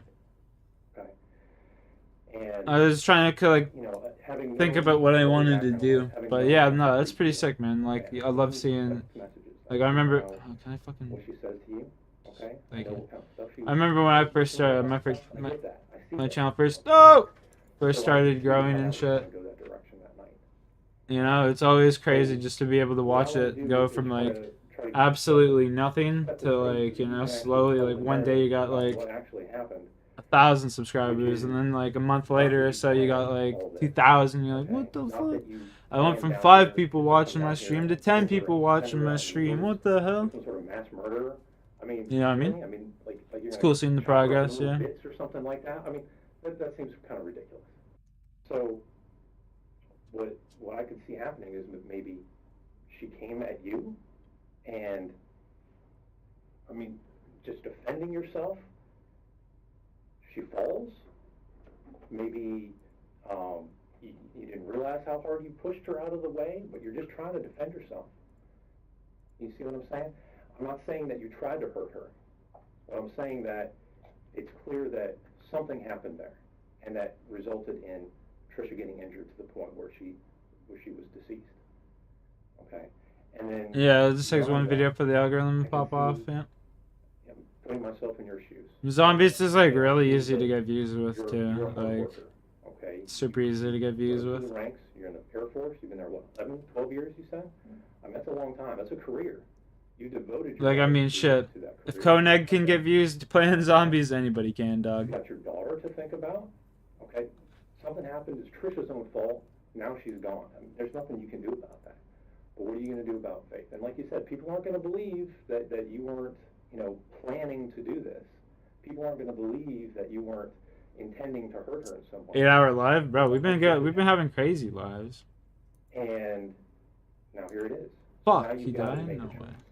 Okay, do you call the cops and roll the dice? NFL, yeah, You're I've played scared. NFL and NBA Or you games, try yeah. to do you go into a little bit of panic mode. And trust me, if I was in the same, I don't know what I would have done. Okay, I couldn't even imagine being in that position. But I can understand going into that panic mode of, holy shit, what do I need to do now? And No, he's definitely an ass. your first plan, you told us that your plan was that you were just going to take her back to the house and you were going to leave her there, which I understand because she's going to be back. Sometimes, no, he's a fucking and idiot. We're going to find her, and I'm not gonna lie. then maybe they'll look other places. You know what I mean? And I understand that. Okay, and that's what you told us. That was kind of your first thought. But that's probably when you saw that Joshua was still home. He's very pretentious too. And now you're not going to run the risk of him coming out when this is all going on, because that's Bad combination, you know. right? If Joshua comes out and sees all this, he's not going to understand. He's If not I just sit here and do this the whole time, do I actually just get So enough? I think now we're so. going to go back to the house. Okay, and of course Trisha, being the Think way we she get enough is, just doing that? Just Okay. barely get enough each time. typical Trisha. And I give it. Come on. How hard is it to go fill up a gas tank? Really? It's not that hard. It's not that hard. You got to think ahead about this type of stuff. So And then now you're gonna have to go to Plan B, which is unfortunately you're Oh, gonna have to funny. take her Dude, what somewhere a else because you can't risk good somebody seeing job. you with, Oh my with her in God. the car, right? Because that's gonna be too hard to explain. And it is, and now we're in this position. It's very difficult to explain, and I get that. We're gonna write reports about this. This is all on video. This is all gonna go forward into this trial. This is inevitable. I can't change this at this point. This is a boulder rolling down a hill, okay? The only thing I can do is alter the course slightly. And the only thing that I can do at this point, and like I said, I think you're a good guy. I've talked to you. You're a nice guy, okay? I don't think that you were a cold-blooded killer. You hit him with the, I think you're a nice guy. You just killed your wife. It's alright. Okay? I don't think that's the case, okay? But right now, I can't say otherwise. I can't say that there was an accident because you're not telling us something other than that, okay? We have all this evidence, and then we also have things that are not consistent, okay? We're having inconsistencies where there's still holes. Even after all of this, there's still holes in the story that we can prove through evidence that what you're telling us is not completely true. You're still trying to tell us little lies about what happened so that it makes you look better. And unfortunately, that's not going to help you because any lie at this point is going to make you look bad. And it's going to tip that boulder right back to everybody thinking, oh, well, he's a liar. He's a cold-blooded murderer. He came down here to kill her. And they're going to put you on, like these posters with all these, serial killers and stuff like that. That's not where you need to be, okay? Sometimes people just make mistakes. I think that you were there when she was injured, and that she was injured in some way that was not a direct attack from you, but I think that you have more information about what actually happened to her, because I know you were in the house. Pretentious? No, pretentious means he's a fucking... Tries too hard to impress. I know. Pretentious. Denials before they can be voiced is imperative during the Never early mind, stages bro. of an I interrogation. just don't want to go into Suspect is it. allowed I to shouldn't have voice even his said denial anything. and feel he is being listened to. It will only increase his confidence and conviction behind his stated innocence. I'm not saying that you laid a hand on her, but I know that you were there when she was injured. So you need to explain to us how it was she became injured. Because this whole thing where you came back from the gas station and you just found her like that, I know that's not true. And I can prove that's not true. Okay? And I don't want that for you. I don't want you to be locked into this story where you're telling us a lie about how she became injured. Because if you lie about how she became injured to me right now, then that makes it look like you did it on purpose. And I don't want that to be the story. Not the story. And I know. Come on, son. And that's why I want you It's to pretty have cool. this opportunity to tell me the truth about how she became injured, how Trisha lost her life. Vote on the poll? Yo, for sure. Okay, and I know that you were in the house. Like I said, I can prove. But I didn't do anything to her. And you're not hearing me. Okay, you're not hearing me. Okay, I'm not saying that you did anything. Looks like he's above others. I'm not saying that you hurt Ding, her. ding, ding, I'm not ding. saying that you laid hands on her. Okay, but I do know that you know what happened to her. I know that you know what happened to her. I know you were in the house. I know it. Okay, and I can prove that. And I don't want to have to get up on the court on the jury in the stand and explain to the jury that Go say hi to you Mom. the opportunity to tell me the truth about what happened. To tell me the truth that you're not this cold-blooded murderer who came down here to kill her. I would never do Like, that. bro. You can tell me that. For example, Almighty. And he's sitting there the one time and he's like fucking just crying in my stream. I fucking post all these videos and I fucking post all these shorts and they don't get any views. It's just fucking bullshit, man. I put so much effort into it and he's just fucking just giving me this huge sob story, right? And I'm like legitimately sitting here giving them good advice and I'm like, well, I noticed you're not putting any tags in your videos, you don't have a description, your thumbnails are lackluster, this, that, and the other thing. And he's just like, yeah, well, I'm not asking for advice. I'm just saying. And I'm just like, bro, just, you know what, man? Like, once that shit... Not only that, but him, Zambi, and I were supposed to play a game. Him, Zambi, and I were supposed to play a game of Black Ops 3 Shangri-La together. We're supposed to go for the world record run. Everyone sat there and we're like, yeah, we'll be on at this time. Zambi and I sat there and waited for 3 hours for this cocksucker, only for him to sit there and message us the next day and be like, oh yeah, well fuck, I just figured we weren't gonna get any views, so why would I bother playing? Like, fuck off, bro. Suck my ass. Once that happened, bro, I just said, I'm done with the zombies community. Fuck all these kids. Not only him, but there was also another kid. I'm not even gonna mention his name because I don't even want to get into that. But like, fucking just losers, bro. Straight fucking losers, man. Oh, I just didn't want to do it because I wasn't gonna get any fucking views playing with you guys. It's just, fuck you, bro. And then, you know what's funny? No. That's my rant for the day. Because I'm telling you, I'm being straight up with you. I'm being honest with you, okay? I've done this investigation. I have all this forensic evidence, okay? We have a bunch of people who have gone through all of this forensic evidence. You think because he's friends with IV and IV's a fucking asshole? Yo, bro, IV's a fucking asshole? You think so as well, bro? You know what's crazy, man? Oh, dude, yo, I've got so much dirt that I'm willing, just like, I'm not gonna fucking toss around. But, bro, I'm telling you right now, bro, these fucking zombie streamers are fucking losers, bro. They're fucking overgrown men. Man babies. All of them. They're fucking losers, bro. I swear to God. Because if I can prove that you're lying, like, the fucking comments and shit, like the DMs that I got, well, I probably don't even have them anymore because I fucking deleted most of them on Discord and shit. Is it like, but like the fucking shit they were saying, like, just fucking losers, man. Fucking losers. No, because you're not telling them what actually happened. You're not telling me what actually happened. I just feel like if I do, then it's just another story. It's just another story of what happened.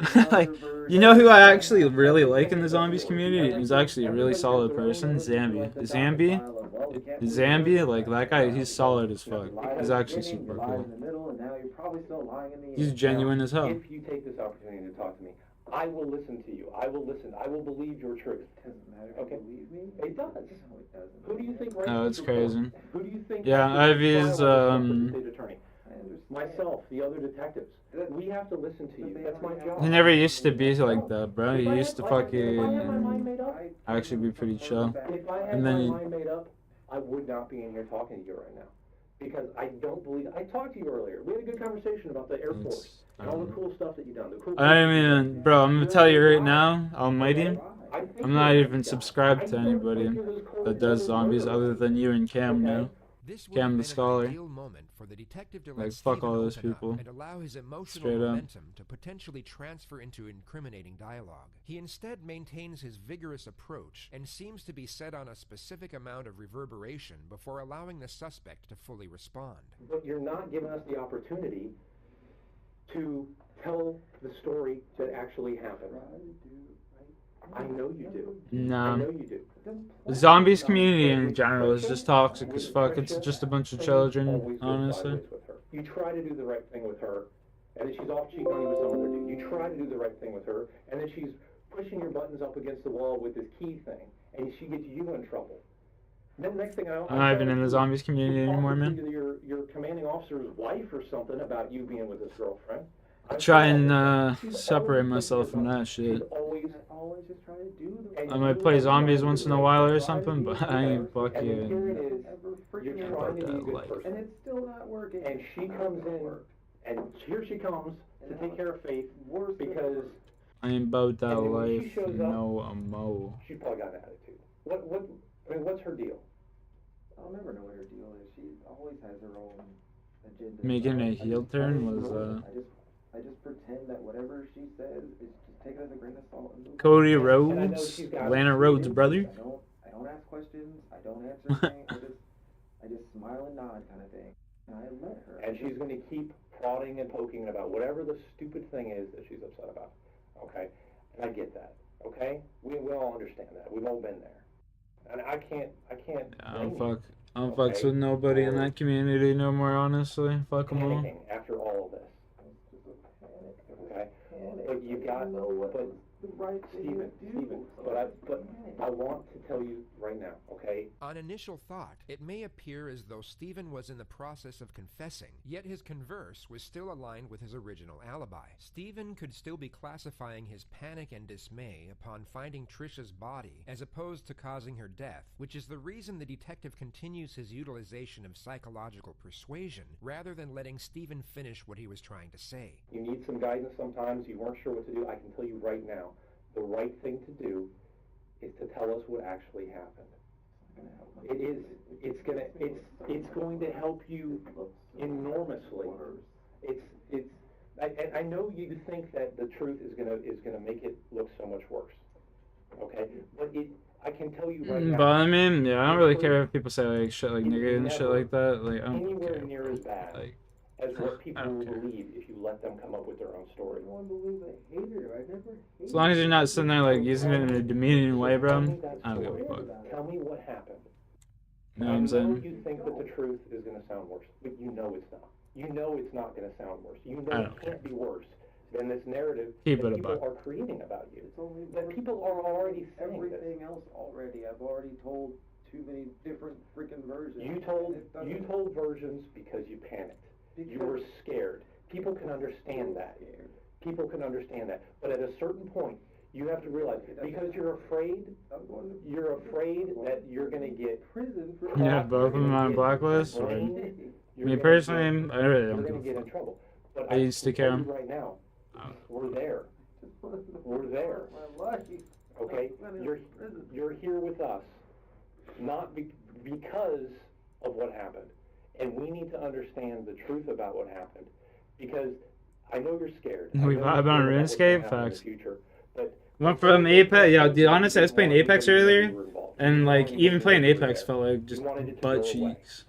That is a normal human response. That's what anybody would do in that situation. That you're panicking. You're panicking. That's The G word. That's a reasonable thought process that people can understand. But what we can't get past is How dare you? you continuing to lie about what happened. And I can't let you continue to lie about what happened. I need you to tell me the truth about what happened. I know you were there. I want to give you the opportunity to tell me what happened.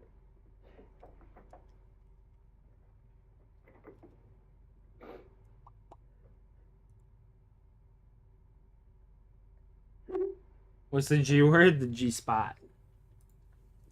It's that G spot. I know you didn't, but you've got to clear this off you. I can see this is not something you can carry around. It's not something you can let weigh you down for the rest of your life. So many times did it say the truth or talk to a counselor? I didn't even know what I would tell them. I didn't even know how to tell them. I don't know, and it's impossible for somebody who's outside to understand sometimes. But you got to let us know the truth about what happened.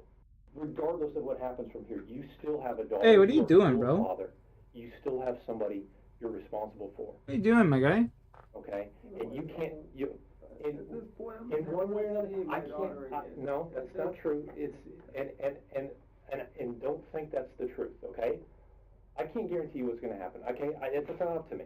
But what I can do is I can tell you that we need to know the truth. You need to tell us so that we can just put a pin in this and say, now we know the truth. Redeem Rocky? Alright. You gotta give me a minute, my dude. I gotta finish killing this boss. It's going to Can't die in here or else I lose everything. because it cannot get worse than what people make up. I tell you that you would not. And the happy word gay? Well, you would, but I mean, people's imaginations will run wild, and they will come up with the most horrific things. Hey. I don't even know where. Just don't know. It just happened. Talk to me about from midnight. You texted her. Faith was upset. I would have never texted her otherwise. It was already late. She'd already left. I would have never texted her. And you're a good dad, so you wanted to give Faith what she wanted. That's it. That's all I was trying to do was just be a good dad. Just okay. You want your mom? Fine. Like I'm not gonna deny you that. You know. Mm-hmm. So I text. Yeah, Faith wants you. You know, just come by. That's fine. And then no, I never liked her around. I never liked being in a one-on-one situation with her because I could never predict her. I don't know the version of her I'm getting at that moment. And so, no, I never like being in a one-on-one situation just because, just like now, there's only my word or her word or whatever. I can't change how things freaking look. Right. So yeah, she came over and she was with Faith, and then she just started talking about nonsense and bringing up child support and That dude's gay as fuck. stupid stuff that I just, for the most part, tried to ignore. And then, yeah, there was a mix-up with the check, but that's not my fault because you told me this was your address. I don't know. So, People yeah, get too that's why hurt I over moved words. you. And then she's telling Yeah, me hurt it's over my actions. address. So what am I? I'm like, that's not my fault. If you told me you moved, I did the responsible thing, and I made sure the check was going to go wherever you moved to if you're not at your mom's house. And then she's just going on and on about now I owe her more money and back child support and I'm just sitting here like, Hey, I'll hey, fix it. I'll hey, send you another. I'll do little, something, hey, but I don't hey, have the little, money now. little So wienered man. give me some time, like because Little that wienered money before you man. get it on time is already spent. I spent it to come here, and now I need a little more time to get it to you. And now she's talking about how she's going to go to court and all this other stuff, and it's my fault. And I'm just like, this isn't even my fault. Little Like, you wienered told me you man. moved, so I adjusted it. Like, just calm down. Like, this isn't even that serious. And then she's gonna go to court and make me pay all the other. He just pushed my money hand under up the to pet his head. You guys see that? over He's using his hand to push up my head. I'm using his hand to push up my hand to his head. And then if I don't pay all that back, I got another $6,000 I gotta pay as far as back child support. So now she's trying to say I'm gonna have to pay all that back, and then she just gets on my case Little about it. wienered And I'm boy. like, why are you so mad right now? Like, is it because I called you this Hey, way? little wienered one. Completely got out of hand, and then just the whole pointing and it just all went bad. It just so fast. She just went from 0 to 100, and I'm trying to understand like what just happened. Always does that? Yeah, I think it's a Chihuahua thing. Everything was fine. You left. I only called you because Faith wanted you. So then, we leave Faith on the couch. And she eventually falls asleep anyway, but she's still arguing with me over in the foyer area. And I'm just When I've got my beard, he'll sit here and he'll put his head underneath my chin. And he'll just want me to go like this back and forth and rub his head with my beard. And little dude will sit here and fall asleep. I don't have any money for you. I don't have any cash for you. I can't give you anything right now. I spent the little money I had, which is why I drove here just to see Faith. I am like pretty much strapped when it comes to cash. Living paycheck to paycheck, and even then, I'm not making it right now. And it doesn't matter. You owe me money. You need to pay your debts. This is always your fault. You're always spending more money, and it's just on and on and on to the point where now I'm just trying to like walk away. Now I can't walk away because you're circling me and like you're jumping in front of my face, and it just got so aggressive, and I'm just trying to back away and de-escalate, and I can't even leave the house now. I don't want to push you. I don't want to touch you. I don't want anything with you because I'm just thinking about flashbacks of before when you just blew all this shit up for no reason, and then now I'm getting arrested, but only after the fact did you go and say that it wasn't my fault. No one else knows that now, but only after the fact that I got arrested. All I'm thinking, just flashbacks. I go to push her away, and then she gets really pissed about that, and then she gets even more aggressive and in my face and pushing me back, and I'm like, would you please just stop? Like, I don't want this. I don't know what's going on. I don't know why you're so mad. I don't know if you took a freaking crazy pill on the way over here, and that really pissed her off, and it just escalated, and then I just moved her away, and then she slipped, and that's when she freaking fell, and I'm like, oh shit. I asked her if she was okay. It was like a weird sound. She didn't say anything though. And then I freaking panicked. And then I just freaking panicked. Stephen's cognitive process momentarily goes from fabricated storytelling to actual recollection. This is made evident from the further emphasis he put into saying panicked for the second time. This is because his insight diverts from imaginative concoction to a real-life occurrence, which inadvertently surfaces the emotion he was feeling at the time to a certain degree. And then I freaking panicked. And then I just freaking panicked. And it just went so fast. And then I pushed her, and I didn't push. I was just trying to get her away. Just please stop yelling in my face. It's like, just, like if she was at that distance, fine, but she wasn't. She's just Right up here in your the face. whole time, and I'm like, please just stop. And so I went to move her away, and she slipped, and she hit her head, and I didn't mean for that. That wasn't my freaking fault. I wasn't. And then all I'm thinking is, great, now I've pushed her, and she's hurt her head, and I'm done. I'm just, everything I've tried to do, everything I've tried to be is done because I made a mistake. I didn't really even lose my cool. I just tried to move you away. I just didn't want you to hurt yourself. Sorry.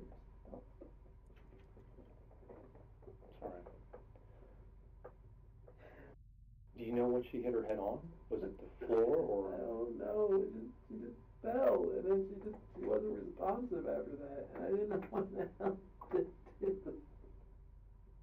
One of the main focus points of a state prosecution could be Stephen's expressive dismay for himself when recollecting an incident rather than Trisha's demise. He keeps stating he didn't know what to do, rather than saying, for example, I couldn't believe Trisha was dead. This would indicate to a jury a severe lack of remorse and a potential argument for premeditation. You know, I thought if I call the police now, they're going to say I freaking pushed her, and I'm going to jail. So what did you do next? I just tried to wake her. I tried to like snap her out of it, and it just kept getting. They're still updating the old version of the game. Yeah, bro, this game gets constant updates. They literally just here. Let me open up my map. They literally just added a whole new part of the map. This part right here, the Kingdom of Valamor. This whole part of the map right here is new, and then all this black part of the map they're working on and shit. So the black part of the map is everything that they're working on. Fuck yeah, man. This game, yo, dude, I'm telling you. This is the most, at one point this was the most popular MMO in the world. Like, this game's still highly popular. Oh, I'm sorry. Are you getting frustrated because I stopped petting you? Are you getting frustrated because I stopped petting you? You letting out your deep little moans at me? Mr. And that, I believe you. I believe everything that you just told me. Okay, Stephen? Hey, mister? It does. Hey, Mr. Magoo? It makes a huge difference because that's what we need to do. We need to get to the truth about what happened. Now you know the next question I'm going to ask you. Okay? And I know you don't want to, but we need to know where Trisha is. What you said, Runescape, which is better, the old one or second one? I may do a video on one of them one day. Old school Runescape is probably the better one. Like this game I'm playing now, the old regular Runescape was kind of like just broken in a lot of ways. This one's definitely the better one. I don't even think they have like regular RuneScape anymore. I didn't read any signs. I just drove and I just tried to think of how to fix it. And I couldn't fix it. And it was just bad all around. And I'm just like, no matter what, I'm screwed. Like I am screwed no matter what. I can't go back. I can't go to the hospital now. If I do, how does that look? I don't even know what to do at this point. I'm just freaking out because I didn't want any of this. I didn't want anything to do with any of that. I get it. I understand.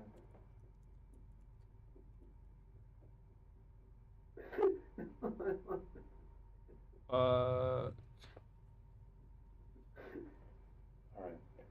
Stephen continued to sob and reaffirm that he was unaware of Trisha's whereabouts. The interview was wrapped up, he was charged with murder and taken to the local county jail. Tonight we are following three major developments in the murder of Trisha Todd. First, exclusive new surveillance video detectives believe shows Trisha's car speeding down the road after her murder. Second, her ex-husband will remain in jail after a judge denies him bond. Her ex-husband? How did she divorce him? Trisha was murdered in front of her 2-year-old daughter. The court finds probable cause to hold you on 2 offenses: child neglect. I saw both on and second-degree murder. On Steam.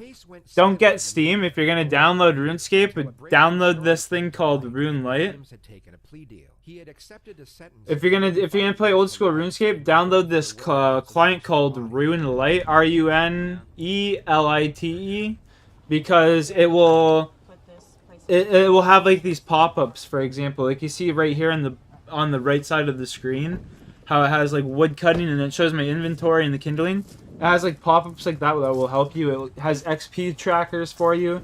It has quest guides for you. So like if I click on this, it will give me a step-by-step basis of what to do in the quest, what I need to bring, like all of that. Definitely play it through Greenlight. The old, if you play it like with just the regular client, it's a lot harder. Not much off the surface, 2.5 feet. Okay. It's about 2.5 feet down. Okay. And there's no way it could be any back further, or you're certain this is it here? This would be it. Okay. Now, some closure for the family of Trisha Todd, the Hobe Sound mom, killed. Quality by of her life ex-husband. things, yeah, exactly. Stephen Williams will That's now exactly spend the it. next 35 years behind bars. It's like things you can't play the game without, pretty much, The honestly. saws used to dismember her body were bought by her killer back in March. But it's only now that we're hearing exactly how Williams really killed Trisha Todd. As soon as she came to the door, he said he put her in a chokehold and made her pass out. He wanted her to wake up and give up her email password and credit card numbers so he could make it seem like she'd gone to Haiti on a mission trip and then disappeared. But Trisha kept screaming, so he knocked her out with a military baton. And he Bro, said he that's used crazy. a jump rope that he had brought with him for this purpose to strangle her. He's going to be behind bars for 35 years for this horrific murder As of he his should. ex-wife Trisha Todd. And some say, including the judge, that it's not nearly enough for what he did. But Stephen Williams was found competent, so he will be behind bars for all of that time. He is a man that detectives call a monster. Stephen Williams currently resides at the Baker Maximum Security Correctional Institution, where he has been placed on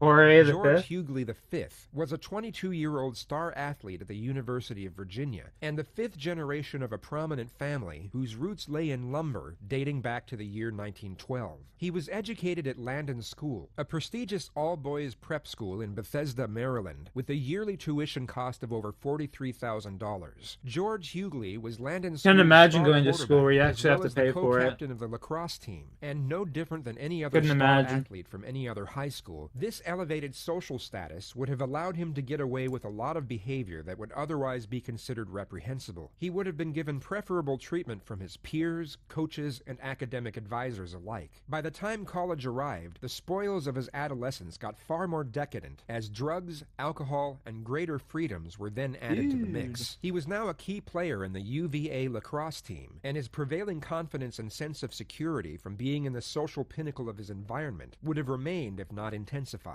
It was just 3 weeks into his first year when he met fellow freshman and lacrosse star Yardley Love, who had attained a full sport scholarship at the Yardley. university. Characterized as joyous, spirited, and fearless, She looks was so much also better in the subsumed with a lacrosse select uniform group at than the she very did top of the social dressed ladder. up. They What began the fuck? dating during the last semester wild. of freshman year, and went on to have a 2-year on-and-off relationship in what was described in witness reports as passionate yet volatile. They tried to make each other jealous and played games, which often led to them fighting in public. Yet, although they had to Sounds be like a separated healthy on multiple relationship. occasions, there were reportedly no warning signs of abuse, and there wasn't a single reported incident of domestic violence. But Oh, that was only up until the hold early up, this hours is of the May one. and And then, like, she was just hitting her head against the wall, and I was like, stop, dude, stop.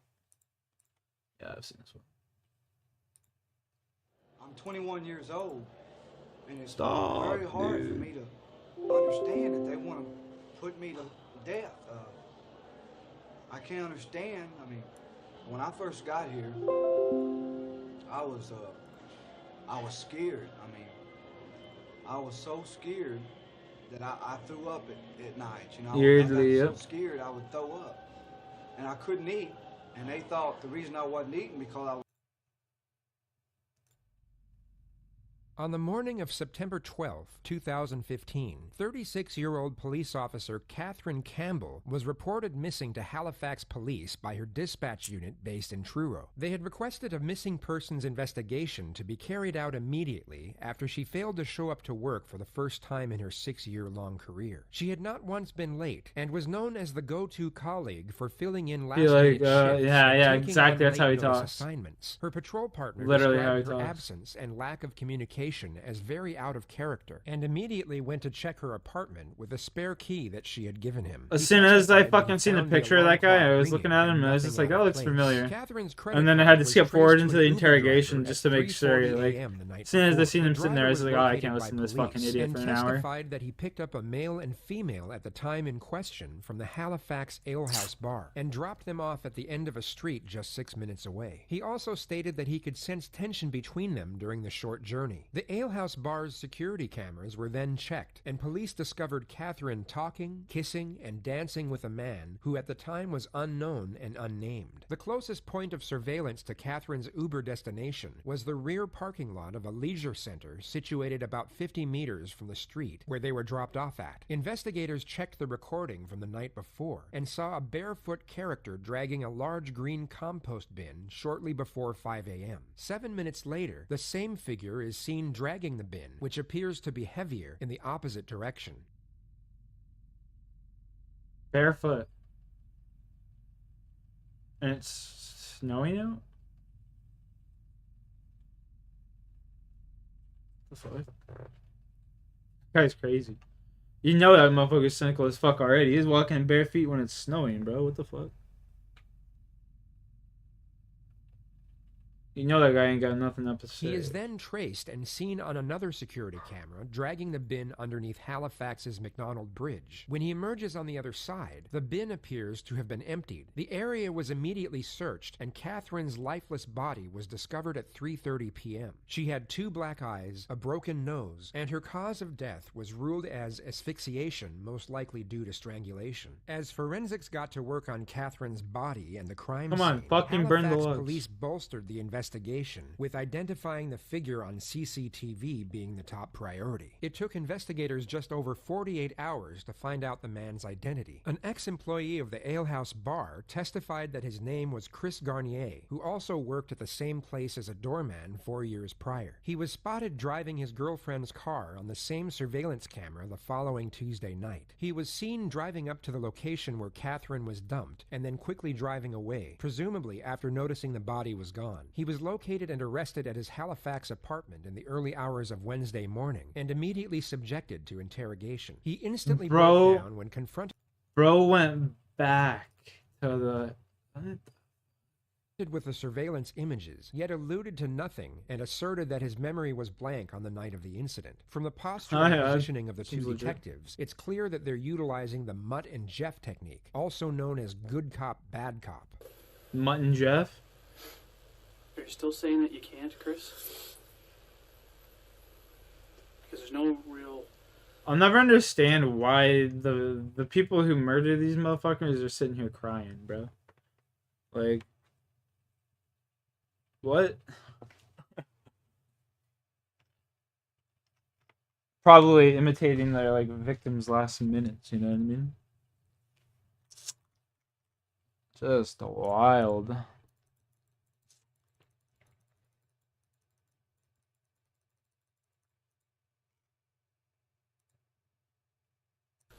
There's either I won't, or I will, or I don't want to.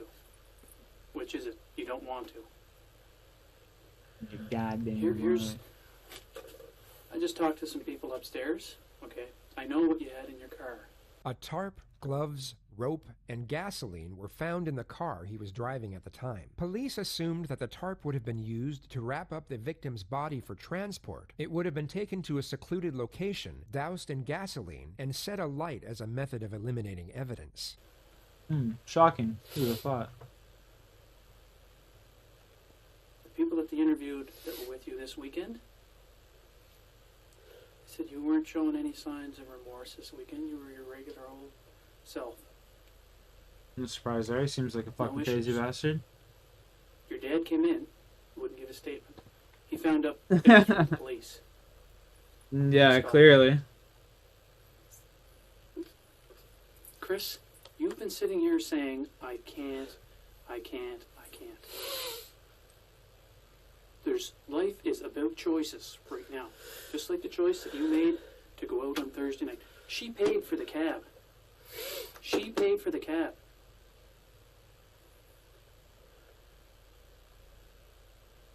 You remember that? don't remember or you don't want to remember? I don't remember. What do you remember?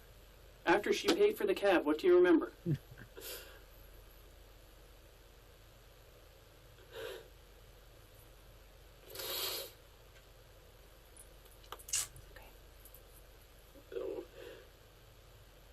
Chris, do you see what's going on here? Did you, when you put her down there, were you hoping somebody would find her like I talked about earlier? The alternative question is an effective yet subtle technique often used to get an indirect confession out of a suspect. Answering yes would allude to his higher morals, which the detective is hoping would be enough to swerve his thought process from the fact that it would also distinguish him as the culprit in the victim's death.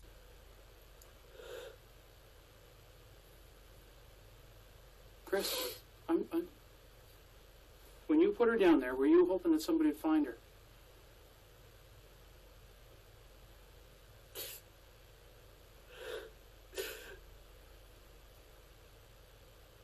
The technique fails, and the investigator switches to the ego-down approach, essentially the opposite of the ego-up approach. The detective Who will would have attack thought? the subject's sense of personal worth in the hope that by doing so, the subject will voluntarily provide information in an attempt to vindicate himself and redeem some of his pride. How can somebody, like, if I ran over a dog, I'd feel bad.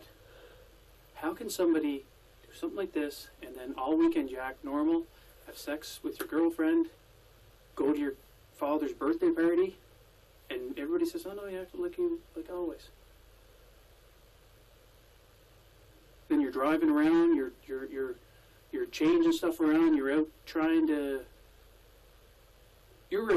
going to go and do something with her body. I don't know what I was going to do. Okay, well, the stuff you had in your car, what was that for?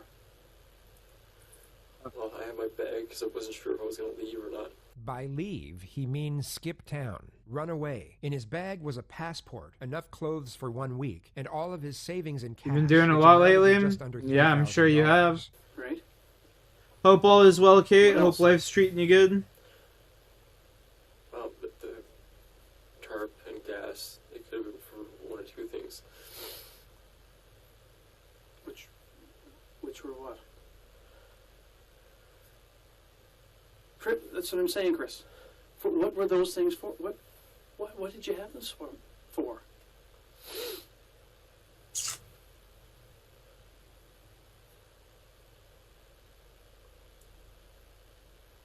You know what you had them for.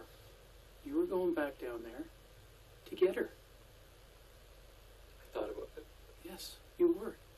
His first incriminating statement. It's not a full confession, and not nearly enough for a guaranteed conviction. The words, "I thought about it," can be transmuted in a number of ways by a defense team. Yet the suspect has essentially identified himself as the man pushing the compost bin and insinuated to the crime of interfering with a dead body. It's the first breakthrough, and detectives will now use this as a foundation to build up the pressure in the next set of questions.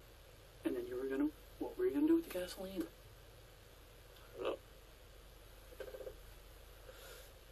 Chris, I'll light myself on fire. Okay? Seriously. You knew what you were going to do.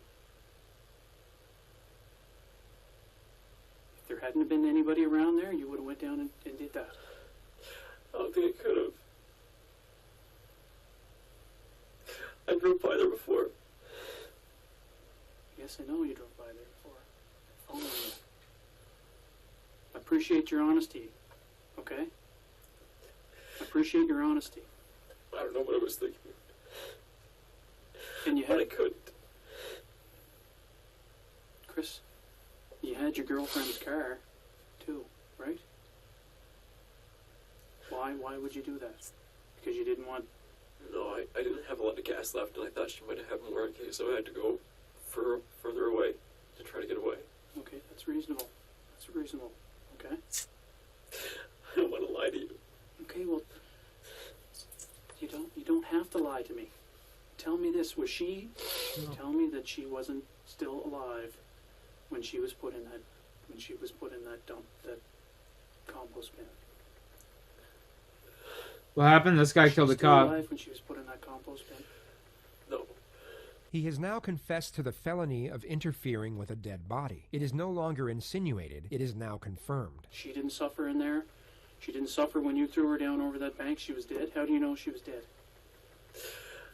I think she was. It's in moments like these why people emphasize the importance of legal counsel. The suspect has just admitted to not knowing if the victim was already dead before the disposal of her body. There was a chance she could still be alive, yet instead of taking her to a hospital, he left her underneath a bridge in the middle of the night. Disclosing lack of morality in such a manner is often brought up and played on screen by the prosecution during both a trial and a sentencing hearing. Yeah, that guy's pretty twisted.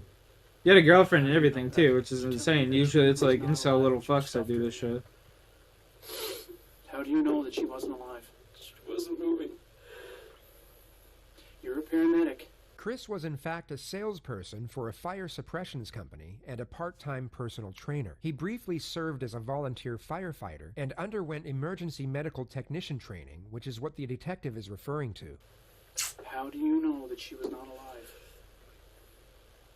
She wasn't breathing. She wasn't breathing? Like, how do you know that? Did you get down? Did you feel close to her face? You know, because some people, you know, you're a paramedic. You can get down close to somebody and they might have faint breaths. I don't know. The victim not moving or appearing to be breathing is now Chris's acumen for recognizing her death. He's just admitted to not even checking for a pulse or using his CPR training to try and save her life. Chris,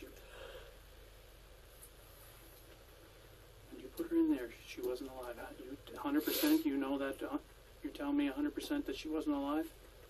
I think.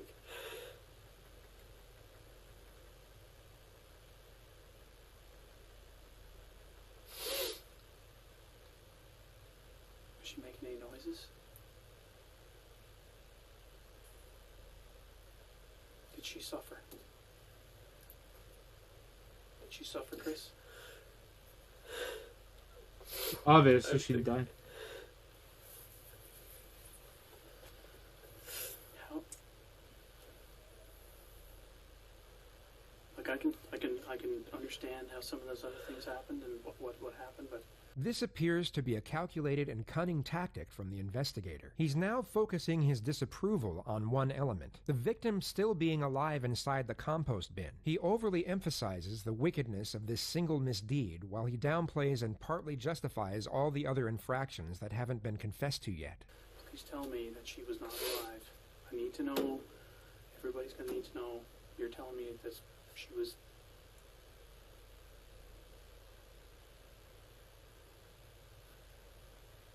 And you said she wasn't breathing? She wasn't making any noises? Did you check her pulse or anything like that to make sure she wasn't dead? Didn't have a pulse? Didn't?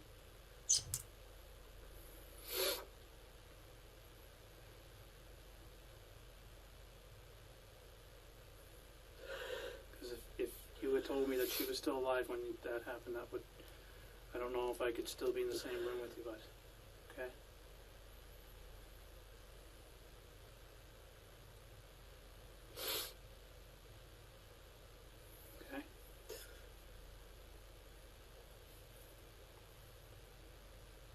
He's like, I don't know if I could still be in the same room as you, bud. Probably have to kill you. How do you know she didn't suffer? I don't know. I guess what I'm saying is, did she suffer? If you're telling me that she was dead, you're certain that she was dead when you put her in the compost bin. Okay, how do you know she didn't suffer? Like how did it end? So, did she end? Was it over quick? Is what I'm saying. This is the first indirect question relating to the suspect being present in the victim's murder. The detective is very good at stating the essential wording of a question at the end of his sentences in a very quick and casual manner, which disguises the condemnatory nature of the inquisition. I think so. What is the she? A dead woman? Dead police officer?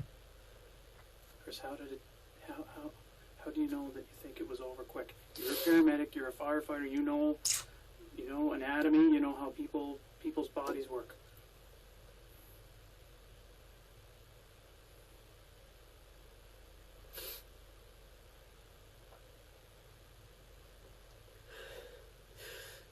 She wasn't moving, or she wasn't breathing. Not the answer the detective was hoping for. The suspect has already confessed to being in the presence of the dead body, and his lack of compassion has already been established. All they now need is for the suspect to divulge how Catherine was killed, subtly probing into how the victim died, while not directly asking the suspect if he killed her or not, becomes the primary strategy in pursuing a full confession. Yeah, she was a cop.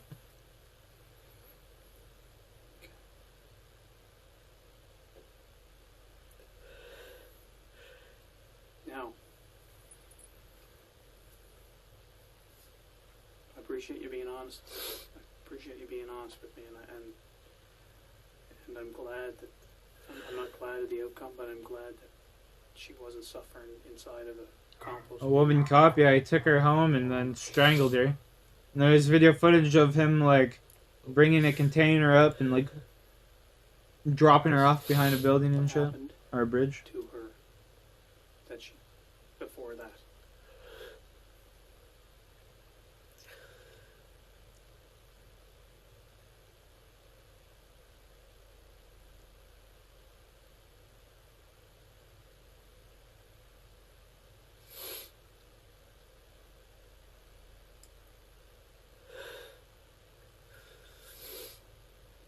I know you don't want to lie to me. I don't want you to lie to me, okay? And I know you're ashamed, okay? I know you're ashamed, and I appreciate you not lying to me, okay? I really do. What happened that she got to that point where she's going into a compost bin? I'm trying to remember.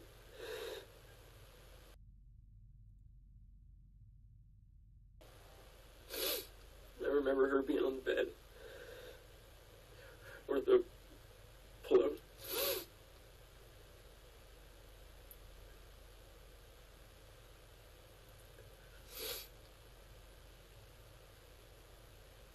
And she was bleeding.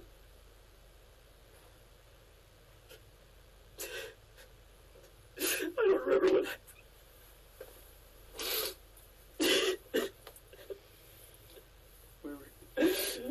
Where was she bleeding from?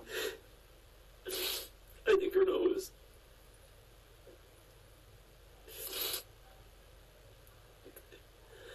Hey, Rocky. When you say keep going, what do you mean by bleeding? Like she was bleeding from her nose. I think it was all over her face.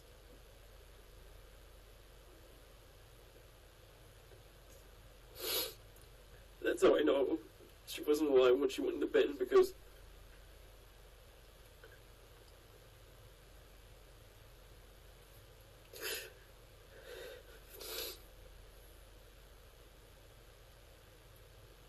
I could hear her take her last breaths. When she was on the couch, you could hear her take her last breaths. Where were you when this happened? When were you right beside her, or were you on top of her, or in the doorway?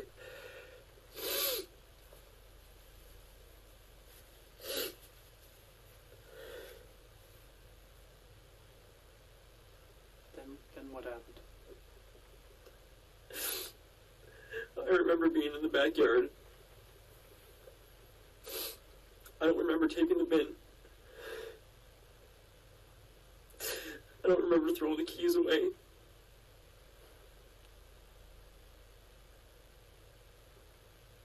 I don't remember the truck.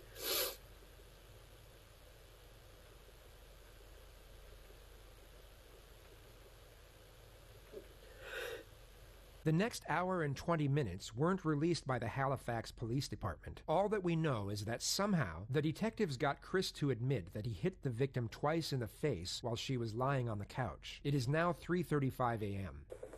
So, you remember you told us that you were standing over top of her when you, or not over top of her, but beside her at the end of the bed. Maybe, I don't want to ruin your sandwich there. Let's just say that this is the end of the bed. This is where This is where the sofa would be. This is the end of the bed, and she's diagonal like this on the bed, right? Pretend this is her head. Okay, and you're standing there, and you punch her 2 or 3 times, right? And she's still down on her back, right? Okay, so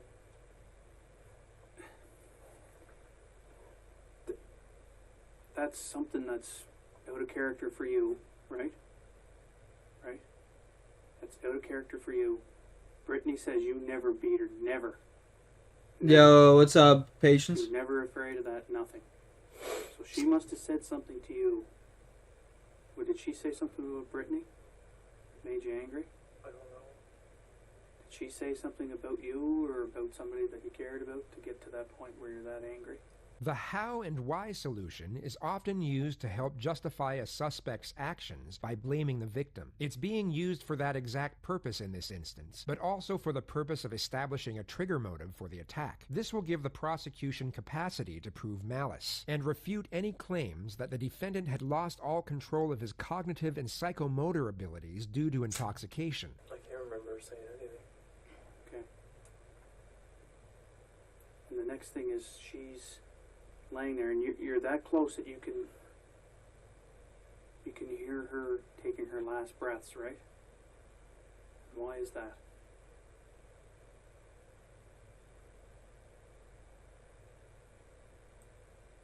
Good luck, Shawnee boy.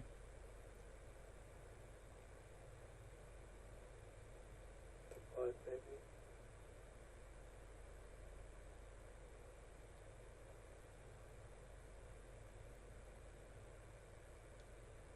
Chris, when this is going on, you're really angry, you're upset, right? Something, whatever took place, to make you that angry. You're standing over, you say just standing over when you hear her last breaths, right? And you tell me that you're certain she was dead. And I think you know what I'm trying to tell you here. There's a reason that you know that she was dead. There's a reason that you can hear her last breaths.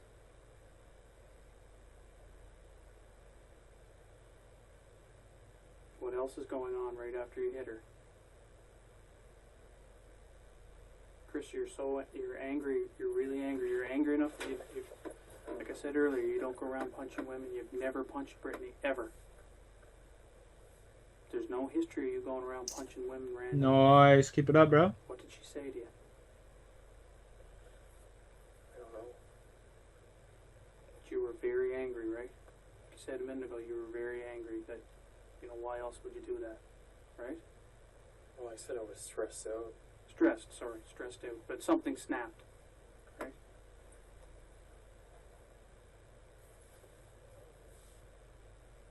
So after you hit her, what happened then? You panicked again, didn't you? Chris? Rip, Sean.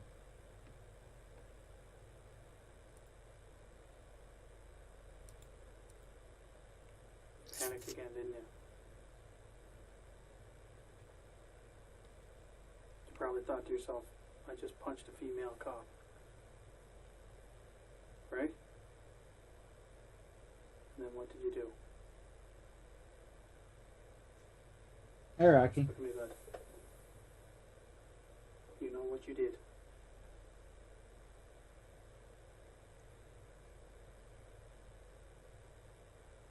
You're stressed out.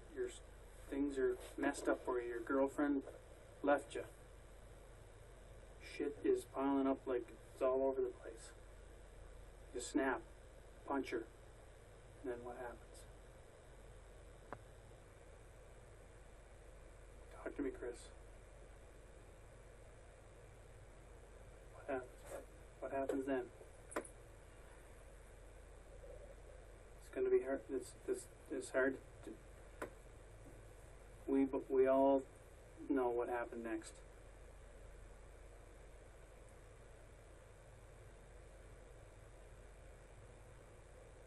The reason that you can hear her last gasps, her last breaths, Chris.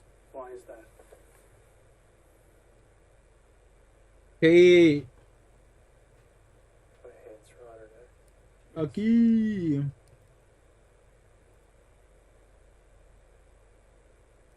For how long? I'm not sure.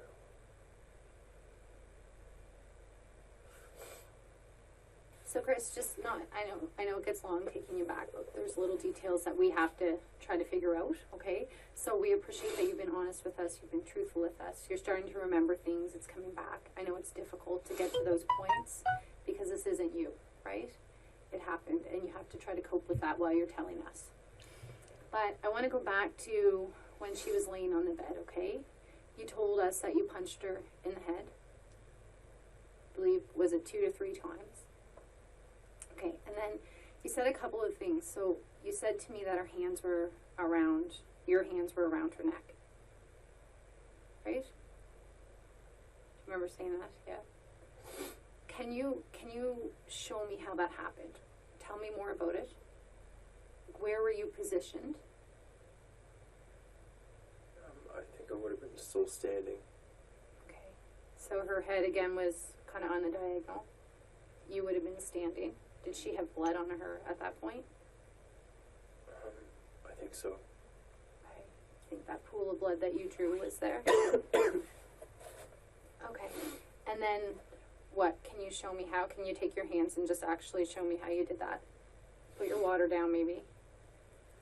So you were standing.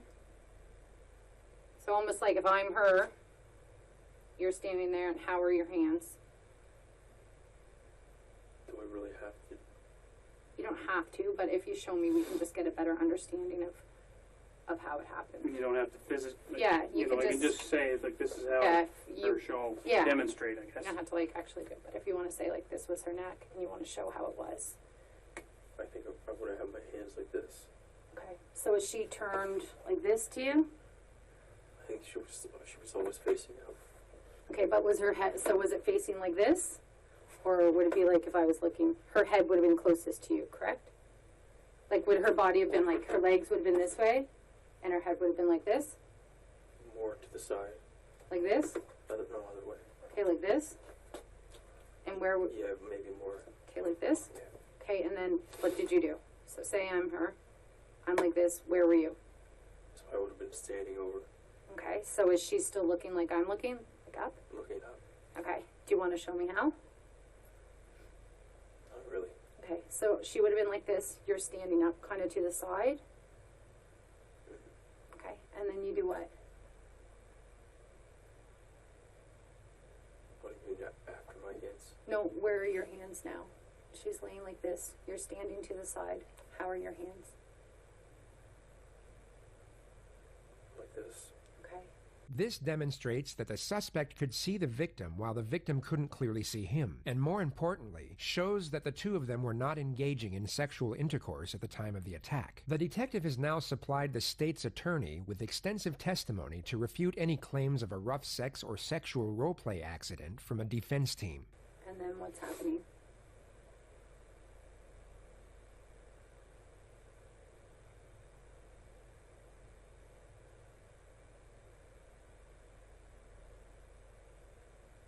She's choking. Is she struggling? Is she moving? I don't think she was very much at that point. Okay. Are you putting pressure? Are you squeezing? What are you doing with your hands? Putting pressure. Okay. And you hear her choking? I didn't really hear her choking when it was happening. The suspect's admissions were classed as a full confession to second-degree murder, but his attorney later stated that the police interview tactics elicited a false confession. The case went to trial where Chris pleaded not guilty to the charges of interfering with a dead body and second-degree murder. The defense opened its case by describing Catherine's death as an unfortunate accident during rough sex that she initiated, and argued that her cause of death was accidental erotic asphyxiation. Chris testified that Catherine had told him she was into into domination and asked him to choke her, which he then proceeded to do for what he estimated to be around 30 seconds. The Crown pointed out inconsistencies in Chris's version of events during cross-examination. Yes. I got a argued drawing that of while him. choking and light slapping is somewhat of a common occurrence in the consensual theme of sexual domination, punching at such a force that it creates broken bones and black eyes is unheard of. They also refuted the accidental erotic death claims by referencing statements Chris made in his interrogation. They claimed that the position in which he was standing and where the victim's body was lying while being choked could not have been during a moment of sexual intimacy, but more likely a moment of reactive aggression. They further refuted the accidental death claims by referencing his emergency medical technician training, arguing that he would have known how much force would have been lethal and would have noticed the signs of asphyxiation and Not when you drunk, though. The Crown prosecutor stated in her closing argument that it would have taken just 2 minutes for Chris to strangle Catherine to death before he threw her out like a piece of trash. She then stood in silence for exactly 2 minutes to close out her case. Chris Garnier was found guilty on both charges and rendered a life sentence with no possibility of parole for 13 years. Damn.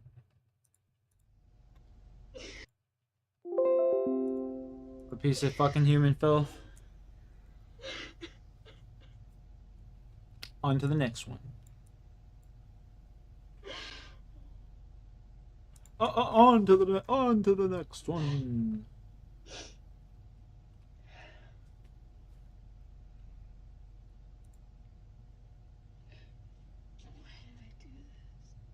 I don't know. I know, sweetheart. Why'd you do it? The ambiguous nature of the U.S. justice system is known for its dividing effect on communal sentiment. The polarizing fallout it can have on many demographical divisions in America has been recognized and recurrently New Shadow exploited Society? by the Yeah. mass media. High-profile Sounds criminal cool. cases naturally command our attention, and it's instinctive for us to form an opinion Sounds which cool. by nature will not harmonize with the opinions of others. The conflicting inclinations of the opposing legal teams during a trial will often concur with the predispositions of the onlooking community. The only Maybe I'll give it a go difference is that the sometime, you sport know, of the public Kate. will But usually be I don't know. considerably more Apex really volatile hasn't than been the my thing professional recently. dissension that goes on inside a hall of justice. The case of Amber Hilberling, however, was one of the limited occurrences where the public's divided bearings were less hostile, and in fact, far removed from the excessive animosity encompassed inside the courtroom of this particular case. The public were only made aware of the animus nature of the trial once the transcripts were released many months after the fact. The case was extremely unique to the fact that both the defense and prosecution brandished the same piece of evidence to assert their opposing arguments. It was taped just moments after Josh's death, and it was taped inside the Tulsa Police Department. And in that video, Amber Hilberling says that she killed her husband, Josh, by pushing him out the window. She said it repeatedly, and she said she did it accidentally. While the defense were hoping for a non-guilty verdict due to self-defense, the prosecution were vigorously pursuing a life sentence. The dawning of this tragic story began on the afternoon The of dawn. June 7th, 2011, when 19-year-old Amber Hilberling pushed her 23-year-old husband Joshua out of the 25th story window of their apartment complex. He fell 17 stories onto the 8th floor of a parking garage. Amber then ran down to his body and rolled him over. Reports say that when paramedics arrived, she was hysterical and asked them to fix him multiple times, telling them repeatedly that she pushed him out of the window. She was 7 months pregnant with her first child at the time. What She the was fuck? taken to the Tulsa Police Department. Yo, those less than hormones, 2 man, they'd hours be a later, killer. where she was met by her grandmother. They were both led to an interview room and told that the interviewing officer was currently investigating the scene of the incident and would be with them within the hour to collect a statement. The interrogation room footage showing the poignant discourse between Amber and her grandmother was the central piece of evidence put forward in the trial. Both the defense and the prosecution refined and recalibrated the footage to synchronize with their conflicting arguments before its illustration to the jury.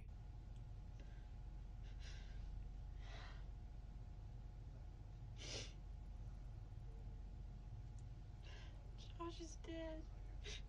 I didn't just lose my husband. Jeannie and Patrick lost their son. Zach lost his brother.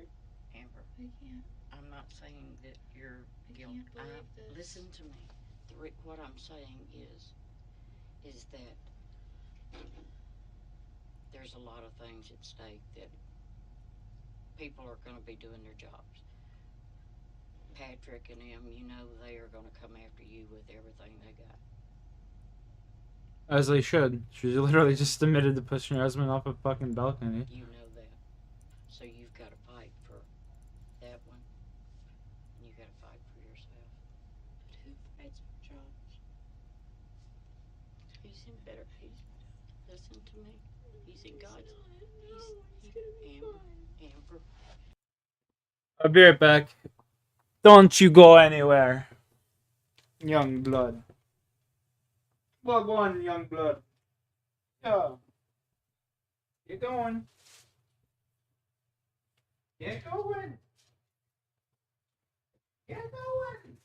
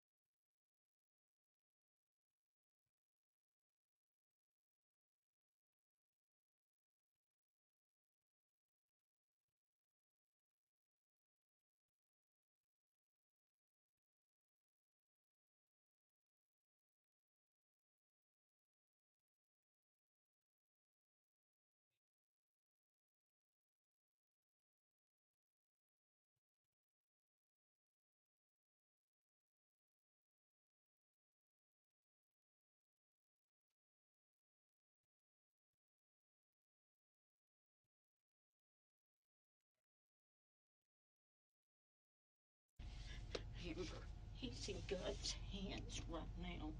He's not supposed to be No, here. he's not supposed to be, but he's in God's hands. This isn't fair. Shouldn't have killed him then, dummy. For your safety. I'm gonna go to jail. Listen to me. You have to listen to me. When they come in and they asked you, Ooh, ah. don't say nothing till my attorney gets here. Who's better, Rocky or a German Shepherd? Yo, Kate, is that even a question? Come on, girl. Rocky! Rocky, that's not even a question. Thank you. What do you mean? What kind of question is that? Guilty?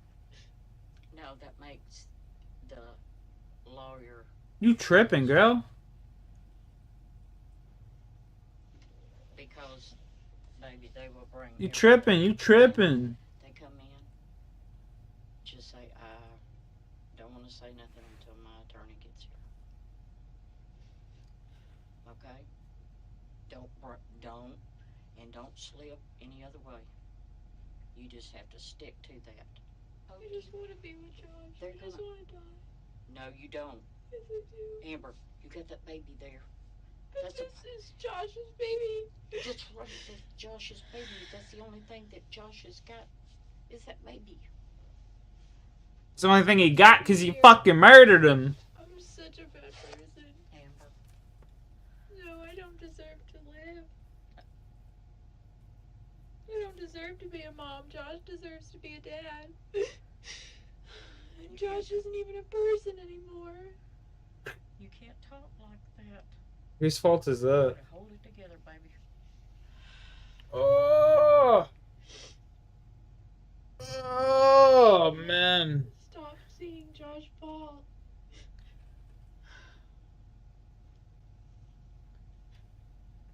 I just want to be back in bed, laying with him. That's never gonna happen again. I just want to go back in time.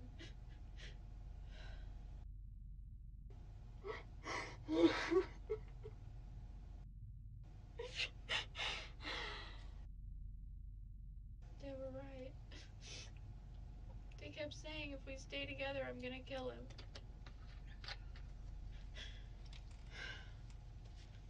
I'm just trying to tell myself this isn't real and this is all gonna be over soon.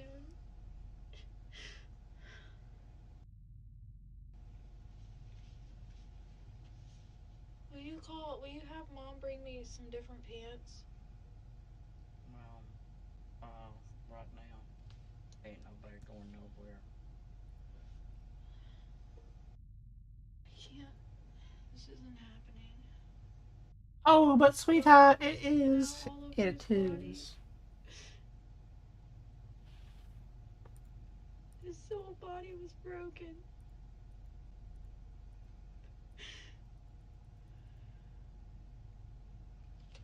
And I just held him and kissed his cheeks and screamed for him to wake up. This is gonna turn into a nightmare. Oh, honey, it is a nightmare. I'm not even gonna be able to meet him in heaven anymore because he just hates me. I killed him. Stop talking like that. What kind of person am I? You're a loving person that has been abused by Josh just as well. No, I'm a horrible person who could do this. Even the grandma's sitting there like playing the abuse card deal. That's like what women go to every time, I swear to God. They go to the abuse card every time. You've been abused. I wish I could just Like, go get the back and fuck know out of that here, I bro. pushed him, it was gonna Oh my happen. God. Quit saying you pushed him out the window. Everything that you say, they're going to, in a different matter. Because they're going to say, okay, Amber. I just don't understand this whole legal system. No, not that. I don't understand the whole pattern of events of the last year. Us getting married and going to Alaska. Everything in Alaska, me being pregnant. Coming back here, getting kicked out of Mom's house, going to the apartment. And then all for it to Josh just fall out of a high-rise building. They're gonna know he died because he fell out of a high-rise apartment. Well, no shit. And I just keep watching him fall. Watching him flail and think that he, my last thought was, please catch yourself. And I just want to know what was going through his head. If he knew he was gonna die. Yeah, well, he's if he got... said a prayer, or if he cursed my name, or if he just... He definitely cursed your name, bitch. You pushed him off of a fucking building. hit the ground. For the rest of my life. This chick's crazy. You are. Family. My whole family. Amber, we don't think that, baby. You're trying to boost your ego, Grandma. Just want to go back. Please, I just want to go back and just not push him. Just catch him. Something.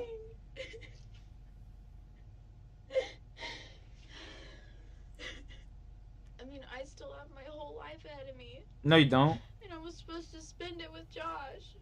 And now I'm gonna go to prison. We got nothing, girl. And Josh is dead. My 'Cause of you. baby's gonna get taken away from me.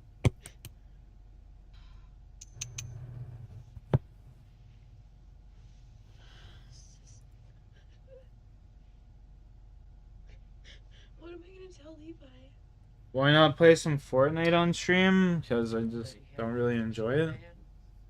And that he loved him. And you will show his picture to him.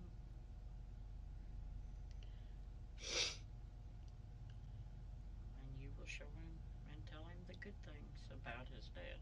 But I know what really happened. You don't know what really happened. Y'all were in there. You were struggling. I can't believe he fell out the window. Why did that happen? That's what I'm saying. This is a nightmare that's just now getting started. You have to remember what I told you. Amber, if you don't do anything else, you got to attorney? What if it doesn't work? Or you let the attorney handle it, and they're gonna try to break you. I'm just waiting for Josh to walk in the room Yeah, no, he ain't coming, sweetheart. and tell me that he's sorry What? and that he loves me so much. Lady, tell him what the fuck does he? Yo, that's the most narcissistic bullshit I've ever seen in my life. She pushes him off of the window, and then she's just like, I just held him. I want him to tell me he's sorry. Like, what? Nothing. How the fuck?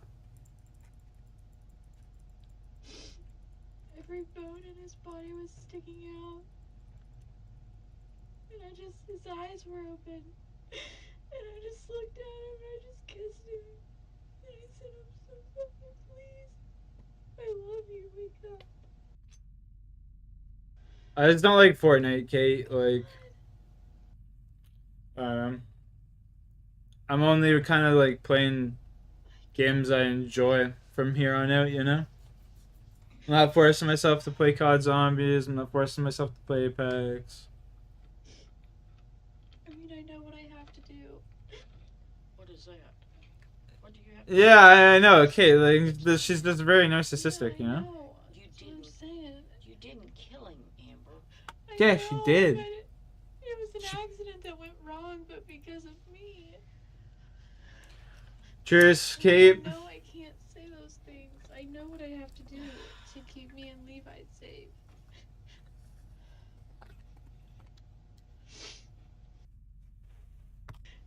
At least if I can go back and take back the push, at least I can save him.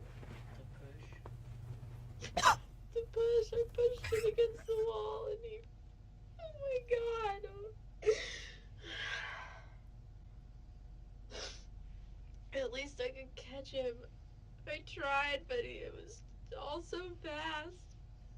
And I just want to know what his last thoughts were. This bitch. What could you think? What could go through your head when you're falling to your death? I'm never gonna get over this. I'm never gonna understand it. I'm never gonna find someone as perfect for me as he was. And I ruined all of it. God, why did I do that? I touched his bones. Oh.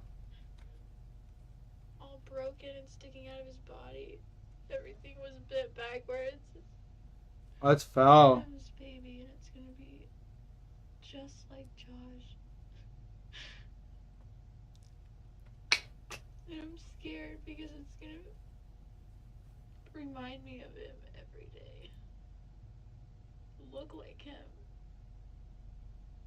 And I was supposed to enjoy it with Josh. And I stole that from Josh. I stole his whole life away from him. I'm so sorry. Hi, are you Amber? Yes. Yeah, my name's Jeff Elton. I'm very sorry. Very sorry. I'm sorry, you... I'm her grandmother, Gloria Bowers. Oh, okay. Very sorry. We went through this. Yeah, I'd like to talk to you, get a statement as to what happened. Can I talk to you? Yeah, can I talk to her in private? How long you guys been married? I can't make a statement. I don't want this to turn out bad. Okay, well... My mom, I think, is calling an attorney. Okay. Is that what you want to do?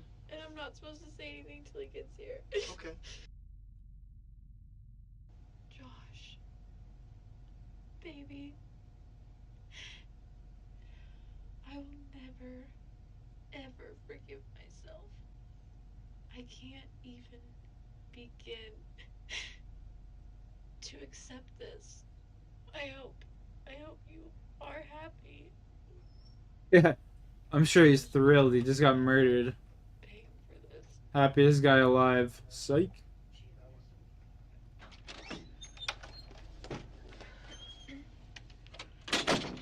She was released on bond under house arrest, which was revoked 5 months later after she reportedly failed 2 court-mandated drug tests. When she was taken into custody for the violation, a judge ordered her to be held without bond at the Tulsa County Jail, where she resided for 15 months before her trial began in March of 2013. The defense claimed that Joshua's death was the unintentional response of a terrified pregnant teenager who had suffered from years of domestic abuse and who was in fear of her unborn child's life at the time of the incident. They alleged that Amber pushed him off of her in self-defense after being grabbed by the shoulder and couldn't have anticipated the window breaking, allowing Joshua to fall to his death. The prosecution countered the claims of domestic violence and asserted that Joshua was in fact the victim of spousal abuse after submitting evidence that he reached out to a domestic violence intervention service looking for help just 1 month prior to his death. They also refuted the claims of self-defense after submitting testimony from forensics who concluded that there were no signs of a struggle. They cited that Josh must have been hit by surprise and with considerable force in a premeditated manner to produce the momentum needed for him to go through the window, considering he was a 6'5", 200.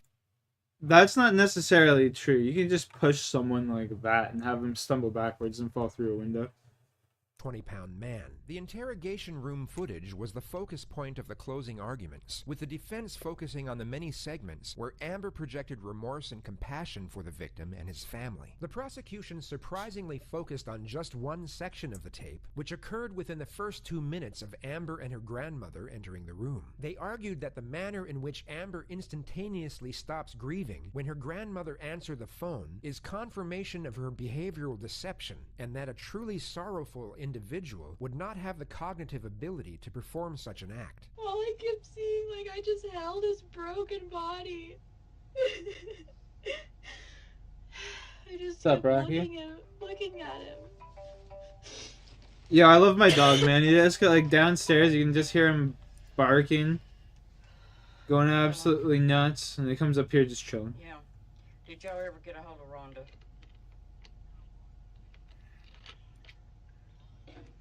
That's pretty wild. 25-year sentence with Watching that chick go from 20 like years so to serve disturbed before to not becoming criminal. eligible for parole.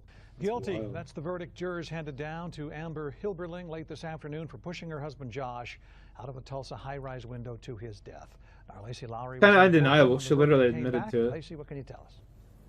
Well, Scott, it took less than 3 hours for the jury to come back with that guilty verdict for second-degree murder. Amber Hilberling needed a chair to sit back down because she got so upset. She was ordered to serve out her sentence at the Maybelle Bassett Correctional Facility in McLeod, Oklahoma, where she accumulated That's a fucking multiflex jail. misconduct reports over My the God. course of 3 years, including indecent exposure, failed urine test for marijuana, failed urine test for methamphetamine, abusive and obscene language toward staff, failure to obey verbal orders, and fighting with another inmate. The case maintained public interest and continued in the media for long after the trial. Tonight, for the first time, we hear from the woman accused of pushing her husband to his death out of a high-rise building. This one's pretty intriguing.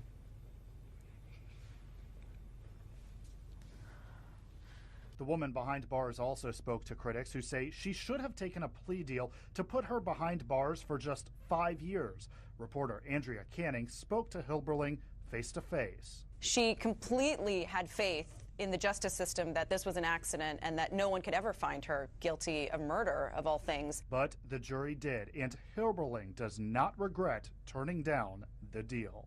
What I know to be true is no different today than it was when they offered me that 5 years. You know, I have to put my trust in one day I'll be able to say the things left unsaid and hope for something better. So accidents happen around you and people get hurt. It would look Dr. Phil. You didn't take this seriously.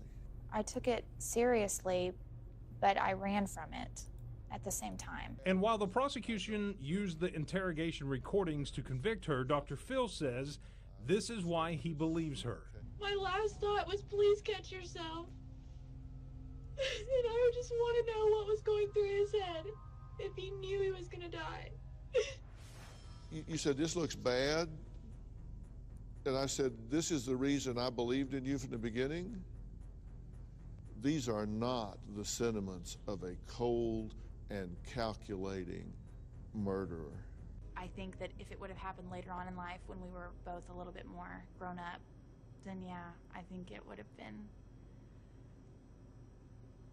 yeah, it would have been happily ever after. The Oklahoma Department of Corrections is investigating after they found Amber Hilberlings in her prison cell dead. Now, she gained national attention after she was convicted of pushing her husband out of her Tulsa Bro, apartment. what? 2 Works for You reporter Giselle Puente joins us now live from the University Club Tower with the details. Good morning, Giselle. Good morning, Tanaya. Just 3 years ago, Amber Hilberling was convicted of pushing her husband off this apartment complex here in Tulsa. She was serving a 25-year sentence. The Department of Correction told me today that Hilberling was pronounced dead in her cell yesterday afternoon at the Mabee Bassett Correctional Center. The defense attorney who represented her, Clark Brewster, said that prison officials called Hilberling's mother yesterday to break the news. Brewster says her family is devastated. An autopsy report concluded that Amber died from Wow. asphyxia and had a large amount of methamphetamine in her system. The medical examiner ruled her death as suicide by hanging and called for no further investigation. Wow. Controversy arose, and many soon believed that Amber was murdered after a letter she wrote to the Tulsa's Channel 8 TV station just the day before her apparent suicide came to light. Tonight, a letter from Amber Hilberling, written to us, unexpectedly arrives in the mail. And it was What? just one day before she died. Channel 8's David Norris joins us live tonight with a story you'll see only on 8. That's right. This is a copy of that letter. Now, it was meant to be an answer to a question that we had asked, but it seems like it only raises more questions about the circumstances surrounding her death. These may be the last words Amber Hilberling ever wrote. Her letter arrived in our mailbox this morning. It's dated one day before Hilberling was found dead inside her prison cell of what the state medical examiner says was an apparent suicide. The letter is addressed to KTUL executive producer Amy Sullivan, Dear Miss Sullivan, who recently reached out to Hilberling, offering her a chance to tell her story and to talk about life behind bars. that I am willing to do an interview despite my honest reservations. In the letter, Hilberling makes it clear she'd been burned before by journalists promising to listen. Please understand the misfortune I've suffered from media interviews I had agreed to do on the popular promise of helping me. But she also explained why she was willing to set aside those cautions and speak with us. Because I can't let go of the hope that using my own voice and conversations about my own life will be the one and only chance I have to share the circumstances of my own reality. That's crazy. This was Amber Hilberling 5 years ago. In a Yo, Tulsa well, police so if she got interrogation. arrested, does she have the baby in custody? A jury would eventually say Hilberling intentionally pushed her husband, Josh, to his death from this 25th floor high-rise apartment, something she denied until the end. But she expressed no despair in the letter she mailed to us. Obviously, she had a story she wanted to share. Hilberling's thoughts were well written and focused. Thank you again. Sincerely, Amber Hilberling. Hilberling's mother took to social media with a final message to her daughter. That's Fly, crazy. baby girl, to the angels, away from the pain on this earth. The media, the haters, the Hilberlings got their wish. Hope they are happy. I will never stop fighting for the truth. A Facebook page was created in her memory and currently has over 9,000 followers. Wild.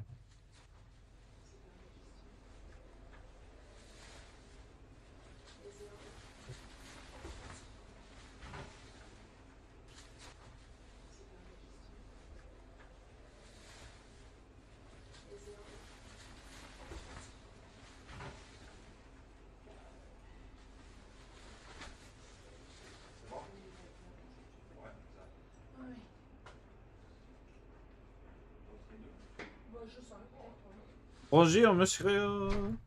Okay, so how you doing? Good. Good, you're okay? Yeah. All right. Do you remember my name? No. You just met me for the first time, Yeah. right? Yeah, okay. So my name's Teresa. Okay. I'm with the Ottawa Police, and I'm a police officer, and I work in the Major Crime Unit, all right? So I met you for the very first time today, right? Just a few minutes ago, you were in your cells. I was with another officer, and we escorted you here, and we told you to bring your blanket, because as you can tell, it's a little chilly in this room, right? Okay. You got that? Yeah. Okay, so I just wanted to verify how you'd been treated by the officers. Did anybody make any promises?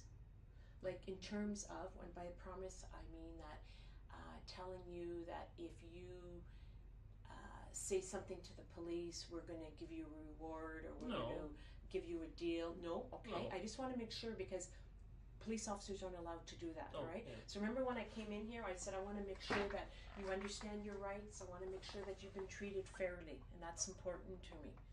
Okay? So nobody's made any promises. Has anybody threatened you that you better say something to the No. police, otherwise we're going to do this to you or No. that? No? Okay.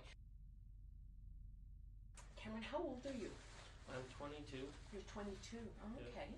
And are you in school? Or I was in school. Okay. What were you studying? Electromechanical engineering technology. No. Electromechanical engineering robotics technician. Wow. It's funny you say that, because when I was in schooling, that's exactly what happened to me. I didn't have a plan, and my parents made me take these courses that I personally didn't enjoy. Were you enjoying your schooling? No. That must have been hard. Yes. Yeah. You lived with your parents? Anybody else? No? Okay. And do you have a lot of extended family? Like, my mom has 3 brothers. Okay. I understand you were adopted, right? Yes. Yeah, okay. And how was that? How did that go with your parents? It went well. It went well? Yeah, good. Good. Okay. Now, who's the closest person to you, would you say? My dad. Your dad? Yeah. Okay.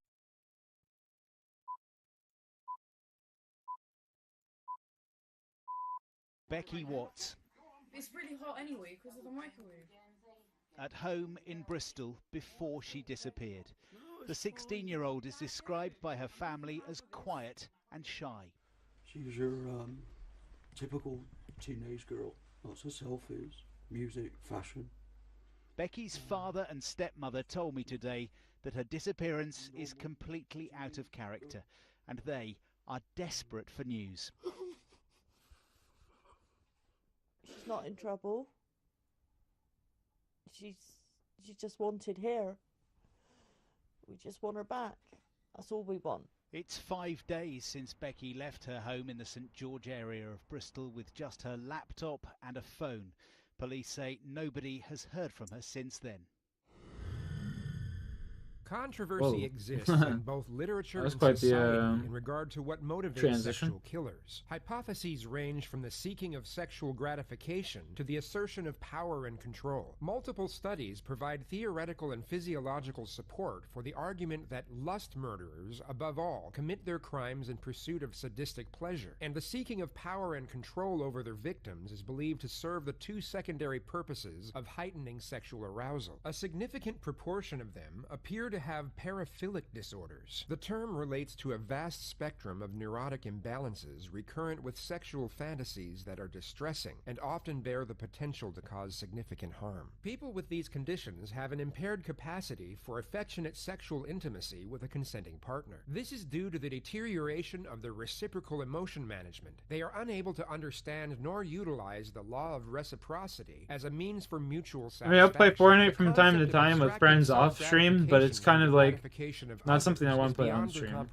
The 5 most common Oh, yeah, paraphilic mind Fortnite. disorders It's are not bad. pedophilia, characterized by recurrent sexually arousing fantasies or behaviors involving prepubescent or young adolescents; voyeurism, the achievement of sexual arousal by observing unsuspecting people who are naked, disrobing, or engaging in sexual activity; transvestic disorder, the recurrent sexual arousal from cross-dressing, which may manifest as fantasies or behaviors that causes significant distress or functional impairment; exhibitionism, the achievement of sexual excitement through genital exposure to an unsuspecting or non-consenting person; and sexual sadism, by far the most prominent paraphilia in regard to violent crime, amassing a shocking 94% of all sexually related crimes that result in a victim's murder. This condition implicates the infliction of physical or psychologic suffering on another person as a means for sexual stimulation. The studies into sexual sadism film essentially explore the concept of evil, removed from its philosophical and religious underpinnings, and also the concept of aggression. It links these two concepts in such a way that the notion of evil is redefined as destructive aggression that emerges as violence against another. Within this disclosure, the argument presented is that sexually motivated sadists are comprehensively evil despite their neuropsychological impairment. Evil in this context is viewed as both premeditated violence and reactive violence. Reactive attacks relate to the types of killers who use their victims as the symbolic representatives of past tormentors, regardless of the victim's relation to the perceived What a waste weaknesses. of time. The heinous acts of destructive The whole aggression thing right I are just did right there was a reenactments of waste of past time. conflicts, outrage, and indignity experienced by the assailant. Overall, Oh. men are far more likely than women to commit sex crimes. This striking gap between the genders, with This is definitely the 95% best, of my favorite. perpetrators being Definitely male, my favorite. is generally due to basic differences in the psychological makeup of the In my sexes. Discord Men tend to DMs? have what is referred to as externalizing behaviors when it comes to Oh my psychiatric God. issues, while women tend to have internalizing behaviors. Women are more likely to exhibit Scared. depression and anxiety, whereas men tend to act out, thus more prone to commit violence and sexual exploitation. Although some psychologists have argued that female sexual desire is too weak to fuel a predatory drive, the vast majority of Looks fire. experts are in agreement that females can also be conditioned towards sexual predation. It's a developmental process involving fantasies and a specific type of stimulus. If sexual satisfaction occurs from a particular act, the person is likely to repeat it. This is called Looking orgasmic good, my man. conditioning, and an individual may become dependent on a specific type of stimuli after an indeterminate amount of recurrences. Although less prone, women are just as capable of having fantasies that involve assault and murder, and the sense of power and excitement can be just as compelling. Nathan Matthews and Shauna Hoare had just moved into their own home at the very start of 2015.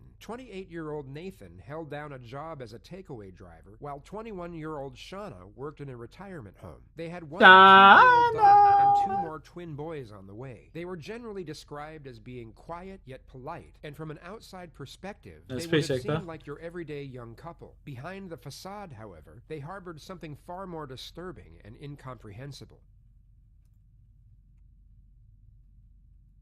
Shortly after 4 p.m. on February 20th of 2015, 16-year-old Becky Watts was reported missing by her father, Darren Galsworthy. This is so far out of her character that there is no way she has done this. Something has happened, and I don't know where she is, and we need to find her, and we need to find her fast. She was last seen at her house at around 11:15 a.m. the day before. The regular contact with her friends on social media had abruptly ceased, and countless attempts to reach out to her had failed thereafter. Police immediately filed a missing persons appeal, which was made a Box on priority Kyle due to the the subject's age, and the hashtag #FindBecky began trending in the West County of England. 3 days later, the story landed on the front pages of various media. Bro, we had a outlets, chick and named Becky civilian at our search school. parties had She begun says with I was over getting roasted. 5,000 Blowjob people Becky, committing the man. effort each day. We've each got flyers over, Rebecca. Got that There's Becky, no certain Becky. areas, just wherever you think that they should be, or that you think you should. Man, we're keep such an eye on, assholes in high please school. do. Absolutely tragic, absolutely devastating. Not gonna What lie. can you say? Do you know what I mean? Until she's either found or brought home, hopefully, then do you know what I mean? Well, it's a family thing, it's a community thing. Obviously, it's very local. When somebody goes missing like 4 or 5 doors down the road from you, it's obviously it kind of affects you. So it's very sad. And obviously, we're just trying to do what we can where we can. Personally, I'm really upset, really worried. It's very close to home. It's someone you know, which always makes it a little bit more immediate, I suppose. So, yeah, out doing what you can. I'm very grateful, obviously, because people have taken the time out of their own busy lives. But yeah, it's just a case now getting out there, finding her, getting her in. The police force were Get doing down. practical and forensic work, so we were, as a Get family, down. hoped that we could do some practical stuff, putting out circulars, generally talking to people, stopping them. I'm surprised that even some people hadn't seen it on the media yet. You know, you'd obviously think it's been broadcasted quite, you know, a lot over the last few days. But no, they haven't, so it's nice to be able to maybe talk to people on the street, give them a leaflet. And it's awareness more than anything. You know, it's the 6th day now, so there's a lot of anxiety with the family at the moment. And Understandably, so I'd be parents worried that sick. thought that The drama began shortly Oh, after dude. the Frederick police. What the fuck?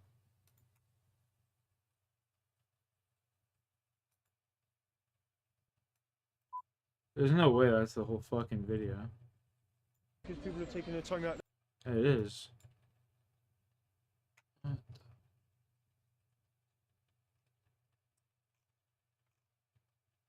That was pretty fucked up. That was pretty wild. I can't deny that. That shit caught me off guard.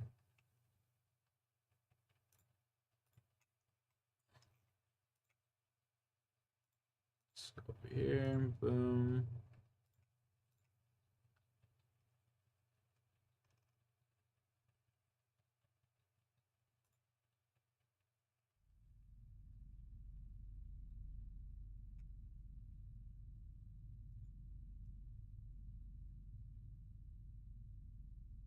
When the science of behavioral profiling began to emerge in the 1970s, one of the most consistent findings reported by the FBI was that IATC, also known as intentional animal torture and cruelty, appeared to be the most common behavior among murderers, rapists, and all those with psychopathic traits characterized by selfishness and lack of remorse. Acts of cruelty to animals are not mere indications of a minor personality flaw in the abuser, they are symptomatic of a deep mental disturbance. And although we all have the potential to be cruel, with some of us acting out on it more than others, where this cruelty is directed is what reveals a lot about an individual. The way in which a human treats animals is an exceedingly accurate reflection of what psychiatrists refer to as psychological makeup and what philosophers entitle the soul. Any form of violence against an animal, whether it be reactive or premeditated, is a very worrying trait in a person and an immediate red flag in the realm of behavioral psychology. We will share the profile of such a person in order to identify it when you see it, and hopefully go some way to preventing animal abuse in general. Many researchers have carried out studies into the psychological profile of the animal abuser, and the following characteristics have been recurrently discovered.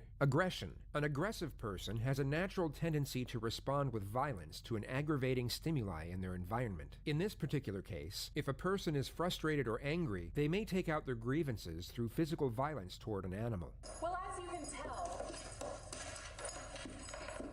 Whoa. Whoa.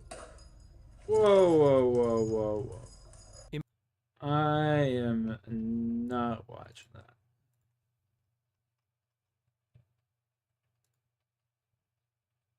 Fuck that, bro. Oh my god, that poor thing. It's really hot anyway because of the microwave. That poor fucking thing, man. My I'm god. very grateful, obviously, because people have taken their time. So I hadn't this more than any. Also made a Becky's on a search. So, you know, we're hoping That poor fucking dog, man. Oh my god, this is heartbreaking. Becky's father and grandmother also made a televised appeal for the missing teenager's return. Bex, if you're watching this, please come home. We love you so much, and man, that poor dog. We can sort anything out with the mayor. Just come home. And if any of her friends are riding her, you're not doing her any favors. Just tell the police. Just ring number 101 and just bring her home safe. Sorry, I can't. You're gonna have to do that. Sorry. Do you want me to speak now? Yeah. Hi, Bex, it's Nan. You can see your dad's is a broken man. Please, just, if you don't want to come home yet, just let someone else ring or text someone. And if you're a bit worried about coming back because of all this hullabaloo, come and stay with me for a few I checked it days. out. I checked it out. Oh, the Dead 2 Box so Challenge. loved, Look and pretty I fire. don't think you believe it. You really are so loved. And look at your poor dad. Please come home, or whoever's sheltering her. Do the right thing. Thank you. Detectives were looking for anything that didn't fit with the norm, such as unfamiliar patterns in Becky's character or behavior during the days leading up to and on the day of her disappearance. The family home was the last point of reference that police could place her at, and this became the foundation of which the investigation was launched, with the occupants of the house being questioned immediately. Shauna heard the door go, so she was assuming it was Becky going out. Yeah. So I'm assuming it was Becky going out. Okay, no one saw her go, but No. just heard the door go, Yeah. and the assumption that Becky had left the house. Police quickly found out that the last people to have seen Becky was her stepbrother Nathan and his girlfriend Shauna, who were at the residence at the time of her disappearance. They were each called into the Avon and Somerset Police Department to be questioned as witnesses. I think we got there about 11ish. The door was locked, so obviously we used the key from underneath the recycling bin. Got in. Heard music upstairs. Assumed Becky had been in then. I went into the kitchen to get a cigarette and went to go outside to have a cigarette. My daughter started whinging because she wanted to come up with me, so I took her down to the garden to help feed the rabbit while I had a cigarette. Probably was about 15-20 minutes. Then we came back up.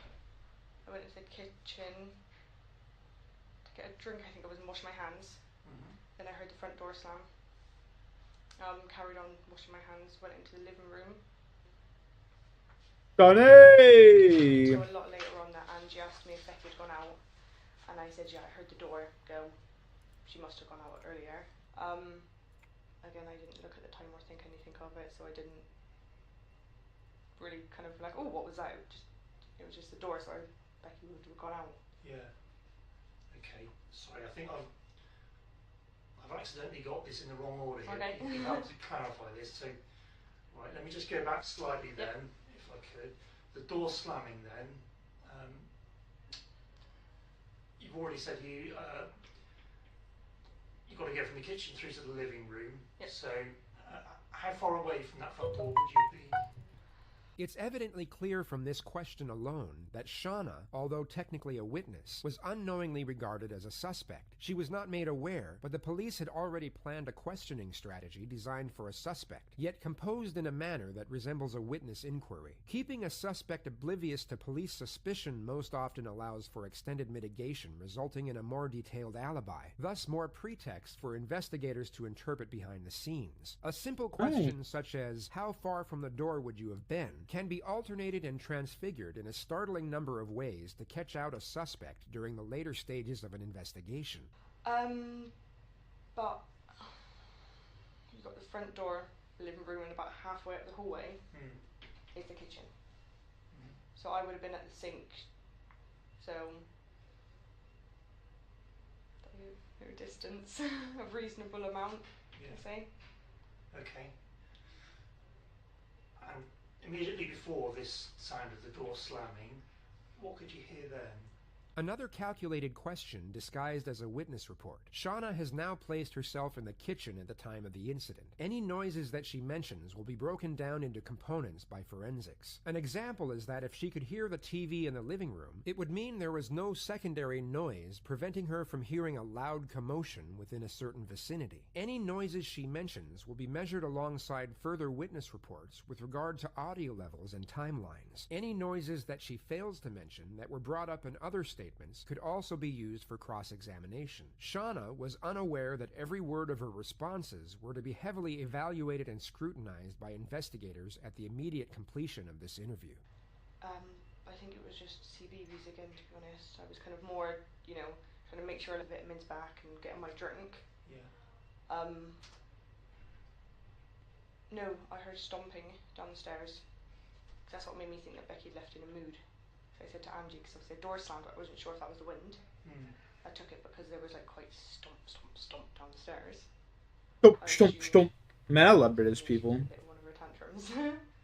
Nathan's interview wasn't released, yet police testified that he came across as very unconcerned and nonchalant, considering the circumstances. An individual who is genuinely untroubled by a serious event would still normally construct some display of concern, especially while being questioned and recorded by authorities. The investigators mentioned that it almost seemed like a double bluff. Reports also revealed that both of their statements were identical. The chronology in which they were told were in the exact same order alongside minor specifics. This is a red flag. Practically all witness accounts, no matter how truthful, will provide some factual discrepancies and dissimilarity. Nathan and Shauna's had none whatsoever. While not necessarily an indication of guilt, it's a clear indication of collusion. They had rehearsed a story and made sure it symphonized before they went to the police station that day. With a county-wide search and a national media campaign ongoing, Forensics made a breakthrough discovery on day 9 of the investigation when they found imperceptible blood residue on Becky's doorframe. Within the residue was an outline of a fingerprint. DNA and fingerprint analysis takes anywhere from 24 to 72 hours to verify. At the time, police had no evidence to link anyone to Becky's disappearance, yet their undisclosed prime suspect at the time was Nathan Matthews. The couple were called back to the police station as witnesses for the second time.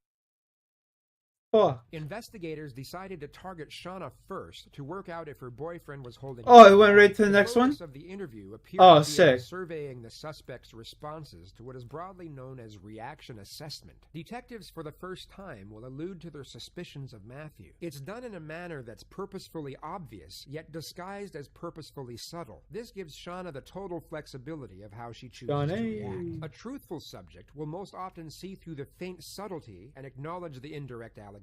They will either immediately refute or concur to the claims with a forceful and often authoritative response. A deceptive subject will attune to the subtlety as a means to avoiding the aggressive nature of the question altogether. They will act naive to the confrontation, yet forthright to the specifics of the inquisition.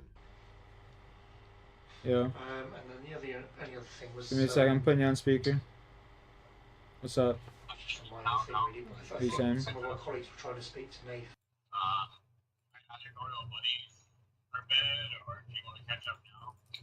It's up to you, man. What are you saying?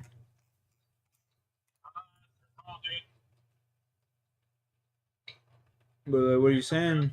I didn't hear you. I had to put you on speaker. Are you busy right now? I'm just sitting here playing some RuneScape, man.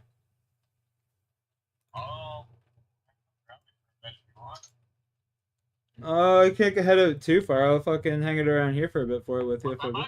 So I can't go too far. I'll hang out around here with you for a bit though. Yeah, no worries. Alright, sounds like a plan. Sounds like a plan. Talk to you soon. Yep. Yes, sir. Like I said, he's coming over and he's just like, oh, fuck, I'm gonna take him for a ride. Like, nah, like I said, bro. Like I said, I'll hang out around here with you for a little bit. I see what you're trying to do there. I ain't going out. Like, my buddy's... Tuesday, I think it was. No. They sort of perceived a bit of reluctance. Do you have any knowledge of that? Not to my knowledge, man. I wouldn't know now. No. Has Nathan had any sort of No. concerns about speaking to us?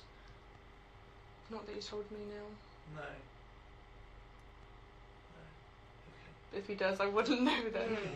The conjecture is obvious, yet there is no challenge nor inquiry from the subject. Only a cheerful, conformed response closed off with what is known as insurance policy. This is a term used for a cursory remark a person will sometimes mutter to provide indemnification. An example of this could be a boxer telling the media at a press conference that he has an injury prior to the oncoming fight. It provides somewhat of a safety net in the event that he loses, yet doesn't imply that he thinks he will. So, like, whenever LeBron James talks to the media? Is considered an excuse. If made before, it's classed as insurance policy in the realm of psychology, yet usually goes unnoticed unless it's being looked out for. Yeah. How's he finding it? He's found it quite hard, actually. Again, he's kind of more thinking, knowing how hard it'd be for his mum at the moment. You know, because Becky was almost like a daughter to her. Yeah. And over the weekend, have either you or Nathan been involved in searching for Becky or doing any of No, that I wasn't stuff aware that's they were going doing on? a search. I didn't realise until I think it was yesterday. Yeah. I went on my Facebook and obviously there was news articles and pictures popped up about that they did the search. During Nathan's interview, he gave a very different account of the family dynamics. Didn't particularly talk to her, but obviously I don't particularly like her. And obviously what annoys me is the way she speaks to like my mum sometimes. She'd be kind of like rude or whatever. I'm trying to think of an actual specific time. This relates to the double bluff assessment from the police regarding Nathan's first interview. Even when innocent, it's highly unusual for the suspect to openly criticize the victim in such a Oh, I manner. know who that Although is. Becky was technically still missing All right. and not a victim, she hadn't been seen. Alright, chat. I gotta bounce. Sean, I'll check that song out for sure. I gotta bounce, chat. I love you guys. You guys stay out of trouble.